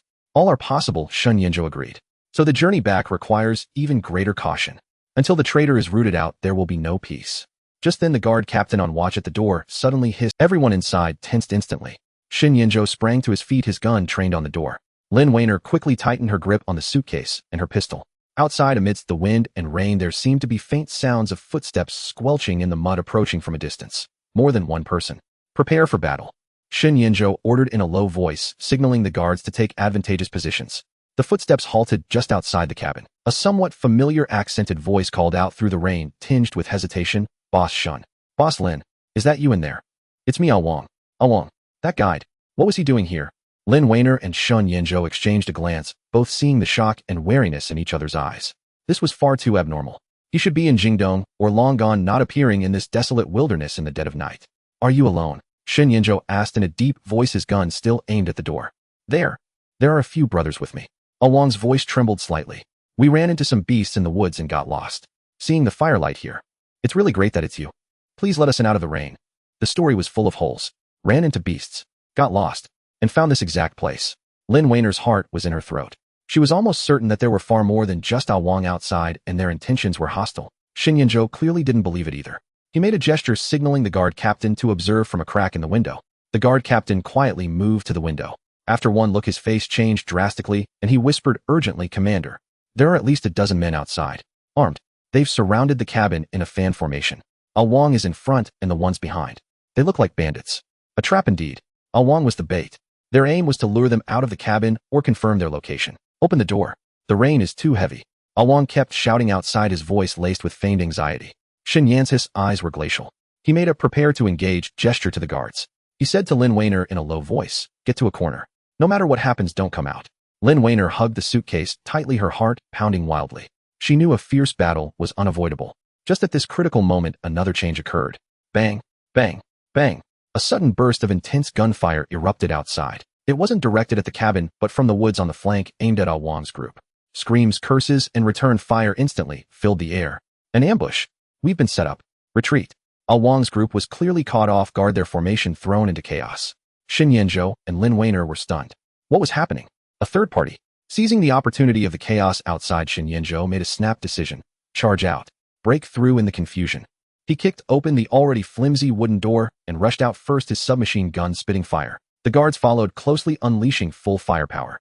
Supported by Xiao Chui, Lin Wainer gritted her teeth and followed. Outside in the curtain of rain, Ah Wang and a dozen men dressed as bandits were locked in a fierce firefight with a group from the flanking woods. That group wore motley clothes, but their movements were fierce and their marksmanship precise, clearly trained. Seeing Sun Yanzhou and the others burst out, Ah Wang was terrified out of his wits. He tried to run but was hit in the thigh by a stray bullet, collapsing with a scream. Sun Yanzhou ignored him, returning fire while shielding Lin Wainer as they retreated deeper into the woods. The mysterious reinforcements that had appeared didn't linger either. After providing covering fire to facilitate their disengagement, they quickly vanished into the dense forest, coming and going as swiftly as if they had never existed. The battle soon ended. Most of the bandits Ah Wang had brought were dead or wounded. Those who survived had fled. Ah Wang was captured alive. The rain continued to fall, but the immediate threat had subsided. Xin Yanzhou had Ah Wang briefly interrogated. Ah Wang, terrified and trembling, quickly confessed an advisor under Bal Zhang had bribed him to leak Lin Wainer and the others' whereabouts and set up the ambush here. The goal was to rob and kill them. Who were those people who helped us? Lin Wainer asked, still shaken. Tonight's events were too bizarre. Xin Yanzhou looked in the direction where the group had disappeared, his brow deeply furrowed, shaking his head. Not sure. From their skills, they didn't seem like bandits or regular soldiers. More like the private army of some powerful figure. A private army. Who could it be? Helping them in secret. Or the mantis stalking the cicada, unaware of the oriole behind. Lin Wainer felt completely bewildered, her sense of danger even more acute. The waters of the southwest were deeper than she had imagined. We can't stay here long. Xin Yanzhou decided decisively. Dispose of Ah Wang. We leave now. A guard took charge of the wailing, pleading Ah Wang. The group set off once more, trudging through the heavy rain towards Blackstone Stockade. Everyone's heart was exceptionally heavy. Though Ah Wang was the traitor, the mastermind was Bal Zhang. And that group of mysterious reinforcements filled the future with uncertainty. Carried by a guard, Lin Wainer looked back at the broken cabin that had nearly become their grave, a chill running down her spine. Xin Yanzhou walked over to her, rain dripping from his strong jaw. He looked at her pale face and asked in a low voice. Lin Wainer averted her gaze, meeting his eyes. She took a deep breath of the cold air, her gaze turning resolute once more. Scared? A little, but I'm more scared of being poor. Let's go, my creditor. The road is still long. Sun Yanzhou saw the rekindled fighting spirit in her eyes, and the faintest hint of a smile tugged at the corner of his mouth. The road is still long, he murmured, reaching out to steady her. They'll carry you. This time Lin Wainer did not refuse. In the rainy night, a small group, supporting each other, disappeared into the vast mountain forest. Ahead, more conspiracies and deadly traps awaited them. In a rain-soaked night raid, the mountain paths were treacherous. After eliminating the traitorous guide, Wang, Xin Yanzhou and Lin Wan's group dared not pause, using the rain and dense forest as cover to hasten toward Haishi Cave. Everyone was utterly exhausted, but the instinct to survive and the weight of their mission sustained them. Lin Wan's ankle was severely swollen, nearly immobile, and she was carried most of the way by a sturdy guard. Xin Yanzhou, still unhealed and pale as paper, led the vanguard, scouting ahead with vigilance for any sign of danger. The heavy suitcase was entrusted to the guard captain, who never let it out of his sight. The atmosphere was suffocating. Wang's betrayal confirmed Bal Zhang's sinister hand, but the mysterious reinforcements loomed like a dark cloud over everyone's hearts. Who were they? What was their purpose? Were they friends or foes? Why did they help and then vanish? Could they be from the Chongqing faction? Lin Wan, leaning on the guard's back, whispered to Sun Yanzhou ahead. It was the most plausible explanation, given Sun had mentioned Chongqing's interest in the mines. Xin Yanzhou shook his head, his voice hoarse from fatigue. Unlikely. Chongqing's people wouldn't act so furtively. That group was ruthless and swift. More like a private militia or some shadowy force. A shadowy force. Lin Wan's heart tightened. More troublesome than the Japanese. Hard to say, Shin replied, his eyes deep. The southwest is a murky swamp. Beyond the open warlords, chieftains, and foreigners, there were tangled secret societies, local magnates, and even merchants with their own armed forces. They act solely for profit, regardless of right or wrong. A thought struck Lin Wan. Could it be a connection she had cultivated by spreading wealth? But she dismissed it. Those merchants lacked such power and audacity. Regardless of who it is, our situation is even more perilous now, Lin Wan said anxiously. Baozhang wants us dead, the Japanese covet the mine, and now an unknown force lurks in the shadows. We're like meat on a chopping block. Afraid. Shen Yinzhou glanced back, rain streaming down his chiseled face. Would fear help? Lin Wan retorted, clutching the suitcase tighter. Would it make them spare my mine and my money? I only worry if we can get this little fortune back to Haishi Cave alive. Shen Yan's lips curved faintly. Relax with me here, you want die? His calm tone carried an unshakable certainty, oddly soothing Lin Wan's restless heart. After another grueling half-day march, the rain began to ease. A scout ahead signaled an alert. The team instantly took cover. Moments later, the guard captain returned with a grave face. Commander Miss Lin, there's trouble in the valley ahead. Fresh hoofprints and wheel tracks, and blood and shell casings. Signs of a fierce battle, not long. A battle. Everyone tensed. Shen Yinzhou signaled for silence and led a reconnaissance team.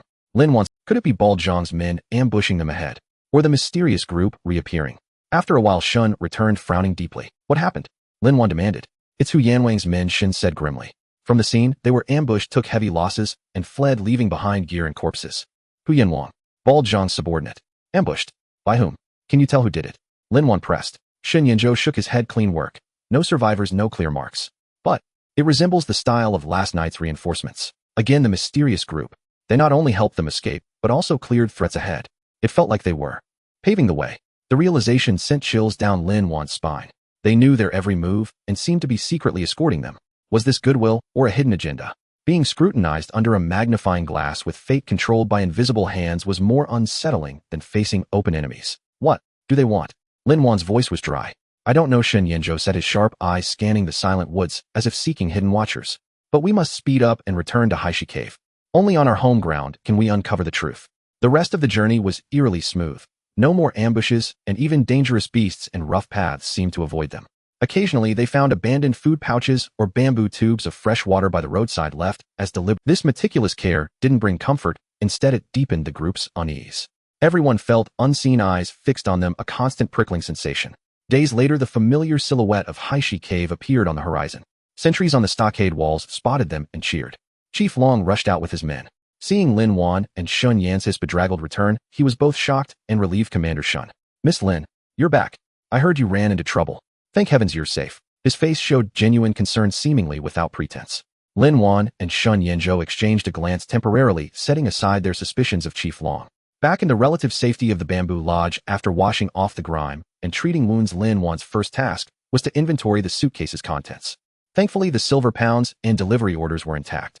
She breathed a long sigh of relief. This money and supplies were their lifeline for a comeback. Shun Yinzhou immediately gathered his men to hear reports on Haishi Cave's recent status and secretly investigate Chief Long's activities and clues about the mysterious force. The reports were somewhat reassuring. Haishi Cave was normal, with no suspicious moves from Chief Long, who was instead energized by news of their successful return with funds and supplies. The villagers' hopes for the future were higher, but no useful information could be found about the mysterious force. They were like ghosts, appearing suddenly, vanishing without a trace. They're deeply hidden, Shun Yinzhou told Lin Wan. But for now they show no malice. We can only stay steady and focus on strengthening ourselves. Lin Wan agreed. The priority was to use the retrieved funds to restore production, boost the mine's defenses, and bring back urgently needed medicine and arms. She threw herself into work, auditing accounts, dispatching people to Kingtung for supplies, overseeing mine repairs and expansions, and rewarding and reassuring the villagers. Busy without rest. Shen Yinzhou, while recovering reorganized defenses, trained the village militia and quietly formed a more elite guard unit with the British weapons they brought back. Days passed in a flurry of busy vigilance. The mine resumed production with greater efficiency. New fortifications rose. Village morale gradually recovered. Everything seemed to be improving. But Lin Wan's nerves remained taut. The mysterious force hung like a sword of Damocles over her head, uncertain when it might fall. One evening, as Lin Wan was tallying the month's income and expenses, the guard captain delivered a sealed bamboo tube. Miss Lin, our patrol found this at a prominent crossroads outside the village, addressed to you. Her heart leaped. She took the tube, which felt slightly heavy. Carefully opening it, she found no letter. Only a chillingly cold, oddly ancient black iron token. The token bore an unfamiliar design, a lotus engulfed in flames. Beneath it, an inscription fine as mosquito legs, but razor-sharp: goods received, great delight. Await good tidings. No signature, no date. Holding the token, Lin Wan felt a chill shoot from her feet to her crown. Goods received. Await good tidings. They knew about the transaction and were waiting for another cooperation. This wasn't aid. It was a payment prepaid with blood and crisis. The mysterious group was investing, and they had become pawns on their chessboard. When Shun Yinzhou entered, he found Lin Wan pale frozen clutching the token. What's wrong? He asked, rushing over. Lin Wan handed him the token, her voice trembling. They weren't helping. They were placing an order. Shun Yinzhou took one look at the token, and his pupils shrank sharply. His face turned grim. He clearly recognized the symbol, or knew its meaning. It's him. Them. His voice was low and fearsome, carrying a dread Lin Wan had never heard. Who? Lin Wan pressed urgently. Shun Yinzhou raised his eyes to her, his gaze complex, and slowly uttered a name: Lotus Flame. Lotus Flame.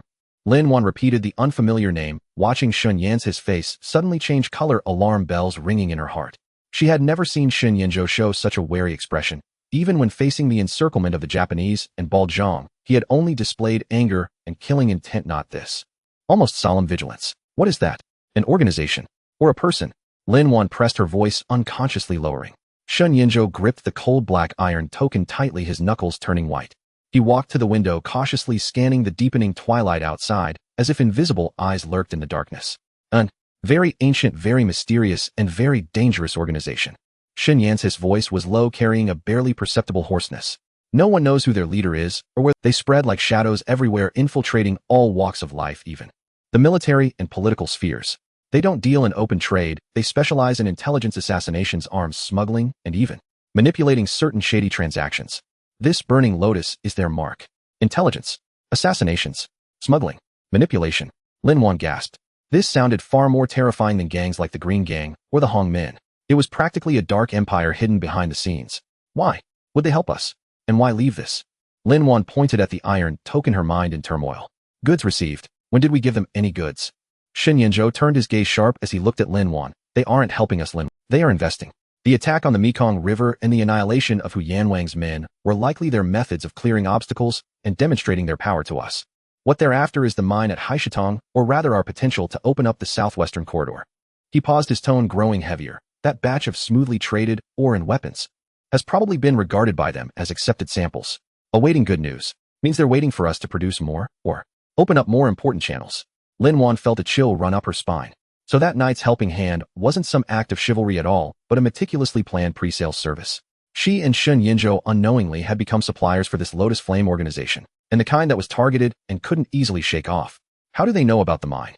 How are they so familiar with? Lin Wan felt a creeping dread. This feeling of having nowhere to hide was terrible. That's the terror of Lotus Flame. Shun Yan's face darkened. Their intelligence network is unfathomable. There might be their informants right beside us.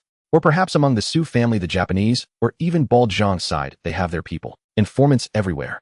Lin Wan instantly thought of Chief Long, certain people in the village, and even among the guards she brought, or Shun Yan's old subordinates. Could there be Lotus Flame agents? The thought made her shudder. What do we do? Lin Wan forced herself to calm down, her mind racing. Refuse or cooperate. Refuse. Shun Yinzhou sneered, a sharp glint flashing in his eyes. Look at this token. This is a notification, not a negotiation. Refusing Lotus Flame usually ends badly. Besides, we already have enough enemies that we can't afford to make another powerful foe. Cooperate. Lin Wan frowned deeply. Cohabiting with a tiger. They're bound to be greedy.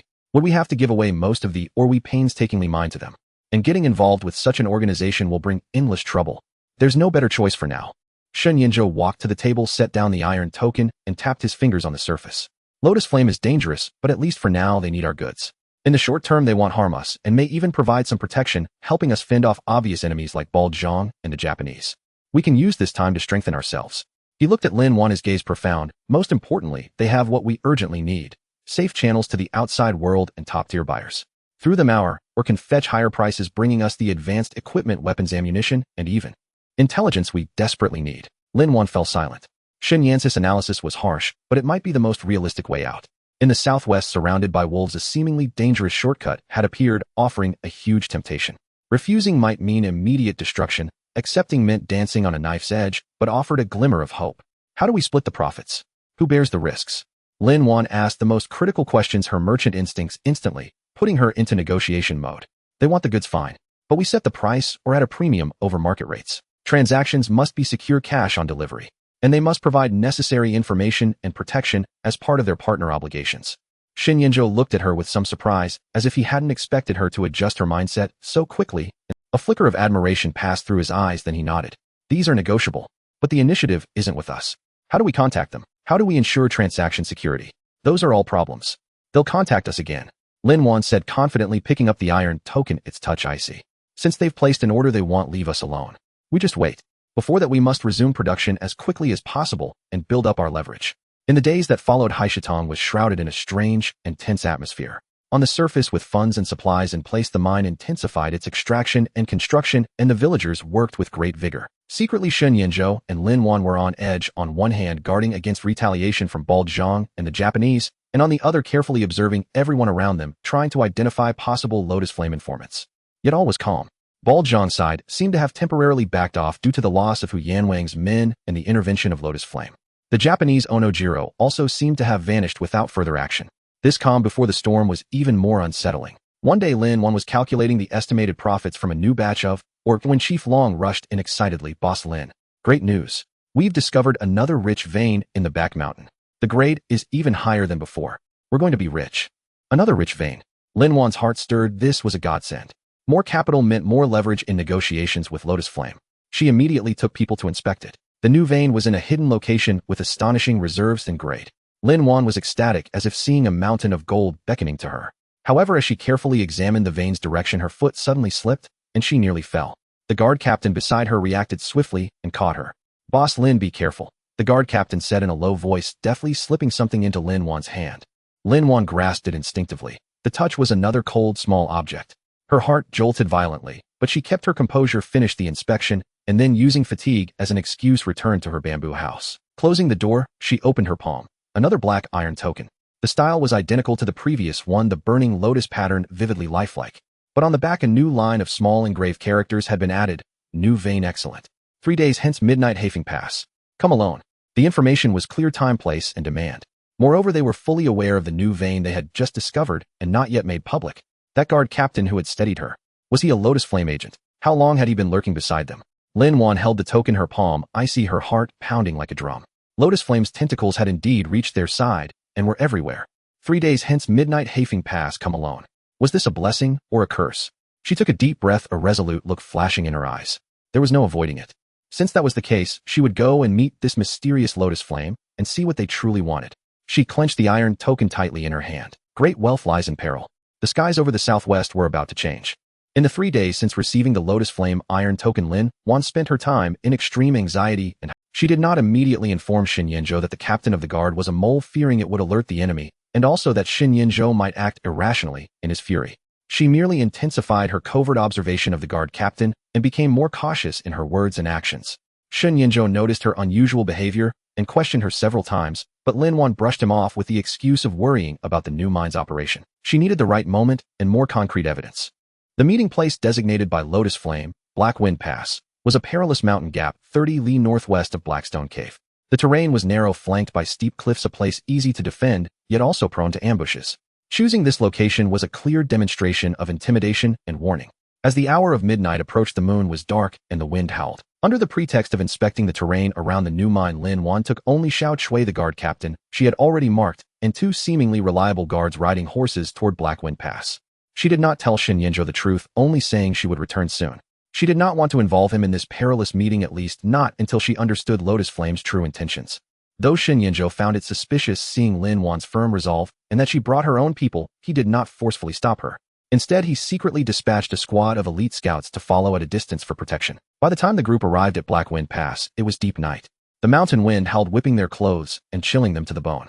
The pass was pitch black, with only the moonlight faintly outlining the jagged mountain shadows. "Wait here," Lin Wan ordered, reining in her horse. Her gaze lingered on the guard captain's face for a moment. "Madam, it's too dangerous. Let me go with you." Xiao Chui clutched Lin Wan's sleeve, her voice trembling. "No." Lin Wan patted her hand, took a deep breath, and rode alone into the deep dark pass. One hand held the reins, the other gripped the dagger hidden at her waist, her heart pounding wildly. Inside the pass, the silence was terrifying, broken only by the clatter of hooves on gravel and the beat of her own heart. In the darkness, it felt as though countless eyes were watching her. Suddenly, a faint glimmer of fire appeared ahead. A figure in a black cloak, lean and shadowy, stood silently in the middle of the path, as if materializing from thin air. He carried a dim, stormproof lantern. In its light, his face was hidden behind an expressionless, white mask, revealing only a pair of eyes as deep and cold as a frozen abyss. "Miss Lin, I've been waiting for some time," the masked figure said, his voice hoarse and low, ageless with a metallic rasp. Lin Wan forced herself to stay calm, reining in her horse. "You are from Lotus Flame."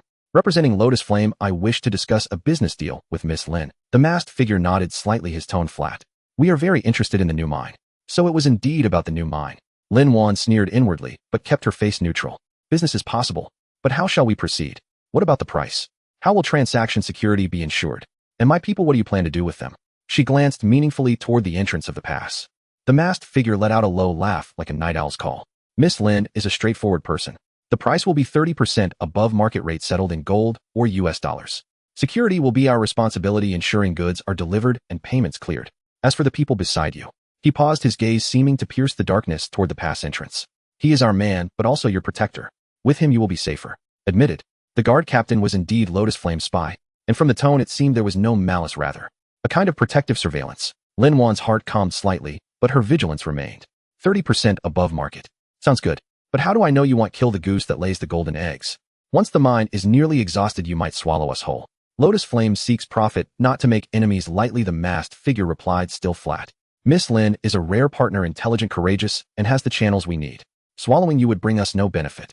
Cooperation yields lasting wealth. Of course, the prerequisite is that Miss Lin does not harbor inappropriate intentions. These words were soft yet firm, both a promise and a warning. I need more concrete guarantees, Lin Wan bargained. The first transaction cannot be too large. I want to see your sincerity. Also, I need some additional help. Oh, what does Miss Lin need? Intelligence. Lin Wan stared into the masked figure's eyes. About Bald Zhang, the Japanese, and the Su family's movements. Also, I need a safer and faster transport route, not always relying on the Mekong River. The masked figure was silent for a moment, as if evaluating. In the dim lantern light, his silhouette seemed to merge with the darkness. Agreed, he finally spoke. Intelligence will be provided regularly. Transport routes can also be arranged, but at an additional cost. As a gesture of sincerity for the first transaction, we can pay a 30% deposit upfront. A 30% upfront deposit. That was an exceptionally generous offer, demonstrating Lotus Flame's formidable financial strength and cooperative intent. Lin Wan was tempted. Cooperating with Lotus Flame was like courting a tiger, but in the short term it could solve her urgent problems, providing massive financial and informational support. Deal. Lin Wan decided without further hesitation, extending her hand. You set the specific transaction details, time and place, and notify the guard captain. But I have one condition: do not harm the interests of the Blackstone Cave villagers, and do not involve Xin Yanzhou. This is a business between us. The masked figure looked at Lin Wan's extended hand, but did not shake it. He merely bowed slightly. The conditions are acceptable. Details will be communicated to you. Farewell. With that, he lifted his lantern and turned into the darkness, his figure vanishing like a specter, as if he had never existed. The pass fell into dead silence once more. The mountain wind still howled, but Lin Wan felt her back drenched in cold sweat. Though the conversation had been calm, every word carried hidden barbs, each step fraught with peril. She turned her horse and slowly rode out of the pass. Xiao Chui and the guards immediately gathered around. Madam, are you all right? Xiao Chui asked anxiously. The guard captain also stepped forward, his expression composed. Miss Lin, how did it go? Lin Wan gave him a deep, complex look, which eventually settled into calm. It's settled. Let's talk when we get back. The group returned to Blackstone Cave in silence. Throughout the journey, Lin Wan's mind churned. The cooperation with Lotus Flame was preliminarily established, but the risks ahead were immense. She must rapidly strengthen her own power to gain more leverage in this game with the tiger. Returning to the Bamboo Lodge, it was already past midnight. To her surprise, Xin Yanzhou's room still had its light on. He stood at the door, his face dark as he watched her. Where did you go? His voice was suppressed with anger. Lin Wan's heart tightened, knowing she could no longer hide it. She gestured for Xiao Chui and the guards to withdraw, entered the room alone, and closed the door. I went to meet with Lotus Flame, she confessed, directly recounting the night's meeting and the preliminary agreement, omitting the specific detail about the guard captain being a mole, only saying they had approached her. Xin Yanzhou listened, his face turning ashen. He slammed his fist on the table. Nonsense. Do you know what Lotus Flame is? Cooperating with them is like courting a tiger. You're playing with fire. What else is there? Lin Wan looked up, meeting his furious gaze, her tone chillingly calm. Wait for Bald Zhang or the Japanese to attack. Wait for us to run out of resources. Xin Yanzhou, we have no retreat. Lotus Flame is dangerous, but they can provide the funds, intelligence, and channels we need. This is the fastest way to strengthen ourselves. And what about the cost? Xin Yanzhou stepped closer, grabbing her wrist with a force that hurt. The cost is being controlled by them, step by step, dragged into the abyss. By then you won't be able to extricate yourself? I won't be controlled. Lin Wan shook off his hand, her gaze sharp. I will use them, not be used by them. Once we are strong enough, we'll have bargaining power. Right now we need time and resources. Xin Yanzhou stared at her, his chest heaving. He knew Lin Wan was speaking the truth, but the thought of her facing Lotus Flame alone filled him with lingering fear. Don't ever hide things like this from me again. Don't ever take risks alone. He almost growled, his voice carrying a barely perceptible tremor. Lin Wan saw the undisguised worry and fear in his eyes, and a soft spot in her heart was touched, but soon suppressed by reason. My life is my own responsibility. My business is my own decision. She turned her face away, her tone stiff. Governor Shin, just do your part. Defense training. Don't let our capital be taken. Shin Yinzhou looked at her stubborn profile, a wave of helplessness washing over him. He knew that once she decided something, it was hard to change. He took a deep breath, forcing himself to calm down. What are Lotus Flame's conditions? How will the transaction be conducted? He asked in a low voice. Lin Wan recounted the agreed terms. Shin Yinzhou listened, his brows furrowed. 30% above market upfront deposit. The terms are unusually generous. Their ambitions are vast. The new mine might just be the beginning. I know. Lin Wan nodded. We'll take it one step at a time. For now, let's solve the funding and intelligence issues. By the way, she said, as if suddenly remembering, looking at Shin Yinzhou, you mentioned before that you recognized the Lotus Flame emblem. Do you know more about them? Shin Yan's eyes flickered. After a long silence, he spoke slowly. Lotus Flame is older and more terrifying than you know. They pursue more than just wealth. Take care of yourself. With that, he turned and left the room, his back bearing an indescribable weight. Lin Wan watched his retreating figure, suspicion blooming in her heart. Shin Yinzhou seemed to know far too much about Lotus Flame, and even feared them. Was there some other entanglement between them? The night was deep. Lin Wan lay in bed, tossing and turning. The cooperation with Lotus Flame was like a high-stakes gamble, and Shin Yan's unusual attitude added another layer of fog. The road ahead grew ever more treacherous and unpredictable. After reaching a preliminary agreement with the Lotus Flame, Blackstone Cave entered a bizarre state of accelerated activity. On one hand, the mining of the new vein commenced at a staggering pace, fueled by the substantial gold deposit prepaid by the Lotus Flame. Advanced equipment secretly transported through the Lotus Flame channel ample funds, and the surge of bold men driven by rich rewards kept the mines operating day and night, with or output climbing steadily. Lin Wan's wealth, as if injected with a potent stimulant, began a vengeful rebound. Wealth has surged significantly. Current valuation of liquid hard assets has surpassed 500 silver dollars. System prompt cooperation with the high-risk faction Lotus Flame established. Wealth acquisition speed increased by 50, but potential risk level elevated to S. On the other hand, Shin Yinzhou, upon learning of Lin Wan's unauthorized decision, was furious, but also realized the die was cast. He devoted all his energy to preparing for war and consolidating forces. Utilizing the first batch of intelligence and some funds provided by the Lotus Flame, he not only strengthened Blackstone Cave's defenses, but also secretly recruited and trained a more elite armed force. He began infiltrating and encroaching upon neighboring bandit groups and hostile forces, quietly expanding his territory. Outwardly, Blackstone Cave flourished, appearing impregnable. But in the shadows, both Lin Wan and Shin Yinzhou knew that cooperating with the Lotus Flame was like drinking poison to quench thirst. They must rapidly amass enough strength to break free from this invisible control. And the guard captain, codenamed Shadow, lurking by their side, was like a thorn, a constant reminder that they were under surveillance. The first formal transaction with the Lotus Flame was set for half a month later at a location they designated an abandoned estate in a lawless zone on the Yunnan-Burma border. The transaction method was quintessentially Lotus Flame. Lin Wan only needed to transport the ore to the estate. Someone would handle the reception, weighing, and payment. The core members of the Lotus Flame never showed their faces, shrouding the process in mystery. To ensure absolute safety, Lin Wan and Shin Yinzhou made meticulous arrangements. Shin Yinzhou personally led the most elite guard unit to escort the first shipment of ore worth 50,000 silver dollars. Lin Wan remained at Blackstone Cave, maintaining a single line of communication with the Lotus Flame through the Shadow Guard captain. She harbored a secret calculation. This transaction was not just about making money, but also testing the Lotus Flame's true nature and trustworthiness. On the day of the transaction, everything went so smoothly, it was unsettling. Shin Yinzhou led his team to the abandoned estate where a steward was already waiting. Inspection, weighing, and gold delivery were handled with efficient precision. The other party even paid an extra 5% as a token of pleasant cooperation. Throughout the entire process, there were no incidents, no ambushes, no double-crossing. The Lotus Flame displayed the professionalism and integrity of a top-tier business partner. Returning safely with the heavy gold, Shin Yan's face only grew more somber. It was too smooth, he said to Lin Wan. The more flawless the Lotus Flame appears, the greater their scheme must be. This gold is too hot to hold. Lin Wan looked at the gleaming gold bars in the chest, feeling equally uneasy. But there was no turning back now. At least it proves they genuinely want to cooperate and make money in the short term. We must make haste. Just as Blackstone Cave's business with the Lotus Flame was settling into a routine and Lin Wan's wealth and Shin Yan's power were steadily growing, an enemy they had nearly forgotten was brewing the most vicious counterattack. In Shanghai, at the Su family residence, Su Manman's house arrest had long been a farce. The Su family had suffered heavy losses in their covert struggle against Lin Wan and Shin Yinzhou. Though the run on their bank had temporarily subsided, their reputation was severely damaged and their business plummeted. Their textile mills faced raw material shortages, and their shipping company was plagued with constant troubles. Su Shichong was at his wits' end, burning with hatred for Shin Yinzhou and Lin Wan, yet utterly helpless. News that Shin Yinzhou had established a foothold in the southwest and connected with the mysterious lotus flame had faintly reached Su Shishang's ears, filling him with even more fear and despair. As for Su Manman, after experiencing Shun Yan's rejection, her family's decline, and several failed assassination attempts against Lin Wan, her mentality had long twisted. Her jealousy and hatred for Lin Wan, her rage at Shun Yan's change of heart, and the pressure of her family's predicament drove her completely mad. "Father, we can't just let this go." Su Manman burst into Su Shishang's study, her eyes bloodshot, almost deranged. "Xin Yanzhou and that bitch Lin Wan have ruined us. Now they're living it up in the southwest with a new backer. If we don't act now, we're truly finished." Su Shichang rubbed his temples wearily. "Act? How? Xin Yanzhou is strong and well-armed now with a force like the lotus flame behind him. What can we use to fight him? Commander Zhang is no help either. If we can't fight openly, well, do it in the dark." Su Manman's face twisted into a vicious grin. "We can't deal with Xin Yanzhou, but can't we deal with a Lin Wan? She cares most about her mind and her money, right? Then we'll destroy her very foundation. What do you have in mind?"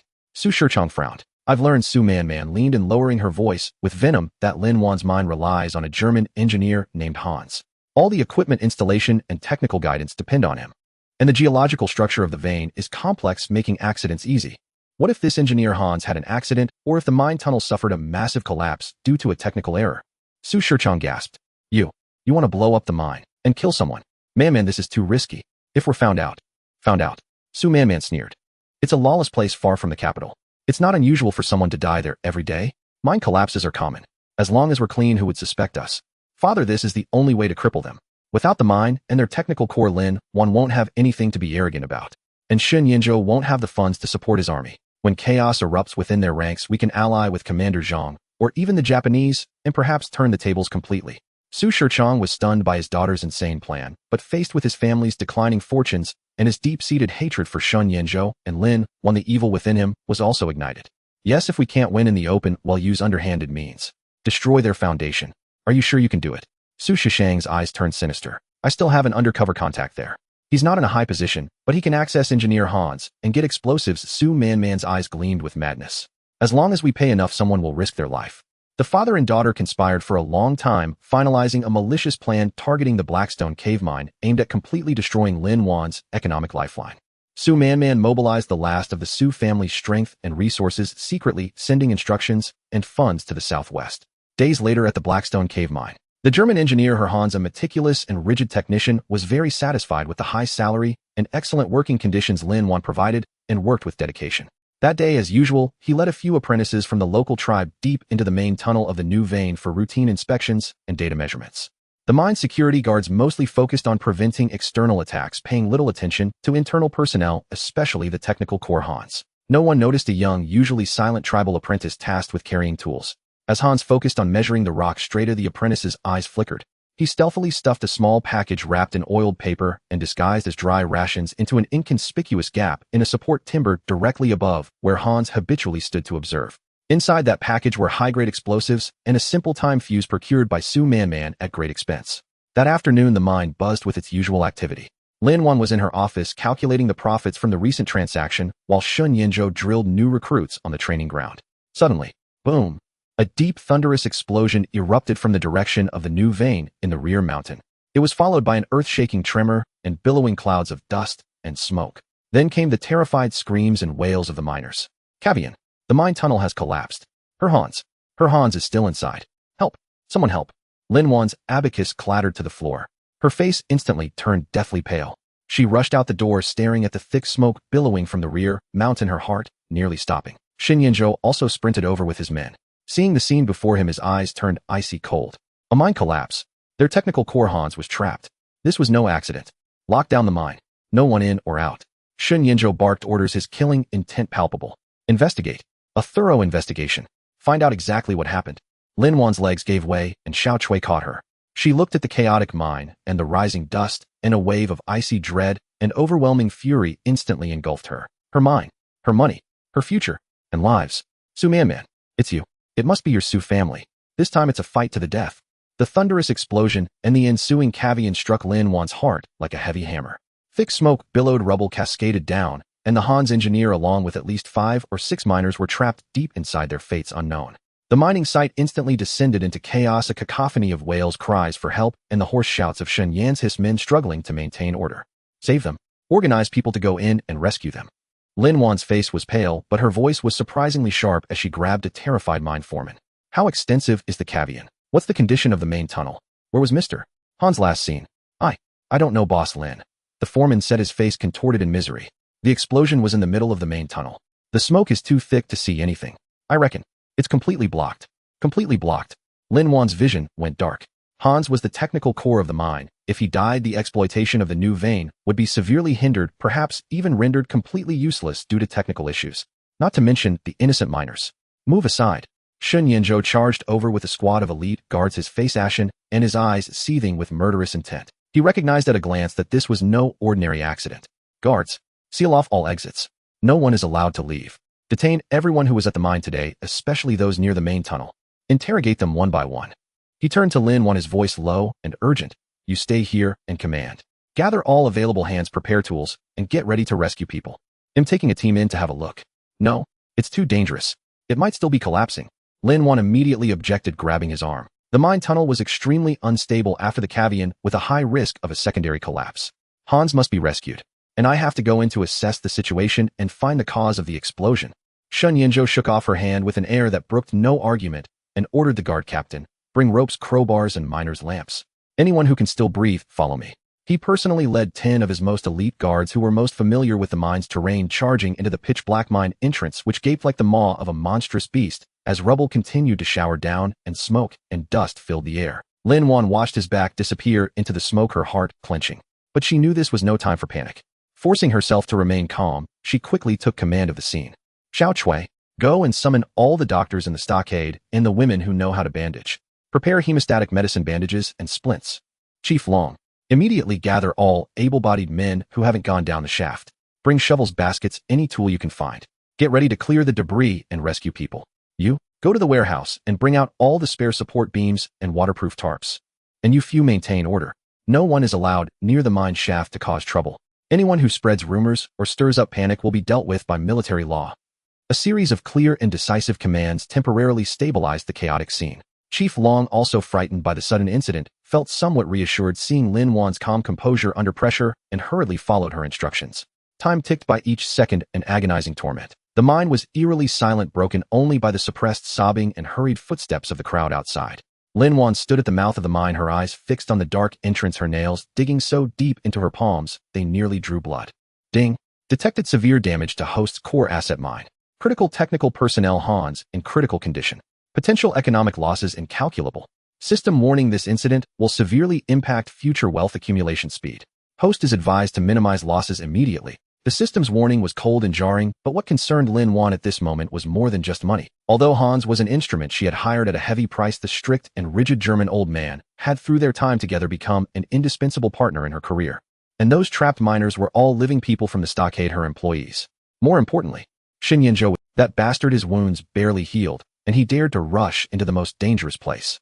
Just as Lin Wan was about to be consumed by anxiety, movement finally came from within the mine. A clatter of chaotic footsteps and urgent shouts. They're out. Someone's out. Quick, give a hand. They are injured.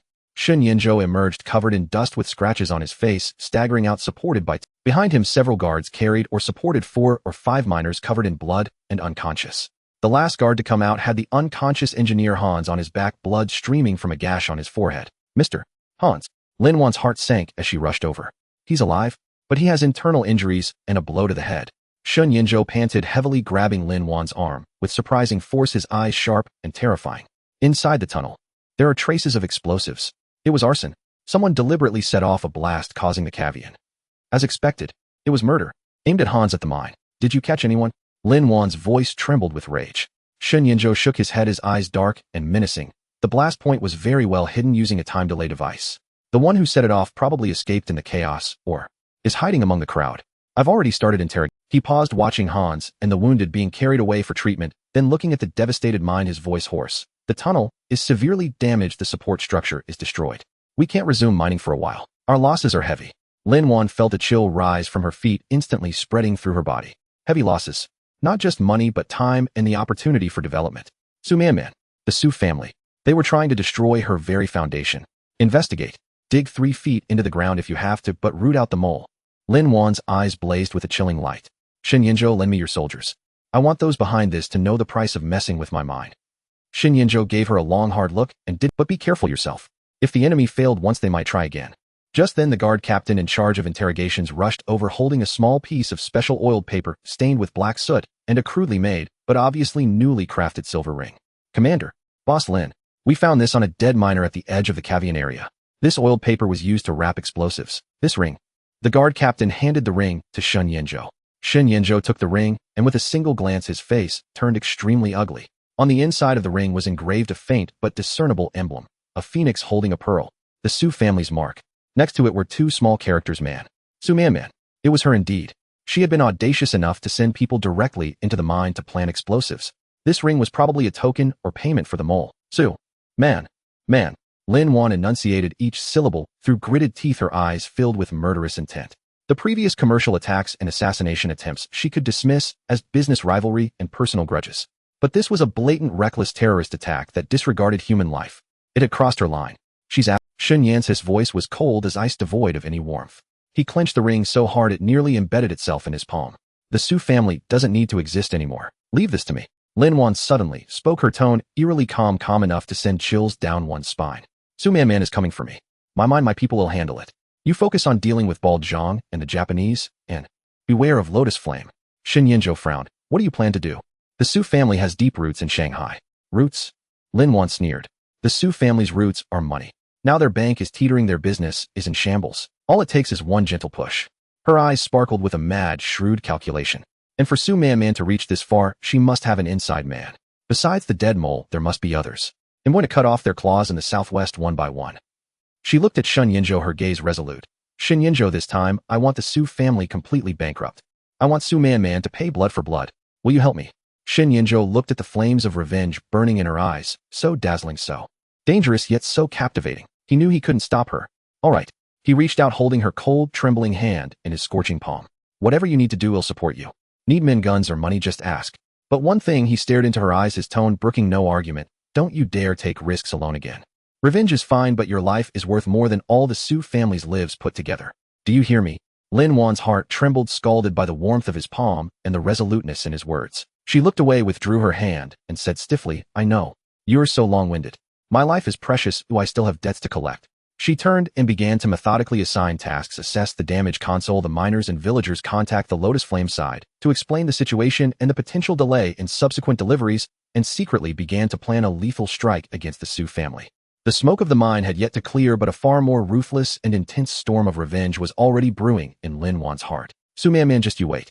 This time he'll make you and your Su family pay back with interest, ensuring you never rise. The dust from the mine explosion had yet to settle, yet the flames of vengeance in Lin Wan's heart were already blazing fiercely. Su Man's mad actions had completely crossed the line. This was no longer a matter of business competition or personal vendetta, but a war to the death.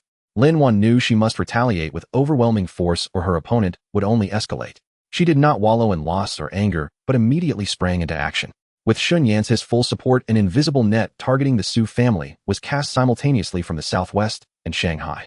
The first step was to purge the traitors and intimidate the petty. Xin Yinzhou, employing military discipline, conducted an extremely rigorous screening of all mine personnel, rooting out 2 villagers who had indirect ties to the Su family.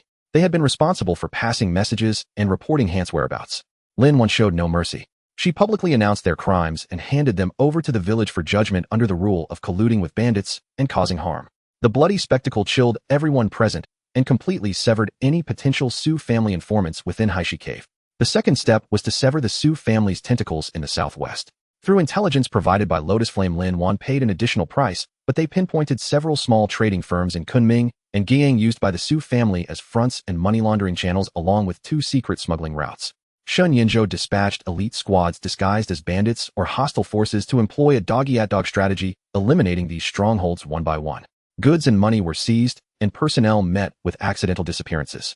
The operations were swift and clean, leaving no trace. Overnight, the Su family's remaining influence in the southwest was wiped out, serving as a stark warning to any potential partners about the consequences of colluding with them. The third step, and the most crucial, was to deliver a fatal blow to the Su family's core industries. This time, Lin Wan had no intention of engaging in minor skirmishes. At the Su family mansion in Shanghai, Su Shichong was in dire straits. Their strongholds in the southwest were being taken down one after another, the result of Sun Yan's covert operations. Contact with Bald Zhang had abruptly ceased. Worse still, rumors about the Su family's private bank facing enormous deficits and imminent bankruptcy were once again rampant, and this time, they were detailed and specific, even including whispers of copies of internal ledgers. The depositors' panic was reignited and long queues formed once again at the bank's entrance. Father, it must be that bitch Lin Wan causing trouble. Su Man's face twisted with rage as she shrieked in the study. She's retaliating. We need to think of something fast. Think of something. What can we think of?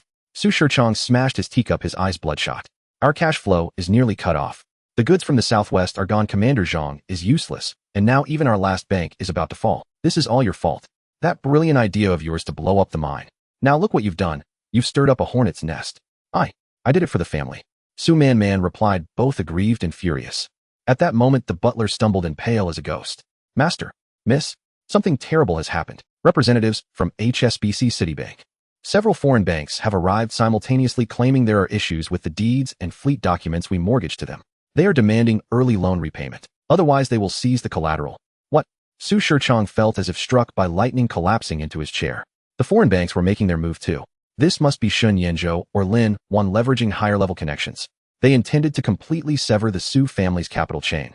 Misfortunes never come singly. Next, officials from the tax bureau arrived, citing suspected massive tax evasion as grounds to seize the Su family's account books. The Shanghai Municipal Council also issued an official notice claiming they had received reports that ships belonging to the Su family shipping company were involved in smuggling contraband, demanding a suspension of operations for investigation. When a wall is about to collapse, everyone gives it a push. Officials and businessmen who once fawned over the Su family now avoided them. This seemingly vast commercial empire under the coordinated assault of multiple forces teetered on the brink of collapse in an instant. Su Shichong understood that someone had set an inescapable trap determined to destroy the Su family. He tried to sell off assets to raise cash and stabilize the bank, but suddenly no one in the market dared to acquire the Su family's properties as if by unspoken agreement. He sought help from old friends only to receive empty promises and excuses. Despair like icy tides overwhelmed Su Shichong. He knew the Su family was finished. Man, we need to leave. Su Shichong seemed to have aged 20 years overnight, his voice hoarse. While we still have some liquid assets, let's leave Shanghai for Hong Kong, or maybe Southeast Asia. Leave? I won't go. Su Man was like a gambler who had lost everything, her eyes blazing with madness and venom. I refuse to accept this. Father, we still have one last card to play. What card? Su Shichong asked blankly. The Japanese. Su Man lowered her voice, her expression conspiratorial. Mr. Onojiro approached us before wanting to cooperate, didn't he? Aren't they interested in the mines in the southwest? Let's sell them Shun Yanzhou and Lin Wan's detailed defense deployment maps, the mine locations, and all the evidence of their collusion with that mysterious organization Lotus Flame. We'll get money in exchange and use the Japanese to get rid of that pair of dogs. That's playing with fire. Su Shichong trembled with fear. No, the Japanese are wolves with insatiable ambitions more dangerous than Shun Yanzhou. Selling such intelligence is treason. It would brand us as traitors for eternity. We can't worry about that anymore. Su Man was hysterical. They forced us into this. Father, do you want to see the Su family's century-old legacy destroyed and us left homeless on the streets? Once the Japanese succeed and eliminate Shun Yanzhou and Lin Wan, who will come after us. By then we'll take the money and flee far away. Under the dual pressure of his daughter's frenzied urging and the family's desperate straits, Su Shichong's sanity finally crumbled. He gritted his teeth and nodded. Su Man immediately contacted Onojiro in secret. They met at a secluded tea house in the Japan. Su Man provided all the information she could gather about Haishi Cave's troop deployments, mine structures, and vague intelligence on Lotus Flame, demanding an exorbitant price. Onojiro adjusted his gold-rimmed glasses, carefully perusing the documents. Su Man had brought a satisfied smile spreading across his face. Miss Su is indeed a woman of direct action. This intelligence is quite valuable. The Empire does not forget its friends. He clapped his hands, and an attendant brought in a tray covered with red cloth. Lifting the cloth revealed neatly stacked US dollars and gold bars. This is the down payment, Onojiro said with a smile. Once we confirm the intelligence's authenticity and achieve certain results, the remaining sum will be paid in full. Furthermore, for Miss Su's safety, we are already arranging passage to Japan. After this is accomplished, you and your esteemed father can go to the Empire and begin a new life. Su Man stared at the gleaming gold bars, greed flickering in her eyes, but more than that, of vengeful satisfaction. Shun Yanzhou, Lin Wan, just you wait. I will make sure you die without a burial place. However, neither Su Man nor Su Shichong knew that their secret meeting with Onojiro had been under the watchful eyes of another party from the very beginning. At the bamboo house in Haishi Cave, Lin Wan looked at the urgent secret report delivered through Lotus Flame's special channels. It detailed the time, location, and even parts of the conversation from Su Man's meeting with Onojiro. The report ended with a postscript: the Su woman's treason is an act deserving death. Lotus Flame can act on your behalf or remain an observer. We await Boss Lin's instructions. Lotus Flame truly had far-reaching influence. They could even monitor such a secret meeting. And now they had placed the decision in her hands. Should she use Lotus Flame's blade to kill, or? Lin Wan handed the report to Shun Yinzhou beside her. After reading it, Shun Yan's eyes blazed with murderous intent. He slammed his fist on the table. Su Man, how dare she collude with the Japanese invaders? She deserves to die. She does deserve to die. Lin Wan's voice was icy. But killing her now would be too easy and would alert the Japanese. What's your plan? Turn their scheme against them. Lin Wan's eyes glinted with cold, shrewd calculation. Have Lotus Flame embellish this intelligence slightly and leak it to the Chongqing authorities. Or perhaps British intelligence. With irrefutable evidence of treason, the Su family, no matter how resourceful, won't survive. And it will cause some trouble for the Japanese. She paused, looking at Shun Yinzhou, a cruel smile curling at the corner of her mouth. As for Su Man, once the Su family has completely fallen, becoming a pariah, despised by all, well, accidentally let her fall into the hands of Baozhong or some anti-Japanese faction. What do you think would happen then? Shun Yinzhou looked at Lin Wan, momentarily startled by the cold calculation in her words. But soon a deeper appreciation and a strange sense of pride welled up within him. His woman should be this decisive and ruthless. All right, we'll do it your way. Shun Yinzhou nodded. The Su family should disappear from Shanghai. Days later, a seismic upheaval rocked Shanghai. The tax bureau, the municipal council, and even military agents launched a joint operation seizing all Su family assets and arresting Su Shichong and other core members on multiple serious charges, including treason and smuggling materials to the enemy.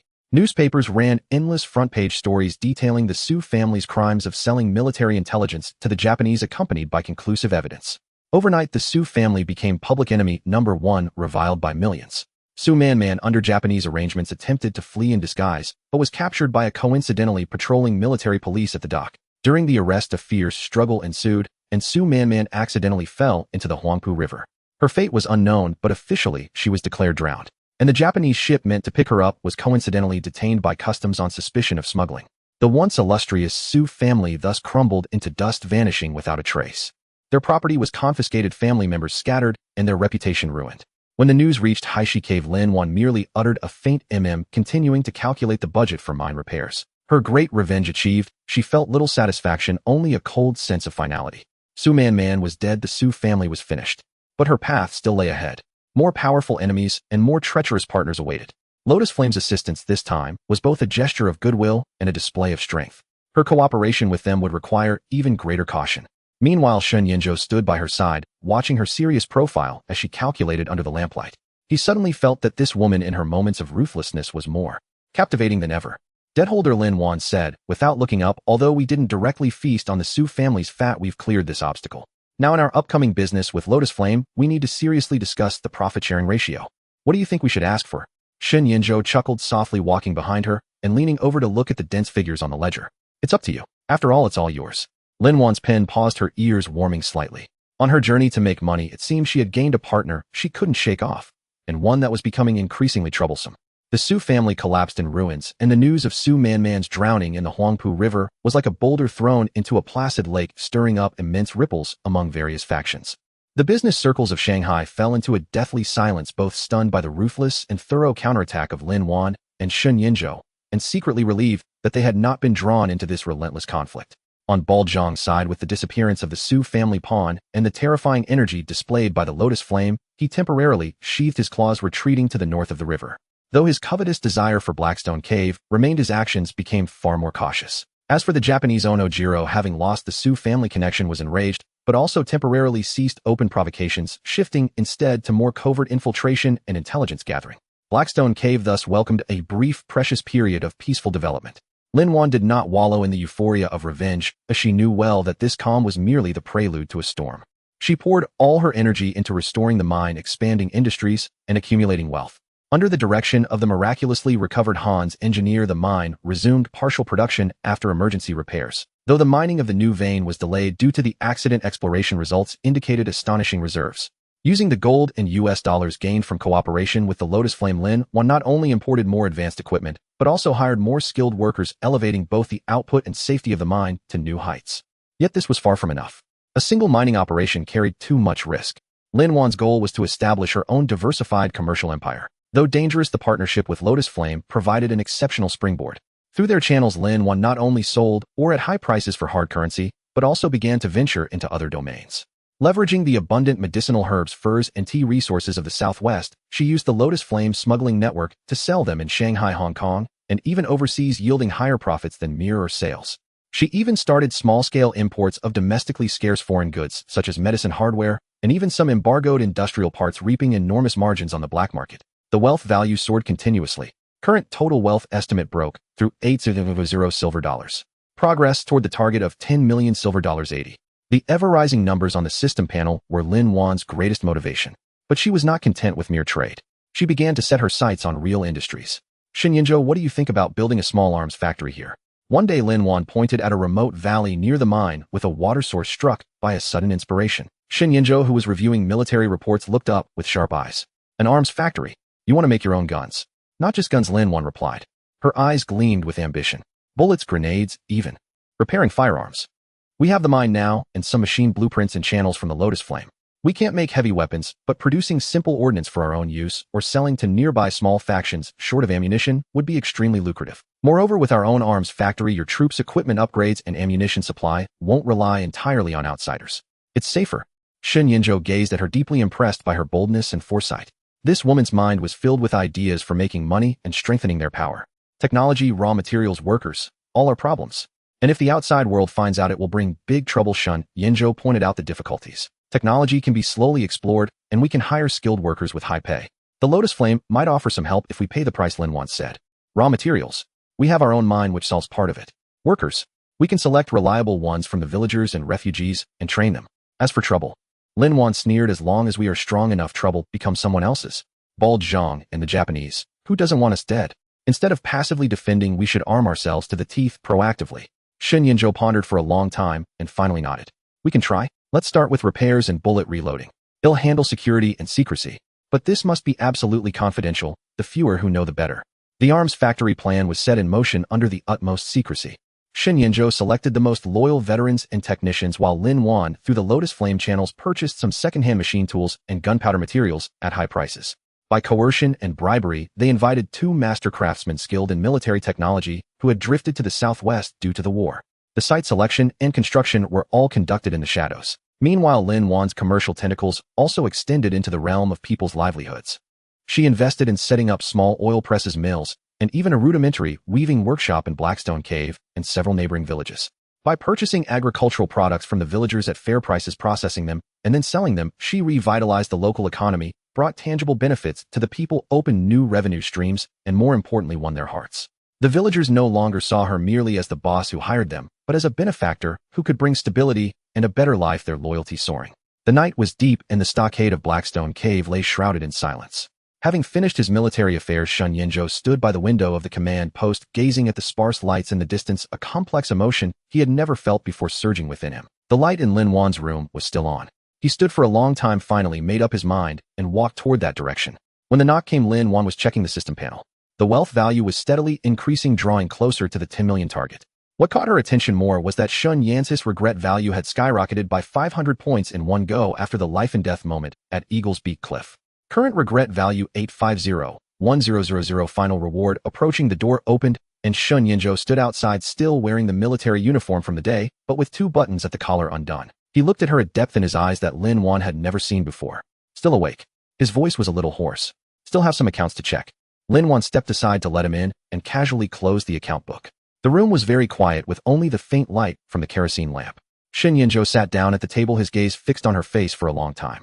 Today at Eagle's Beak Cliff, he began, his voice low, when you stood in front of me, I was thinking of one thing. Lin Wan said, nothing waiting for him to continue. I was thinking, if I had died there today, what would my greatest regret be? Xinyinzhou took a deep breath, his hands clenched into fists on his knees. I thought for a long time, and in the end I realized my greatest regret was not having had the chance to tell you one thing. He lifted his head and looked straight into her eyes. Lin Wan, I want to marry you. The room fell so silent that the crackling sound of the kerosene lamp's wick could be heard. Lin Wan was stunned. She had imagined many possibilities, even prepared for him to question the details of the arrangements at Eagle's Beak Cliff, but she never expected this sentence. What did you say? She thought she had misheard. I want to marry you, Xinyinzhou said, more clearly, each word resolute. Not as a concubine, but as my formerly wedded wife. I know the situation is unstable now that Blackstone Cave is beset on all sides, and I can't give you a peaceful life. But when all this is over, when we've built the mines and the arsenal, when we've secured a foothold in the southwest, Governor. Lin Wan interrupted him, her voice calm, without a ripple. Xin Yinzhou stopped and looked at her. Lin Wan stood up, walked to the window, and turned her back to him. Moonlight streamed in through the window, casting a silvery glow upon her. Governor, do you remember our first meeting? She asked, her voice very soft. Of course, Xin Yinzhou remembered. In that dilapidated apartment in Shanghai, she had come to him with an IOU, a seemingly fragile woman, yet with eyes as stubborn as a young beast's. I remember, he said. Back then I told the governor that all I wanted was money. Lin Wan turned around, a faint smile on her face, polite and distant. That statement hasn't changed. Xin Yance's expression froze. Everything I've done in Blackstone Cave. Opening mines, building factories, clearing trade routes, even today, at Eagle's Beak Cliff, Lin Wan said word by word, clearly and slowly, was all for money. The debt you owe me, governor, I intend to collect with interest. The mines in the southwest are a gold mine, and I don't want to. She walked to the table, opened the account book, and pointed at the dense figures. You see, in these 3 months, the mine's profit has increased by 40% compared to last quarter. The first batch of equipment from the arsenal has been delivered, and the payment is going smoothly. At this rate, in at most half a year, they'll have saved enough. Enough. Xin Yance's voice was cold as ice. He stood up, the oppressive force of his height, making the air in the... He walked up to her, looked down at her, and something in his eyes was shattering inch by inch. So all these months taking a bullet for me, maneuvering among various factions for me, even nearly dying for me at Eagle's Beak Cliff today, he asked word by word, was it all just for money? Lin Wan met his gaze without flinching. Yes. Male leads, regret value 150, current regret value 10001000, final reward, achieve the system's prompt sounded in her mind, clear and piercing. Xin Yinzhou stepped back as if punched in the chest. The expression on his face shifted from shock to bewilderment, finally settling into a bitter, almost absurd smile. Fine, he nodded, his voice hoarse. What a fine Lin Wan. He turned and walked out, his steps faltering. At the door he paused without looking back. I will repay the money I owe you, he said. The shares in the mine, the dividends from the arsenal. Every penny that's due to you. When all this is over, you can leave whenever you want. The door opened and then closed. Only Lin Wan remained in the room. She stood still for a long time. The flame of the kerosene lamp flickered, casting swaying shadows across her face. Outside the window, Xin Yance's figure disappeared into the night, his back straight, yet radiating a loneliness she had never seen before. Lin Wan slowly sat back down in the chair and opened the system panel. The wealth value was fluctuating and the icon for the final reward was gleaming. She should be happy. This was the goal she had been pursuing ever since she transmigrated. But her finger hovered over the claim button, hesitating to press it. The footsteps of the night patrol soldiers echoed through the stockade, steady and heavy, approaching and then fading away. From the distant forest came the cry of a nightjar, shrilly piercing the night sky. She suddenly recalled the moment at Eagle's Beak Cliff today when Xin Yinzhou had lunged over to shield her from the falling rocks. A long gash had been cut across his back and blood instantly soaked through his clothes, but his first words were to ask, what had she answered then? She thought she'd set him fine, and then busied herself directing the soldiers to set up the defensive line, never sparing another glance at his wound. Lin Wan closed her eyes, took a deep breath, and slowly let it out. When she opened them again, her eyes were clear. She closed the system panel, stood up, and blew out the kerosene lamp. The room was plunged into darkness, with only moonlight seeping through the window lattice, spreading a patch of pale white. Tomorrow she had to get up early. A new batch of equipment was arriving at the mine. The arsenal was to trial produce a new batch of grenades, and the negotiations with Long Yun were at a critical juncture. Blackstone Cave was beset on all sides. Not a single misstep could be made. She had no time to think of anything else. But for some reason this night felt exceptionally long and exceptionally cold. And over at the command post, the lamp in Xin Yance's room also burned through the entire night. At dawn, the morning mist of Blackstone Grotto had yet to dissipate when Xin Yinzhou, accompanied by his adjutant, headed directly to Lin Wan's residence. Last night, he had returned to the city to arrange for subsequent trade route security. However, upon entering his study, he was confronted by the accounts of a shell company left on the desk, records Lin Wan had left behind. All funds had been drained, with even the last profits from the mine transferred to an overseas account. Only a hollow shell bearing the name Shun's Mining and a brief letter of gratitude remained. The letter contained but a single sentence: Governor, the accounts are settled. I take the money, you pay the debt slowly. Xin Yinzhou kicked open the door, the letter clutched in his hand, his knuckles white as bone. His voice was hoarse as if forced through clenched teeth. She fled. With the money. Lin Wan was in the courtyard tallying the last batch of supplies intended for transport to the docks. Hearing his roar, she closed the ledger with deliberate calm, looked up, and met his gaze without a trace of panic, a hint of mockery playing on her lips. The governor is indeed well informed. What, no longer busy investigating assassins? Instead, you concern yourself with my whereabouts. You. Xin Yinzhou trembled with rage, striding forward to seize her wrist. Lin Wan, stop right there. Do you think you can escape with the money? The southwest is my territory. You cannot slip through my fingers. Oh. Lin Wan raised an eyebrow, twisting her wrist deftly to break free from his grasp with crisp efficiency. Will the governor detain me with a gun or win me over with love? However, your current forces can hardly even pacify the remnants at Eagle's Beak Cliff, let alone stop me. Xin Yance's face instantly turned ashen. He stared fixedly at Lin Wan, his eyes brimming with humiliation and resentment. Lin Wan, don't go too far. You belong to me. You may take the money, but you must stay. Belong to you. Lin Wan let out a scornful laugh, producing an IOU from her sleeve and flinging it into his face. Governor, take a look at this. What you owe me is far more than this. Now I've collected both principal and interest. The rest is your emotional debt. You can repay it slowly yourself. The IOU clearly detailed Shun Yancis' various borrowing records, each entry precise to 2 decimal places. The final total was enough to purchase half a city. Shun Yinzhou picked up the IOU, his fingers trembling, his lips quivering for a long time, without uttering a single word. He had never imagined that he, a dignified governor, could be so thoroughly outmaneuvered by a woman, even reducing his feelings to a quantifiable debt. Lin Wan observed the system panel, a triumphant smile curling at the corners of her mouth. She knew the game was over. Now it was time for her to play the next round. Governor, take care. Lin Wan turned and walked towards the car waiting at the entrance, instructing her adjutant drive to the dock. Remember, head north without stopping. Yes, counselor. The adjutant immediately got in and started the engine.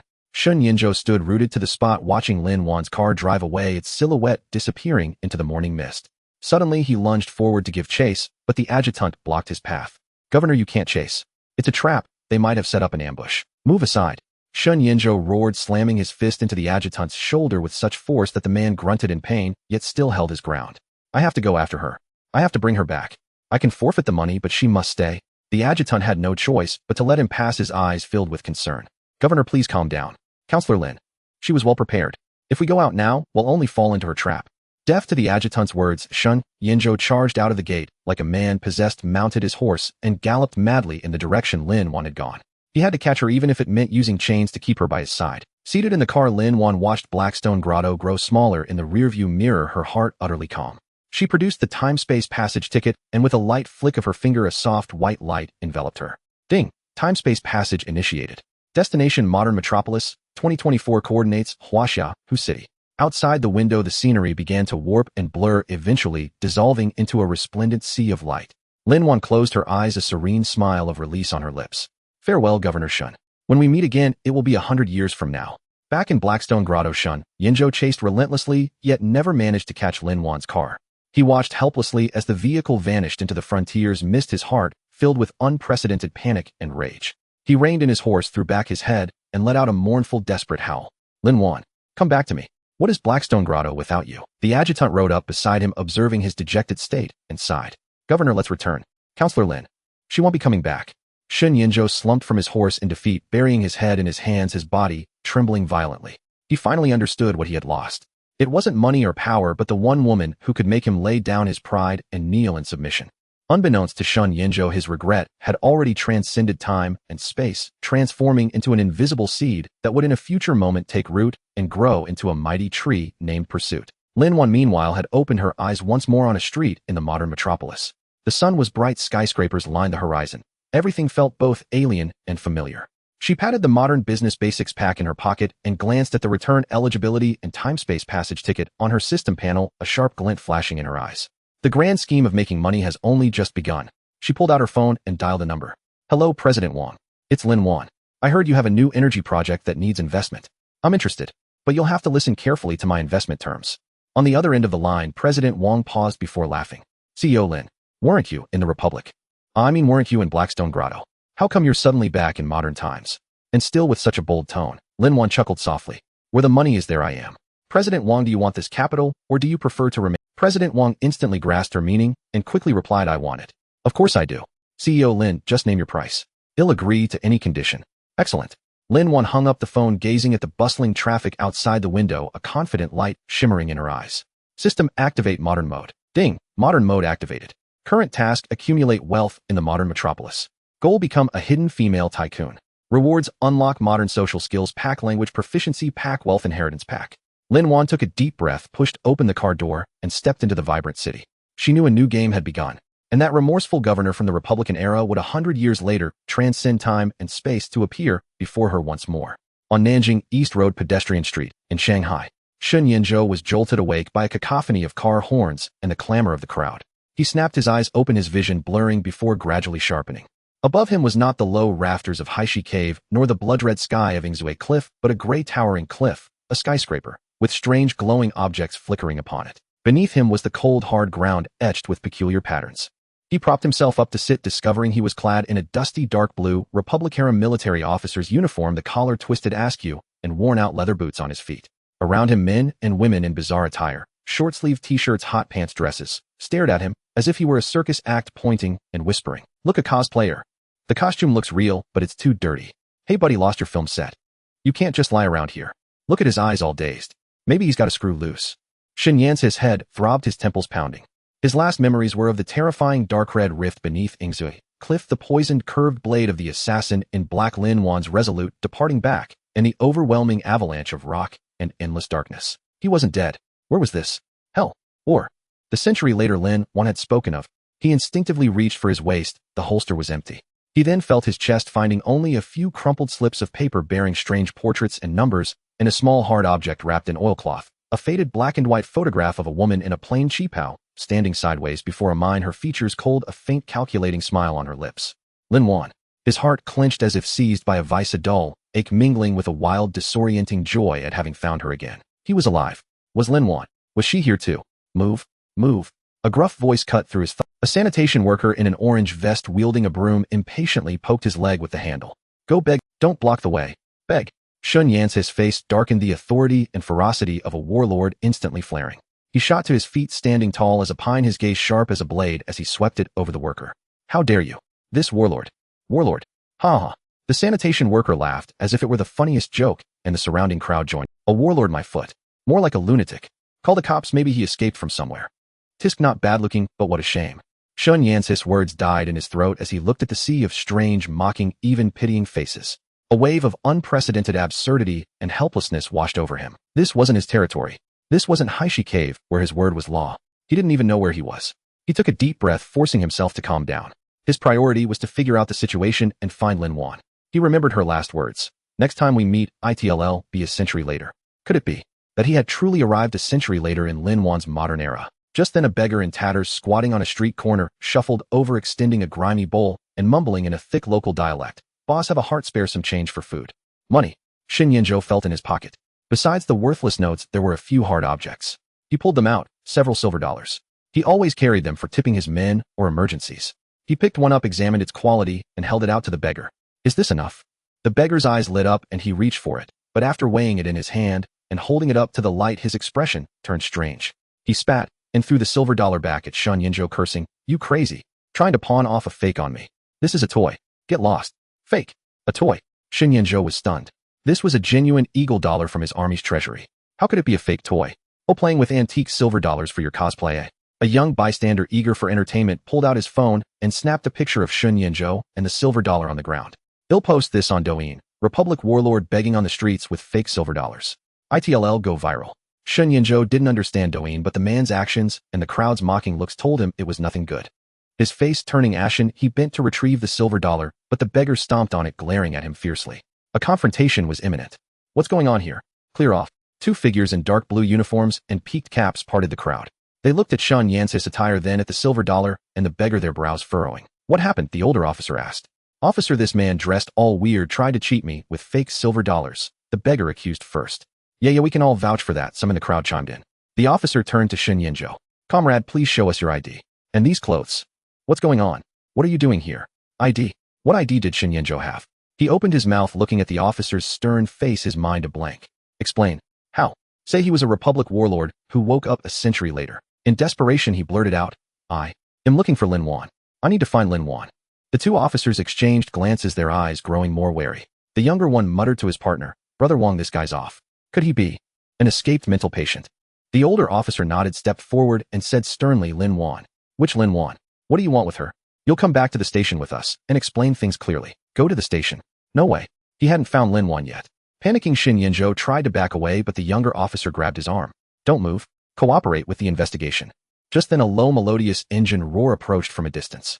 A sleek, gleaming black Bentley Mulsanne pulled up to the edge of the gathered crowd. The window rolled down, revealing a flawlessly exquisite, yet icy-cold profile. Shen Yance's breath caught in his throat. That face. Even after a century, even if it was just a profile, even if her hair was shorter and she was wearing a tailored cream-white pantsuit and dark sunglasses that covered half her face, he would never mistake it. Lin Wan. It was really her. She was here, and she looked well off, even more commanding than in his memories of her at her most glorious in the Republic, like an untouchable lofty queen. His heart pounded, blood rushing to his head. He wanted to call her name, but his throat was constricted. He wanted to rush to her, but the officers held him fast. Lin Wan in the car seemed drawn by the commotion. She turned her head slightly, her gaze through the sunglasses sweeping over him coldly. Her eyes rested on his ragged uniform and haggard face for barely half a second, her brow twitching almost imperceptibly before she looked away, as if dismissing something utterly insignificant. Lin Wan. Shun Yinzhou screamed with all his might, his voice hoarse and broken, carrying a century's worth of despair and longing. Lin Wan. It's me, Shun Yinzhou. The cries silenced the crowd instantly. Even the officers holding him were startled. The Bentley's window paused. Lin Wan slowly turned her head, her gaze behind the sunglasses settling on Shun Yan's face again. This time she lingered a little longer. She looked him over from head to toe, from his disheveled hair to his dusty uniform to his worn boots to his red-rimmed eyes fixed on her with desperate intensity. Her expression remained unchanged. No shock, no joy, not even surprise. Only a condescending cold scrutiny and a faint trace of annoyance. Who are you? She asked, her voice clear and calm through the window, metallic in its tone, striking Shun Yan's heart. A cosplayer? Or lost your film set? Cosplayer. Film set. Shun Yinzhou felt as if struck by lightning. She didn't recognize him. No, impossible. She was Lin Wan. How could she not know him? Lin Wan him, Shun Yinzhou. Shun Yinzhou of Haishi Cave. You. Don't you remember? The mine, the arsenal, Ingzue Cliff. The debt I owe you. He babbled, trying to jog her memory. Debt. A faint, almost imperceptible smile curved Lin Wan's lips, but it was cold and devoid of warmth. She pushed open the car door and stepped out gracefully, wearing heels at least 10 centimeters high. Her height plus the heels made her almost eye level with Shun Yinzhou, but the formidable aura she exuded made even the officers loosening their grips on him. She slowly pulled a gilded business card from her exquisite Hermes handbag, holding it between two fingers and offering it to Shun Yinzhou. Want to repay the debt? Her red lips parted, each word crisp and businesslike. Fine.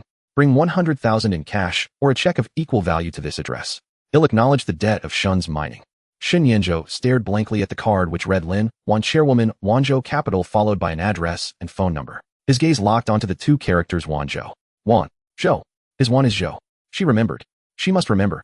Why else would she use that name? The surge of joy was frozen by her next words. 100,000. Cash. Check. She only acknowledged the debt of Shun's mining. What about their past? His desperate protection at Ingzue Cliff. Their tangled love and hate. Was it all worth only 100,000? And only as the debt of Shun's mining. Lin Wan. His voice trembled. Am not here to repay a debt. Not here to repay a debt. Lin Wan raised an eyebrow, withdrawing the card, as if he were something filthy, holding it a second longer than necessary. Then are you here to claim kinship? Or to collect a debt?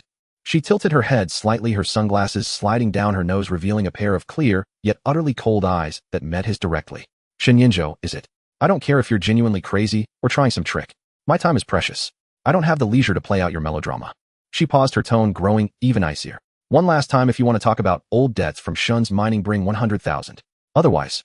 She didn't finish, but the implication was clear. She put her sunglasses back on, turned, and opened the car door, her movements fluid and elegant without a trace of hesitation. Wait. Shun Yinzhou wrenched free from the officers and lunged at the car, his palm slapping against the window, leaving a dirty handprint. His eyes bloodshot, he stared at the woman inside. Lin Wan. Look at me. I really am Shun Yinzhou. I've looked for you. I've looked for you for so long. Lin Wan sat in the car, not even glancing at the handprint on the window, merely instructing the driver calmly drive. The Bentley glided forward. Lin Wan. Shun Yinzhou chased the car a few steps before being grabbed by the officers again. He watched the black vehicle merge into traffic and disappear, just as she had left Haishi Cave a century ago, resolute and heartless. The world seemed to crumble in that moment. The laughter of the crowd, the officers' questions, the beggar's curses, all faded into a distant unreality. Only the hollow ache in his chest remained, a pain that stole his breath. She didn't recognize him.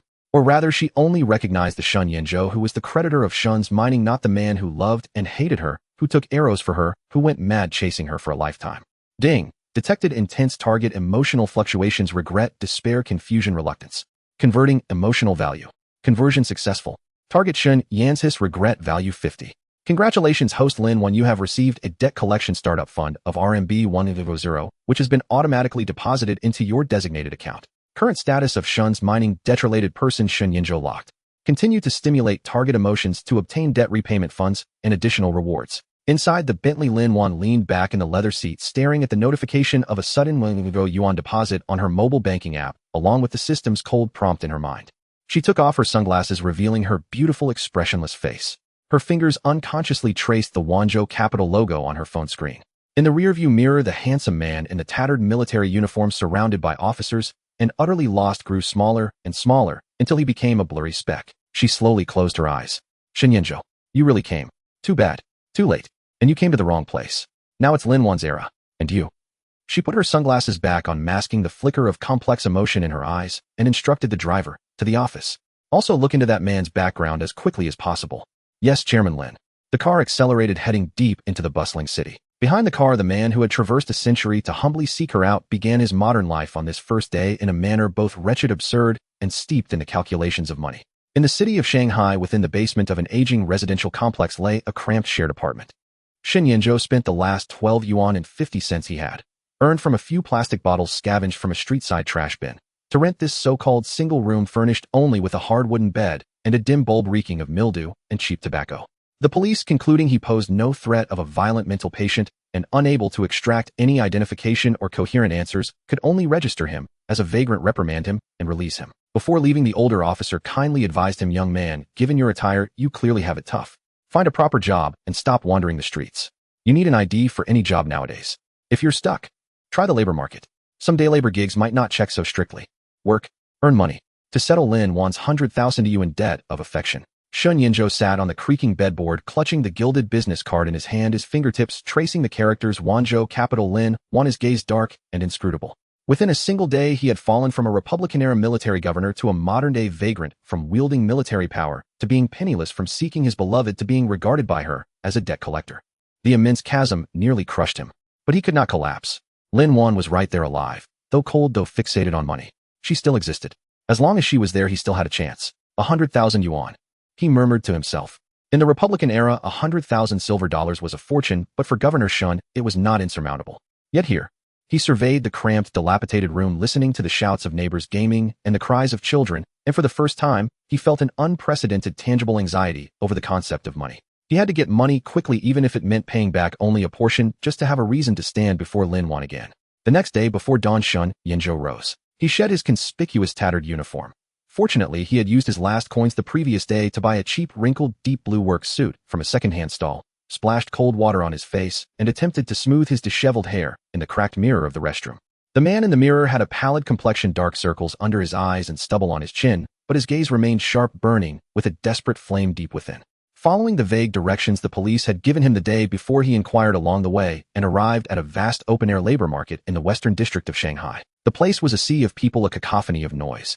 Signs for various job offerings stood everywhere: construction worker daily, pay, 200 meals included. Package sorting night shift, 180 per night. Hotel server, men and women, welcome room and board provided. Men and women in cheap clothes crowded before the recruiters, shouting questions and haggling. Shen Yinzhou took a deep breath and pushed into the crowd. His tall frame, even in work clothes, exuded an incongruous uprightness, quickly catching the attention of several recruiters. Brother looking for work. Got strength. Carry cement at a construction site, 230 a day, paid on the spot. A stout, dark-skinned man who looked like a foreman sized him up. Carry cement. Shen Yinzhou frowned, but thinking of the money, he nodded. I can do it. Let me see your ID. Deposit for 3 days, settle pay after a full week. ID. Shen Yan's heart sank. I didn't bring it. No ID. The foreman's face soured instantly, and he waved dismissively. Go, go, go. Who wants you without an ID? Who's responsible if something happens? Next, he inquired about several more jobs, delivering water, moving goods, security, but was turned away each time upon admitting he had no ID. One kindly Annie, recruiting for a restaurant dishwasher, said she could overlook the ID, but the pay was only 80 yuan a day from dawn till dusk. Shen Yinzhou calculated 80 yuan and 100,000 was a distant dream. Just as he was growing disheartened, a young man in a yellow vest riding an electric scooter sidled up and looked him over. Hey buddy, want to deliver food? Our station just opened and we're desperate. Just need an electric scooter and a health certificate. ID. Can be delayed, but you need some other document as collateral or a guarantor. Deliver food. Shen Yinzhou didn't understand the job, but hearing desperate and ID can be delayed, he immediately nodded. He'll do it. What do I need? Can you ride an electric scooter? Have a phone? Know how to use the app to take orders? Electric scooter. He had seen those two-wheeled vehicles on the streets. Phone. Those little squares people held yesterday pointing at him. App. Take orders. Shen Yinzhou was utterly bewildered, but didn't want to miss the chance, so he braced himself and said, I can learn. The yellow-vested man, seeing his good build and earnest eyes, though a bit dazed, hesitated. All right, come back to the station. They'll have an old hand show you. But in morning, no ID means a 500 yuan deposit refunded after a full month. Renting the company scooter is 300 a month. And if you spill a meal or get a complaint for being late, fines apply. Serious cases, deposit forfeited. 500 yuan deposit. Shen Yanzhou patted his empty pockets. The yellow-vested man noticed his predicament and pursed his lips. All right, you're clearly new. How about this? The deposit can be deducted from your wages. But you start running today to learn the routes, officially clock in tomorrow. 30 orders a day, minimum guarantee of 120 more orders, mean more pay. Deal. Deal. Shen Yanzhou didn't hesitate. With work there was money to be made. However, ideals were plump, but reality was gaunt. Shen Yanzhou's first day of his delivery career was nothing short of a disaster. It took him half an hour just to wobble in a straight line on the electric scooter, terrifying the veteran rider assigned to train him. The phone app with its dense icons and flashing map made his head spin. The veteran taught him 7 or 8 times, yet he still couldn't remember the process of taking orders, navigating, and confirming delivery. Worst of all, he was utterly ignorant of Shanghai's roads, a complete directional dunce. The cold female voice from the navigation drone: turn left at the next intersection, you have deviated from the route, but he often got lost amid the complex overpasses and alleyways. At noon, he received his first order, a braised beef rice bowl for an office building. Trembling with anxiety, he picked up the meal and, following the map on his phone, rode for 20 minutes before finally locating the imposing building. But entering the elevator posed another challenge. He didn't know how to press the button for 12th floor Unit B. After finally finding the floor, he wandered through the maze-like office area for 10 more minutes before spotting the right door. He knocked. A young white-collar worker in a professional suit opened the door, her face impatient. Why so slow? You're 10 minutes late. The woman complained as she took the bag, then suddenly shrieked, ah, my soup. It's all spilled. Look at this. How am I supposed to eat it? Shen Yanzhou looked and saw that indeed, due to his unsteady riding, the soup container had tilted, leaking broth that soiled the packaging and even left a few oily stains on the woman's documents. I'm sorry, Shen Yanzhou started to explain. Sorry is useless. Bad review. Complaint. Pay for it. The woman slammed the door shut. Ding. You have a new bad review: late delivery, spilled food, poor service attitude. Penalty, 20 yuan. Current account balance, 20 yuan. The cold notification from the phone app was like a bucket of ice water poured over Shen Yanzhou. He stood in the empty corridor staring at the glaring red text and the minus sign on the screen, feeling for the first time the visceral sting of being fined. 20 yuan. How many orders would he have to run to earn that back? The afternoon brought worse luck. An afternoon tea set destined for a high-end apartment complex was delayed because he was unfamiliar with the community's security gate and was interrogated by the guard for ages. By the time he delivered it, the cream on the cake had slightly melted. Though the customer said nothing, the disdain in their eyes was plain to see. Soon after, he rode 5 meters the wrong way down a one-way street, was stopped by a traffic officer, fined, and educated. Fortunately, the veteran rider came to pay the fine for him, but the money would be deducted from his wages. By the time he finished work that evening, Shen Yanzhou was utterly exhausted, his arms and legs aching from prolonged tension and unfamiliar postures. He opened the app to check his day's performance: a total of 8 orders completed, 3 late, 1 spilled, 2 bad reviews. Today's income, 0 yuan. Debt to the company, 70 yuan, fines and deductions. The veteran rider looked at his dismal stat side and patted his shoulder. Brother, maybe you should call it quits. You're really not cut out for this. Too rigid, slow on the uptake, clumsy. Find something else while you can. Shen Yanzhou said nothing, silently removing the yellow vest that was too tight for him. He lowered his head, staring at his blistered palms and dust-covered pant legs, a crushing sense of defeat. In the Republican era, he commanded thousands, strategized from afar. When had he ever suffered such humiliation and contempt? He couldn't even handle the most basic task of delivering food. But he could not give up. Lin Wan's cold face and the figure 100,000 yuan lashed at him like a whip. The next day, he did not go to the food delivery station. Instead, while passing by a rather upscale shopping mall, he noticed a recruitment notice posted at the entrance: hiring image security guards. Height above 180 centimeters, a well-proportioned physique, responsible veterans preferred. Monthly salary 4500, accommodation provided. A security guard. Watching the gate. Governor Shun reduced to guarding a gate. Shen Yanzhou's mouth twitched. But seeing accommodation provided and 4500, his heart stirred. At least he wouldn't have to sleep in that moldy basement anymore. This time he had learned his lesson. During the interview, when the manager asked if he had relevant experience and certifications, he straightened his back, his gaze steady and composed, exuding the aura of a military governor, and said in a deep voice, I don't have a security guard certificate. But I have served in the military, undergone rigorous training, possess a strong sense of responsibility, and can handle general emergencies. He wasn't lying. He had indeed served in the military, and as the supreme commander. The manager was momentarily intimidated by his presence. Coupled with his impressive physique and striking appearance, and after witnessing him perform a series of military boxing moves which Shen Yanzhou executed with fierce, lethal precision, the manager made an exception and hired him on a trial basis for 3 days. His main duties would be night patrols and standing guard at the image post. The image post meant wearing a crisp imitation uniform, standing at the mall entrance, maintaining order and assisting customers. For Shen Yanzhou, this was relatively simple. However, that dark blue uniform always gave him a strange sense of familiarity and shame. standing ramrod straight, expressionless, watching the bustling, glamorous crowd pass by. He felt like a decoration. Oh, this new security guy is quite handsome. He looks a bit like the second male lead from that Republican-era Warlord TV drama. Two young girls shopping together passed by, pointing at him and giggling. Yeah, great build. He wears that uniform better than a model. Handsome guy, can we take a photo together? A bolder girl approached, holding up her phone. Shin Yinzhou frowned, instinctively wanting to shout, how dare you? But remembering this was work, he forced himself to hold back. He merely turned his body slightly to avoid the camera and said stiffly, it's working hours, not convenient for photos. Please understand. TCH stingy. The girls pouted and walked away, but not far, hiding to snap several photos in secret. This scene was clearly witnessed by Lin Wan, who was driving by and stopped at a red light, looking through her car window. She had an appointment with a client at a nearby restaurant today. The red light was long, and looking out the window out of boredom, she saw that familiar, jarring figure at the mall entrance. Shin Yinzhou, dressed in a cheap security uniform, standing as straight as a wooden post, surrounded by a few young girls taking photos. His face was rigid, his eyes revealing impatience and forbearance, yet he had to forcibly maintain professionalism.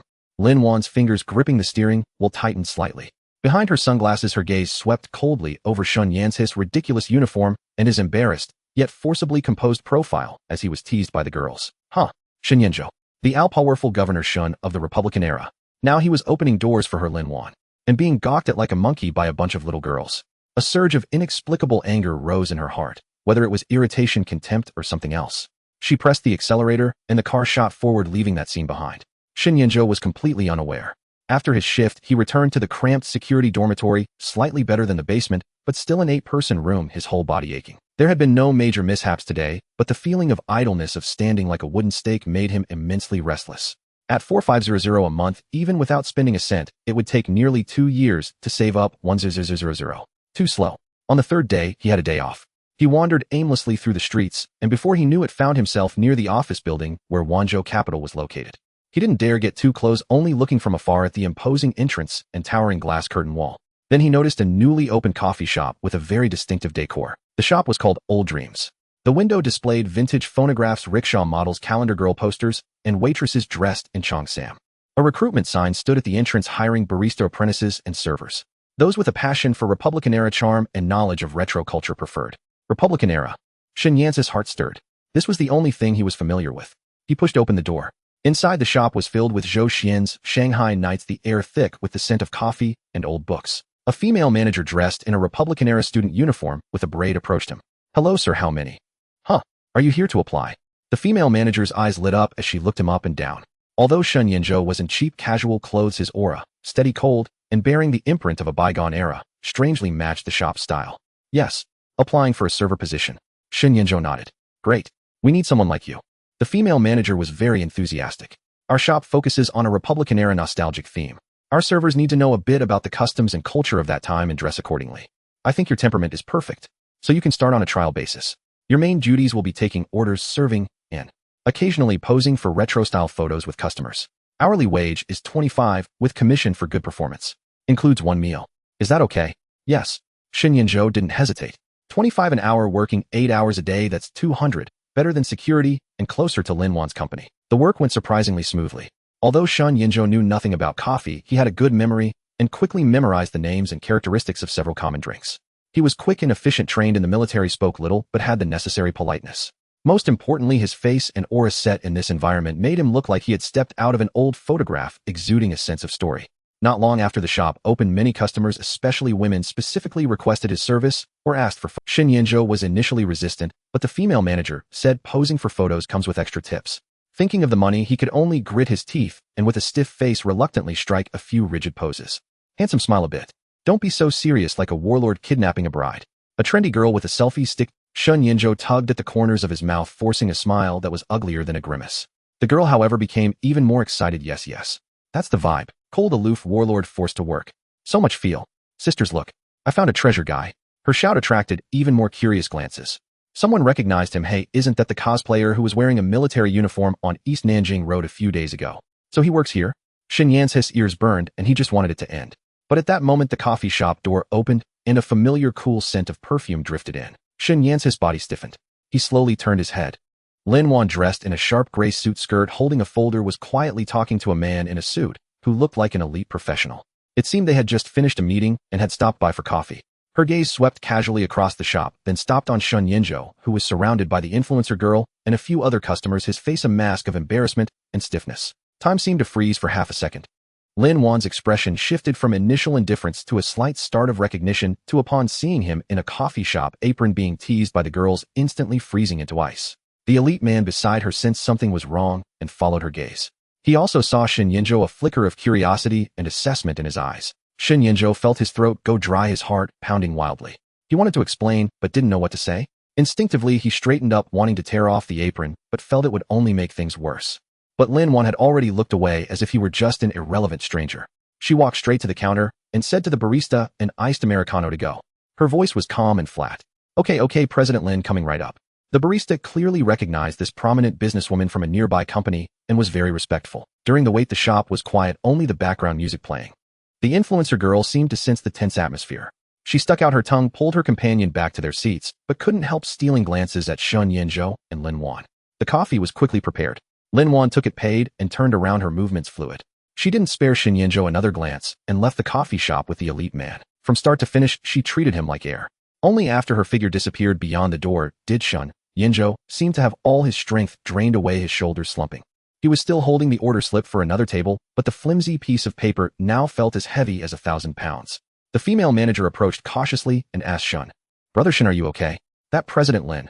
Do you know her?" Shun Yinzhou shook his head, his voice hoarse. "A creditor." The female manager seemed to understand, but sensing the awkward atmosphere, didn't press further. She just patted him and said, "Then go rest in the back for a while. He'll handle this table." Shun Yinzhou didn't go to the back. He walked to the coffee shop entrance and watched Lin Wan and the elite man head towards the familiar black Bentley not far away. The elite man gallantly opened the car door for her, his hand hovering protectively near her back. Lin Wan seemed to say something softly, then got in. The car started and drove away. Shun Yinzhou stood there, the afternoon sun somewhat glaring. He patted his pocket. He thought of the negative balance in the app and the meager salary from the security job. He had searched for her for 100 years. He had become the most lowly, most clumsy worker in this era. And she was the queen of capital, surrounded by elite talents. She wouldn't even spare him a second glance, only acknowledging that debt of 1000. Ding. Detected strong target, emotional fluctuations, humiliation, frustration, resentment, bitterness. Converting, emotional value. Conversion successful. Target Shun Yinzhou, regret value 30, possessiveness 30. Congratulations, host Lin Wan, you have received jealousy conversion fund of RMB 500, which has been automatically deposited into your designated account. Current repayment progress for Shun's mining debt affiliate Shun Yinzhou 65 yuan food delivery debt 0 security salary unpaid today's coffee shop wages unsettled. It is recommended that the host increase stimulation intensity to accelerate debt repayment. Inside the Bentley, Lin Wan looked at the additional 50 yuan that had arrived in her mobile banking app, along with the system prompt about possessiveness 30 and jealousy conversion fund. The corner of her mouth tightened almost imperceptibly. She put down her phone and looked out the window at the rapidly receding street scene. Shun Yinzhou, is this all you're capable of? Working odd jobs, being gawked at, being teased, then watching me leave? She closed her eyes and leaned back against the seat. The road is still long, Governor Shun. Your debt of affection, I will collect it, principal and interest slowly. The job at the Old Dreams coffee shop became Shun Yan's his anchor in this unfamiliar era. At 25 yuan an hour, 8 hours a day, he could earn over 1,000 a week. Though the goal of 100,000 remained distant, at least he could see the building where Lin Wan's company was located and occasionally catch a distant glimpse of her coming and going. He had learned to use the tablet for ordering, memorized the names of over a dozen coffees and pastries, and even managed, under the female manager's guidance, to clumsily operate the complex espresso machine and produce passable milk foam. He remained taciturn, dodging customers' requests for photos whenever possible. When unavoidable, he would stiffen his face and let his gaze go vacant, earning him the nickname, the shop's treasure, the cold-faced warlord, from the manager. That afternoon, with few customers in the shop, Shun Yinzhou stood behind the counter, meticulously polishing a glass with a clean white cloth. The afternoon sunlight streamed through the vintage stained glass windows, casting dappled shadows across his lowered brows and focused profile. A few female students by the window secretly raised their phones, only to lower them in embarrassment when he glanced up indifferently. The wind chimes at the door jingled. "Welcome." Shun Yinzhou habitually looked up to greet, but his voice died in his throat as he saw who it was. A young girl walked in. In her early 20s, she wore a modified light pink cheongsam that ended at her knees, revealing slender fair calves. Her long hair was styled in the fashionable ways of the Republican era, pinned behind her ear with a pearl hair clip. Her face bore delicate vintage makeup, willow leaf brows, cherry lips, and a deliberately cultivated pitiful charm in her darting eyes. What made Shun Yan's his pupil's contract was the girl's brows and profile, especially when she slightly lowered her head and pursed her lips. She bore a striking resemblance, perhaps 50 to 60%, to Lin Wan from the Republican era. Not the cold, sharp Lin Wan of the modern day, but the earlier one. The Lin Wan from their first encounter at Blackstone Cave, who wore a plain Chong Sam and hid calculation and stubbornness in her eyes. His heart felt as if squeezed by an invisible hand, an unexpected pang of pain and a surge of memories over the dust of the mine, the smell of oil in the arsenal, the blood on Eagle's Beak Cliff, and her final icy words, "Governor, the debt is settled." All the images he had forcefully suppressed broke through the dam because of this familiar silhouette. His fingers tightened around the glass knuckles, turning white. The girl seemed intrigued by the shop's decor, looking around before her gaze landed on Shun Yinzhou behind the counter. Her eyes lit up, and she quickly walked over in her stiletto heels, her voice crisp and sweet. "Hi there. Are you the one they call the Warlord guy from Old Dreams Coffee online? You're really handsome. Even more so than in the videos." Shin Yinzhou snapped back to reality, forcing himself to look away, his throat dry. "What would you like to order?" "No rush to order." The girl leaned on the counter, propping her chin on her hands, blinking her big eyes as she studied him with interest. "Your vibe is really special. Like you really walked out of that era. What's your name? Do you specialize in this vintage theme?" "Shen Yinzhou." He stated his name flatly. "Just a part-timer." "Shen Yinzhou." The girl savored the name, her eyes shining brighter. "Even your name has a story to it. Feasting on the aisles and Marsh's extraordinary bearing. No wonder." She took out her phone, opened a short video app, and held it up to Shen Yinzhou. Look. This is a video I took on East Nanjing Road a few days ago. There's a guy in a military uniform whose back looks just like you." "Was that you?" A lot of people were watching. Shen Yinzhou glanced at the screen. It was the embarrassing scene from when he first landed in this era. His face darkened, and he didn't answer. The girl, however, took his silence as confirmation and grew even more excited. "It really is you. Oh my god, we're so fated. I make short videos. My ID is Xiao Wan Explores Old Dreams. I specialize in exploring vintage and nostalgic places, imitating the attire and lifestyle of Republican-era socialites. My fans call me Xiao Wan." She paused, a hint of well-timed shyness and expectation on her face. "Mr. Shun, I think you'd be perfect for the theme of my next video. I want to shoot a series called A Century-Spanning Encounter. Could you be my male lead? Just cooperate with me on some everyday scenes, like drinking coffee together, reading, taking a walk. Of course there's payment." Xiao Wan. Lin Wan's Wan. Shin Yan's heart ached again. He looked at the girl before him, whose features were similar, yet whose temperament was completely different, and saw the undisguised curiosity, admiration, and a certain calculating ambition in her eyes. He suddenly felt an overwhelming absurdity. People in this era seemed obsessed with playing at and consuming the past, yet they had no understanding of what the past truly meant.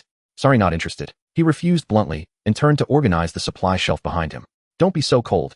Xiao Wan circled around the counter to block him, her tone cajoling. "Just a little bit, it won't take much of your time. The pay is negotiable. How about 5,000 for one session?" She raised 5 fingers and wiggled them. 5,000. Shin Yinzhou paused. That was almost a month's wages from his part-time job. Seeing his hesitation, Xiao Wan pressed her advantage. "Besides, if you're in the video, you'll get more famous. Then more businesses will want to collaborate with you, and you'll earn way more than working here. Look at you with your great looks. It's such a waste to be stuck here wiping glasses. More money. To pay off the debt faster. To stand before Lin Wan sooner." The thought slithered into Shun Yan's mind like a venomous snake. He needed money desperately. Dignity and principles seemed like things he could temporarily compromise in the face of the 100,000 yuan emotional debt and Lin Wan's icy gaze. "What would I have to do?" He heard his own hoarse voice. A victorious smile instantly bloomed on Xiao Wan's face. "It's simple. Just like an ordinary couple on a date. First we'll shoot a few scenes in the shop, you making me coffee, me reading. Then we'll go for a walk in the park, outside chat, and finally, a gaze across the sunset, or maybe a fake kiss. Of course it's just for the camera. For the storyline. A couple. A date. A fake kiss." Shin Yan's brow furrowed deeply. The flicker of hesitation he had felt was instantly crushed by a strong sense of repulsion. He could do many things for money, but this. No. His couple, his date, could only be with Lin Wan. Even if it was just acting, even if it was just a fake kiss, he would see it as a desecration of that century-spanning, unforgettable, and regret-filled love. No. He refused decisively, his gaze turning cold and hard again. "Photos are fine. Nothing else." Xiao Wan's smile faded slightly, but she didn't give up. "Oh, don't be so old-fashioned. It's just acting. Look at TV dramas. They all do this. The fans love it. How about this? Add more money. 8,000. 10,000. I said no." Shun Yinzhou stopped looking at her, picked up a cloth, and vigorously wiped the already spotless countertop, as if there was something dirty on it. Xiao Wan pouted, a bit disgruntled, but her eyes darted as she came up with a new idea. "Then. Just photos. Right here in the shop. You just do your thing and I'll watch from the side, or you can hand me a cup of coffee. That should be fine, right? That image would be amazing too. 5,000 just for half an hour." Shin Yinzhou was silent. 5,000 for half an hour. The temptation was too great. In the end, he gave an almost imperceptible nod. "Great. Xiao Wan cheered, immediately took out professional filming equipment, adjusted the angle, and gestured for Shun Yinzhou to go back behind the espresso machine. Mr. Shin, just act natural. Pretend you're making coffee, don't look at the camera. Yes, like that. The profile is perfect. Your eyes. Let your gaze go a little vacant with a touch of melancholy. Yes, yes, yes. Amazing. Shun Yinzhou mechanically operated the espresso machine as instructed, steam hissed, and milk foam swirled. His gaze had no focus, landing on some empty point in the void, his mind filled with the shadow of another Wan. Xiao Wan, holding a book, sat on a high stool at the counter, propping her chin on her hand. She appeared to be reading, but her peripheral vision was fixed on the camera, adjusting her most photogenic angle. Sunlight, the aroma of coffee, the vintage backdrop, the handsome, silent man, the demure, lovely girl. The scene was indeed pleasing to the eye. A few passing customers couldn't help but stop and curiously watch, some even secretly pulling out their phones to take pictures. Xiao Wan was satisfied. After taking a few shots, she got up, walked over to Shun Yinzhou, and naturally closed in, pointing to a knob on the espresso machine. In a syrupy voice loud enough for those nearby to hear, she asked, Mr. Shun, how does this work? You're so amazing, you know everything. Shun Yan's body stiffened. He instinctively recoiled, his brow furrowed tightly, and he didn't answer. Xiao Wan, however, acted as if she didn't notice his resistance. She leaned in again, almost pressing against his arm, raised her phone in a selfie pose, tilted her face towards Shun Yinzhou, and smiled sweetly. Come on, look at the camera, smile. Let's take a photo together to remember this. Just as she pressed the shutter, and Shun Yinzhou at his limit was about to push her away, bang! The coffee shop door was shoved open with tremendous force, slamming against the wall with a loud crash. The wind chimes rattled wildly, nearly falling off. Everyone in the shop jumped in fright and turned to look. At the entrance, Lin Wan stood in a black business suit and skirt, her face ashen, her gaze as cold as ice, capable of freezing anyone in their tracks. Behind her trailed two men and women in formal attire, their expressions stern, presumably her subordinates or clients. Yet at that moment, the oppressive aura emanating from Lin Wan was so terrifying that the two involuntarily stepped back half a pace, not daring to utter a sound. Her eyes, like two blades tempered in ice, shot straight towards Shun Yinzhou and Xiao Wan, who were almost pressed together at the bar counter. Especially when she caught sight of Xiao Wan's deliberately imitated Cheongsam, and that face bearing a faint resemblance to her own, yet brimming with affectation. Lin Wan's gaze instantly turned razor-sharp and filled with disgust. She strode over step by step in her stiletto heels, the sound of her soles striking the floor echoing with unusual clarity and pressure in the suddenly silent shop. The moment Shun Yinzhou saw Lin Wan, his mind went blank with a buzz. He wanted to explain, to push Xiao Wan away, but his body seemed nailed to the spot. Xiao Wan, too, was intimidated by Lin Wan's presence, her hand holding the phone frozen midair, her smile stiff. Lin Wan stopped 2 steps away from them. First, she swept a glance over Shun Yinzhou with an extremely cold, appraising gaze. From his rigid expression to his hand still gripping the coffee machine handle, and finally to his arm, almost brushed by Xiao Wan. Then her gaze shifted to Xiao Wan. That look was even sharper, laced with undisguised contempt and mockery, as if regarding a shoddy imitation. Done filming. Lin Wan spoke, her voice low, but carrying a bone-chilling coldness. Xiao Wan instinctively stepped back half a pace, stammering, Who are you? We're working. Lin Wan let out a sneer, short and sharp, brimming with disdain. She looked back at Shun Yinzhou, each word enunciated with crystal clarity, striking like hailstones. Shun Yinzhou. She called his name without addressing him as governor, devoid of any emotion, merely a cold statement. You've really regressed. Her gaze roamed between him and Xiao Wan, a mocking curl at the corner of her lips. Back in the Republic era, you, Governor Shun, were at least someone of note. Now is this all you amount to? Working odd jobs, guarding doors, serving tables, and now reduced to being a stand-in for some cheap web drama. Her gaze fixed again on Xiao Wan's imitative face, disgust nearly spilling over her. Worthy. Shun Yinzhou, you can't even recognize the real one, yet you still dare to claim everywhere. She paused, her crimson lips parting to utter the final 3 words, light yet weighty. That you love me? As her voice fell, the entire cafe fell into dead silence. All the patrons, including the female manager and staff, stared in shock at the unfolding scene. Xiao Wan's face flushed alternately red and white, seething with shame and anger, yet cowed by Lin Wan's presence into silence. Shun Yinzhou's complexion drained of all color in an instant, as pale as paper. He opened his mouth as if to speak, but only a rasping wheeze escaped his throat. Lin Wan's words, like the sharpest dagger, precisely laid bare his most unbearable, humiliating, and reluctant reality. Yes, he couldn't recognize her. This era was dazzling and chaotic, an explosion of information where everyone wore masks.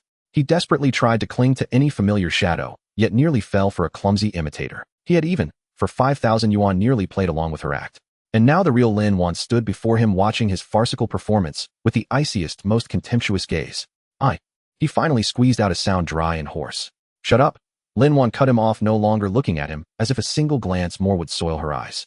She turned to her stunned subordinates, her tone reverting to its usual businesslike coldness. Assistant Chun, contact the owner of this establishment. I don't want to see any influencer shoots that mar the cityscape or corrupt public morals here tomorrow. And she cast one last glance at the pale-faced Lin Wan and the dazed Shen Yinzhou across from her, tossing out, "Next time you want to play dress-up, pick the right place and the right people." With that, she turned without hesitation and, followed by her subordinates, left the cafe without looking back. The black Bentley soon drove away as if it had never stopped. A deathly silence enveloped the shop. After several seconds, whispers began to stir. Lin Wan shot a fierce glare at Shen Yinzhou, stomped her foot, grabbed her bag and equipment, and slunk away in disgrace. Shen Yinzhou remained rooted in place, maintaining that rigid posture. The afternoon sun was still warm, the coffee aroma still lingered, yet he felt an icy chill envelop him, as if plunged into a frozen abyss. The female manager cautiously approached as if to say something, but ended up just sighing and patting his shoulder. "Brother Shen, you go rest in the back lounge for a while. Today, I'll count it as paid leave." Shen Yinzhou didn't move. He slowly lowered his head, staring at his slightly reddened palm from vigorous wiping. His palm was empty. No gun, no power, no money. And no Lin Wan who would deign to look at him squarely. Only boundless, icy humiliation and the bleeding shame pierced by her words. Ding! Detected intense target emotional fluctuations, shame collapse, despair, self-denial. Emotional value converting. Conversion successful. Target, Shen Yinzhou, remorse value 100, self-loathing value 80. Congratulations, host Lin Wan, you have received precision strike cash of RMB 200 automatically deposited into the designated account. Additional effect triggered. Target, Shen Yinzhou, obsession with Lin Wan real form, solidified 50, a rejection of imitators 100. Tip host Lin Wan, your precise profiling ability toward the tool has been preliminarily verified.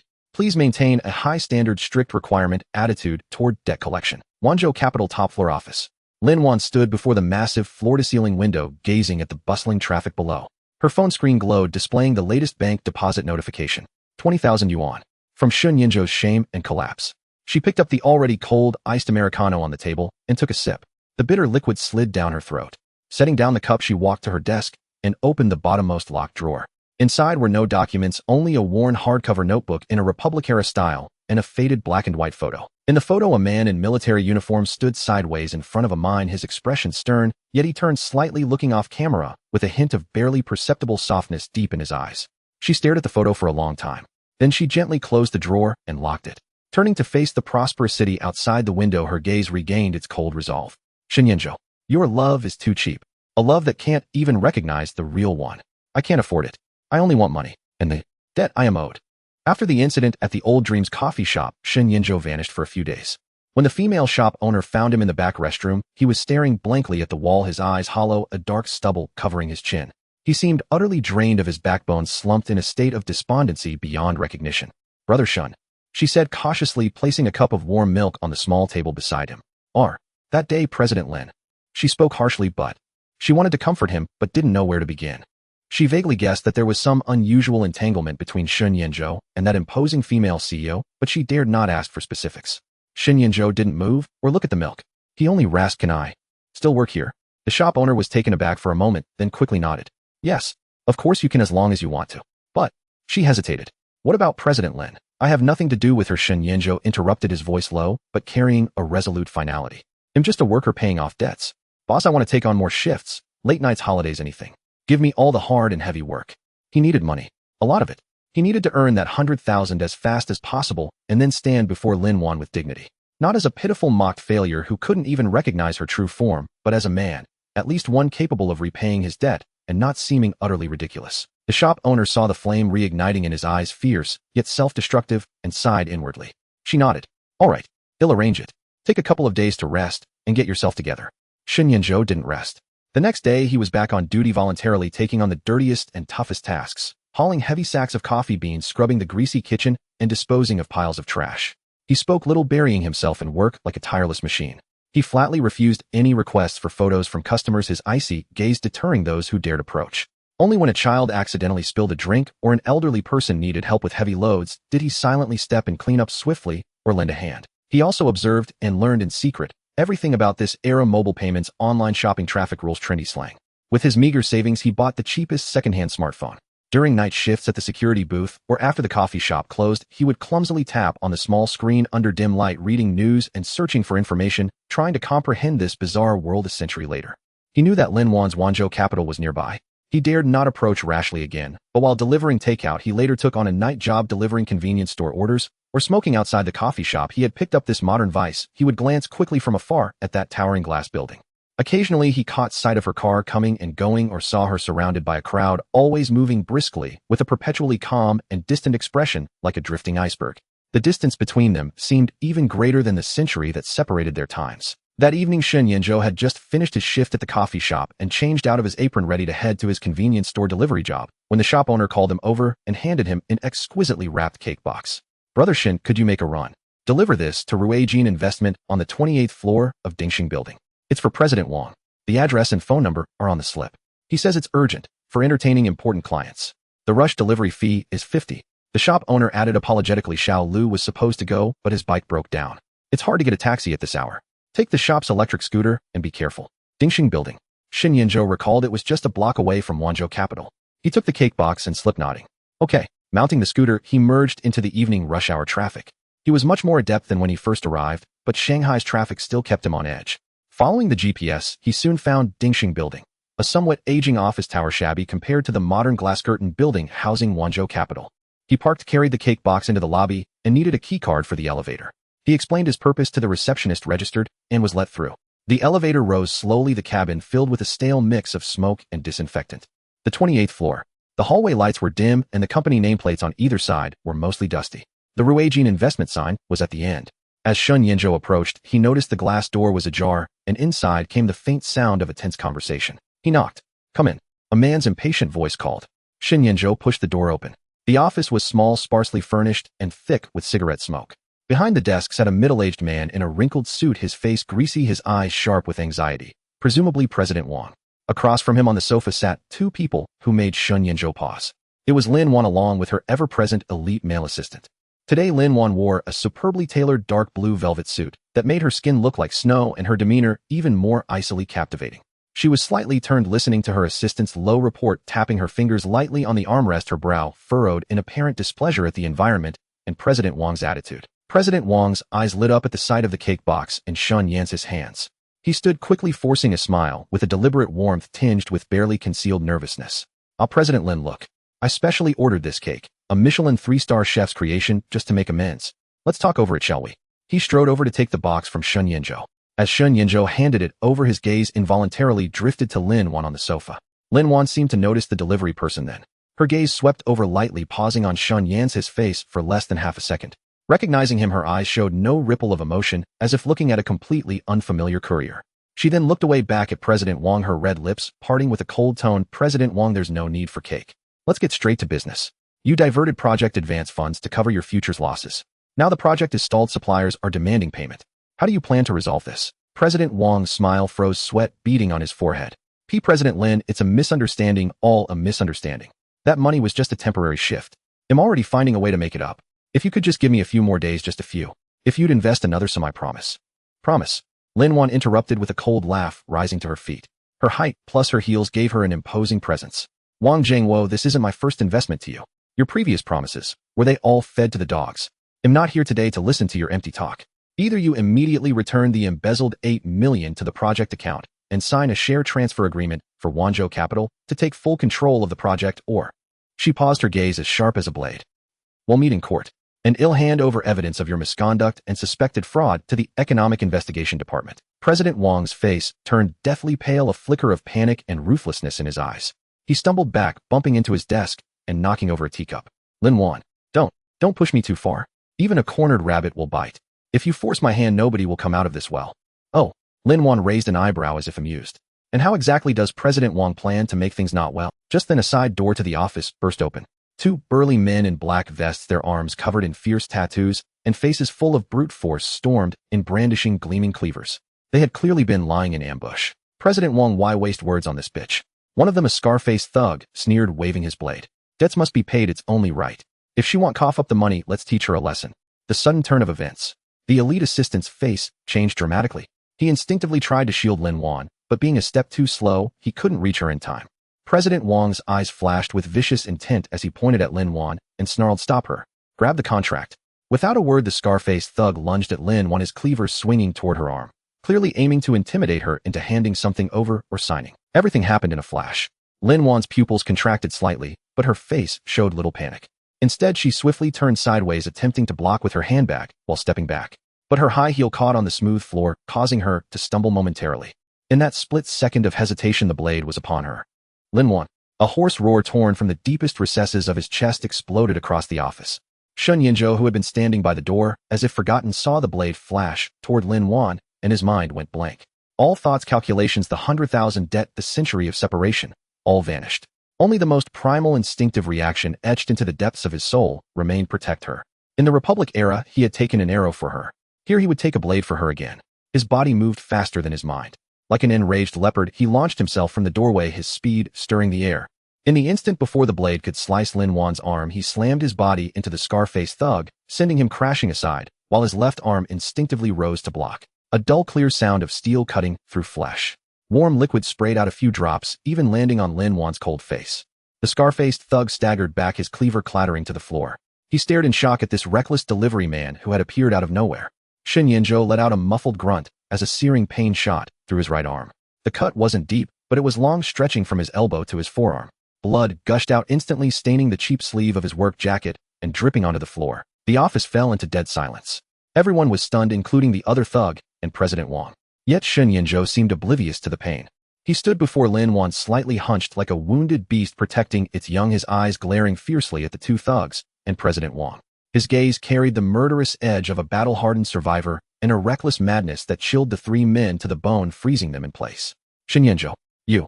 The elite assistant exclaimed, snapping out of his shock. Lin Wan was also startled by the sudden turn of events. She stared at the broad but trembling back before her, at the rapidly spreading bloodstain on his arm, and smelled the familiar metallic scent filling the air. At that moment, time and space seemed to blur. At the foot of Eagle Beak Cliff in the Republic era, amidst flying gravel, he had also thrown himself over, without hesitation, shielding her with his back. But in the next second, Lin Wan's eyes returned to an extreme coldness, even sharper than before. She grabbed Shen Yan's his uninjured left arm, not to support him, but to yank him back with force, her voice trembling with suppressed anger, yet each word was distinct, striking his ears. Shun Yinzhou. Who asked you to block? Move. Don't get in the way. You're a hindrance. She pulled him behind her roughly, completely ignoring that his arm was still bleeding. Then she stepped forward, facing the startled General Wang and the two burly men, swiftly pulling a small black object from her handbag and aiming it at them. It was a miniature stun gun, crackling with eerie blue arcs of electricity, emitting a terrifying sizzling sound. Wang Jingwo hiring thugs to commit assault and armed violence. The evidence is solid. Lin Wan's voice was as cold as Siberian ice. With her other hand, she had already pressed the speed dial for the police. I've already called the police, and I've been recording audio and video the entire time. Your company, your futures account, and the criminal records of these two brothers of yours. Enough to keep you all locked away until you're old. She brandished the stun gun, her gaze sweeping over the two thugs who were clearly showing fear. Want to test if your knives are faster or my little toy? General Wang's face turned ashen, and he collapsed to the floor in despair. The two thugs exchanged glances, seeing the stun gun in Lin Wan's hand, and hearing the approaching sirens had Lin Wan arranged for someone downstairs. Dare not make a move. They cursed, dropped their knives, and tried to flee. Stop them. Lin Wan barked at her. Though frightened, the assistant mustered his courage, and together with the building security, who had rushed over, subdued the two men. The police arrived quickly and took the ashen-faced General Wang and the two thugs away. The office was in shambles, with only the glaring bloodstains on the floor and the faint metallic scent of blood lingering in the air. Shun Yinzhou leaned against the wall, his face pale from blood loss and pain, his right hand tightly pressing on the wound on his left arm, but blood still seeped through his fingers. He hung his head, not daring to look at Lin Wan. After finishing the initial police questioning and dismissing her assistant and the security guards, Lin Wan turned to face Shun Yinzhou. She walked up to him and pulled a band-aid from her handbag printed with the Wanzhou capital logo. Just an ordinary cartoon band-aid, clearly the kind she kept on hand for minor scrapes. She tore open the band-aid without a hint of gentleness, almost roughly, and slapped it onto Shun Yan's his still bleeding, over 10-centimeter long wound. The band-aid was instantly soaked through with blood, utterly useless. Hiss! Shun Yinzhou gasped in pain but clenched his teeth and remained silent. Lin Wan withdrew her hand, not even glancing at the ridiculous blood-soaked band-aid. She just stared at him coldly, her eyes devoid of any gratitude, only intense annoyance and disappointment in his lack of sense. Shun Yinzhou, she began each word like an icicle. Are you stupid, or do you think this makes you a hero? Shun Yinzhou looked up, meeting her icy gaze, his heart sinking bit by bit. Did you think taking a knife from me would cancel out that 100,000 debt? Or did you think it would make me see you in a new light? Lin Wan interrupted him, her tone mocking. I'm telling you, this is just making things worse. She pointed at the blood on the floor. See this? Blood. If you had any real use, you'd have called the police immediately or found a way to control the situation instead of charging in like a brainless brute. What good did your block do besides making you bleed more and giving me more trouble dealing with your injury? What if you'd been too rough and killed someone, or if you'd been seriously injured and died? Then I'd have to pay compensation and deal with endless police investigations, wasting my time affecting my ability to make money. She spoke faster and faster, her chest heaving slightly, clearly furious. Shun Yinzhou, remember this: in this era, life is more precious than money, but stupidity is worth even less than life. If you really love money, you should learn to be smart and earn it with your brain, not with your body. Getting your arm fixed costs money, missing work costs money. Don't you understand? She finished in one breath, looking at Shun Yan's his pale face and dimmed eyes. She took a deep breath, forcibly suppressing her surging emotions, pulled a few 100 yuan notes from her wallet, and stuffed them into his bloodstained coat pocket. This is for medical expenses and lost wages. Go find a clinic to get bandaged. The rest, consider it a bravery bonus. Her tone became businesslike again, but even colder. Now immediately get out of my sight. Don't let me see you in this pathetic state again. You're an eyesore. With that, she didn't look at him again. She bent down to pick up her fallen handbag and the contract documents that had almost been snatched, checked them carefully to ensure they were intact, then straightened her back, clicked her heels, and walked out of the chaotic office without looking back. The crisp sound of her footsteps faded into the distance. Shun Yinzhou leaned against the cold wall, listening as the footsteps disappeared down the hallway. The wound on his left arm throbbed with burning pain, but the place where his heart was felt colder, emptier. He slowly slid down to sit on the floor, staring at the bills in his pocket, their edges stained red with blood, and then at the ridiculous blood-soaked band-aid on his arm. He had risked his life to protect her, yet she called him a hindrance, called him stupid, dismissed him with money, like dismissing a disobedient but somewhat useful dog. Ding! Detected intense target emotional fluctuation, grievance, self-loathing, abasement, emotional coldness. Emotion value conversion in progress. Conversion successful.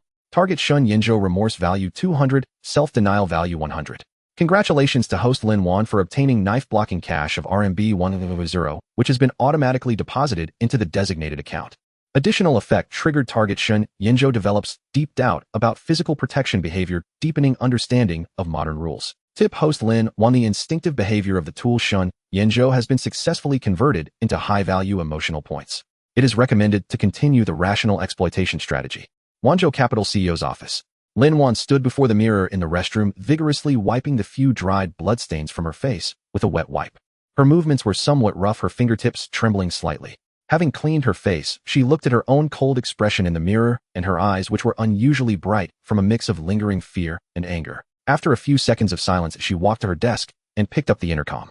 Assistant Chen, find a reliable private hospital with good trauma care. Send me the address. Also get a full copy of today's surveillance footage from the 28th floor of Dingxing Tower and archive it. And check who else Wang Jiangwo has been in contact with recently. Yes, as soon as possible.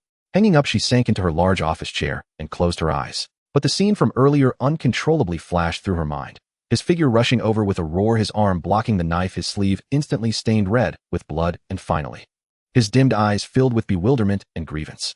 Idiot. She muttered the curse under her breath, unsure if she meant him or the fleeting, unwanted flutter in her own heart at that moment. Opening her eyes, her gaze turned cold and resolute once more. Shun Yinzhou, your love and protection are too cheap, too untimely. I don't want them. I only want money. And absolute control. You'd better understand that soon. Shun Yinzhou treated the wound on his arm at a dimly lit, cheap-smelling clinic on the street. The wound wasn't too deep, but it was long, requiring 12 stitches. The impatient old doctor in a white coat, working roughly, barely used anesthesia to save money. Shun Yinzhou gritted his teeth, cold sweat beading on his forehead, but he didn't utter a single sound. After bandaging, the old doctor tossed him a few anti-inflammatory pills and a tube of ointment, took most of the 100 yuan bills Lin Wan had stuffed into his hand, and gave back only a crumpled few dozen yuan in change. Clutching the meager change, Shun Yinzhou dragged his exhausted and aching body back to the basement shared apartment. The wound throbbed, but the pain in his heart was far greater. Lin Wan's icy, piercing words echoed repeatedly in his mind. Nuisance, stupid eyesore. And the way she had shoved money at him like brushing off a beggar. He had thought that crossing a century to find her might stir some chord in her heart, even if only pity or a second glance due to old debts. Yet all he received was a coldness, contempt, and a naked monetary valuation that surpassed even what he had endured in the Republican era. Lying on the hard bed, staring at the water stains on the ceiling, he doubted himself profoundly for the first time. What was he even here for in this era? If Lin Wan truly no longer cared for him, even loathed him, did his persistence still hold any meaning? But the moment he thought of her facing danger, recalling the heart-stopping sensation when the blade lunged at her, the urge to protect her and stand by her side overwhelmed all reason. Even if she cursed him, despised him, or paid him off, he couldn't let go. I need to make money, he whispered hoarsely. Only by earning enough to repay that 100,000 yuan debt could he stand a little straighter before her, no longer a mere nuisance or eyesore. In the days that followed, Shen Yinzhou drove himself even harder. He quit the relatively easy cafe job, as the female manager, though not explicit, was clearly still shaken by Lin Wan's earlier scene. He worked 3 jobs simultaneously, sorting and hauling heavy goods at a logistics warehouse during the day, outstocking shelves, and serving as a night security guard at a 24-hour convenience store in the evening, and taking overnight delivery gigs from midnight to dawn, running errands for documents and samples, doing any odd job. The 3 jobs left him with almost no rest. The wound on his arm, deprived of proper healing, mended slowly and occasionally oozed blood. He rapidly grew gaunt, his eyes sunken, but the stubborn gleam in his gaze only grew brighter. He also observed and learned. At the logistics warehouse, he watched how foremen dispatched vehicles and manpower using walkie-talkies and mobile apps to boost efficiency. At the convenience store, he studied customer buying habits, which products sold well, which promotions worked. On delivery runs, he traversed the city's alleys and streets, encountering all sorts of people, listening to their complaints about tough business and their talk of the latest trends and opportunities. He noticed many differences between this era and the Republican period, but also some constants: human greed, the pursuit of profit, curiosity for novelty, and the value of wrapping products in stories and sentiment. One afternoon, after finishing his shift at the logistics warehouse, he dragged his aching legs toward the convenience store for the night shift. Passing a newly built commercial block with an unusual architectural style, he was drawn by a clamor of music and a crowd. At the block's entrance, a new store was holding its grand opening with a long queue forming.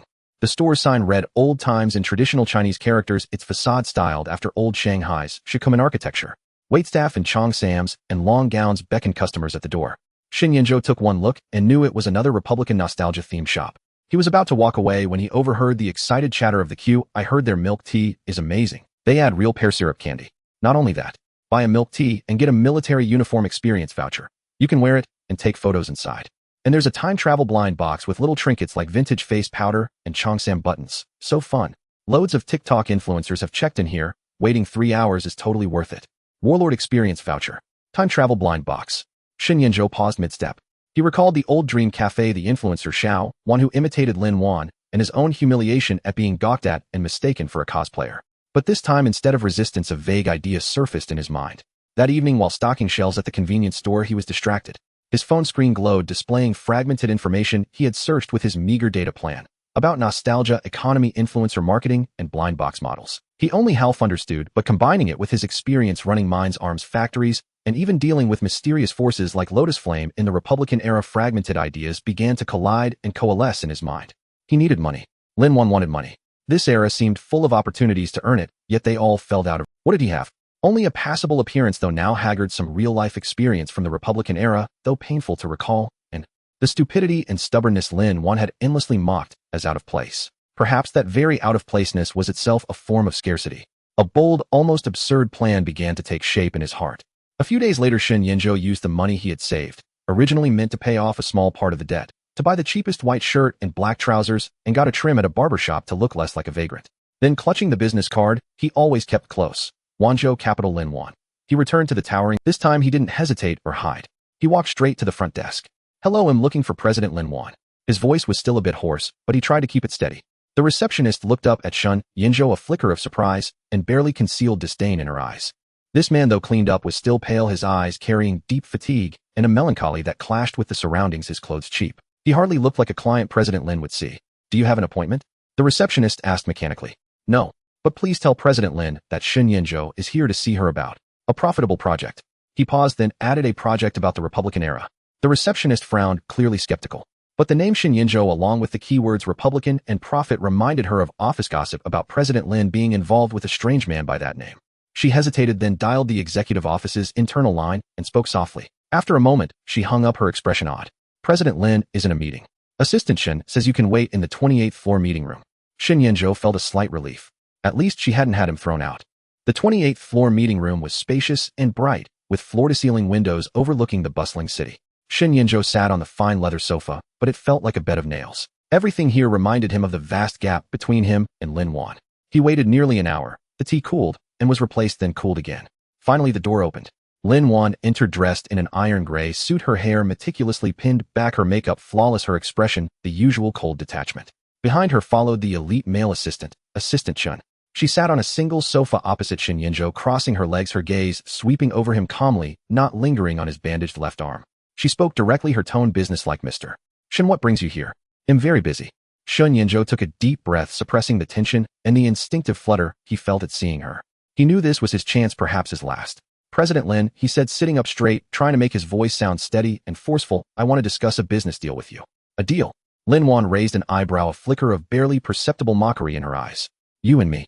What kind of deal? The repayment progress. Not exactly, Shin Yinzhou said, ignoring her sarcasm. He pulled a crumpled, handwritten piece of paper from his pocket, scrawled with key points and a rough framework in fountain pen, and slid it onto the coffee table before her. I've been observing recent Republican-style consumer trends. Tea drinks, dining pop-ups, blind boxes, short videos, he said, using the vocabulary he had picked up. Most are superficial, either simple element stacking or cheap imitation, lacking true core and immersion, with short life cycles and limited premium pricing. Lin Wan didn't look at the paper, just watched him, signaling him to continue. Shin Yinzhou licked his dry lips and went on, but I found that consumers, especially young ones, are curious about that era and have a certain nostalgia filter. They're not consuming real history, but a beautified, store-driven, stylish imagination. That imagination can be shaped and guided, and it has huge commercial value. So, Lin Wan asked, her tone still flat. So, I want to collaborate with you, Shin Yinzhou said, looking her straight in the eye, enunciating each word. You provide capital channels, modern business operations, and marketing resources. I provide the core. The core. Lin Wan seemed slightly intrigued, leaning forward a little. Yes, Shin Yinzhou nodded, tapping the paper. Authentic, detailed Republican-era lifestyles, social etiquette, business rules, even obscure slang and jargon.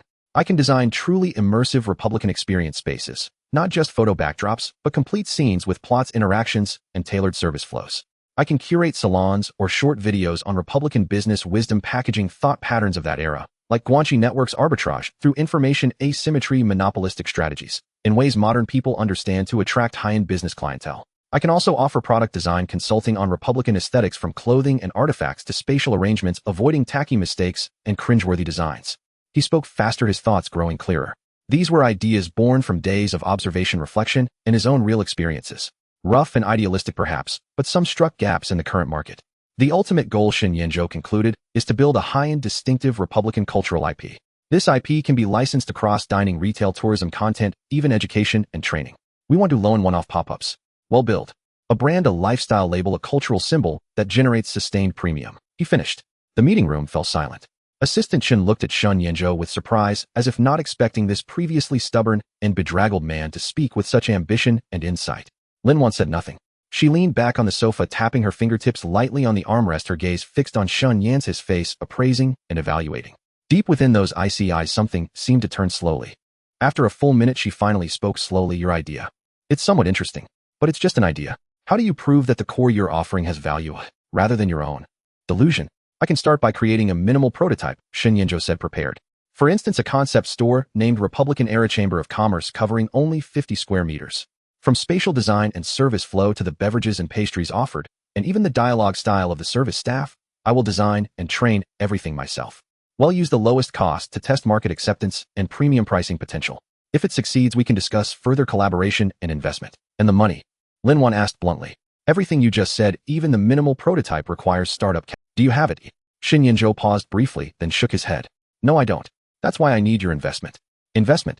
Lin Wan laughed, a faint smile laced with icy calculation.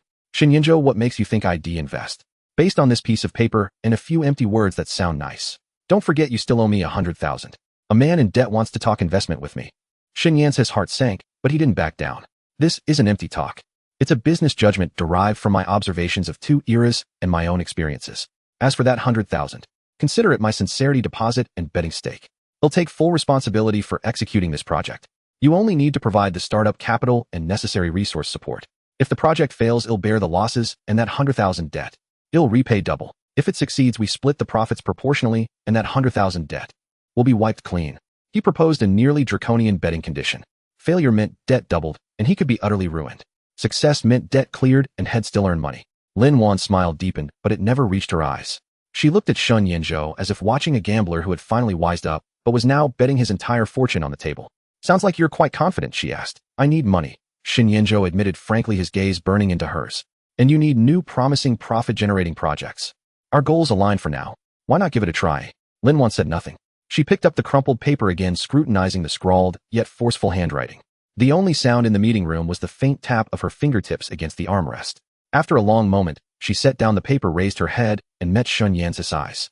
Her gaze no longer held mockery, but the sharp, pure light of a merchant assessing an investment target. Fine. She uttered the word crisply.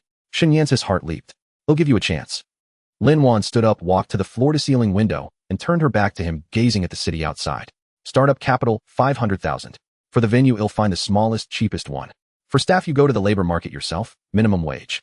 All material procurement needs Assistant Chen's approval. They'll give you 1 month to build that Chamber of Commerce prototype. In 1 month, I'll inspect it. She turned around, her gaze sharp as lightning. If you succeed, pass inspection, attract paying customers, and generate profit, well, split the profit 50-50, as you said, clear the 100,000 debt, and formally initiate the next phase of cooperation. If you fail or do a half-baked job. She paused, her tone icy. The 500,000 investment principal plus interest plus the original 100,000, totaling 700,000 in debt, must be repaid within 1 year. Otherwise, I won't hesitate to use legal means to make you disappear from this city entirely. Understood? 700,000. 1 year. Shen Yanzhou sucked in a sharp breath. These terms were even harsher than his own bet. Failure meant he might never recover. But he had no choice. This was his only chance to get close to her quickly and prove he was useful, not a burden. Understood. He nodded firmly, his voice resolute. Lin Wan returned to her desk and pressed the intercom. Assistant Chun, draft a simple cooperation agreement and loan contract based on what I just said. Also find a vacant small shop in the creative park, no more than 50 square meters with the lowest rent. Send him the address tomorrow. Yes, miss. Lin. Assistant Chin acknowledged, casting a complex glance at Shen Yanzhou. Lin Wan sat back down, picked up a document, and ignored Shen Yanzhou entirely, as if he were already an insignificant vendor. You can leave now. Handle the specifics with Assistant Chun. And remember, Shen Yanzhou. She set eyes on the document, her voice flat, but laced with menace. My money isn't easy to take. And my time is even more valuable. Don't disappoint me. And don't cause trouble like last time. Shen Yanzhou stood up, giving her a deep look. She didn't look up. They'll make it happen, miss. Lin. He turned and walked out of the bright, spacious meeting room that had weighed heavily on him. The door closed behind him, cutting off that aloof figure. In the corridor, he stopped, clenched his fists, and felt a sharp sting from the wound on his left arm as he exerted pressure. 500,000. 1 month. A Republican-era Chamber of Commerce that existed only on paper. This was a high-stakes gamble. He was betting everything he had and possibly teetering on the edge of an abyss. But there was no turning back. For that 100,000 debt, and even more, to stand before her again in a Wanzhou Capital CEO's office. Lin Wan stood by the window, watching the man in a cheap white shirt, his back straight but looking utterly alone, slowly walk out of the building and merge into the street crowd. She still held the crumpled paper covered in Shen Yance's handwriting. Republican-era cultural IP. She murmured, an elusive glint flickering in her eyes. Assistant Chin stood behind her, hesitating. Ms. Lin, do you really trust him?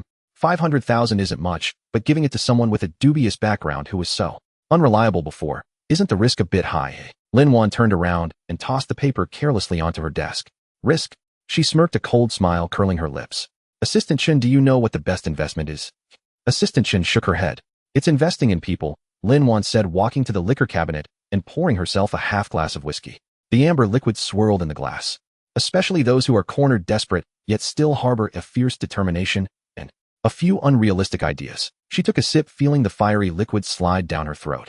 Shen Yanzhou has an anachronistic stubbornness and earthy quality, but sometimes that very anachronism is the key to breaking the homogeneity of the current market. His knowledge of the Republican era is genuine, even if it's steeped in pain. The ideas he proposed are rough, but the direction has some merit. But most importantly, she swirled the glass, gazing out the window with deep, penetrating eyes. Right now, he's my most convenient ATM machine. His emotional fluctuations can be directly cashed in. Push him hard enough, and he might just yield some unexpected value. Even if he fails, it's only 500,000. But that betting contract will be enough to keep him working for me for the rest of his life, to pay off the debt, never able to turn things around. She set down the glass, her face resuming its usual calm, calculating expression. Besides, she whispered so softly only she could hear, I'm curious too. Governor Shin, stripped of your guns and army in this era that only recognizes money, can you still make some waves? She picked up the intercom. Assistant Chun, make the contract stringent. Also assign 2 people to secretly monitor his project's progress and report weekly. And notify all the places he's worked before. I don't want to see him doing those cheap labor jobs anymore. Yes, miss. Hanging up, Lin Wan sat back in her office chair, opened her computer, and began processing the next document. Everything seemed to be under her control. Shen Yanzhou, do your best. You are, after all, my personally selected money-making tool. Shen Yanzhou had received the 500,000 startup funds from Lin Wan. Strictly speaking, it was a loan. Assistant Chun was highly efficient. The next day, the contract and the first installment of 300,000 yuan were transferred to Shen Yance's newly opened bank account under Lin Wan's surveillance, along with the address of a shop located in a corner of an old creative park on the city's fringe. The shop was only 45 square meters, formerly a defunct gallery with mottled walls, uneven floors, poor lighting, and astonishingly cheap rent. Standing in the empty, dust-filled room, Sun Yinzhou smelled the mustiness and looked at the balance in his bank card, a sum that seemed astronomical to him, yet weighed heavily like a mountain, and took a deep breath. There was no turning back. He immediately sprang into action. During the day, he scoured building material markets and second-hand markets, hunting for the cheapest deals on old wooden floors, antique tiles, faded vintage patterned glass, and even carved window lattices salvaged from demolition zones. At night, he taught himself interior design software using his second-hand phone, staying up late to sketch plans, calculate materials, and formulate construction schedules. He dared not hire a professional renovation crew. Too costly. Instead, he found two seemingly honest cheapest-day laborers at the labor market, acting as both supervisor and lead worker, toiling day and night with them. The wounds on his arms repeatedly split open from overexertion, seeping fresh blood that stained the bandages. Only when the pain became unbearable did he visit a small clinic for rebandaging before resuming work. He subsisted on the cheapest boxed meals and slept on cardboard spread in the construction corner. In 1 month, he pushed himself to become a bricklayer, carpenter, painter, and electrician, though only daring to handle simple wiring. He did not entirely replicate the opulence or decay of the Republic of China era, but captured its essence, a sense of parlor blending, scholarly refinement, and streetwise cunning belonging to a specific class. He cleverly divided the space using antique screens and curio shelves, adjusting the lighting to be dim and focused. The furniture, salvaged from flea markets and restored by his own hands though cheap, was artfully arranged to exude an unexpected rustic elegance. The calligraphy and paintings on the walls were his own creations. Using cheap rice paper and ink, he copied from memory common couplets and landscape sketches from the Republic era. The brushwork was crude but possessed an accidental, naive charm. The most crucial elements, the service flow and content, he refined through his own experiences. He devised several simple role-playing scripts set in a Republic-era chamber of commerce. Guests could choose to play roles such as a bank manager, a comprador, or a newspaper editor, interacting in specific scenarios like negotiating deals, exchanging intelligence, or sipping tea with friends. The waitstaff, temporarily 2 inexpensive part-time college students, guided and acted as NPCs. The beverages offered were not simple tea or coffee, but several unique teas and pastries popular during the Republic era, now rarely seen, which he reconstructed from memory, accompanied by brief anecdotal cards. Everything progressed with intense haste, yet stumbling obstacles. Sun Yinzhou was so busy he barely noticed the passage of time and temporarily shut out the outside world. He had only one thought: to make this place work and achieve something, so that Lin Wan's 500,000 wouldn't go to waste, and that terrifying debt of 700,000 would never become reality. Yet the tree desires stillness, but the wind will not cease. That afternoon, as Sun Yinzhou was adjusting an antique chandelier, bought from a flea market and barely functional after 3 days of repair, his phone suddenly buzzed repeatedly. It was a multimedia message from an unknown number. Opening it, he found several photos. In the pictures were him and the influencer Xiao Wan with the backdrop of the Old Dream coffee shop. One shot showed Xiao Wan leaning close to him, pointing at the coffee machine, while he sidestepped with a slight frown. Another captured her taking a selfie, her face angled toward him with a sweet smile, as he looked off camera with a somewhat dazed expression. Yet another was a screenshot of her social media account, the latest post captioned, "Sweet Candid with the Warlord guy unlocking a new series." The hashtags read, "A century-spanning encounter, Old Dream coffee shop." Below was that selfie enhanced with soft light and vintage filters appearing. Surprisingly intimate. Sun Yan's his face darkened instantly. He immediately called back the unknown number, but it was out of service. Clearly someone had used a disposable number. Who was it? Xiao Wan herself? Or someone else who held a grudge? And what was the purpose? As he frowned in thought, the shop door swung open. Xiao Wan, dressed in a cheap how with exquisite makeup, had found him on her own. Seeing the transformed shop, a flicker of surprise crossed her eyes before she strode in with a beaming smile. "Mr. Sun, so this is where you are. I've been looking for you." Xiao Wan's voice was crisp and sweet as she familiarly examined the decor. "Wow, you did this. It has so much more atmosphere than the coffee shop. Are you opening a new place? What's the theme?" Sun Yinzhou put down his phone and blocked her path, his tone icy. "This is still under renovation. Not open to the public. What do you want? Can't I just come see you without a reason?" Xiao Wan blinked, sidestepping him to sit casually on an old armchair, crossing her legs. "Mr. Sun, about the photos last time I was wrong. Too reckless. After thinking it over, I agree with you. Acting isn't really suitable. But..." She shifted gears, her eyes sparkling as she looked at him. "I'm genuinely more and more interested in you and this Republic-era project you're working on. Look, I have a few 100,000 followers now, and I've got some influence in local exploration and vintage circles. Your shop has obvious potential but lacks publicity, right? How about we collaborate? I won't charge you an advertising fee. I'll use my account to promote you. You just need to let me shoot some content occasionally and give me a simple interview about your ideas and story. What do you say? Mutual benefit." What she said seemed reasonable. Sun Yan's his shop most needed initial traffic and buzz. Xiao Wan's follower base might overlap with his target audience. It appeared to be a good opportunity. But Shen Yan's internal alarms were blaring. The lesson from last time was still fresh, and Lin Wan's cold words, "You think you're worthy of being a stand-in," echoed in his ears. He wanted no further entanglement with this girl who deliberately imitated Lin Wan and was so clever, especially during this sensitive period. "Thank you for your kindness," Shen Yanzhou refused bluntly. "But it's unnecessary. We have our own promotional plan. The place is really still under construction and not convenient for guests. Please leave." Xiao Wan's smile faded slightly, and she pouted with a hint of grievance. "Mr. Shen, why are you so cold to me? I genuinely want to help. Are you still upset about what happened with President Lin last time? She was harsh, but that has nothing to do with me. Besides, I can see she treats you poorly, bossy, and not gentle at all. Why should you?" "It has nothing to do with her," Shen Yanzhou interrupted, his tone even colder. "Please leave. I need to work." Seeing his stubbornness, Xiao Wan grew irritated. She stood up with a snort. "Fine, I was just meddling. But Mr. Shen, in this day, an age-good wine fears no dark alley. Your shop is in such a remote location with such retro decor. If you don't use influencers to drive traffic and rely on word of mouth, you might not even last until opening day. Then that 500,000 investment of yours will go down the drain, won't it?" Her words clearly indicated she knew about the investment, perhaps even that it came from Lin Wan. Shen Yan's eyes sharpened, about to press further, but Xiao Wan had already turned and sashayed away. Before leaving, she glanced back with a sweet smile. "If you change your mind, feel free to contact me anytime. My info is all over the internet." Watching her retreating figure, Shen Yan's brows furrowed tightly. This girl was far from as simple as she appeared. How did she know about the investment? Was it a coincidence, or had someone deliberately told her to probe or disrupt? He continued working with a heavy heart, but his efficiency had noticeably dropped. Those photos, Xiaowan's sudden visit, and her insinuating words all hung over him like shadows. At dusk, while he was inventorying a batch of newly arrived antique-style tea sets in the back storage room, he suddenly heard the rapid staccato of high heels on the floor in the front shop, followed by Assistant Chin's flustered murmur, "President Lin, please slow down, this place isn't fully set up yet, there's..." Before the words could finish, the storage room's curtain was yanked open with a sharp swish. Lin Wan stood at the entrance, her face ashen, chest heaving slightly, her gaze as cold as ice, piercing directly at Shen Yanzhou, who was crouching on the ground. Today she wasn't wearing a blazer, only a silk white shirt with sleeves rolled up to her elbows, revealing slender, yet toned forearms, her phone clutched tightly in her hand. Assistant Chin followed behind, looking uneasy, wanting to speak, but daring not. Shen Yan's heart skipped a beat, and he immediately stood up. "President Lin, why are you here? This place isn't..." "Shen Yanzhou." Lin Wan cut him off without listening, striding over and thrusting her phone screen nearly into his face, her voice trembling with suppressed fury. "Explain this to me. What is this?" On the screen was the photo sent by that unknown number that afternoon, the selfie of Xiao Wan leaning close to him. The angle was deliberate, the filter ambiguous, paired with Xiaowan's dynamic screenshot captioned, "Sweet couple shot." Anyone would think their relationship was far from ordinary. "This photo is..." Shen Yanzhou tried to explain. "What is it?" Lin Wan sneered, pulling back her phone, her gaze sharp as a blade, sweeping over his face and body, finally landing on his left arm. Rolled up, covered in dust from work, where the hideous sutured scar and several fresh small scratches on the surrounding skin were clearly visible.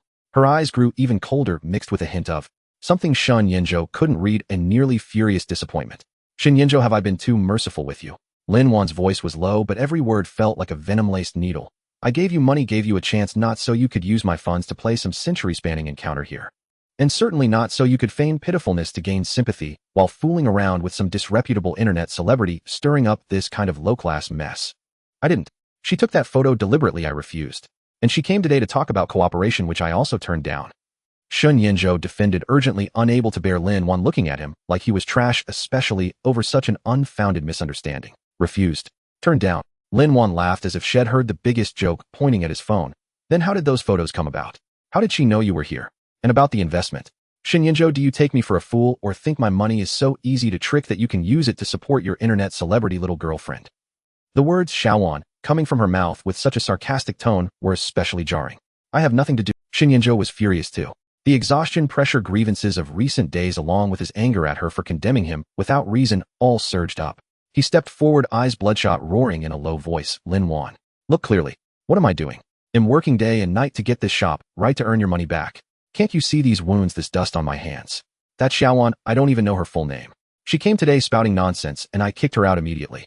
If you don't believe me, check the surveillance footage, go ask her."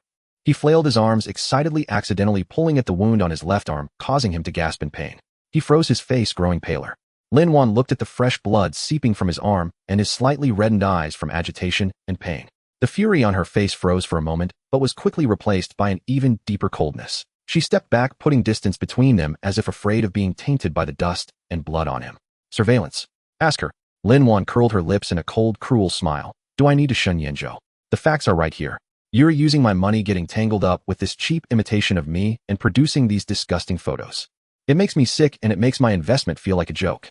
She paused, her gaze sweeping over the cluttered storage room and the faint outline of the shop visible outside, her disappointment unconcealed. It seems I overestimated you. This is the extent of your vision and ambition. 50,000. Consider it a lesson learned. This project ends here. Shen Yanzhou felt as if struck by lightning, staring at her in disbelief. Ends here. Lin Wan, are you being unreasonable? Just because of a few deliberately misleading photos you want to negate all my efforts? This shop is almost ready. Give me a little more time and I can definitely. I don't have time to waste on you. Lin Wan interrupted him, her tone resolute. Assistant Shen, notify finance to freeze the remaining 200,000. The rent here is good until the end of the month. Have him pack up and leave. List all purchased materials and equipment, assess the residual value, liquidate what can be sold to recover losses. Yes, President Lin. Assistant Shen replied quietly, casting a sympathetic glance at Shen Yanzhou. As for you, Shen Yanzhou, Lin Wan finally looked at him, her eyes as cold as if she were seeing a stranger. That old debt of 100,000 plus this new 50,000 totals 600,000. Considering you've indeed shed some blood and sweat, it'll give you 1 year. 1 year later with interest, it's 750,000, not a cent less. Otherwise, you know the consequences. With that, she turned and walked away without another glance. The sound of her high heels on the unfinished concrete floor echoed crisp and merciless. Lin Wan, Shen Yanzhou shouted hoarsely, trying to chase after her. Assistant Shen blocked him, saying in a low voice, Mr. Shen, President Lin is in a rage right now. Nothing you say will help. Calm down first and figure out what's going on. Those photos. What really happened? Who sent them to President Lin? Shen Yanzhou stopped in his tracks, watching Lin Wan's resolute figure disappear through the door. The storage room was left with only him, surrounded by piles of construction debris and the dust-laden air thick with the stench of failure and injustice. He leaned against the cold wall, slowly sliding down to sit on the floor, burying his hands in his hair, letting out a guttural roar like a trapped beast. Why? He just wanted to do one thing well, to prove to her that he wasn't useless. Why was it so hard? Why did someone always have to sabotage him? Why wouldn't she even give him a chance to explain? Just because he was poor, humble, and owed her money, was he doomed to be suspected, condemned, and manipulated at will? A hole seemed to have been torn in his heart, letting in a cold wind filled with despair and resentment. After an unknown amount of time, his phone vibrated again. It was the same unknown number this time, with just one line, Mr. Shen, since cooperation didn't work out, take care, Xiaowan. Shen Yanzhou stared at the message, the last trace of bewilderment fading from his eyes, replaced by a cold fury and ruthlessness. Xiaowan, and the person who sent the photos. Whoever it was, had remember this debt. As for Lin Wan, he looked up at the dim light outside the storage room, his gaze slowly rekindling with a wolfish ferocity. You've ruled me out. It's not over yet. 600,000. 750,000. He'll pay you back. In a way you'd never expect. Wanzhou Capital President's office. Lin Wan stood by the window, her back to the door. Assistant Chen stood behind her, hesitating to speak. President Lin, he finally ventured cautiously, those photos. The angles do seem a bit deliberate. And the wounds on Shen Yanzhou's arm don't look fake. I went to see his shop. Rough, but you can tell he put thought into it. Stopping it now, the initial investment of 500,000 might really be lost. I know. Lin Wan interrupted him, her voice a little weary, but quickly hardening again. Someone deliberately sent those photos. And Xiaowan's visit today might not be a coincidence either. Assistant Shun was startled. Then why did you? I'm not angry because he actually had something with that Xiaowan. Lin Wan turned around, her face expressionless, but deep in her eyes a complex turmoil churned. I'm angry because he's too easily set up, too naive in protecting himself, and even worse at protecting the project. I gave him money to fight a battle, not to get himself covered in filth and turned into a target. Lin Wan walked to her desk, picking up the harsh loan contract signed with Shun Yinzhou, her fingertips lightly tracing over his signature. If he can't handle even a little storm, if a baseless rumor can throw him into chaos and make me personally go to interrogate him. What use is such a partner, such a tool? Assistant Shun fell silent. The president was right. Business was like a battlefield, and Shun Yan's performance was indeed too unprofessional, too easily swayed by emotions and external factors. So, is the project really stopped? The debt of 750,000. Stopped? Lin Wan tossed the contract back onto the desk, a cold smile curling at her lips. Who said it was stopped? Assistant Shin was puzzled. I'm just putting some pressure on him, letting him cool down. Lin Wan sat back in her chair, her gaze sharp. Let him know my money isn't so easy to take. Being my partner isn't easy either. If he can't take a little grievance or dodge a little mudslinging, how can he make big money with me later? She paused, then looked at Assistant Shun. Keep an eye on him. See what he does next. Whether he completely breaks down, gives up, or manages to muster some real fire. Also, she added, her tone icy. Find out who sent the photos and whether someone is pulling Xiaowan's strings. I don't like people playing petty tricks behind my back. Yes, President Lin. Assistant Shun withdrew, leaving Lin Wan alone in the office. She picked up her phone. The screen still displayed that sweet couple shot. In the photo, Xiaowan beamed with joy while Sun Yan's profile was stiff. She stared at it for a few seconds, then expressionlessly pressed delete. Sun Yanzhou. This time it was a warning. Next time. She closed her eyes, leaning back in her chair. She hoped he wouldn't let her down. Lin Wan's words, "The project ends here, and pay back 750 in a year," crashed down upon Sun Yanzhou like two crushing mountains. The 500 startup funds were frozen. The lease was due at the end of the month. The fledgling Republic of China merchant parlor was about to be stillborn, and the original debt of 100 had ballooned overnight to 750. After the immense injustice, rage, and helplessness came a near-numbing coldness. He neither returned to Wanzhou capital to explain nor contacted Assistant Chen again. He knew that in Lin Wan's eyes explanations were futile, results were the sole criterion. He had failed, or rather he had been maneuvered into failure, and that was the end of it. He paid the two part-time college students their meager wages and dismissed them. Then alone in the unfinished shop, he sat in silence through the entire night. He gazed at the old timber and antiques soaked with his sweat and blood, at the calligraphy and paintings he had meticulously copied on the walls, and breathed in the lingering scent of paint and dust in the air. At dawn he rose and stretched his stiff limbs.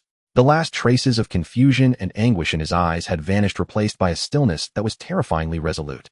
He walked to a corner, picked up his tools, and instead of packing up to leave, he began to work again.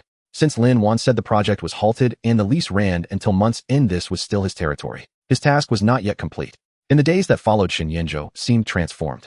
He was no longer impatient or complaining, only silently and meticulously continuing the remaining finishing work. He sanded edges, adjusted lighting, repaired flaws, and wiped down the antique finds, placing them in their most fitting position. He even used leftover materials to craft a few rough but unique coasters and bookmarks bearing a faintly. He ceased to dwell on success or failure or on the debt, focusing solely on every small task at hand. His movements were steady, his gaze intent, as if performing some solemn ritual. The wound on his arm, aggravated by continuous exertion, never fully healed, but he seemed to feel no pain.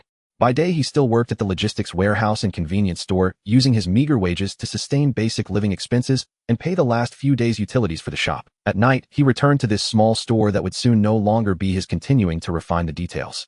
He no longer attempted to design any Republic of China experience process. He simply polished this space according to his final understanding of that era's parlor. He stopped looking at his phone except for necessary contacts. The unfamiliar number and Xiaowan seemed never to have existed. Yet in his heart he knew this debt was merely temporarily recorded. 3 days remained until the lease expired at month's end.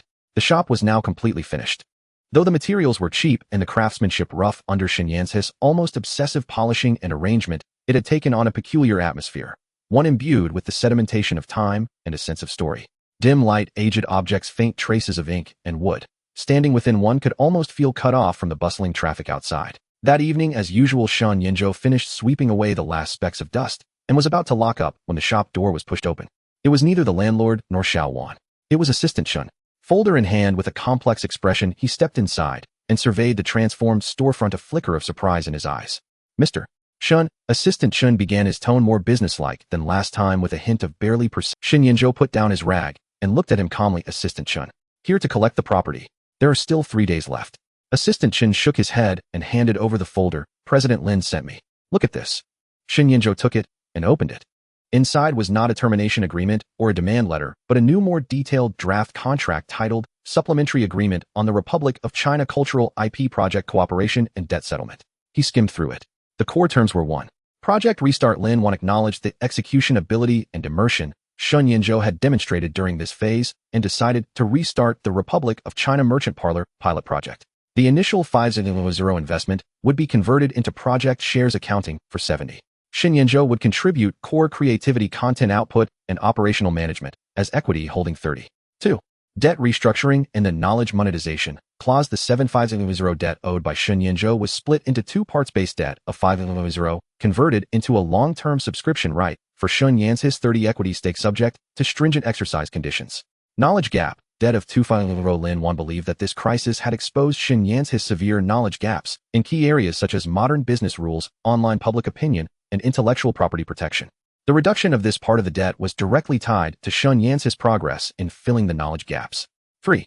Modern common sense, learning and assessment plan. The appendix to the agreement listed a lengthy study checklist and assessment plan titled Essential Common Sense for Modern Business Survival.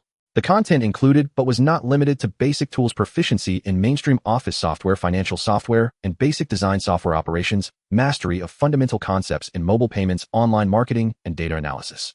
Commercial law, understanding the basic framework of company law, contract law, labor law, and anti-unfair competition law, and knowledge of the application and protection processes for intellectual property, trademarks, patents, copyrights.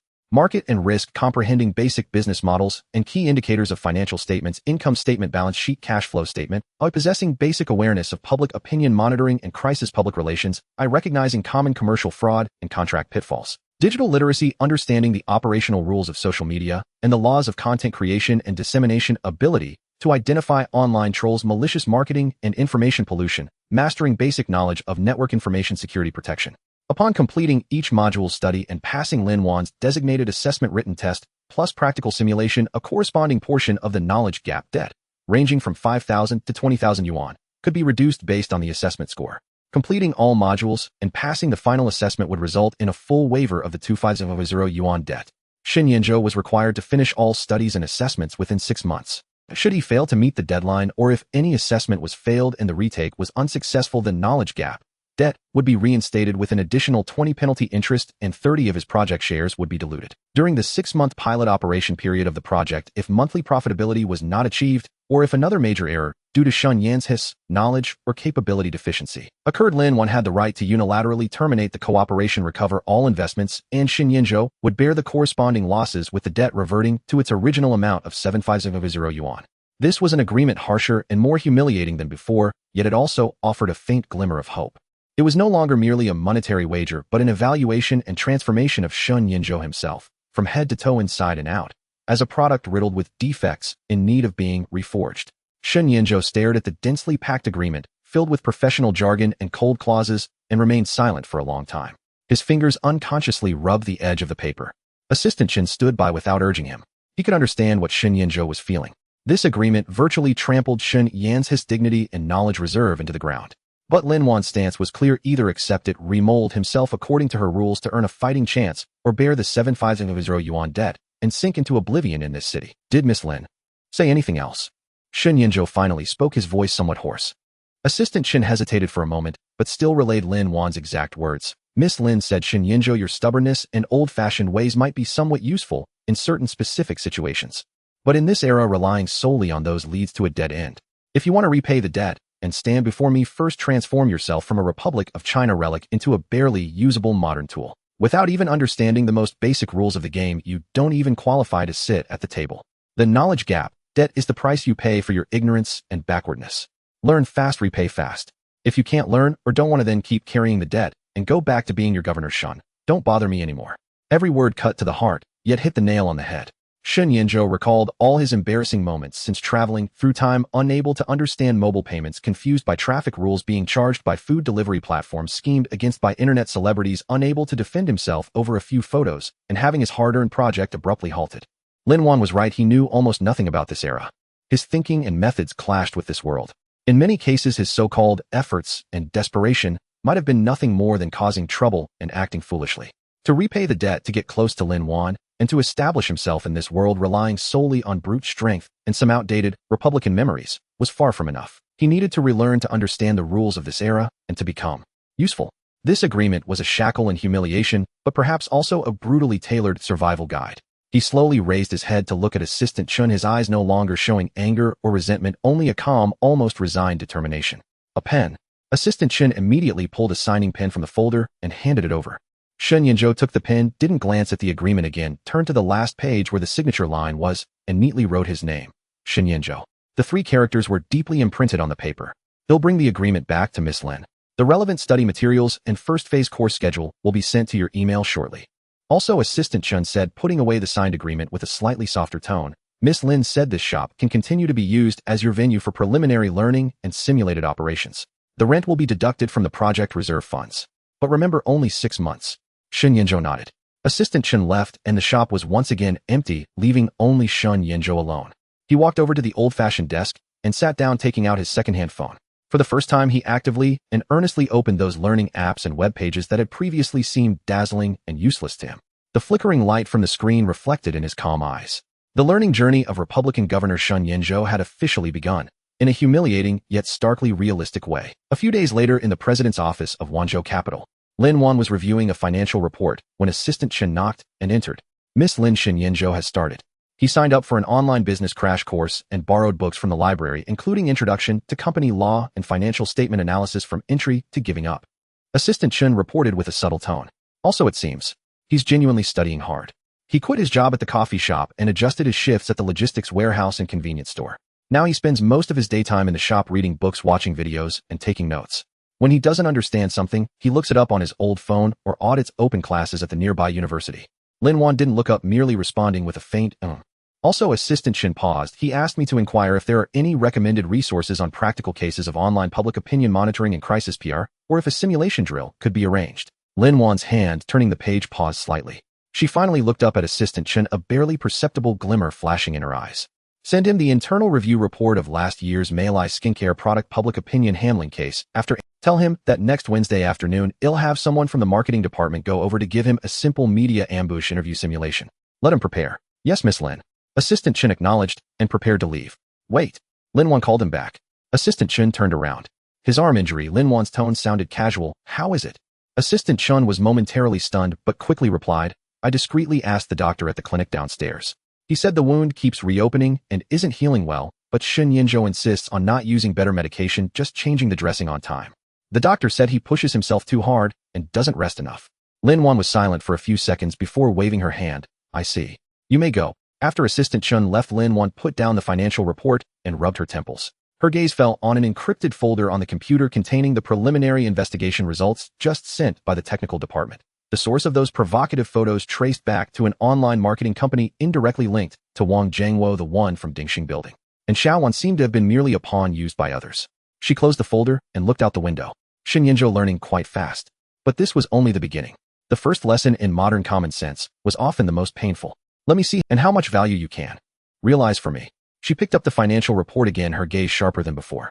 Tools need to be honed, and the process of honing itself is often invaluable. In the most opulent hotel banquet hall of Shanghai, amidst a glittering assembly of fashion and influential figures, the anniversary celebration of Wanzhou capital was a grand event in the city's business circle. Lin Wan, the absolute protagonist, wore a minimalist, impeccably tailored black backless floor-length gown. A single elegantly understated pearl necklace adorned her neck. Her makeup was flawless, and a perfectly measured smile played on her lips. She moved like a moving black diamond, radiating a cold luster, mingling among the crowd, receiving flattery, probes, and blessings from all directions. Shin Yinzhou did not have an invitation. He was assigned to provide tea service in a relatively quiet VIP lounge on the side wing of the banquet hall under the guise of a temporary external service personnel for the Chamber of Commerce Lounge project. Dressed in a uniform black and white outfit, he stood in a corner where light and shadow intertwined. Yet his gaze, like the most precise radar, pierced through the clinking glasses and boisterous laughter, unwaveringly locking onto that radiant figure. He watched her clink glasses with dignitaries, converse and laugh with rivals, and respond with a calm, clear, and utterly uninflected tone to greetings both sincere and feigned. She was flawlessly perfect, formidable enough to be admired and distant enough to make his heart tighten. These 6 months of almost self-destructive study and refinement seemed only to have made him more acutely aware of the chasm between them, one named era and class, and just how deep and wide it truly was. Halfway through the banquet, it was time for the Time Corridor Company retrospective video. The large screen began to play the well-wishes videos meticulously produced by each department and a montage showcasing the company's glorious history. The atmosphere was lively with rounds of applause. Yet Shun Yan's heartbeat uncontrollably quickened just as the marketing department's grand narrative official retrospective was about to conclude. He knew what might happen next. Assistant Chun hadn't explicitly said so, but in the email about the adjusted procedure, there was a vague note concerning a backup creative material. And that backup material was a video he had spent an entire sleepless night creating, pouring into it all the emotions he could never articulate. Sure enough, just as the master of ceremonies was about to take the stage to segue into the next performance segment, there was an extremely brief fluctuation in the lighting and sound system. The background music abruptly ceased, and the large screen went dark for a moment. Just as the guests began to murmur in confusion and the master of ceremonies' expression flickered with panic, ready to salvage the situation, a piano melody, distant, deep, carrying a faint sense of melancholy and quest, flowed out, without warning, replacing the previous stirring celebratory music. The large screen lit up again. What appeared was a shaky, sepia-toned, grainy image of a Republicara street scene. Horse-drawn carriages clattered, pedestrians in long gowns and cheongsams moved with blurred faces. Only the two archaic seal script characters Wan and Zhou slowly emerged in the center of the screen like a brand. The clamor in the banquet hall was abruptly cut off as if by an invisible hand. Everyone was stunned, staring in bewilderment at this opening that was so different in style, so incongruous with the festive atmosphere of the evening. The images switched rapidly. Fragments of blurry black and white documentaries, deep mine shafts, flickering miner lamps, bare-chested workers pushing or carts, crude factories, giant gears turning, sparks flying, an accountant clicking an abacus, a brush, leaving ink marks on a ledger, of figures in old-style military uniforms standing rigidly before a sand table. All these images were fragmented, fleeting like fragments of a fleeting dream. Then, without any transition, the shot abruptly cut to the modern era. A city nightscape as brilliant as a galaxy, a highway interchange teeming with traffic, skyscrapers with glass facades reflecting neon lights. One building stood out, its rooftop bearing the luminous logo of Wanzhou Capital. The focus sharpened, fingers flying over keyboards in a bright office, a whiteboard covered in dense mind maps in a meeting room, numbers jumping on trading screens, and a few quick flashes of Lin Wan's profile and back. She was lost in thought by a window, walking briskly down a corridor, tapping her fingers lightly on a table during a meeting. Each image lasted only a fraction of a second, yet it captured her characteristic calm focus and an unapproachable detachment. There were no lines, no narration. Only a montage of images, Republic-era letters, seals, and copper coins alternating with modern emails, digital signatures, and cryptocurrency charts. A miner in work clothes looking up at the light from a mine shaft, superimposed with the silhouette of an office worker gazing at the city skyline, hands moving an abacus and hands typing on a keyboard in a similar rhythm. The music flowed through the images, strangely connecting two completely different eras, scenes and groups of people telling a common core of calculation, struggle, survival, persistence, and loneliness that transcended specific forms. The banquet hall fell into dead silence. All the guests, regardless of their wealth or experience, were captivated by this video, which lasted just over 2 minutes, brimming with stream of consciousness and intense emotional tension. Confusion, curiosity, inquiry, emotion. Various expressions appeared on people's faces. Some of the senior members and partners who knew of Lin Wan's rag storage's story looked at the rapidly flashing images, symbolizing hardship and perseverance, then at the upright figure at the head table, their eyes filled with a deeper, more profound sentiment. Shen Yinzhou stood in the corner, his fingertips icy cold, yet his palms were sweating. He dared not look at the reactions of those around him. All his senses were focused on the head table, on the woman in the black dress. The moment the video started playing, the perfect professional smile on Lin Wan's face froze. Her fingers holding the champagne glass tightened almost imperceptibly. Her long, delicate eyelashes fluttered faintly. Her gaze was fixed on the screen, unblinking, as if nailed to it. Her back remained ramrod straight, like a spear. But the aura emanating from her seemed to have undergone an extremely subtle, almost imperceptible loosening under the influence of the video's music. Especially when the screen quickly flashed a few fleeting profiles of her, revealing exhaustion, when she thought no one was watching, her lips pressed together even tighter. The video drew to a close. The pace slowed, and the color palette turned warm and melancholic. Finally, it froze on a photograph, clearly taken with a mobile phone, not very high resolution, and the composition was even a bit casual. At dusk, the splendid sunset had dyed the city a golden red. Lin Wan stood alone at the edge of the empty rooftop of the company's top floor, her back to the camera. The evening wind lifted a few stray strands of hair from her meticulously tied back bun. Her figure against the magnificent sunset backdrop appeared exceptionally slender and exceptionally lonely. 2 lines of handwritten text emerged in the center of the dimming screen. The strokes were vigorous, carrying the strength and weathered grace of a bygone era. 2 lines of handwritten text emerged in the center of the dimming screen. The strokes were vigorous, carrying the strength and weathered grace of a bygone era. One arrives with the evening wind, 100 years, but a fleeting moment. Zhou sails on without cease. Where is the returning boat? Finally, the logos of Wanzhou Capital and the anniversary theme appeared. The lingering notes of the music faded into silence. For a full 5 or 6 seconds, the banquet hall was so quiet you could hear a pin drop. It was as if everyone had held their breath, immersed in the strange shock and bewilderment of being struck by a century of time and profound emotion. Then boom. Applause, more fervent and sustained than any before, erupted like a tidal wave. Amidst the applause there were exclamations, murmurs, and even some people had reddened eyes. This video was so unique. It didn't resemble any corporate promotional film. It was more like a visual poem, a private diary, a deep time-traveling gaze. It precisely touched the secret corners within everyone's heart concerning quest, hometown, meaning, and loneliness. The master of ceremonies was somewhat at a loss on stage. This was a complete deviation from the procedure. He looked towards the head table, towards Lin Wan. Lin Wan stood still, not moving. The applause and the surrounding gazes seemed separated from her by a transparent barrier.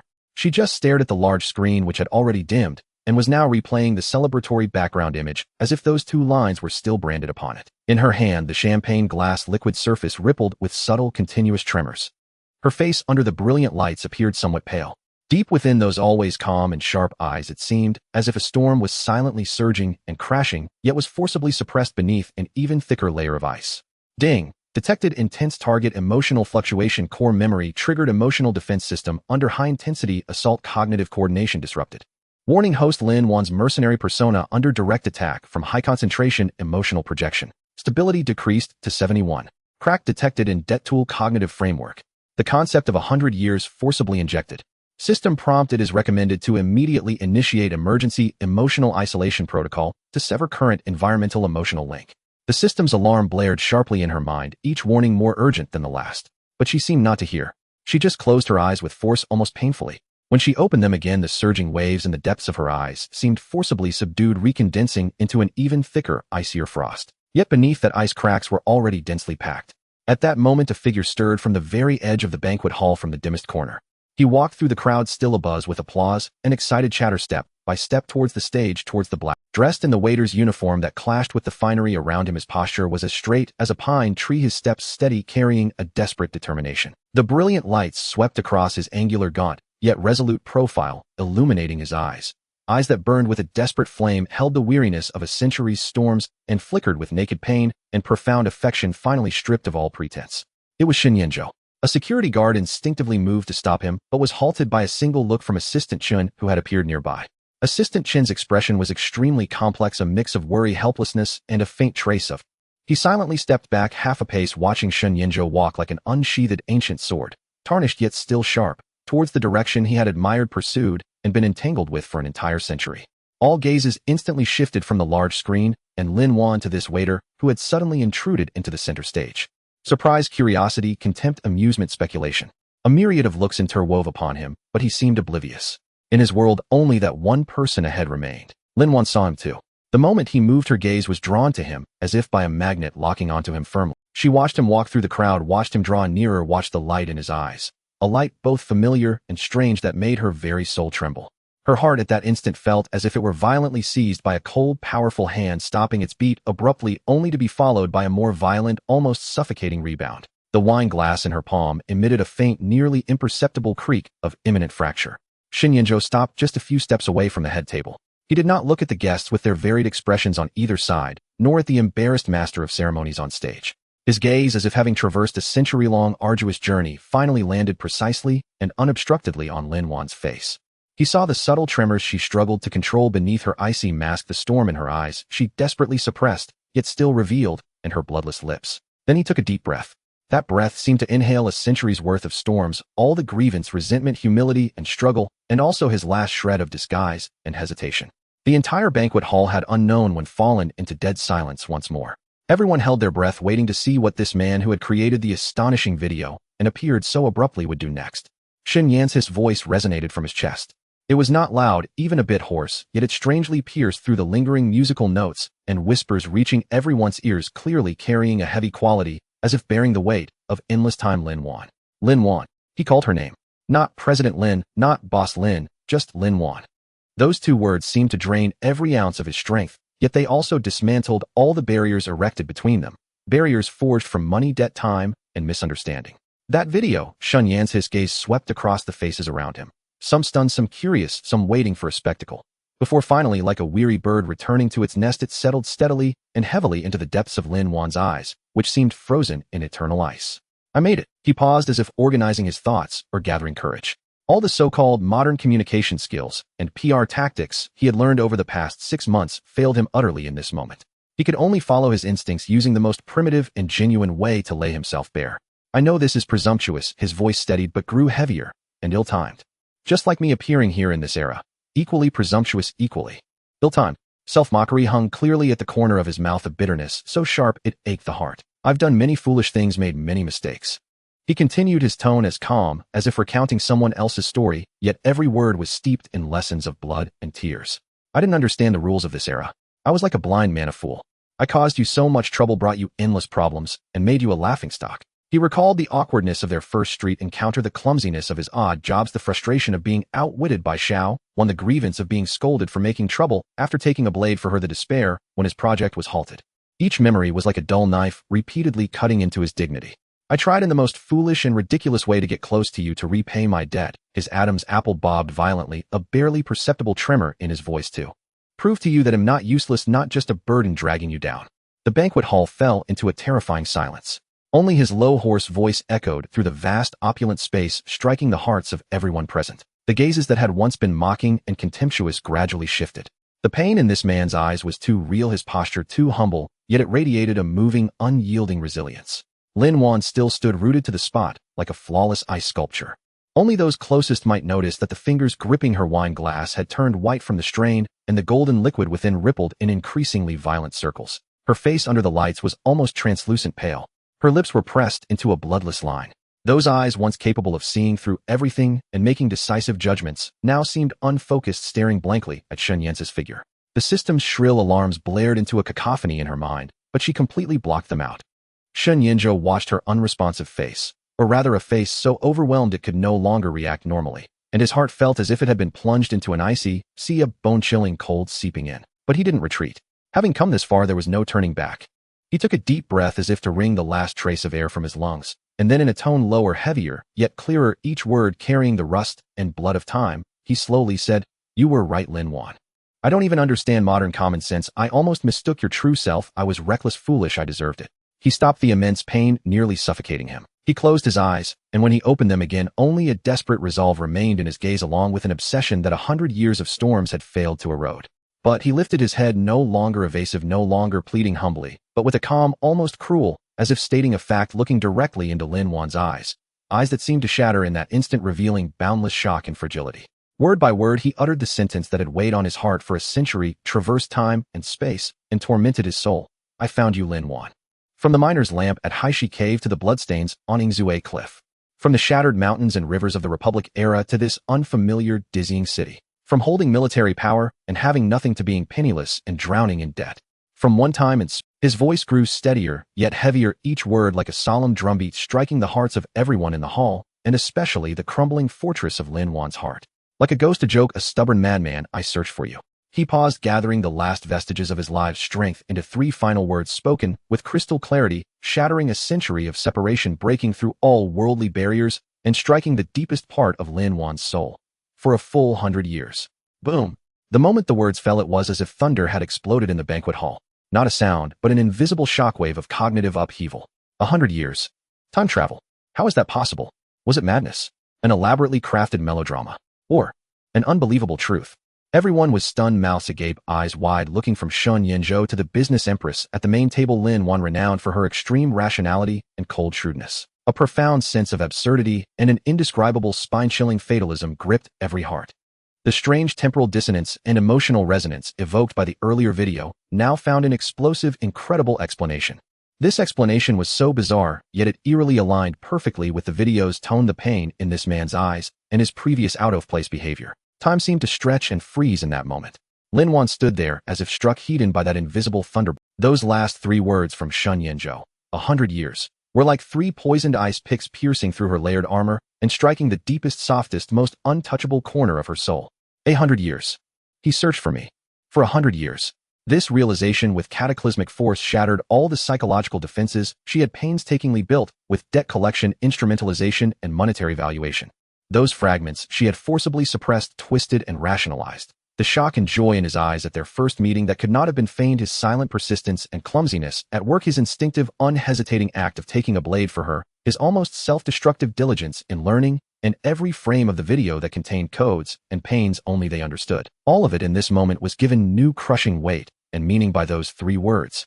He wasn't acting out a melodrama. He wasn't playing some novel courtship game. He had truly, from that era of blood and fire, crossed an unimaginable barrier of time and space, carrying a century of longing, regret, obsession, and humility to find her. A faint, almost suffocating gasp escaped Lin Wan's throat. The hand holding her wine glass trembled so violently that the champagne sloshed, nearly spilling. Her face was as pale as paper, even her lips losing all color. Those eyes, always calm and sharp, now held immense shock, bewilderment, disbelief, and the raw, inescapable agony and turmoil of a mask forcibly torn away. The frozen mask cracked inch by inch, revealing a surging emotional vortex beneath that threatened to consume her. Warning. Warning. Maximum emotional impact. Host Lin Wan's personality mask disintegration exceeds safety threshold. Core profit-driven program suffers irreversible contamination. Debt relationship cognitive framework completely shattered. Detected host developing ultra-high intensity emotional identification and fate link with target Shen Yanzhou. Risk level catastrophic. Forced emotional isolation program initiation failed. System overload. System overload. The system alarms in her mind had become a screeching chaotic din on the verge of collapse, but she could no longer hear them. In the moment Shen Yinzhou said 100 years her world had already turned upside down and fallen apart. After uttering those words, Shen Yinzhou seemed to have expended all his life force. His tall, straight figure swayed almost imperceptibly, but he still stood firm, watching the cataclysmic turmoil in her eyes, watching the vulnerability and truth he had yearned for and ached over emerge after her icy mask shattered completely. There was no expected relief, only a deeper dull pain and a kind of brutal clarity. He had finally dragged her out of that fortress built with money and indifference, forcing them both to face this bloody, century-spanning reality. Silence. A deathly silence. Even breaths were audible. Everyone was too stunned by this turn of events to react, merely staring dumbfounded at this dramatic, or rather magical realist, scene. After what felt like an eternity, though only seconds might have passed, Lin Wan abruptly closed her eyes. Her long lashes trembled violently like fragile butterflies in the wind. When she opened them again, the raging storm in her eyes was forcibly bit by bit suppressed back into their depths by an even stronger, almost savage willpower. The shattered ice mask was reassembled and glued together with astonishing speed, though it was riddled with cracks and barely held. Yet it covered her face once more. But the coldness was harder than before and also more fragile. She released her grip on the wine glass with excruciating slowness. This simple action seemed to drain her of all strength. Then she raised her eyes to look at Shen Yinzhou. The moment their gazes met, Shen Yinzhou could clearly see the pain and chaos still roaring beneath the surface, forcibly suppressed in the depths of her eyes. Her lips trembled almost imperceptibly, as if she wanted to say something, but no sound escaped.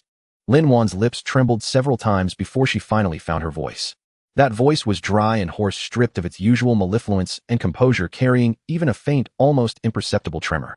Yet she forcibly elevated it and flattened it, striving to make it sound as businesslike as possible, though the cracks within were clearly audible. The video. She began, her gaze shifting from Shen Yance's face to sweep across the guests still frozen in shock, raising her volume. Each word seemed dredged from an ice cellar, cold and hard.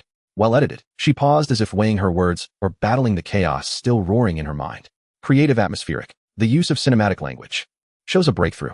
She delivered an evaluation that was exceedingly professional, even carrying a hint of commendation, as if the earth-shattering confession had never occurred and they were merely discussing a commercial. Consider your creative content assessment passed. This abrupt twist left everyone utterly unprepared. One moment, it was a tear-jerking melodrama spanning a century, and the next it had abruptly switched to a ruthless corporate assessment channel. With her words, Shen Yance's heart sank bit by bit, descending into an icy abyss. So, it was still like this, wasn't it? No matter what he did, no matter what he sacrificed, in her eyes it could ultimately only be quantified, evaluated, and categorized as the instrumental value of being useful or useless. Could even a century of searching only be rewarded with an assessment passed? Lin Wan did not look at his suddenly dimmed eyes. Her gaze fixed on a point in the void. She continued in that calm, almost cruel tone, her voice carrying clearly to every corner of the ballroom. And thank you, Mr. Shen Yinzhou. She deliberately emphasized the distant honorific for contributing such an ingenious brand story interpretation to our Wanzhou capital's anniversary celebration. Brand story interpretation. 6 words lightly redefining the emotional nuclear blast that had nearly shattered her defenses into an ingenious interpretation. It reduced his century of blood and tears, his soul's outcry, his everything, to a brilliant performance. To kill with a borrowed knife. Nothing could surpass this. Suppressed gasps and low murmurs erupted in the ballroom. Some showed expressions of sudden realization, so it was publicity. Some found Lin Wan excessively cold, while many more were utterly baffled, feeling the plot was growing increasingly. Shen Yinzhou stood there, feeling as if all the blood in his veins had frozen in an instant. The chill shot from the soles of his feet to the crown of his head, leaving every limb numb and stiff.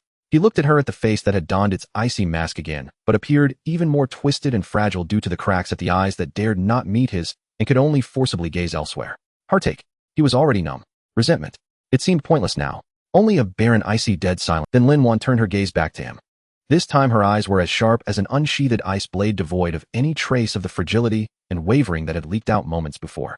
Only a nearly obsessive ice-cold rationality remained, along with a nearly self-destructive determination to drag everything back onto the right track.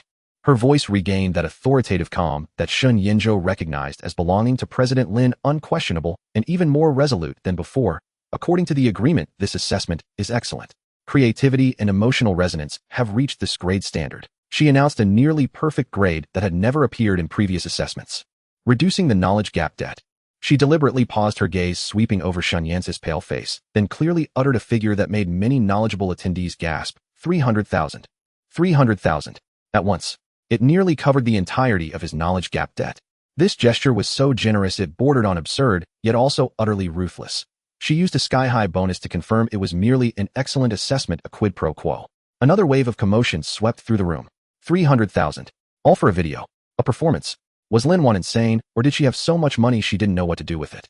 Or was there truly an astonishing value behind it that they couldn't comprehend? On hearing this figure, Shen Yan's eyelashes trembled violently. He twisted his lips into a bitter, almost woeful smile that was uglier than weeping. 300,000. Buying his century-long search, buying his heart-wrenching confession, buying the pain of his soul shattering at this moment. Lin Wan, you truly have never let me down. Your method of valuation is always so precise, so cruel. But Shen Yinzhou, Lin Wan gave him no time to digest this enormous reward. Her voice turned abruptly cold, carrying an unprecedented, almost judgmental severity, and something deeper, something even she might not have recognized. She stepped forward half a pace, her gaze blazing as she locked onto him. Word by word, her voice rang out as clearly as ice pellets striking a jade plate crashing into the silent ballroom, and onto Shen Yan's battered heart. You must remember. She paused, her red lips parting, each word like the sharpest icicle, exuding bone-chilling cold, yet carrying a strange and powerful, undeniable law-like force. My feelings, Lin Wan's, are like my money, only given to those who are worthy. 2 sentences like a final verdict dragged the earth-shattering, century-long search back into the game rules she had set and was familiar with. A cold, cruel rule that measured everything, including the most precious emotions, by value and qualification. Then she tilted her head, slightly examining Shen Yinzhou from head to toe with a gaze of ultimate calm and ultimate cruelty, like appraising goods or assessing risk, as if weighing how much he had appreciated after 6 months of reform and tonight's performance. Finally, her red lips parted and she uttered 3 words. 3 words more expensive than 300,000, more wounding than Brand's story, and more soul-shaking than a century. Now, are you worthy? Well, these 3 words, like a final heavy hammer, slammed into the already bizarre atmosphere of the ballroom, shattering the last shred of unrealistic fantasy in Shen Yan's heart. Worthy? Am I worthy of your feelings now? Measured by your rules, Lin Wan. By money, ability, value, modernity. All these cold standards. Shen Yinzhou stood still, feeling everything around him. The lights, the crowd, the sounds, rapidly fade and recede, becoming blurry and unreal. Only Lin Wan's eyes, cold, scrutinizing, yet suppressing a tempestuous storm deep within, were imprinted with searing clarity on his retina, scorching his soul. He looked at her. At this woman he had loved for a lifetime, hated for an age, searched for a century, and who now stood so close, yet seemed separated by a galaxy. He watched how, under the impact of his century, she hastily retreated into the hard, cold shell of President Lin, how she counterattacked, with even greater cruelty, to regain control, how she used the yardstick of worthiness to once again measure the distance between them, a distance that defied any standard. When heartache reached its zenith, it gave birth to a strange calm. Absurd, laughable, pitiful, yet so real. This was Lin Wan. This was the her he had found across a century. Unchanged. Slowly, extremely slowly, he shook his head. The motion was light, yet carried a heavy, relieved release, as if a 1,000-pound burden had been set down along with a deeper, indelible pain. Now he heard his own hoarse but exceptionally clear voice ring out in the ballroom, where a pin drop could be heard answering that cruel question, I am not yet worthy. He saw in Lin Wan's eyes a fleeting glimmer, almost impossible to catch, of shock, pain, and some deeper, inexpressible emotion, all sparked by his answer. That light flashed like a meteor, instantly buried under thicker layers of ice, but he had seen it. That was enough. Finally, he had said what needed to be said. He had placed the weight of a century before her. He had also handed her the choice. Though in her own way she had given a Lin Wan-style response. Then he no longer looked at her, nor at any of the shocked, pitying, or mocking faces around him. He straightened his spine, long weary but never truly bent, turned around, and under the complex gazes of everyone walked steadily, step by step, toward the exit of the ballroom. His silhouette was lonely but no longer lost. Like an old ship that had weathered a century of storms, its mast broken, its sails tattered, but finally finding the coordinates of its home port. Slow yet with a clear direction. His leather shoes clicked against the polished marble floor, producing clear, lonely echoes that gradually faded, eventually disappearing at the end of the resplendent corridor. He left, carrying the weight of that century, the reward and humiliation of 300,000, the answer of not yet worthy, and Lin Wan's ultimate questioning of are you worthy. He left this bustling central stage to which he never truly belonged. Only after his figure had completely vanished did the frozen air in the ballroom seem to begin flowing again. Low, suppressed murmurs exploded like a tide, sweeping through every corner. Everything that had happened tonight was too rich in information, too bizarre, too impactful, enough to have everyone present gossiping, speculating, and questioning for a long time. At the center of the storm by the main table, Lin Wan still stood, like an ice sculpture that had truly lost its soul. She lowered her head, looking at her empty right hand, which still seemed to bear the shape of a wine glass. Then slowly she opened her palm. In the center of her palm, a thin, long-wound cut by shattered glass was slowly oozing bright red drops of blood. The wound was not deep, but the blood mixed with the residual champagne spread into a small, glaring, wet patch of dark red on her fair palm. She stared at the bloodstain, her eyes vacant, devoid of any focus. System severely overloaded. Emotional suppression module crashed. Mercenary persona disintegration 89. Detected intense self-cognitive conflict in host. Core identity anchor Lin Wan contaminated. Warning tool Shun Yinzhou has completed ultimate emotional bonding and reverse shaping of host Lin Wan. Risk uncontrollable. Recommend formatting and reloading. In her mind, the system's alarms had become intermittent static-filled wails, ultimately fading into a silence tinged with ominous snow. But Lin Wan seemed not to hear. She simply looked at the blood in her palm for a long, long time. Then gently she closed. Blood seeped through her fingers, staining her fingertips, yet she remained oblivious. Shun Yinzhou, a century. You have finally dragged me into this hell as well. She slowly raised her head, looking toward the direction Shun Yinzhou had left. The last vestiges of feigned coldness and hardness in her eyes silently and completely melted away like snow and ice under the sun. Only an unfathomable turmoil remained, seething with agony, bewilderment, shock, and a new unfamiliar palpitation that even she feared. The game. It seemed from this moment on the rules had been utterly transformed. Hunter and prey had long since become unrecognizable. The storm surrounding Wanzhou capital's anniversary celebration fermented for an entire week within the elite circles of Shanghai's business world, eventually subsiding with an unspoken understanding. No one openly discussed whether that century-spanning confession was a shocking truth, an incomprehensible top-tier marketing stunt, or the horrifying unveiling of a secret weapon kept by Lin Wan. Yet the name Shun Yinzhou, along with his unique blend of old-era ruthlessness and modern commercial acumen, had been branded like a scar deep into the minds of those who watched. On the seventh day, Monday, at 9 o'clock sharp, Shun Yinzhou appeared punctually on the top floor of the Wanzhou. Gone was his signature old uniform or cheap work clothes. In its place was a perfectly tailored deep gray handmade suit crafted from substantial fabric, accentuating his broad shoulders, narrow waist, and a posture as upright as a pine. His hair was neatly trimmed, his jawline taut. The confusion and aggression that once lingered between his brows due to the chasm of time and survival pressures had been replaced by a chilling sharpness as calm as it was terrifying. The winding shallow scar on his arm, faintly visible beneath his well-fitted cuff, did not appear unsightly, but instead lent him an air of formidable ferocity born of having faced life and death. Passing employees, both men and women, instinctively softened their steps, stealing glances filled with reverence, curiosity, or wariness. Assistant Shun was already waiting by the private elevator. Upon seeing him, he immediately bowed. Mr. Shun, Miss Lin is waiting for you in her office. This way, please. His demeanor was unprecedentedly respectful, tinged even with a barely perceptible tension. Assistant Shun had witnessed the entire scene on the night of the anniversary. Shun Yinzhou, in the guise of a server, hurling the thunderbolt of a century's search, only to retreat in disgrace with the words, "Not yet worthy." Under Lin Wan's ultimate interrogation of reward, "And are you worthy?" He had thought this man would vanish or at least remain silent for a long time. Yet in just 1 week, Shun Yinzhou had returned reborn and imposing, charging back with overwhelming momentum. Moreover, judging by Ms. Lin's intentions, it was not punishment, but entrusting him with a significant. Assistant Shun dared not ponder further. He respectfully led Shun Yinzhou to the door of the president's office, knocked softly, and upon hearing a cool enter, pushed the door open and stepped aside. Shun Yinzhou strode in. Inside the office, Lin Wan stood with her back to the door before the iconic floor-to-ceiling window overlooking much of Shanghai. Morning light outlined her slender yet exceptionally upright silhouette. Her iron gray velvet suit dress caught the light, shimmering with a subtle luster, cold, noble, and unattainable. She held a cup of black coffee untouched, simply gazing at the ceaseless flow of the city's veins below, as if surveying her own domain. Hearing his footsteps, she did not turn. Shun Yinzhou approached the wide ebony desk and stopped. He neither spoke nor sat, but stood quietly watching her back. The air was thick with the cold scent of premium cedar incense mingled with black coffee and a silent, taut tension. A few seconds of silence stretched as if into eternity. Finally, Lin Wan turned around. Her face bore no superfluous emotion. None of the shock or cracks from the anniversary night when his words struck her, nor any deliberate pretense. Only an ultimate calm and detachment remained, as precise as a sophisticated instrument operating at. Her gaze swept over Shun Yinzhou like an engineer conducting a final systematic scan before activating a complex large-scale machine. "Sit," she said, tilting her chin toward the chair opposite her. Her voice was flat, unreadable. Shun Yinzhou complied, sitting with his back straight and hands naturally clasped on his knees, a posture both relaxed and brimming with alertness and strength. Lin Wan returned to her desk and sat down as well. Without pleasantries or wasted words, she picked up a thick, beautifully bound folder and pushed it across the desk toward him.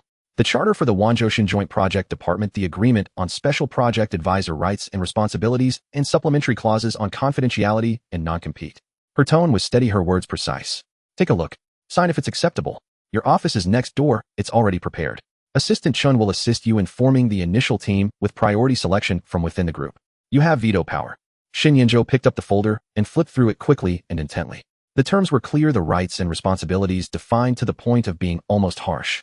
He held independent strategic decision-making power within the Joint Project Department, budget approval authority, the right to recommend personnel appointments and dismissals, and direct control over certain resources. In return, he bore near-infinite responsibility and an absolute demand for results. The annual salary was staggering, but the complex profit-sharing and performance-based clauses tied directly to project profits and the repayment schedule of the knowledge gap debt clearly indicated the perilous tightrope behind such high pay. There was no warmth, no probing, no response whatsoever to his century-long search. Only naked interest alignment and a cold, direct recognition of value and risk investment based on an assessment of his 6 months of transformation and his on-the-spot performance at the anniversary. Xin Yan's fingertips paused on the paper for half a second. A flicker of deep emotion passed through his eyes before sinking into stillness. He picked up the Mont Blanc pen from the corner of the desk, uncapped it, and at the signature line on the last page wrote his name with precise strokes. Xin Yanzhou. The 3 characters bore into the paper with force, carrying the sinewy strength of old Dara calligraphy and a determination to burn all bridges. The rustle of the pen tip against paper echoed distinctly in the silent office. Lin Wan watched his every move until he finished signing, put down the pen, and pushed the folder back. Only then did she give an almost imperceptible raise of an eyebrow. She reached into a drawer and pulled out another much thinner file of just a few pages, pushing it toward him again. The project's first objective. Her voice remained flat, but carried a metallic edge of hardness. Xin Yanzhou picked it up. The cover title read, Analysis and Disposal Recommendations on Core Assets and Potential Risks of Affiliated Enterprises of Ruijin Investment, Wang Zhengwo. Wang Zhengwo. The moment the name met his eyes, Sun Yan's aura froze almost imperceptibly, then a more contained, yet more dangerous chill slowly emanated from him. That petty villain who had wielded a knife at Dingxing Tower allegedly orchestrated the photo scandal and tried to strangle his fledgling, Republic-era merchant salon in its cradle. So he had not only failed to fall from the previous blows, but like a rat in the sewers had gathered more shadowy strength and begun to stir, even extending his claws into the core domains of Wanzhou capital. Several vague but pointed market analysis reports in the appendix suggested Wang Zhengwo was allying with forces hostile to Wanzhou capital, attempting to disrupt the rare metal supply chain in the southwest and sabotage a new energy battery material project Wanzhou was advancing. What are your thoughts? Lin Wan leaned back in her chair, hands folded over her abdomen, her gaze like lightning fixed on Sun Yanzhou. This was not a question, it was an assessment. An assessment of where and how he would strike first now that he held power and resources. Xin Yanzhou closed the report without answering immediately. He rose and walked to the massive electronic screen on one side of the office. The screen sensed his approach, lit up automatically, and displayed an operable interface. Assistant Chun, he said, his voice low but carrying an undeniable command. Pull up the complete business relationship map, capital flow summaries, core asset distribution, mining sites, logistics nodes, warehouses, for Wang Zhengwo's company Ruijin Investment and all its affiliates over the past 3 years. And a list of its primary transaction counterparts, especially any new or abnormally fluctuating ones in the last 3 months. Assistant Chin, evidently on standby outside, responded immediately, yes, Mr. Chun. Data will sync to the screen in 1 minute. Lin Wan did not intervene or give instructions. She simply watched Sun Yan's back, observing his now familiar gestures with modern technological devices and his calm, focused profile. These 6 months he had indeed not wasted. A minute later, a complex network diagram flashing data streams and a clear map of the southwest region with overlays filled the entire screen. Red lines represented Ruijin Investment and its core affiliates. Blue lines were its upstream and downstream partners. Yellow indicated potentially problematic transactions. Gray showed faint hidden threads trying to remain concealed. The entire image looked tangled and chaotic, yet it vaguely followed a primitive logic of local bullies relying on regional protection and personal connections. Xin Yan's eyes, sharp as a hawk's, swept rapidly over the intricate nodes and data. His experiences in the Republic era gave him a bone-deep familiarity with this pattern. Predatory resource control, fragile interest alliances, reliance on violence or gray zones, and the core artery-like logistics lifeline. His fingers traced across the screen, precisely tapping several key points. His foundation lies here. Sun Yan's voice was calm, ruthless, carrying the detachment of drafting a battle plan. 3 small associated mineral concessions in southern Yunnan, low-grade, high-cost, but strategically positioned at several township transport nodes. And this. His finger moved along a relatively thick red line, connecting those mining points, several chaotic transit warehouses, and eventually leading to a medium-sized smelter outside the province. A chaotic, inefficient logistics route barely sustained by local connections and low prices. This is his blood vessel for sucking profits, and also his greatest weakness. Primitive management, complete reliance on a few local bosses, financial chaos, unable to withstand any formal scrutiny or turbulence. He turned to face Lin Wan, his gaze piercing. If we strike, we cannot give him a chance to catch his breath. We must hit him so hard he can never recover and uproot all the demons and monsters behind him. Lin Wan met his gaze, her eyes showing no ripples, only pure evaluation, elaborate. Shen Yinzhou walked back to the screen, his fingers moving like a player placing pieces on a board. First step, cut off his fuel supply. His biggest client, the lifeline barely sustaining his cash flow, is this Ganshi Hongfa smelter. He tapped a node at the end of a blue line. I checked public records. The owner of this plant is a chronic gambler. Last month he racked up another big debt in Macau and is scrambling for loans everywhere. Have our people approach him with terms slightly above market, but with cash and delivery favorable conditions. Sign an intento purchase agreement for all his or output over the next 6 to 8 months, and prepay a deposit large enough to solve his immediate crisis. Simultaneously, he paused, his tone hardening.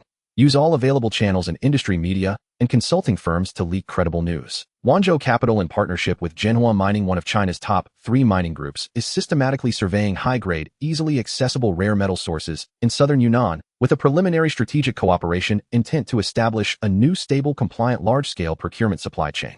Ensure the news reaches Wang Jiangwo and all his partners' ears before our formal contact.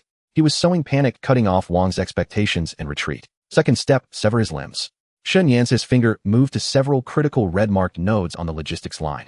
The local bosses controlling transport fleets and local warehouses. Investigate them. Smuggling history, tax evasion, violent monopolies, safety incidents. Find usable leverage. If none exists, a cold glint flashed in his eyes, make sure they have some. Then have people from Anda Logistics, a regional legitimate logistics company controlled by Wanzhou Capital, approach them with better terms than Wang Jiangwo's, plus a hint of security assurance. Either take the money and cede the routes or rot in prison. Meanwhile, file precise anonymous whistleblower reports to the relevant regulatory authorities at the provincial, city, and county levels in Yunnan, citing safety hazards, environmental noncompliance, and suspected illegal labor. Attach as detailed leads as possible, demanding surprise joint inspections of Wang's mining sites and main warehouses. All costs for the whistleblowing and preliminary investigations will be covered by my project reserve fund. He said this last part lightly, yet it carried a desperate determination to bind himself entirely to this campaign of annihilation. He would bear the costs, meaning he would directly assume the risks and potential backlash of these actions. Lin Wan's eyebrow twitched almost imperceptibly. Shen Yan's combination of tactics was sinister and ruthless, completely transcending ordinary business competition, imbued with the bloody air of old-era warlords annexing territory and eliminating rivals. Yet paradoxically, it was cloaked in modern trappings like commercial negotiation, compliant whistleblowing, and market competition, making it hard to catch fatal procedural flaws even when one knew his intent. Third step. Shen Yan's finger finally struck heavily at the center of the screen, the red icon, representing the headquarters of Ruijin Investment, now faintly surrounded by countless yellow and gray arrows symbolizing crisis. When his raw materials are locked, logistics paralyzed, regulators at his door, cash flow completely dried up, and internal morale shattered. He raised his head to look at Lin Wan, his gaze as still as an ancient well, yet radiating a chilling dread. Strike at his already half-dead shell company on the stock market. He's been cooking the books to maintain the listing for some time. Channel his real, alarming financial data, related party transaction details, and evidence of the undefeatable payments he's made to certain people over the years, through absolutely reliable, untraceable means, to his main competitors, influential short-selling institutions, and the CSRC and Economic Crime Investigation departments. At the same time, on the secondary market, use at least 10 dispersed accounts to sell his stock in small batches, multiple rounds continuously. Coordinate with negative news releases, guide analysts and media sentiment, and drive his stock price into the ground. He described this financial massacre in a tone as flat as discussing the weather. When he's besieged from within and without, the stock price collapses, banks call in loans, creditors block his door, and his allies abandon him. Shen Yinzhou concluded, delivering Wang Jiangwo's ending. He'll have only 2 paths. Either kneel down, package his mine's routes and shell company, buy then all negative assets, and sell them to you for just enough severance to flee and disappear, or... He paused, leaving the rest unsaid, but the cold murder in the unspoken words filled the air. He'll only have the rooftop left to choose. A brief silence fell over the office. Only the data streams on the screen flickered silently, illuminating Shen Yan's sharply defined profile and Lin Wan's unfathomable eyes. After a few seconds, Lin Wan slowly rose from her chair. She walked over to stand beside Shen Yinzhou, shoulder to shoulder, both gazing at the Ruijin Investment icon on the screen, soon to be strangled by countless red threads. Her profile under the screen's faint light appeared exceptionally cold and focused. Not a bad plan. She finally spoke her assessment brief and unreadable. Work out the details with Assistant Chun and the Directors of Strategy, Investment, Legal, and Public Relations. I want to see a complete executable plan with no legal loopholes. Resources are at your disposal. I only want results. 1 month. Shen Yinzhou set the deadline, his voice resolute. I will make Ruijin investment, and the name Wang Jiangwo vanish completely from Shanghai and from the entire industry. Lin Wan turned to look at him. Their eyes met. In her gaze, it was no longer pure evaluation and coldness. Beneath the deep pool, it seemed as if molten lava surged for an instant, reflecting his equally determined, even madly combative eyes. Then she gave an almost imperceptible tiny nod. Approved. She walked back to her desk, pressed the intercom, her voice clear, calm, and commanding with absolute authority. Assistant Chen notified Director Li of Strategy, Director Zhang of Investment, Director Wang of Legal, and Director Zhao of Public Relations. Meeting room 1:10 minutes. Advisor Shun will chair the first operational meeting for the Ruijin project. The order was given, leaving no room for reversal. The hunter had taken his position. The blade pointed straight at the enemy's heart. A storm of blood and iron was about to break. The inaugural operational meeting of the Sharp Advance project, presided over by Shen Yinzhou, was held in Conference Room 1, lasting a full 4 hours. Without pleasantries or preamble, Shen Yinzhou delved directly into the core issue, breaking down the cold, precise, 3-step strategy into countless specific tasks, assigning them to the 4 directors present and their key subordinates. Director Li of the Strategy Department was tasked with intelligence gathering and enemy analysis. He was required to produce a comprehensive report within a week covering the latest movements and weaknesses of all Wang Jiangwo's associates, along with a detailed debt and personality profile of the Ganshi Hongfa smelting boss. Director Zhang of the Investment Department was responsible for capital allocation and market manipulation. He needed to immediately design a multi-account gradual short-selling scheme targeting the shell company of Sharp Advance Investment and prepare a white knight capital pool for acquiring its residual assets. Director Wang of the Legal Department wore the gravest expression.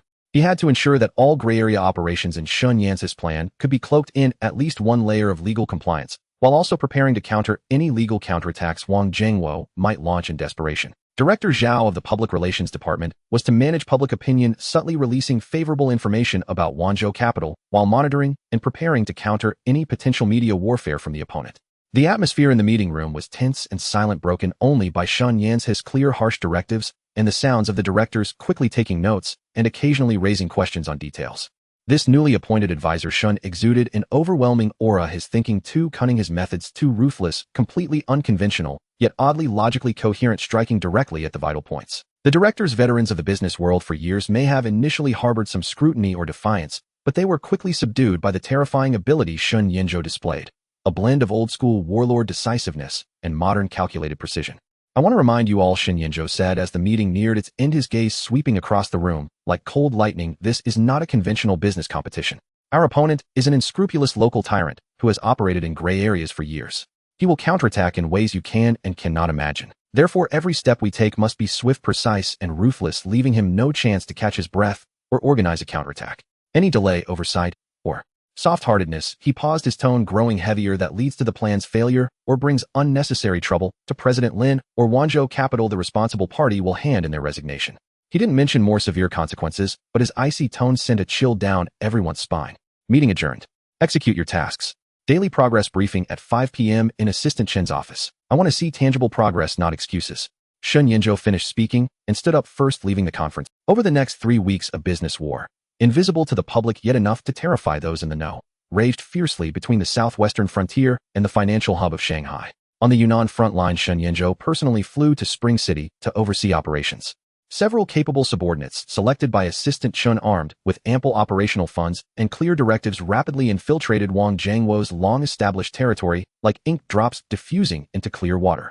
The debt rescue negotiations with the boss of Ganshi Hongfa Smelting were concluded at lightning speed, just as he was at his wits' end and desperate.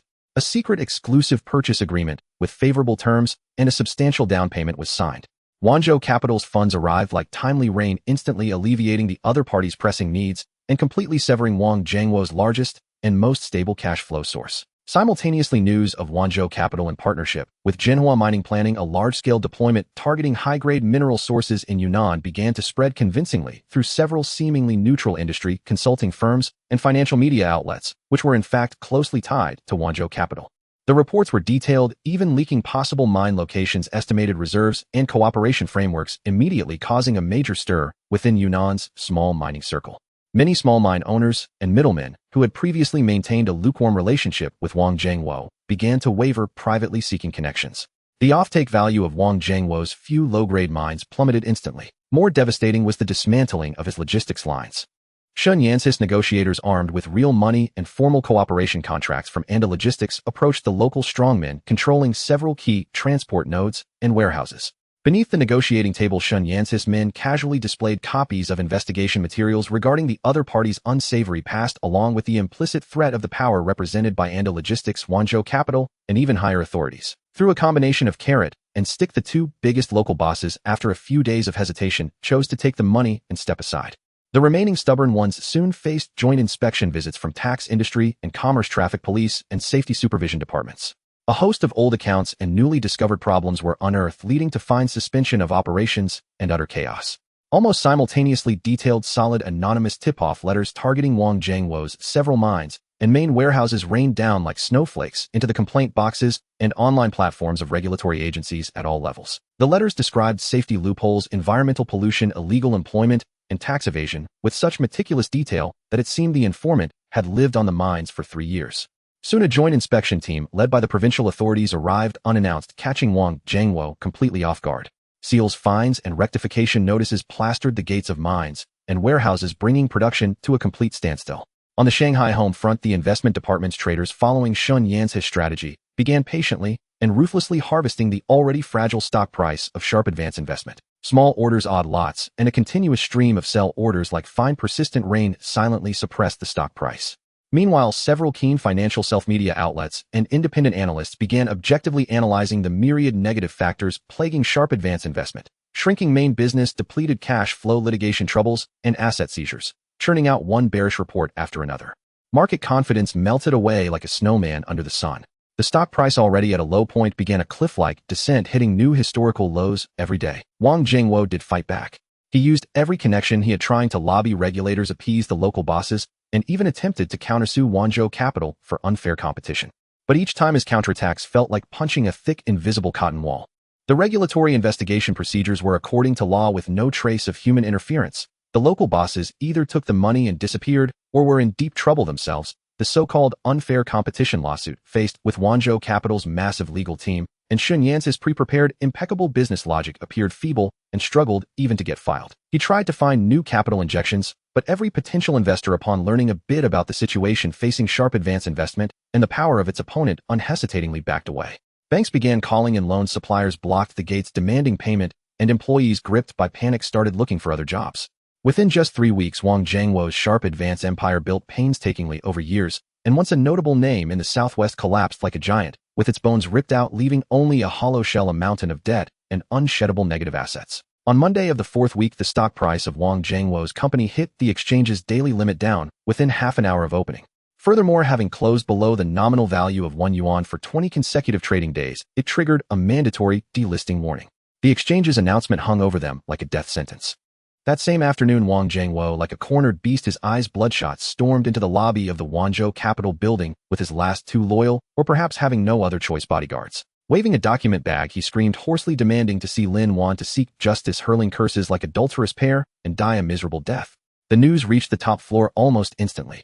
Shen Yanzhou was in his office reviewing final data, with Assistant Chen preparing to report the conclusion to Lin Wan. Hearing the urgent report from security over the intercom, his eyes instantly turned cold, and his whole being radiated a terrifying, oppressive aura. "He'll handle it," he said, standing up, his tone calm, but carrying a pre-storm pressure. "Mr. Shen, perhaps we should let security." Assistant Shen began, but Shen Yanzhou was already striding up. The elevator descended.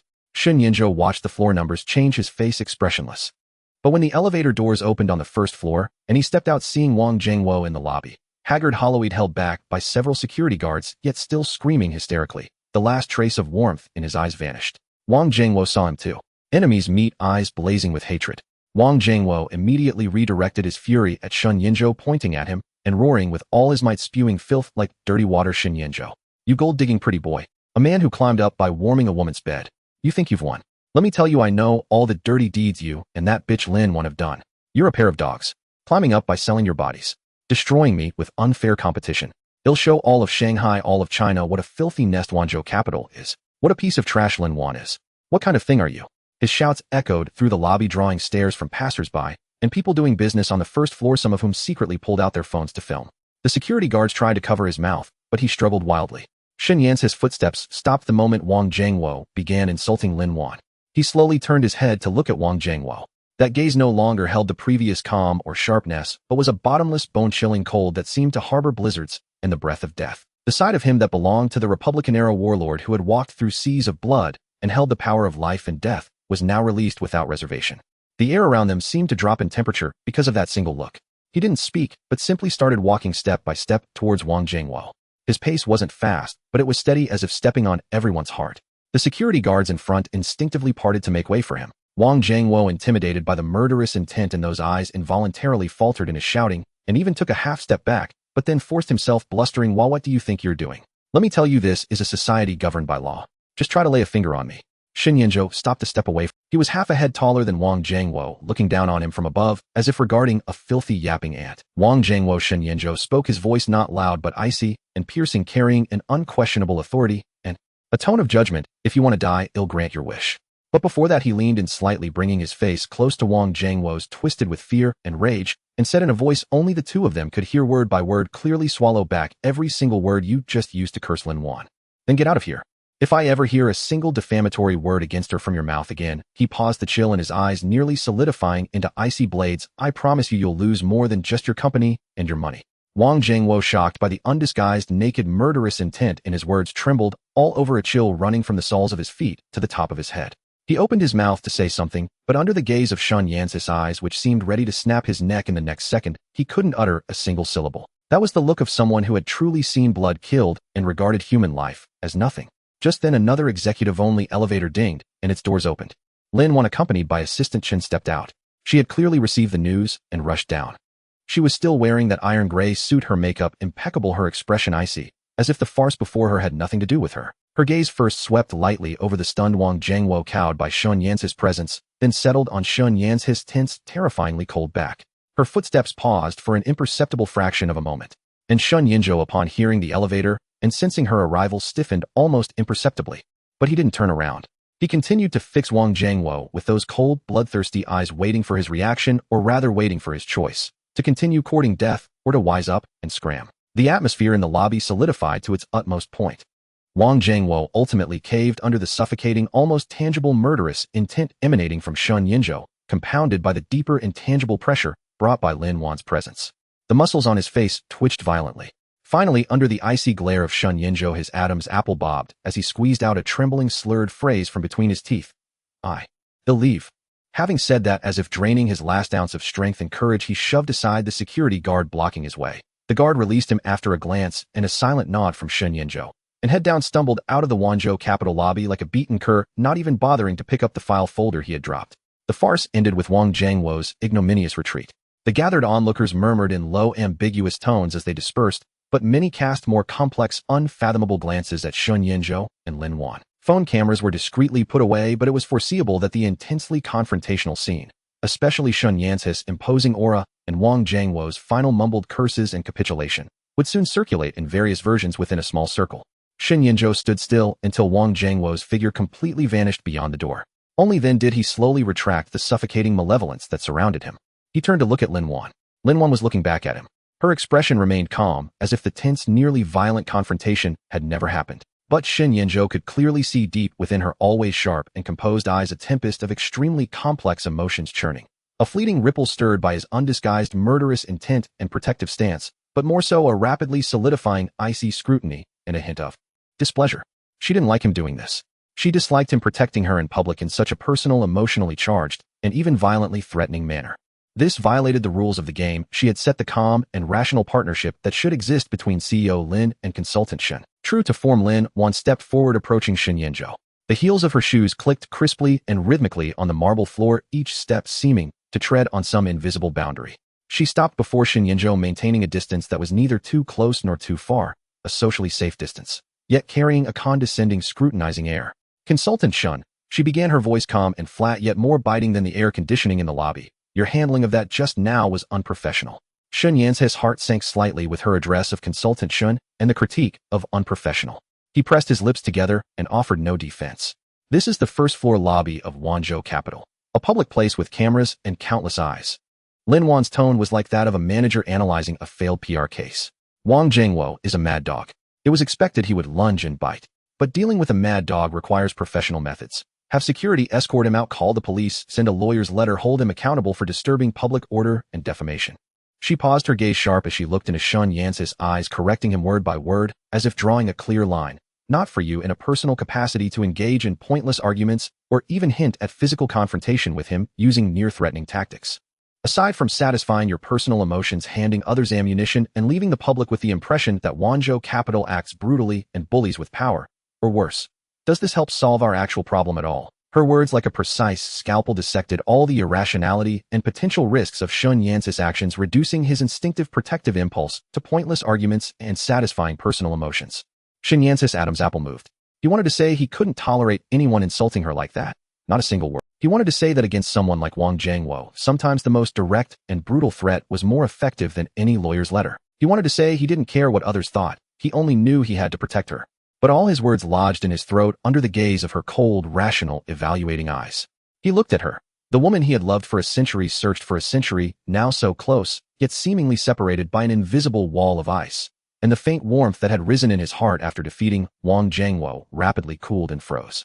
A tool. Still a tool. A tool that must remain professional at all times, devoid of personal emotions, operating strictly according to the optimized program she had set. He slowly lowered his gaze, masking all emotions in his eyes, leaving only an unfathomable gloom. Understood, CEO Lin. His voice was slightly hoarse, but unusually calm. It was my oversight and improper handling. I will cooperate with the PR department to properly manage any potential negative fallout. Ensure it does not affect the progress of acquiring the remaining assets of Ruijin Investment. Once again, he used terms like CEO Lin and progress to pull himself back into the position of tool and partner. Lin Wan watched as he instantly retracted all his sharp edges, becoming utterly professional and compliant. Deep in her eyes, a barely perceptible tremor seemed to churn more violently, but she immediately suppressed it by force. Her jawline tightened almost imperceptibly. She responded with a single syllable, accepting his admission of fault. Then, without looking at him again, she turned to instruct Assistant Chun, notify Director Zhao of the PR department to draft a statement immediately. Clarify the lobby incident, characterizing it as Wang Jingwo causing trouble due to his own business failures. Confirm that our company has legally reported the matter to the police. Emphasize that all our actions are legal and compliant. Back up the surveillance footage as evidence. Additionally, have the legal department follow up and formally file a lawsuit against Wang Jingwo for today's defamatory statements. Yes, CEO Lin. Assistant Chen quickly acknowledged, casting a sympathetic glance at the silent Shen Yanzhou. Having finished her instructions, Lin Wan did not linger or spare Shen Yanzhou another look. She walked straight to the private elevator. Her back was straight, her steps steady, as if the entire incident had been nothing more than a trivial disturbance, and she had already swiftly switched back into the CEO Lin mode that controlled everything. Shen Yanzhou stood rooted to the spot, watching her enter the elevator. The door slid shut, sealing her figure from view. Order was restored in the lobby. Security cleaned up the scene, and employees returned to their posts. But the air seemed to retain the lingering scent of gunpowder from the confrontation, along with a deeper, intangible chill. He stood there for a long time before slowly turning and walking toward his own private elevator. His posture remained upright, yet it exuded an overwhelming, impenetrable loneliness. However, neither Shen Yanzhou nor Lin Wan anticipated that Wang Jingwo, that mad dog, would spew one last mouthful of venomous spittle before being utterly cornered. On the very night of the lobby incident, several articles, far more obscene in content and vividly detailed in their exposés, were simultaneously published on numerous social media accounts, forums, and self-media platforms known for spreading gossip, scandals, and rumors. They began to spread and ferment at an alarming rate. The articles not only rehashed old tropes like influence peddling and kept relationships, but also exclusively disclosed numerous salacious details of Lin Wan and Sun Yance's private interactions allegedly provided by insiders, depicting their relationship in an extremely sordid light. The articles also deeply analyzed Wanzhou Capital's recent brutal suppression of Ruijin Investment, attributing it to a bloody tribute offered by a male paramour surnamed Shen to curry favor with his benefactor and solidify his position, calling it a monstrous product of capital and beauty, cruelly trampling the normal business environment. The language of the articles was inflammatory and insulting to the extreme, deliberately provoking the public's sensitive nerves regarding wealth, power, and male-female relationships. This wave of rumors was fiercer than any before, spreading wider and with greater malice. It was evidently a suicide-style public opinion attack launched by Wang Jingwo, using his last connections and money before his complete defeat, aiming to tear a chunk of flesh from Lin Wan and Shen Yanzhou before dying, even if only to tarnish their reputations. The next morning, Assistant Chun with dark circles under his eyes placed the public opinion monitoring report and printouts of the most malicious articles on the desks of Lin Wan and Shun Yinzhou respectively. Lin Wan looked at the filthy words and vulgar speculations on the printouts. Her face showed no expression, even her eyes did not flicker as if she were reading an irrelevant financial statement. She merely tapped the desk lightly with her finger and said to Assistant Chun, "Has the source been locked down? Is the chain of evidence secured?" Locked down. Wang Jingwo contacted a few online water army leaders specializing in this business through an intermediary. The tech department has already obtained part of the financial records and chat logs and is still digging deeper. It's sufficient as evidence. Assistant Chen replied. Lin Wan nodded. She picked up the printout of the most malicious article and scrutinized it again, even curving her lips in an almost imperceptible cold and mocking arc. Quite creative, she commented flatly. Especially this passage about the psychological description of how Consultant Shun used special means to gain project leadership. It's full of twists and turns very vivid. Assistant Chin's mouth twitched, unsure how to respond. Lin Wan put down the printout, took an encrypted USB drive she rarely used from her drawer, and inserted it into her computer. She quickly operated a few times, seemingly organizing and packaging files. Assistant Chun, she instructed without looking up, contact the self-media outlets Deep Web Finance Business Spy and GoldenEye. Ask if they're interested in the business motives and inside story behind Wang Jingwo's desperate act of fabricating rumors and defamation. I have an exclusive lead package here containing partial evidence of Wang Jingwo's unfair competition in recent years through bribery, fraud, and coercion, as well as clues to the financial flows behind this rumor mongering. We can sell it to them. As for the price, she paused, stating a figure, 500,000. Package deal. Tell them that Wanzhou Capital will not officially acknowledge the source of this material, but they must quote insider sources anonymously in their reports. Assistant Chun was taken aback for a moment, then quickly caught on shock and realization flashing in his eyes. Was CEO Lin turning Wang Jingwo's rumor-mongering into another business venture, turning dirty water into real gold and silver? Also, Lin Wan added, her tone still flat. Tell them that if they report quickly and fiercely enough, nailing Wang Jingwo to the pillar of shame as a business fraudster and defamer, once this matter is settled, Wanzhou Capital may consider giving them some genuine exclusive news within certain compliant boundaries. This was a carrot-and-stick approach, a naked exchange of interests and manipulation of public opinion. But it had to be admitted, the move was brilliant, so very Lin Wan. Not only did it perfectly counter the rumors, it turned them into a weapon against the enemy and a tool for profit, even co-opting or intimidating several influential fringe media outlets. Yes, CEO Lin. He'll handle it right away. Assistant Chin's spirits lifted as he immediately replied. Also, Lin Wan called him back, her gaze sweeping over the public opinion report on Shun Yan's desk. Keep Consultant Shen informed. Tell him that the company will handle the rumors. He should focus on wrapping up the asset acquisition and not get distracted. And especially, no more emotionally charged reactions. His value lies in transaction volumes and profit margins, not in barking back at mad dogs. Understand? Understood. Assistant Chin's heart tightened, and he quickly nodded. After Assistant Chun left, Lin Wan leaned back in her chair, her gaze returning to those vile rumor articles. Her fingertips unconsciously traced the name Shun Yinzhou in the articles. In her eyes, the last vestige of feigned calm vanished completely, leaving only an unfathomable darkness and an extremely complex mixture of cold calculation, barely perceptible heartache, and some deeper, ineffable tremor. Ding! Detected external malicious public opinion attack converted into a commercial opportunity. Host Lin Wan successfully executed the public opinion counterattack cash-out combination strategy. Estimated direct revenue, 500 RMB information sale. Indirect benefits, destroy opponent's reputation, deter potential imitators, establish influence in informal media channels. Detection of emotional fluctuations in linked target. Shun Yinzhou stimulated by host's instrumental remarks and events, generating a complex mix of repression, loyalty, desire to prove. Emotional value converting. Conversion successful. Target Shun Yinzhou regret value 100, due to causing trouble, loyalty value. Abnormal fluctuation, desire to prove 200. Congratulations, host Lin Wan, for obtaining rumor crisis cash out 100 RMB and high-grade emotional fuel pack for tool X1. Warning: conflict between the tool attribute and personal emotions of tool Shun Yinzhou is intensifying. Loyalty and risk are rising simultaneously. Please note the balance between utilization and control. The system's prompt sounded in her mind, cold and mechanical. Lin Wan closed her eyes and rubbed her temples. Shun Yinzhou, see, this is our world. Filthy, cruel, where everything has a price tag, including humiliation, including attacks, including sincerity. That untimely protection of yours. What use is it besides causing me trouble and forcing me to spend more effort handling and scheming? She opened her eyes and looked at the gloomy sky outside the window. But why? In some corner of her heart, knowing that he was perhaps in another office right now, pained and oppressed by her scolding and instrumentalization, angry and unwilling because of the malicious rumors, and perhaps even more desperately trying to prove his value. Did it stir a faint, even self-loathing ripple. The game was growing more complex. Hunter-prey, tool, partner, creditor, debtor. Who was really controlling whom? Who was influencing whom? She didn't know. She only knew that this game, which began with a century-old debt, had spiraled completely out of control and had also irrevocably reached a point of no return. The clamor of the Rue Jean Project celebration had utterly dissipated. On the terrace of the top-floor restaurant by the Huangpu River, the night breeze was cool, separating the thrilling supernatural conversation just moments ago from the clamor of the real world. The background music had been turned to its lowest, leaving only a soothing piano piece flowing like a stream. Shen Yance's palm still enveloped Lin Wan's hand. The lingering impact of the dating clause tied to a sincerity deposit of 100 million clashed fiercely in his chest with the wild joy ignited by Lin Wan letting down her guard and personally confessing "I love you." Ultimately, they fused into an unprecedented, almost devout sense of steadfastness and warmth.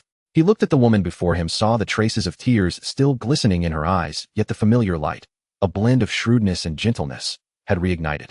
He felt that a century of searching and 1,000 trials had all in this moment received an ultimate reward far beyond his imagination. Lin Wan also gazed back at him, feeling the unmistakable steadfast warmth transmitted from his palm, and the final, almost teasing prompt from the system deep in her consciousness after the time-space bond had been solidified. Congratulations on getting rich and incidentally winning the beauty home. The system's presence was rapidly fading, but the link to the global top-tier commercial resource network remained clear and stable. Even clearer was the nascent, warm, and solid invisible bond between her and Shun Yanzhou, an anchor forged from his century of obsession, truly belonging to this era, one that no force could easily sever. "What are you staring at me for?" Lin Wan tilted her head slightly, her tone carrying a hint of soft, almost coquettish lightness she herself hadn't noticed. "The terms are all agreed upon. 100 million 3 months. Consultant Shin, the pressure is considerable." "Pressure?" Shin Yanzhou chuckled softly, a laugh brimming with unprecedented ease and relief. Instead of letting go, he held her hand, even tighter, his thumb gently stroking the delicate skin of her hand. "Wan, you underestimate yourself, and you underestimate my ability to make money. 100 million to buy the right to stand openly by your side, to buy your words 'I love you,' to buy every possibility for the rest of our lives. This is clearly the best, luckiest deal I've ever made in this life, no, across 2 lifetimes." He called her Wan, not President Lin, not Lin Wan. It was an endearment exclusive to intimate lovers. Lin Wan's ears flushed slightly, but she didn't retort. She just let out a soft humph, yet the smile in her eyes betrayed her feelings. "Smooth talker," she commented, but without any force behind it. "Words from the heart," Shin Yanzhou corrected earnestly. Then his expression grew serious. "Wan, about that choice of the bond. Do you really not want to reconsider? That took 100 years of your—" Shin Yanzhou. Lin Wan interrupted him, her gaze clear and resolute. "What I said just now is my final decision. Your 100 years were your sacrifice, your choice. How to use this bond's power is my choice.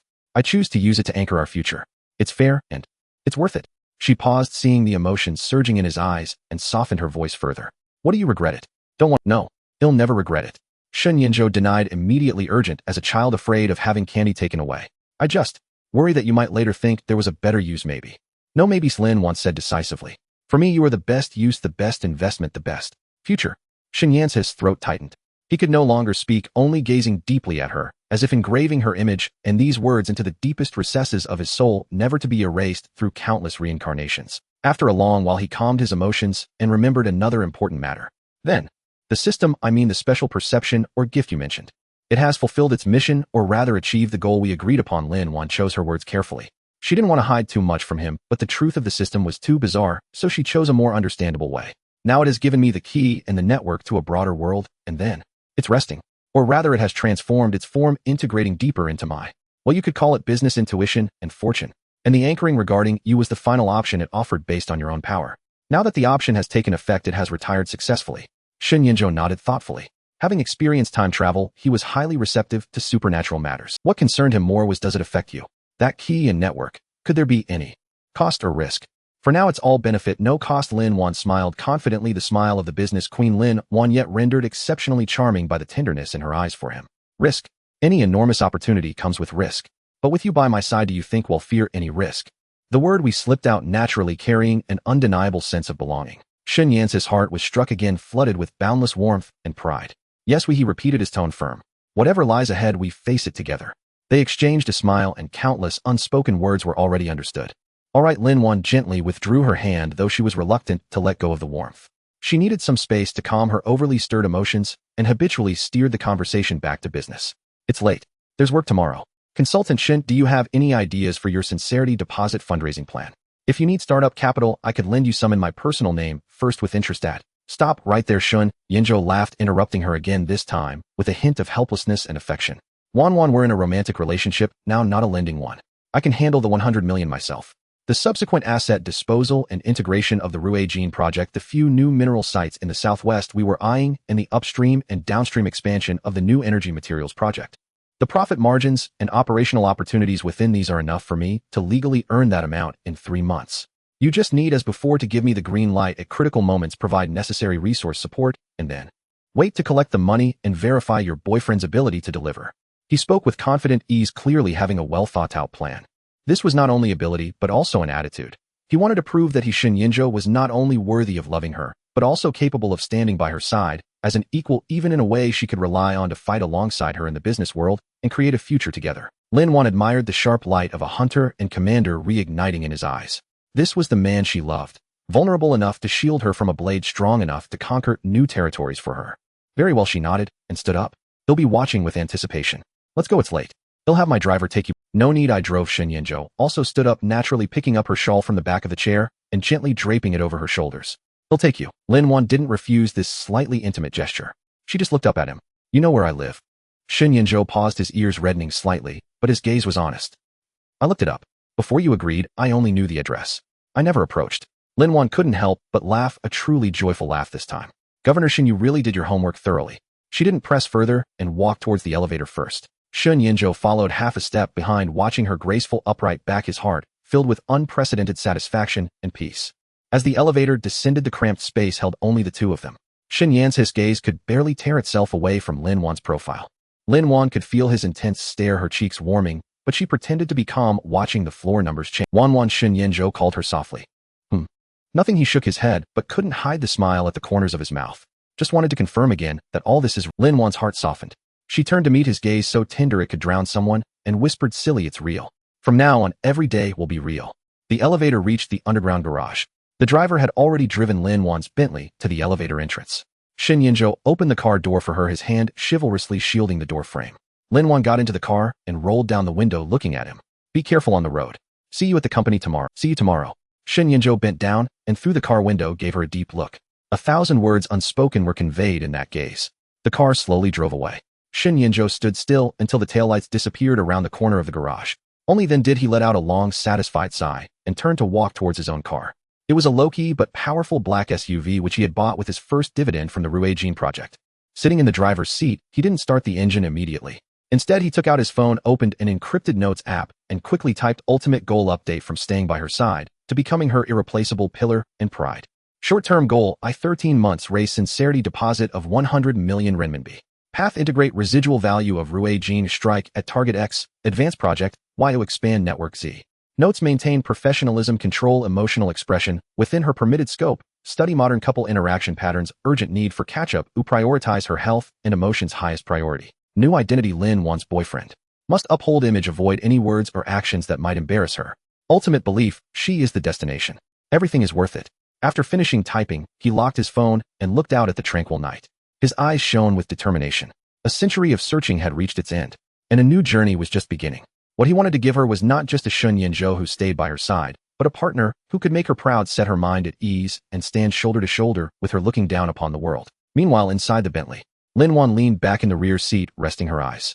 In her mind, the vast and refined information stream from the global top-tier commercial resource network was rapidly integrating and colliding with her own business acumen. Many previously vague plans instantly became clear, many hidden opportunities emerged before her eyes, and many potential threats were also exposed without concealment. This feeling was both wondrous and powerful.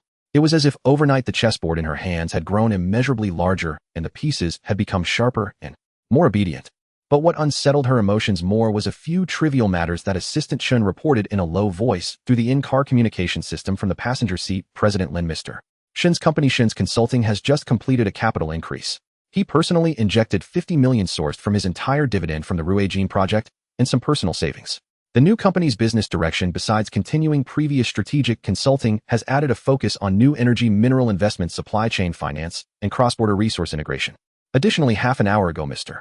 Shen reserved an appointment through a special channel with a senior client manager from the Hong Kong branch of UBS. The consultation involves large-scale cross-border asset allocation and trust establishment.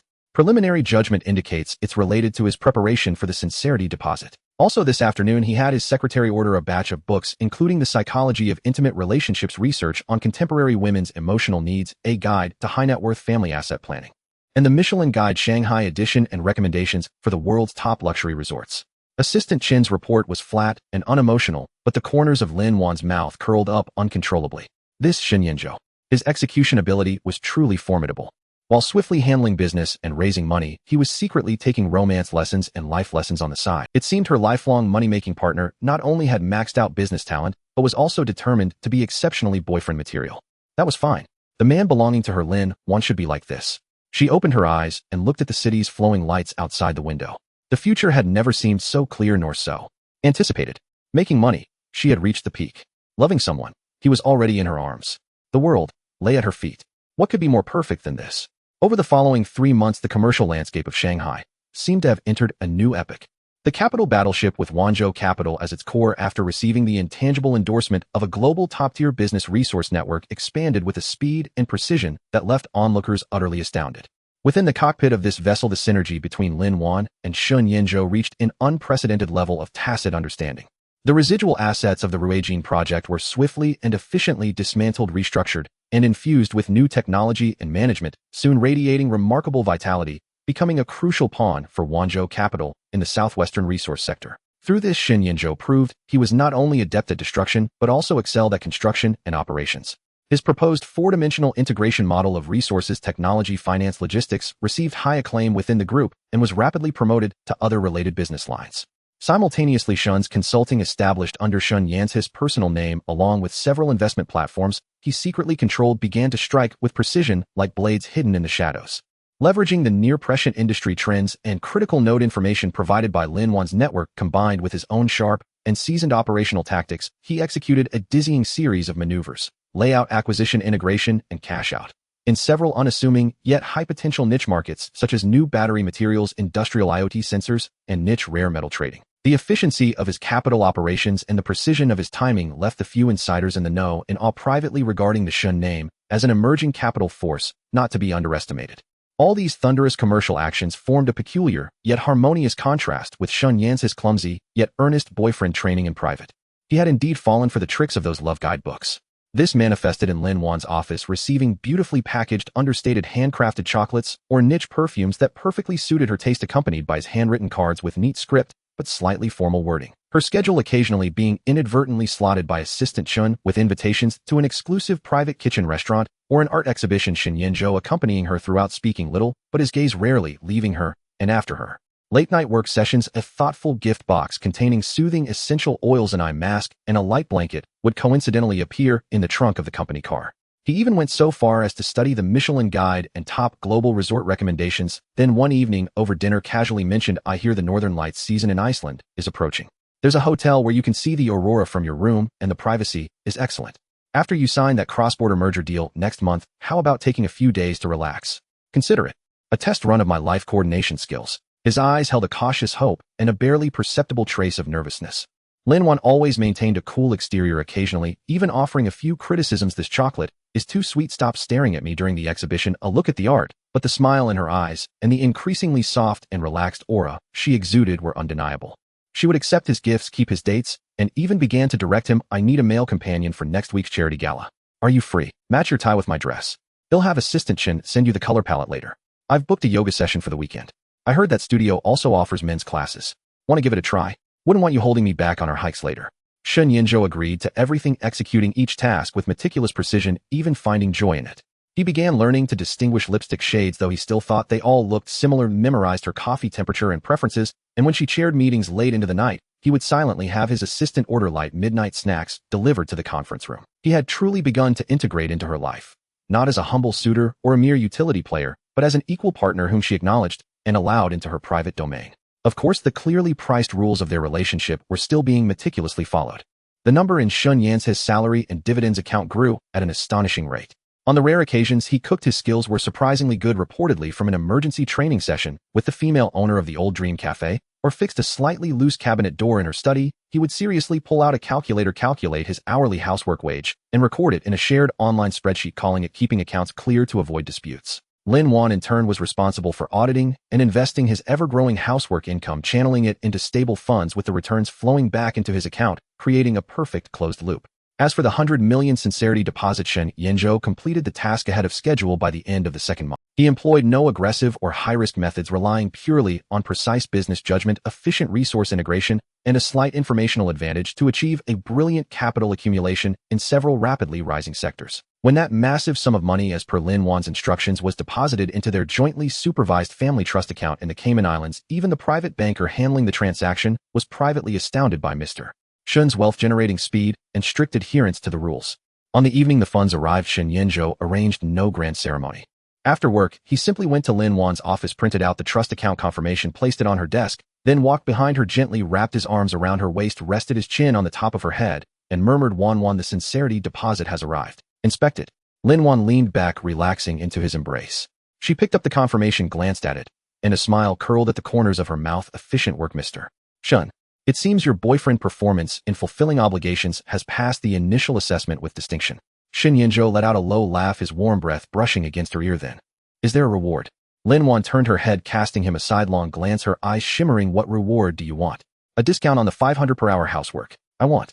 Shen Yinzhou tightened his arms, burying his face in the curve of her neck, his voice muffled, filled with endless affection. "You."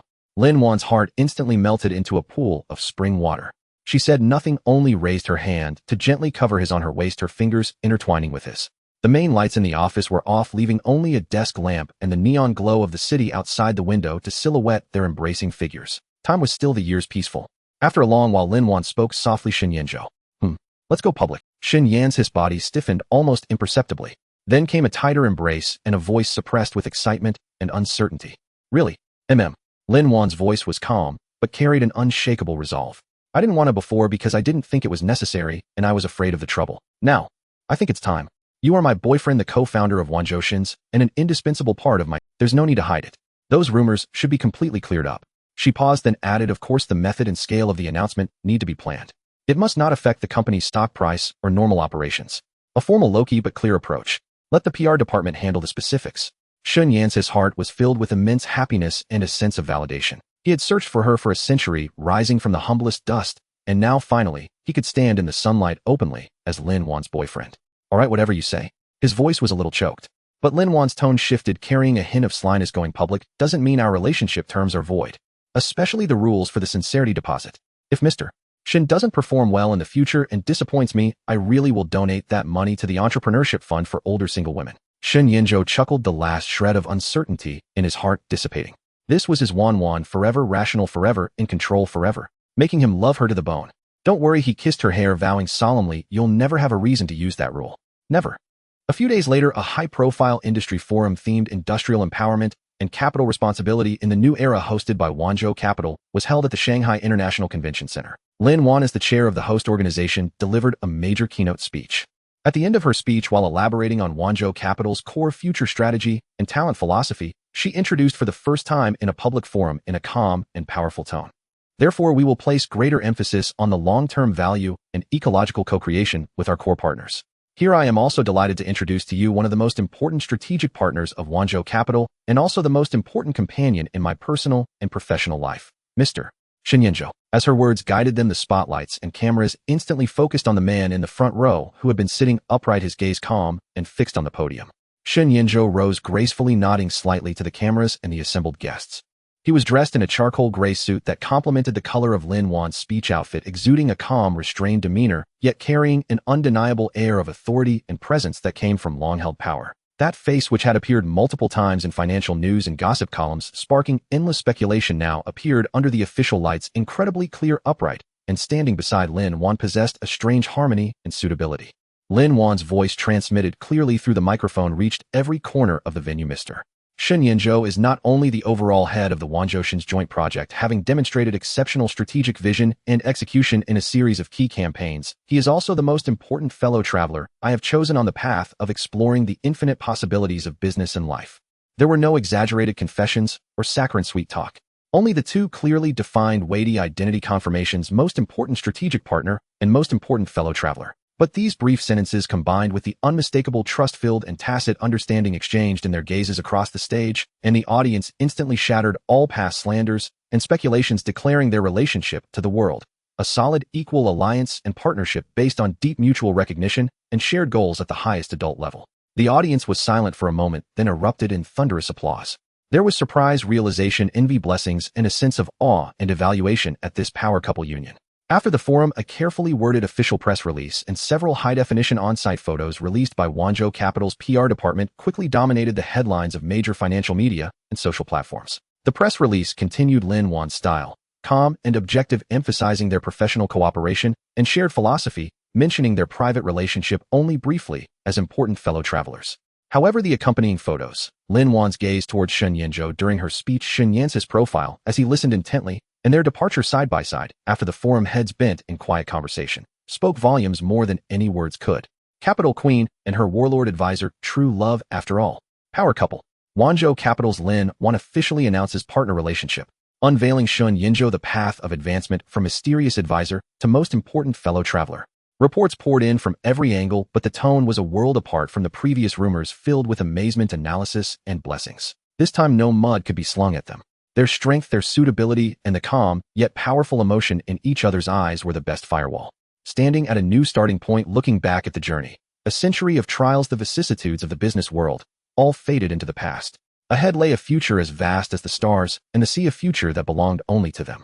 And they were already on their way hand in hand. The public storm triggered by the official announcement under the powerful PR machinery of Wanzhou Capital and the undeniable strength and relationship of the two swiftly transformed into positive brand assets and commercial credibility. The prestige and deterrence of the Wanzhou Shen alliance reached new heights. Many potential partners, top talents, and even international capital that had been on the sidelines began actively seeking collaboration with a more proactive and respectful posture. Life did not seem to undergo earth-shattering changes with the public disclosure of their identities. Lin Wan remained the calm, decisive, and schedule-packed business queen, while Shen Yanzhou was still the capital hunter, orchestrating strategies in his office and fighting for every inch at the negotiation table. They still lived in their own places, though Shen Yanz's crashing at Lin Wan's home grew increasingly frequent, still debated risk coefficients of investment cases during late-night conference calls, and still quickly exchanged their key schedules over breakfast. But some things had indeed changed. For instance, Shen Yanzhou could now openly drive to Lin Wan's place to pick her up for work, handing her warm soy milk, while discussing a technical route issue they hadn't finished arguing about the night before. For instance, when attending certain exclusive private gatherings that required a companion, Lin Wan would naturally take Shen Yanz's arm and introduce him to curious or probing gazes, saying, "This is my husband Shen Yanzhou." Though they hadn't yet registered the marriage, this title had gained tacit acceptance in her heart, his heart, and within their course. For instance, when Shen Yanzhou had a mild gastric episode due to consecutive business trips, Lin Wan would directly call his assistant to adjust his schedule for the next 3 days, personally ensure he drank his stomach-soothing porridge, then press him onto the sofa to rest while she sat beside him with her laptop handling work, letting him hold her hand as he fell into a deep sleep. The dating clause was still in effect, even more so. Shen Yanz's dividend account and household income account grew like snowballs, while Lin Wan enthusiastically began researching how to use this private fund for global asset allocation, even joking about setting up a Shen family office to manage Mr. Shen's pocket money. Shen Yanzhou had no objections and was even pleased, finding her spirited calculation of his assets utterly adorable, making his heart tremble. The trust account for the 100 million sincerity fund became a sweet yet unspoken shackle and source of motivation between them. Shen Yanzhou worked even harder, though strictly supervised by Lin Wan, to rest, as that sum not only represented his sincerity, but also his promise to give her an absolutely stable, affluent, and worry-free future. Lin Wan would occasionally glance at the trust account report, a smile on her lips, thinking that this guarantee would likely never be used, but having a handle on him seemed not so bad. The Iceland Aurora trip finally materialized during their first Christmas holiday after the official announcement. As promised, Shen Yanzhou booked the entire glass-domed cabin with a view of the northern lights. When the resplendent, miracle-like green ribbons danced across the pitch-black sky, the two embraced under warm fur blankets, gazing upward, silent for a long time. "Beautiful," Shen Yanzhou whispered, his lips against her forehead. Lin Wan replied, softly nestled in his arms. The aurora was stunning, but the steady, powerful heartbeat from the chest behind her and his clean, crisp scent brought her even greater peace. Wan, Shen Yanz's voice was exceptionally clear in the silence. "Thank you." "For what?" Thank you for still letting me find you. Thank you for accepting me, someone from the past, scarred, perhaps not good enough." His voice was low, filled with endless emotion. Lin Wan turned around. Under the shifting green aurora, she cupped his face, her gaze clear and firm as she looked into his eyes. "Shen Yanzhou, listen to me. The one I love is this very Shen Yanzhou, with scars from the past, edge in the present, and infinite possibilities for the future. Your past shaped who you are now. Your present makes me willing to entrust my future. Between us, there's no question of being undeserving. Only that it happens to be you, and thankfully it's you. She leaned in and placed a gentle kiss on his lips like a feather's touch, yet carrying immense power. So no more thank you, and no more not good enough. From the moment you crossed a century to find me, there's only together and forever between us. Shun Yan's hissed breath hitched, and a tempest of emotion surged in his eyes. He tightened his arms, pulling her deeper into his embrace, lowering his head to kiss her deeply. This kiss held no trace of hesitation, humility, or caution. Only a century of longing, the ecstasy of rediscovery, and the most devout promise and imprint for the endless years to come. The aurora bloomed silently overhead, witnessing the coronation of this love that spanned time. The holiday ended and daily life resumed its busy, efficient rhythm. But certain plans were quietly underway. One spring afternoon, Lin Wan slid a document across the table to Shen Yinzhou. Take a look at this. Shen Yinzhou took it. A draft titled Project Starcia, a 10-year outline for global commercial ecosystem strategy, hundreds of pages thick. He quickly skimmed the table of contents and core summaries, a look of awe gradually dawning in his eyes. The scope, depth, and precision of this outline surpassed anything he had previously known. It was more than a business plan, it was a blueprint to redraw the rules of the future global commercial landscape. The assessments of cutting-edge technology, resource allocation, geopolitical dynamics, and even trends in civilizational evolution were terrifyingly accurate. He looked up at Lin Wan. This is the inspiration from that key and network combined with our accumulated insights and judgments, Lin Wan said, walking to the window and gazing at the thriving city outside. Financial freedom just freed us from the shackles of survival. But the true journey is to use our power, wisdom, and love to help shape the next era, create greater value, and explore farther horizons. She turned her eyes blazing as she looked at him. Shen Yinzhou, are you willing to start this Project Starcia with me? This isn't Wanzhou Capital's plan, nor the Wanzhou Shen plan. It's Lin Wan and Shun Yan's plan. It may be difficult, long, and full of unknowns and risks. But it might also be very interesting, very extraordinary. Shen Yinzhou closed the file without immediately. He stood, walked over to her, took her hands, and gazed deeply into her eyes, as if to see the inextinguishable flame within her soul. Then he smiled. A smile of unreserved trust, passion, and infinite tenderness. Wan, he said, his voice steady and powerful like the firmest vow, from the mine tunnels of Haishidong to the biting winds of Yingzhe Cliff to every sunrise and sunset in this era. My path, Shen Yan's, has always been one, the path that leads to you. Whether that path leads to mountains of gold or the sea of stars, whether it's thick with thorns or smooth and open. He leaned in his forehead, gently touching hers, their breaths mingling. Where you are is where my destination lies. Your journey is my direction. So Project Starcia. Of course I'm willing. Not just willing, I'm eager to create the future with you. That is the ultimate romance and glory I could ever imagine after crossing. Lin Wan's eyes glistened with tears, but her smile was brighter than the sun. She rose on her tiptoes and kissed. Deal, Mr. Shun, she whispered after the kiss, her tone softer and more resolute than ever. Then, from today, Lin Wan and Shun Yinzhou Project Starcia officially launched. First step, convert the empty room next to the study into a joint strategy room. Renovation and equipment costs come out of your household income. Shun Yinzhou couldn't help but laugh, a low, joyful rumble in his chest. All right, whatever the boss lady says. The setting sun's glow streaming through the floor-to-ceiling windows bathed the embracing couple in a warm golden light. Outside, the city's lights began to twinkle, traffic flowed, a scene of bustling prosperity. Inside, two souls, after a century of solitude finally fulfilled, clung tightly together, their hearts beating in unison for an even vaster, more brilliant future. The system's chimes seemed to leave a final smiling echo in the distant depths of consciousness. Mission complete. Host, congratulations on your wealth. And you've won the beauty, too. Wishing you both in your sea of stars to journey together, bathe in love forever, and be wealthier than nations. Of course, the last part was Lin Wan's own imagination, but she felt it was very fitting. Had she succeeded in making money? She had long exceeded expectations. Had she landed a man? More than that, she had found her destined one and only soulmate. So the story that follows is how Lin Wan and Shun Yinzhou, joining forces sweetly in love, stir the global scene and push their business empire and family wealth toward a truly unprecedented sea of stars. Davos, Switzerland. After a snowfall, the sky cleared and sunlight adorned this alpine town with a crystalline glow. It also illuminated the world's elite faces, some reserved, some animated, some inscrutable, gathered outside the venue of the World Economic Forum annual meeting. Perfume mingled with the scent of top-grade cigars, and the air was thick with a complex blend of whispered pleasantries and the invisible smoke of capital warfare. The banquet was held in a centuries-old castle hotel adjacent to the main venue. A massive crystal chandelier illuminated the ballroom like daylight.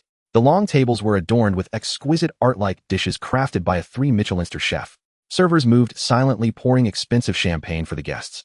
Among the attendees were the helm of the world's top 100 corporations, capital tycoons managing trillion-dollar funds, powerful political figures, and Lin Wan and Shen Yenzhou. In the third year of their marriage, the Star Ocean project had advanced at an astonishing pace. The combined wealth of Lin Wan and Shen Yenzhou had quietly entered the top 50 of the global rich list, making them one of the youngest, most mysterious, and most formidable duos on the list.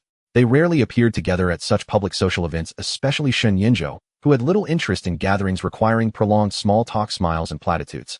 However, the forum's theme, global energy transition and resource sustainability, closely aligned with the core direction of the Star Ocean project. Lin Wan deemed it necessary to show face, so Shen Yenzhou accompanied her. That evening, Lin Wan wore a minimalist pearl-white velvet gown.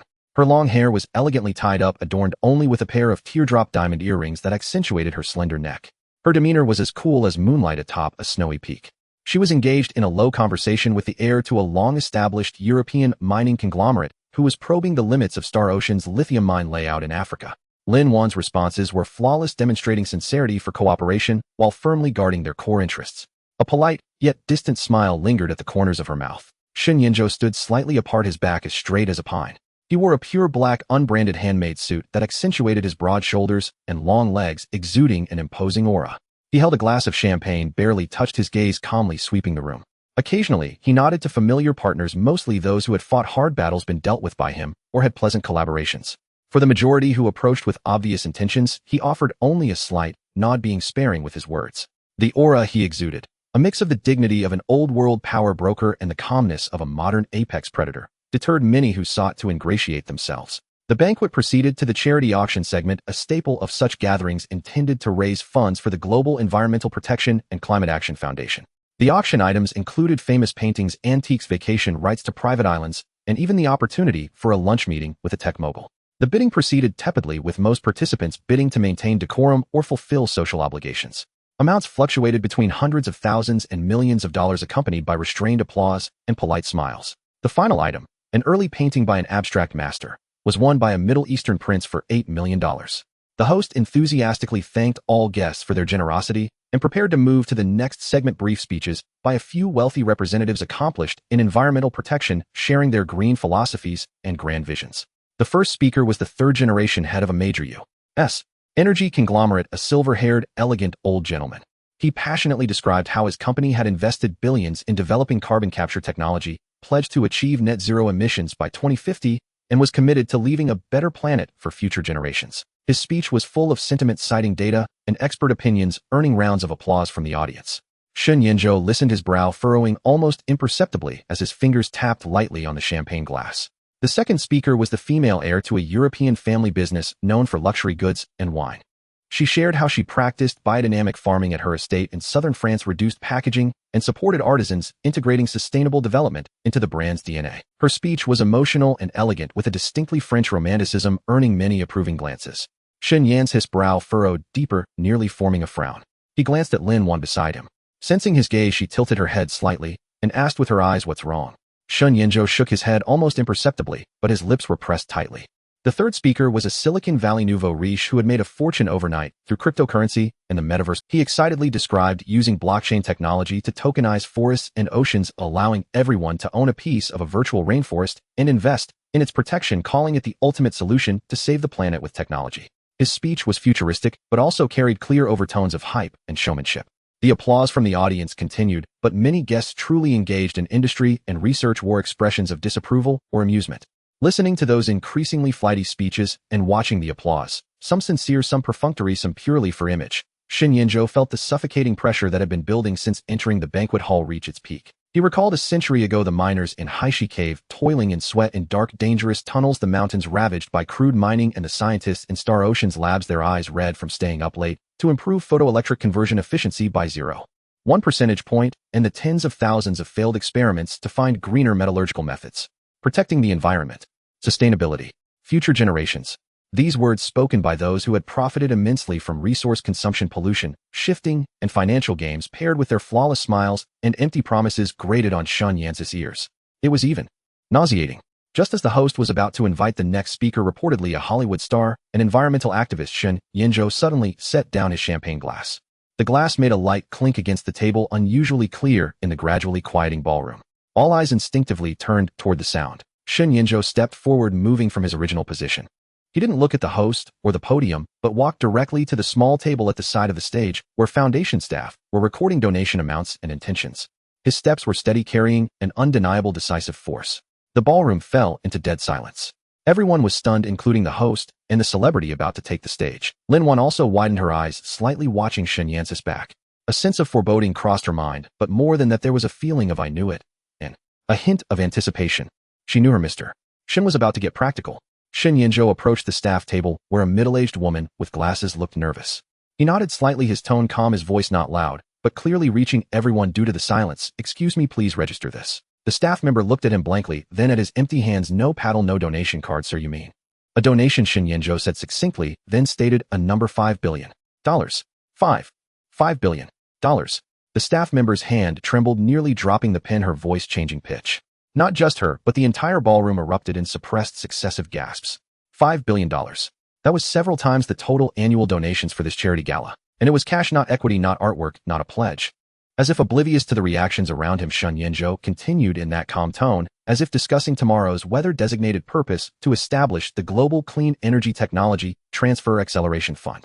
He paused, his gaze sweeping across the faces, shocked, incredulous, probing, even scrutinizing and skeptical, and finally landed on the Silicon Valley nouveau riche who had just spoken, his eyes sharp as a blade. The fund's sole evaluation criterion is not the number of papers published, conferences held, or virtual assets created. His voice rose slightly, taking on a cold, almost commanding tone. "I want to see technology deployed.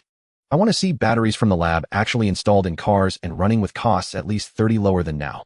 I want to see new photovoltaic materials actually laid on roofs, generating electricity with efficiency genuinely improved. I want to see those small modular nuclear reactors, geothermal utilization, and hydrogen storage solutions still on paper actually leave the blueprints, become demonstration projects, and have clear commercialization paths. I want to know where every cent is spent, which team received it, which specific technical bottleneck was solved, and how far we are from large-scale application. The fund will establish an independent technology assessment committee and supervision team. My people will be involved throughout the process. As for those who cheat, make slow progress, or just want to scam funding and hype concepts." He let out a cold laugh, icy and carrying Shen Yan's his unmistakable authority. "I have ways to reclaim the money invested and the time wasted with interest. This is not charity. It's an investment. An investment in a usable, affordable, and efficient clean energy future. It's that simple."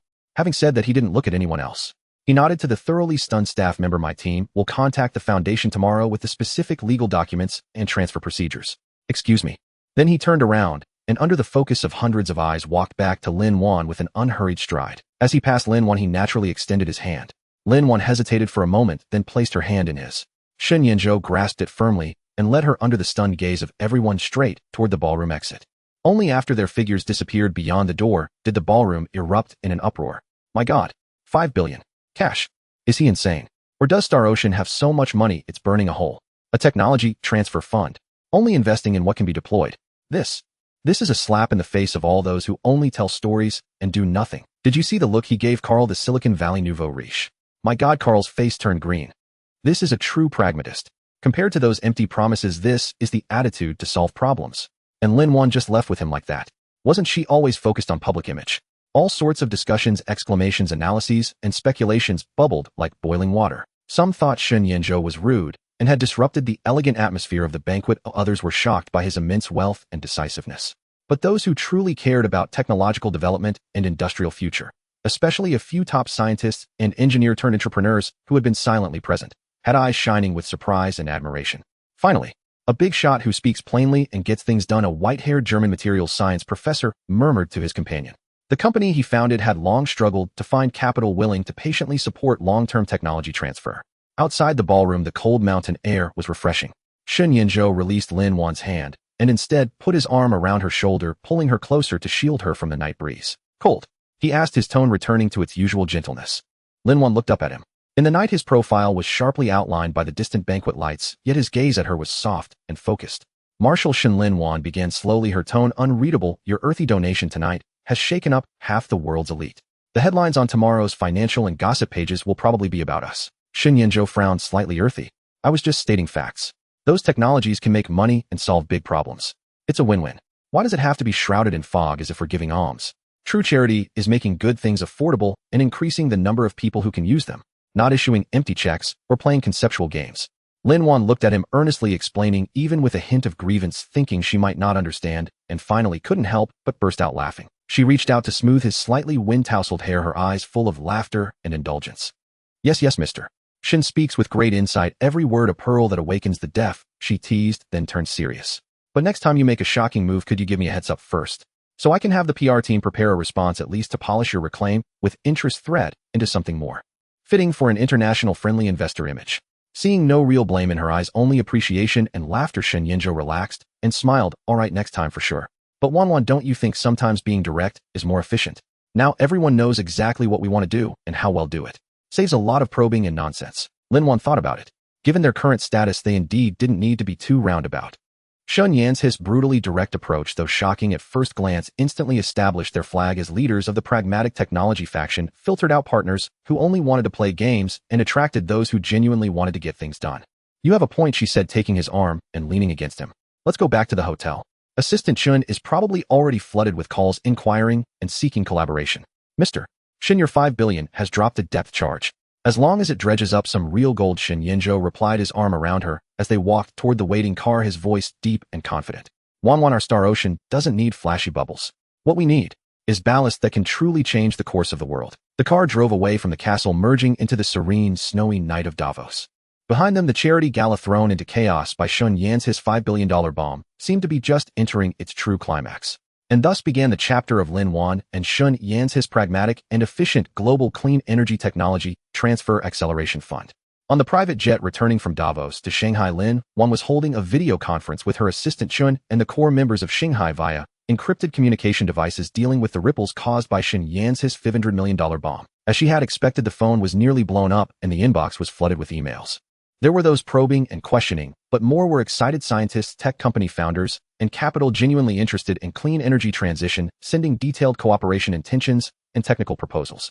Shun Yinzhou sat on the sofa opposite her, several thick evaluation reports on deep-sea mineral exploration rights of a South Pacific island nation spread across his lap, his brows slightly furrowed in focused reading. He seemed indifferent to the noisy aftermath, as if throwing out $500 million and establishing a fund was as simple as deciding what to have for breakfast the next day. He only cared about two things: spending money wisely and not disturbing Lin Wan's work. During a break in the meeting, Lin Wan rubbed her temples and glanced at Shun Yinzhou. As if sensing her gaze, he looked up, gave her a reassuring smile, and gestured to the flight attendant. Soon a cup of ginseng tea, at just the right temperature, was gently placed beside Lin Wan. Lin Wan picked up the teacup and took a sip. The warm, slightly sweet liquid slid down her throat, relieving her. She gazed at the cotton candy-like sea of clouds outside the window, and suddenly recalled something, asking casually, "By the way, Shun Yinzhou, what did you discuss with that old Rockefeller fellow that night in Davos? I saw he didn't look too pleased afterward." Shun Yinzhou looked up from the report, thought for a moment, and said, "Oh, he asked me what I thought of the model of using blockchain and NFTs to tag every drop of clean water for carbon credit trading. He said it was the future trend that could unlock a $1 trillion market." "What did you say?" Lin Wan raised an eyebrow, sensing the answer wouldn't be too polite. Shun Yinzhou closed the report, his expression a mix of confusion and disdain. "I said water is water. It's good if it can be drunk, used, and irrigated. Turning it into a string of code in a computer, letting a bunch of people speculate on it until prices skyrocket, while places that truly need water still face shortages. How is that solving any problem? What's the difference between that and the profiteers of the Republican era who speculated on land and hoarded goods? At best, they've just put on a foreign coat." He paused and added, "I also suggested that if he really had money to burn, he might as well invest in reducing the cost of seawater desalination technology or build some proper water cisterns and irrigation systems for drought-stricken areas in Africa." He didn't seem to like that much. Lin Wan imagined the expression on that old money tycoon's face, one who prided himself on investing in the future, and nearly burst out laughing. She could guess what was going through his mind, barbarian ignorant of the new economy country bumpkin. But what Shun Yinzhou said was a brutal and simple truth. Those bubbles of financial innovation often seemed pale and ridiculous in the face of hard technology and real infrastructure that could genuinely solve survival problems. Lin Wan shook her head with a smile, but said no more. What she loved was Shun Yan's his untimely stubbornness and earthiness. This almost instinctive attachment to real things born from crawling out of mountains of corpses and seas of blood. It was this very stubbornness that had kept the Shanghai project away from countless flashy traps, always rooted in the most solid technological and industrial soil. The plane landed smoothly at the private hangar of Shanghai International Airport. It was already late at night when they returned to their home atop the Bund, overlooking the entire waterfront. Through the massive floor-to-ceiling windows, the city's lights still sparkled brilliantly, and cruise ships glided slowly along the Huangpu River, leaving trails of flowing light. Lin Wan went to take a shower and remove her makeup. Shen Yinzhou walked into the study, turned on the computer, and dealt with some urgent emails. Shortly after he sat down, a gentle knock came at the study door. It was the Livian housekeeper, a middle-aged woman, surnamed Wu, exceptionally steady and efficient. "Sir, may I disturb you for a moment?" Housekeeper Wu held a tablet in her hands, her tone respectful. "There are a few routine maintenance matters concerning some of your assets that require your confirmation." "Yes, go ahead." Shen Yinzhou didn't look up, his gaze still fixed on a contract draft on the screen. "First, there's the private island in Fiji coded S Island 17. Housekeeper Wu brought up the data on the tablet. "This year's maintenance bill has arrived, mainly covering vegetation care, villa upkeep, seawater desalination system upgrades, and salaries for the security team and local service staff. The total is $2,370,000. Additionally, the annual maintenance period for the yacht Starlight on the island is due. The shipyard has submitted a quote recommending a more advanced shark net and sonar fish deterrent system priced at $450,000. What do you think?" Shen Yinzhou paused his typing, looked up, his face showing clear bewilderment. "Fiji Island, S Island 17. I bought it." Housekeeper Wu, evidently accustomed to her master's such reactions, prompted without changing her expression. "Yes, sir. In March last year, you participated in Christie's online rare assets auction. That evening you seemed to have, well, had a few extra glasses of that Romanicani, Mrs. Lin treasured. You showed great interest in Lot No. 17, an undeveloped island of about 12 hectares near the Yasawa Islands in Fiji, with its own white sand beach and coral reef said to occasionally be visited by pink dolphins, and ultimately won it for $12 million. The relevant documents indeed are stored in Vault B code A17. Shen Yinzhou. He remembered. It seemed to have happened. That day, a key materials lab under Shanghai had achieved a breakthrough, and Lin Wan was so happy, she opened a fine bottle of wine to celebrate. He was in a good mood too, and had a few extra drinks with her. Then Lin Wan went to take an overseas conference call, and feeling a bit bored, he casually clicked on the auction live stream, pushed to his tablet. The rest was a blur. He only remembered the island looked golden in the sunset on the screen, the sand dazzlingly white, and a random thought popped into his head: Wan would probably like to sunbathe there. And his finger clicked instinctively. So Shen Yinzhou rubbed his forehead, trying to make sense of this sudden island owner identity. "I now have an island in Fiji with a yacht costing over $2 million a year to maintain, just for. Maybe one day thinking of going to sunbathe." "Theoretically, yes, sir." Housekeeper Wu answered precisely. "Additionally, according to the purchase agreement, you are responsible for marine ecological protection within a certain range of waters around the island, and you must pay the corresponding environmental protection fund to the Fijian government annually, about $100,000. Shen Yinzhou fell silent. It wasn't that he cared about the money. Over $2 million to him now was like an ordinary person spending $200 on a meal. He just found it absurd. A sense of absurdity about one's own consumption that only arises when one is wealthy to a certain degree. He, Shen Yinzhou, a warlord in the Republican era who gnawed on potatoes and fought for mineral veins with his brothers in the southwestern mountains, now owned an island in the distant South Pacific that cost over $2 million a year to support one he might never visit more than a few times in his life. The study door opened, and Lin Wan, having finished her shower, walked in wearing a dark green silk robe, drying her wet hair. Seeing Shen Yan's bewildered expression as he stared at the tablet. "Who am I? Where am I? What have I done?" And housekeeper was standard reporting posture. She guessed most of it. "What's wrong? Another forgotten island, or some plane you don't recall?" Lin Wan walked over to Shen Yinzhou, naturally picked up his half-finished glass of water, and took a sip. She had just bathed, carrying a fresh scent of water vapor and a faint rose fragrance, instantly dissipating the study's serious atmosphere. Shen Yinzhou turned the tablet toward her, pointing at the island's photo, and Bill, his tone tinged with helplessness and appeal. Wan, this. The island in Fiji, when did I buy it? I have no memory of it at all." Lin Wan glanced at the photo, and Bill thought for a few seconds, and suddenly understood. "Oh, this one. It was last year when you were drunk and randomly clicked on it during the auction. I thought you knew since the documents were signed and the deed delivered. I didn't mention it. I figured it wasn't expensive, so I considered it a toy for you." She said it lightly, as if buying an island was no different from buying a Lego model. Shen Yinzhou.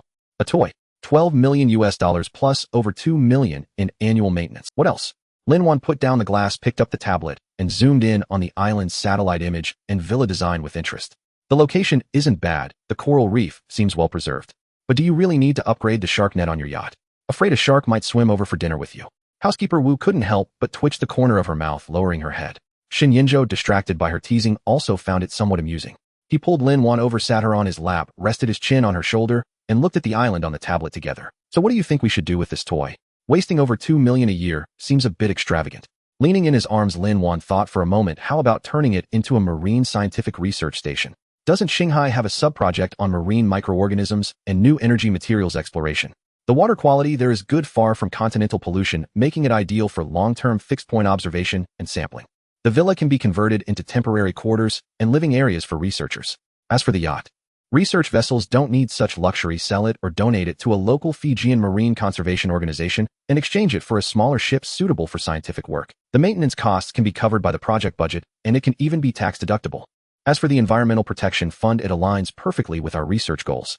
We can negotiate a cooperation framework with the local government, sharing some of our observation data with them for regional marine ecological protection.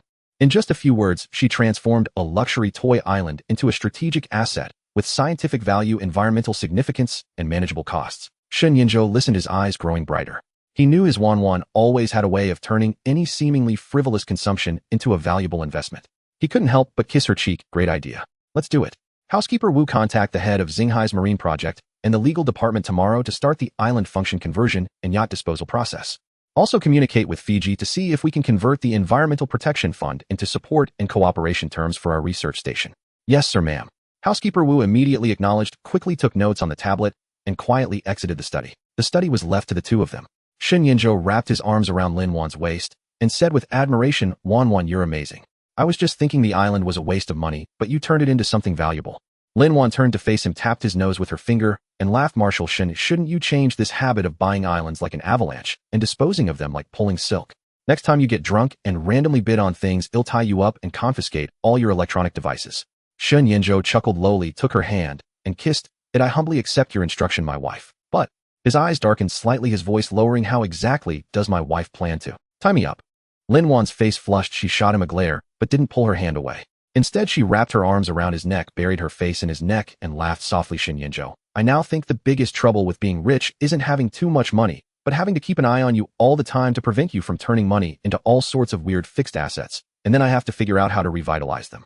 Shen Yinzhou tightened his arms, holding her securely, breathing in the fragrance of her hair, filled with immense satisfaction and peace. Then I'll trouble my wife, he whispered, his tone as solemn as an oath. My money, my person, everything I have, it's all yours to manage. Revitalize them however you want. I promise. To cooperate, actively study hard, and strive to achieve. Buy only what's right, not what's expensive, and certainly not what's forgotten. Lin Wan laughed in his arms. Outside the window, the city's lights twinkled gently, the river reflected the stars and moon, everything peaceful. See, this is one of the troubles of being a top global tycoon, accidentally buying an island and then turning it with your wife into an outpost for humanity's exploration of the ocean's mysteries. It seems not so bad. The global business empire of Project Starlight continued to expand its reach, extending its tendrils into sensitive and interest-laden fields such as energy, minerals, biotechnology, deep-sea exploration, and even near-Earth space development. Accompanying the immense wealth and influence came ubiquitous surveillance, covetousness, and potential threats. The security level for Lin Wan and Shen Yinzhou had long been elevated to that of a head of state. Their security was entrusted to a globally top-tier private security firm whose core members included retired special forces elites and former intelligence officers from various nations. Surrounding Lin Wan and Shen Yinzhou was a meticulously structured team of 36 individuals divided into close protection, perimeter security, intelligence analysis, technical countermeasures, and rapid response units. Their vehicles were custom-made armored cars capable of withstanding rocket-propelled grenades. Their private jets were equipped with full anti-missile and electronic countermeasure systems. The security systems at their residences and offices would put a small nation's military base to shame. Shen Yinzhou initially understood and cooperated with this Iron Fortress style of protection. He knew his high profile attracted trouble, and more importantly that Lin Wan was his soft spot of vulnerability he could not afford to compromise. Yet when this protection permeated every facet of life, bringing a certain degree of unfreedom, his innate instincts, those of a warlord from a chaotic era accustomed to holding his destiny in his own hands, began to chafe and rebel.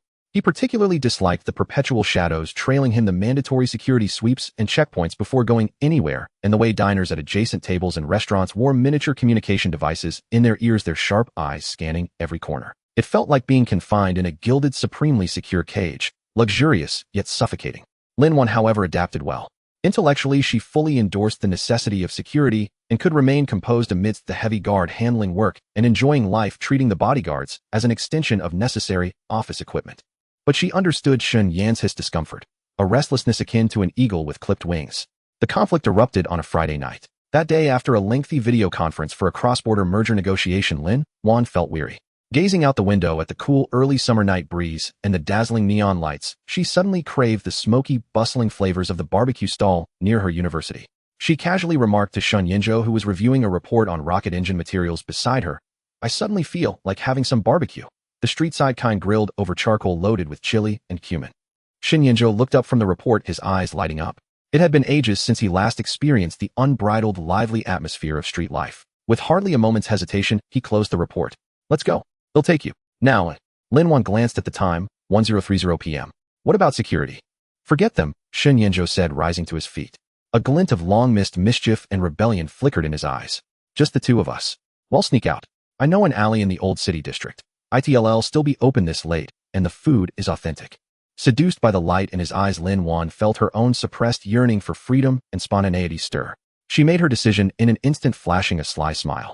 All right, but how do we shake them off? This was no challenge for Shin Yinzhou. First, he had Lin Wan change into a plain hoodie and jeans, tie her hair in a simple ponytail, and go makeup-free. He himself donned a dark tracksuit and a baseball cap. Then, leveraging his intimate knowledge of the residence's security system rotation schedule, he insisted on understanding every security detail. He led Lin Wan out through an infrequently used emergency passage door leading to the adjacent building, also a Starlight property. The door's password and the camera blind spots were details he had inadvertently memorized. Like the most ordinary couple, they walked hand in hand, blending into the still bustling late-night crowd. After a 10-minute walk, they turned into an old street brimming with the aroma of life. The air was thick with the potent blend of grilled skewers, stir-fried noodles, and stinky tofu. The cacophony of voices and the flickering neon signs of various shops created a vibrant tapestry. The barbecue stall Shin Yinzhou had mentioned was indeed still open, run by a bald man who was sweating profusely as he worked the charcoal grill. They found a small square table in a corner with low plastic stools and a greasy surface, but neither minded. Shin Yinzhou, with the ease of a regular, ordered a large platter of lamb skewers, beef tendon, grilled eggplant chives, and bread slices, instructing the owner to go heavy on the chili and cumin. Lin Wan rested her chin on her hand, watching him meticulously, though with slightly awkward movements, rinse their disposable cups and chopsticks with hot water. A smile she couldn't suppress played on her lips. In that moment, he was not a global tycoon or the president of Starlight. They were just an ordinary couple sneaking out for a treat. The skewers arrived quickly, steaming and sizzling, their aroma intoxicating. They ate with abandon, savoring the spicy, numbing flavors, their breaths coming in short gasps, yet unable to stop. Shin Yinzhou even ordered a chilled soy milk for Lin Wan and opened a bottle of beer for himself. Surrounded by the sounds of drinking games, laughter, and a soccer match commentary on TV, the atmosphere was chaotic yet vibrantly alive. Good. Shin Yinzhou asked, his gaze softening as he looked at Lin Wan's flushed nose and reddened lips from the spice. Lin Wan nodded vigorously, her eyes crinkling into crescents. 100 times better than a Michelin 3-star steak. Shin Yinzhou chuckled softly and reached out with a napkin to wipe away the chili powder at the corner of her mouth. Yet the elite security team was not to be underestimated. Within less than 20 minutes of their disappearance, the residence's security center had raised the highest level alert. By accessing all available public and private surveillance footage in the vicinity, including that from small street-side shops, and employing facial recognition and big data analysis, the team quickly pinpointed their location. Just as Shin Yinzhou was offering Lin Wan the last piece of grilled bread, 6 bodyguards in plain clothes, their demeanor starkly contrasting with the surroundings, materialized around the barbecue stall like phantoms forming a loose cordon. Lin Wan sensed the anomaly first. She looked up and met the gaze of a nearby passerby who was pretending to look at his phone, but whose sharp eyes were scanning the area. The vigilance and faint relief in that look were all too familiar. Then she noticed other incongruous figures in different directions. Shin Yinzhou, she murmured, her tone resigned. I think we've been caught. Shin Yinzhou paused, his eyes following her gaze. His brow furrowed immediately, and a flash of annoyance crossed his face at the intrusion. He put down the skewer and wiped his hands. Almost simultaneously, the head of the security team, a former Marine Corps officer codenamed Mountain Eagle, clad in a black jacket, approached with a stern expression. He bowed slightly at the table, his voice low but carrying an undeniable seriousness. President Lin, Mr. Shun, the environment here is too complex with high personnel density and uncontrollable risks. Please leave with us immediately. The patrons at nearby tables seemed to sense the unusual tension and cast curious glances their way. Shin Yinzhou remained seated, looking up at Mountain Eagle with a calm but oppressive gaze. What risk could there be in us eating some barbecue? Stay on the perimeter. Don't crowd us and spoil others' meals. Mr. Shun, Mountain Eagle replied, unmoved, his tone respectful yet firm. Our duty is to ensure your absolute safety. This location lacks basic security control conditions. Please understand and cooperate. Shin Yance's patience wore thin. He detested this feeling of being arranged and controlled, especially during a rare moment of relaxation, sharing a taste of ordinary life with Lin Wan. The aura of an undisputed authority not to be defied began to emanate from him. I said stay on the perimeter, he said, his voice turning cold. Or you can try to escort me out of here. The atmosphere grew taut. The muscles of the plainclothes bodyguards tensed slightly, their hands hanging loosely at their sides, yet anyone familiar with combat could see they were poised to strike. Even the barbecue stall owner seemed to sense the tension, slowing his grilling movements and stealing glances their way.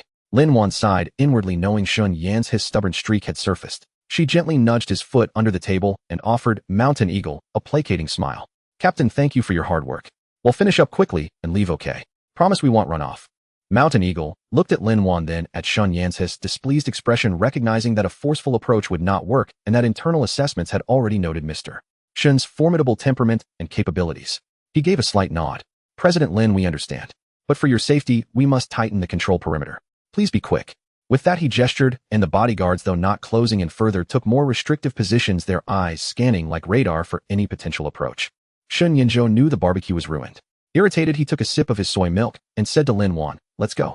This is no fun." Lin Wan felt a pang of regret, but knew safety came first. She nodded and was about to stand. Just then an unexpected incident occurred.